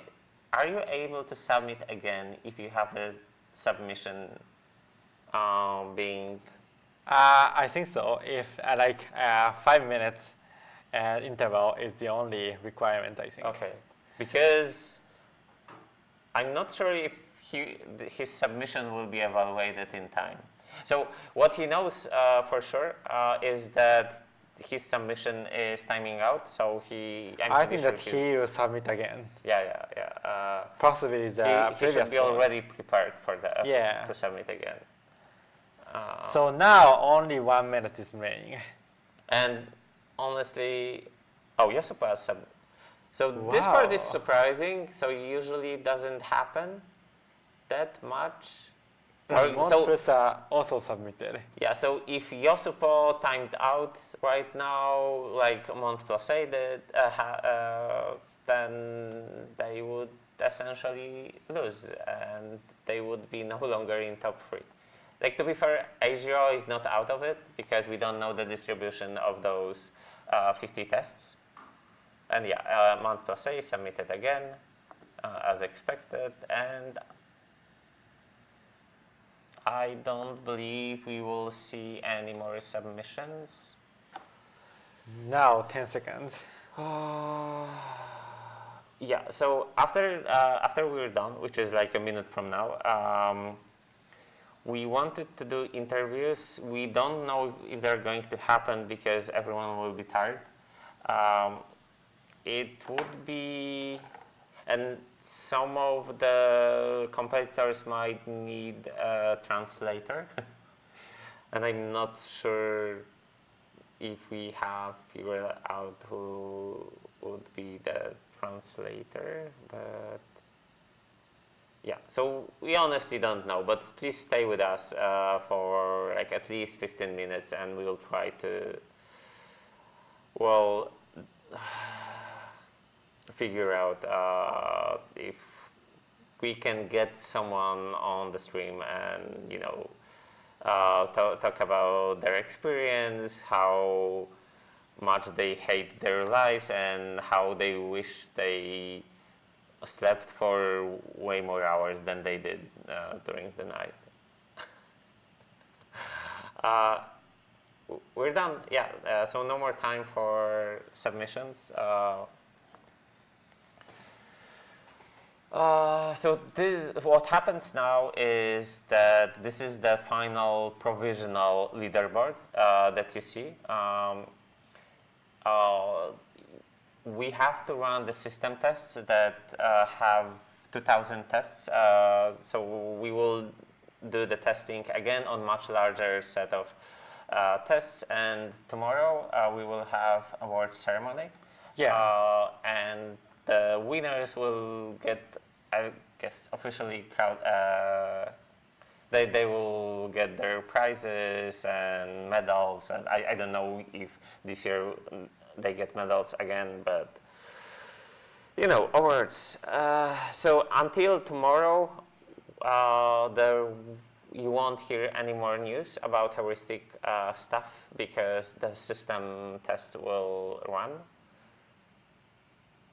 And yeah, I think maybe let's pause the stream because I have to go to another room and convince people to get.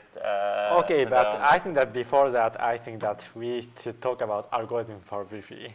Oh right, tomorrow. That is true. Yeah, we really have to do that. So just to be very quick, so tomorrow algorithm competition happens. We will have an English stream as well. Piotr and Maroon will be your hosts. It will last for 7 hours, if I remember correctly.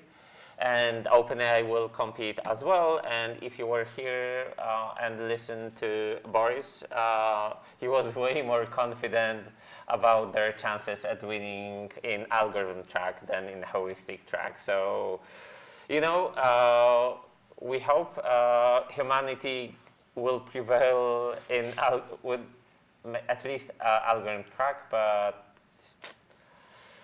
we'll see about that. But you know, the hope dies last. Do you know the time when algorithm starts? The algorithm contest starts at 11 a.m. tomorrow to 18. Yeah. 11 to 18. 11 to 18 7 Japanese hours, time. yeah. Which means 4 a.m. for most of the Europe, and 10 p.m. For East Coast and 7 p.m. for West Coast, if I do my math correctly, which is always hard. Yeah, but please tune in. It will be a completely different type of a stream, mostly because your commentators will actually have some form of experience. And as far as I know, they are prepared, unlike us. Yeah, so, well, thank you for watching, and I'll go and try to grab someone and get them here to talk about their experience. So, I mean, you can, we can leave the stream working. Okay. I'll be back. Or we can pause it for a few minutes. I'm not sure what will be fun. But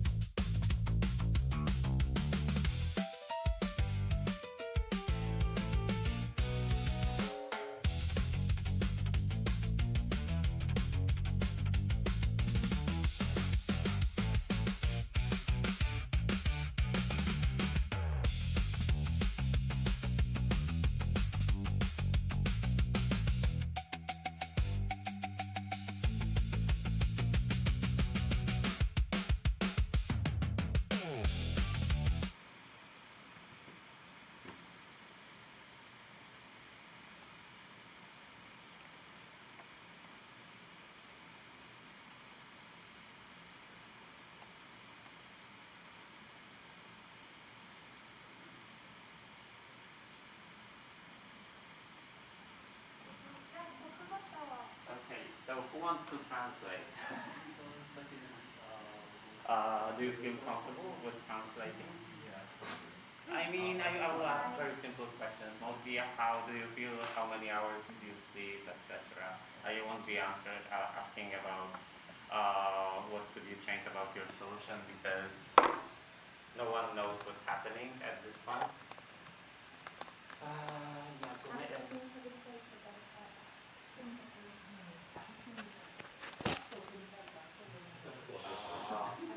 マイク外します。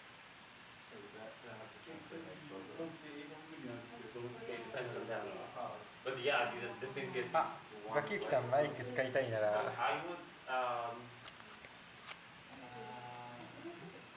I'm not sure what's the best setup. Should we sit in the middle or should we sit on the? I guess you should sit outside.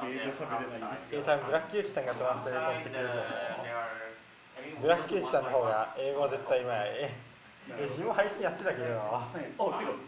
それできるんだ。絶対できる。なんかそのヒューリスティックが強い人にあんまり英語ができる人がいないんじゃないかっていうのは結構チョクライさんに言われてたからなぜか自分が英語にやってた。あ、お疲れ様です皆さん。本当にすごい長かったと思うんですけど。いや、解説の方が多分10時間しかやってない。10時間。たった10時間。写真部が作るんですか10時間解説をっていう。この音楽いやまあしてなかったから今映ってますね。配信がね。はい、じゃあ。So I think you should sit on the outside. I will sit here, and the guest will sit here. I'm not sure if that's the honestly, but the guest must be. Yeah, I honestly don't know how it.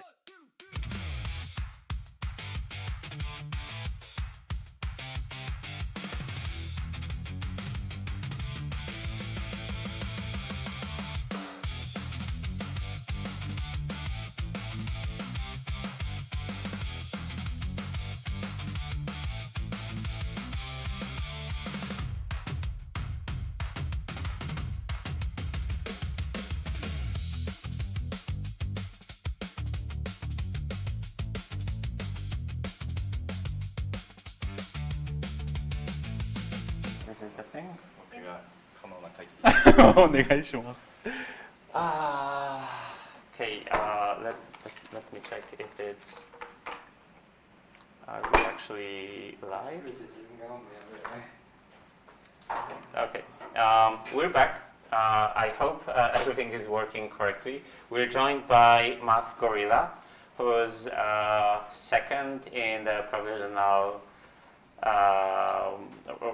rankings. And well, first of all, how do you feel after 34 hours? I'm not sure. まあ、そうですね。なんか34時間ぶっ通しっていうのがすごい疲れると思っていたんですけど、なんか意外と全然大丈夫だなっていう。まあなんか夜ちゃんと寝たしというか寝ないと多分今日考察できないだろうなと思って、まあなんかそこら辺は計画的にちゃんと寝たりしてたので、なんか意外と元気ですっていうのと、あと問題がすごい楽しかったです。何時間寝られたんですか？8時間ぐらいですかね。So he slept 8 hours yesterday. So he originally thought he'll get tired, but it was fine, and the problems were really interesting. Okay, I'm surprised because I've heard so many people slept for 1 or 2 hours. Okay, so did you? I don't have questions prepared again. Sorry. What did you like about the problem? 問題のどの部分が面白かったとか好きだったとか。そうですね。やっぱり結構どういう盤面を構築するのかっていうのがなんでしょうね。その固定の部分といいますか、多分結構全員異なるような形の盤面を作っていたんじゃないかなって思うんですけども、結構そこら辺で大きく差が出るっていうところが、まあ、かなりおもろいヒューリスティックの部分だったなって思いますし、あと、これはあんまりなんかあれなんですけど、スコアが絶対スコアだったので、なんか潰されるところがめちゃめちゃに潰されてしまったりしていて、おもろかったですね。So the interesting part is that depending on the base structure, so like there are various base structures, and like depending on which to choose, the score gets really different, and that was the most interesting point. And the score was relative, so in some cases the score was like near zero, so that was another interesting point. Okay, and the last simple question. What were your expectations for OpenAI before the contest? OpenAI のその実力は、競技が始まる前はどれぐらいだと予想されてましたか？僕は予想としては2位から4位のどこかかなって思っていましたが、ここまでダントツ1位だとは全然思っておらず、結構そこは悔しいなっていう思いはあるんですけど、来年以降もしリベンジできたらリベンジしたいですね。So first he thought OpenAI would be around second to fourth place, but it turned out that OpenAI was the first, so he wants to revenge next year if possible. Yeah, I fully understand you. I mean, we have thank you for joining and congratulations. Like it looks like you will be in top 3 for sure. I mean, almost sure. We don't know the distribution of the. I'm talking too much. Sorry. But congratulations on your performance, and I hope you have enough sleep today. Again. Thank you. Thank you. Okay. So, do you have a mic? So please come. Hi.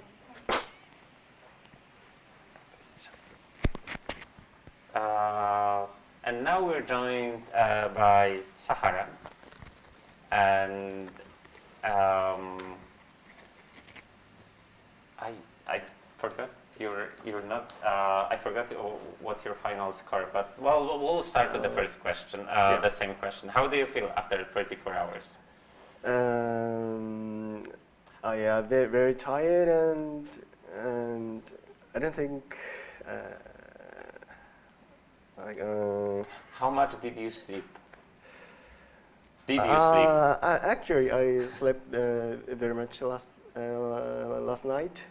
I was planning to do some improvements after yesterday's contest, but and I was very tired, and I got the room and immediately felt sick.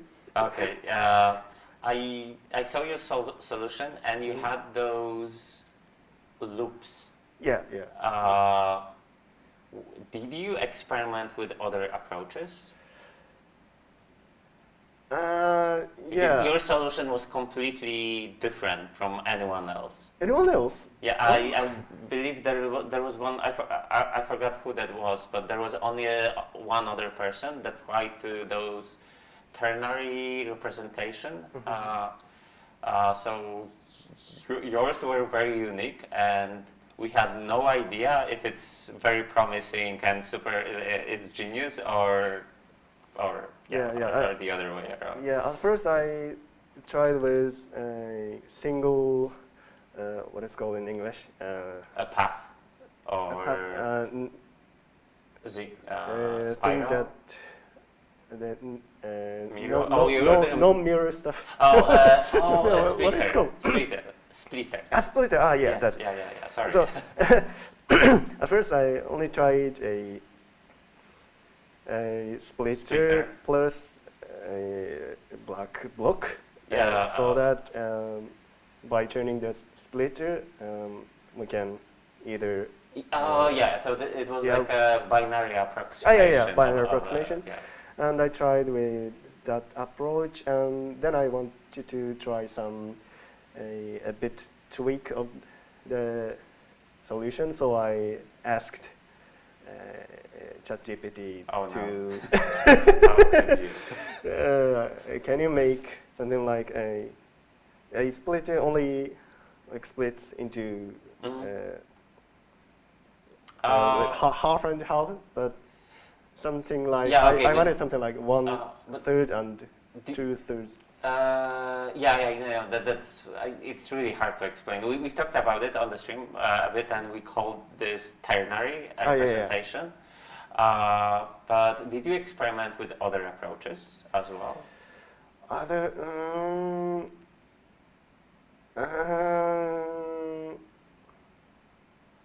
I mean, other I- approaches.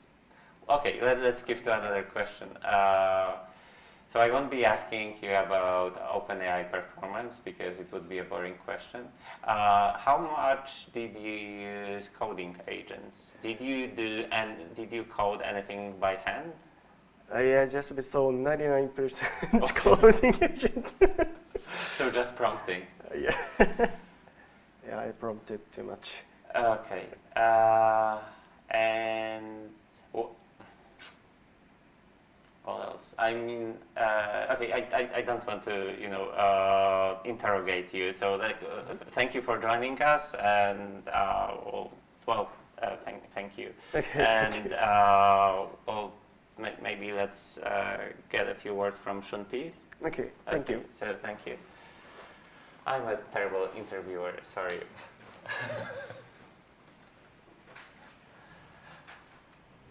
Oh well.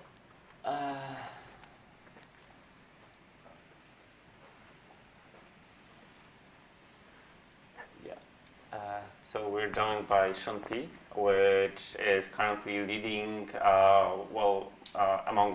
He's the best among the humans, and I'm pretty sure he will win. Although we shouldn't say anything like that. So first of all, congratulations. Your performance was amazing. It was actually much better than I thought humans could do within 34 hours. And the same question, how do you feel after 34 hours? Not sure if you need to... So I'm so surprised at my result. I'm good at constantly in top 10, but I'm not good at get first place. So this result is so surprising. But your lead is huge. It's like your score is pretty much twice as big as other people, which I don't remember too many contests like that. How much did you sleep throughout the night? Only 1 hour. I can sleep.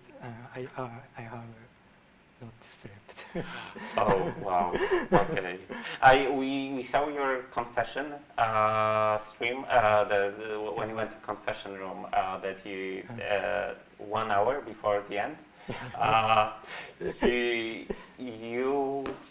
You were saying that you run out of energy. You no longer. You just hope that no one will submit anything that will get very high score, which I guess everyone else was extremely tired as well, and there were no submissions almost at the end of the contest. How much did you? I'll ask you the same question. How much did you use coding agents? Everything. And I'm pro discussion with Claude Fable. Okay. And implementing by Codex Pro. Did you use Optuna? No. Because you had this very long, like at the top of your solution, there were a ton of hard-coded variables. So I thought you used Optuna. to to the hyperparameter search? I don't use because there are only one important parameter, t. Oh yeah, yes. So I'm just tuning by hand. By the way, your solution was, I think, the most unusual out of everyone who competed. It looks, it's fascinating because there's so much stuff happening in that solution, and we couldn't tell if it's like how good can it be. Yeah. You actually got. I mean, several people got very close to the best scores on LOT on when you had 300 operations. But I mean, I have few questions about your solution. You had, but it would be very hard to describe them on the interview. So maybe. You're very tired. How do you plan to spend like tomorrow? What do you want to do tomorrow? Are you going to sleep for 16 hours? Yes. Are you planning to go to Disneyland? I don't know. It's so close. So.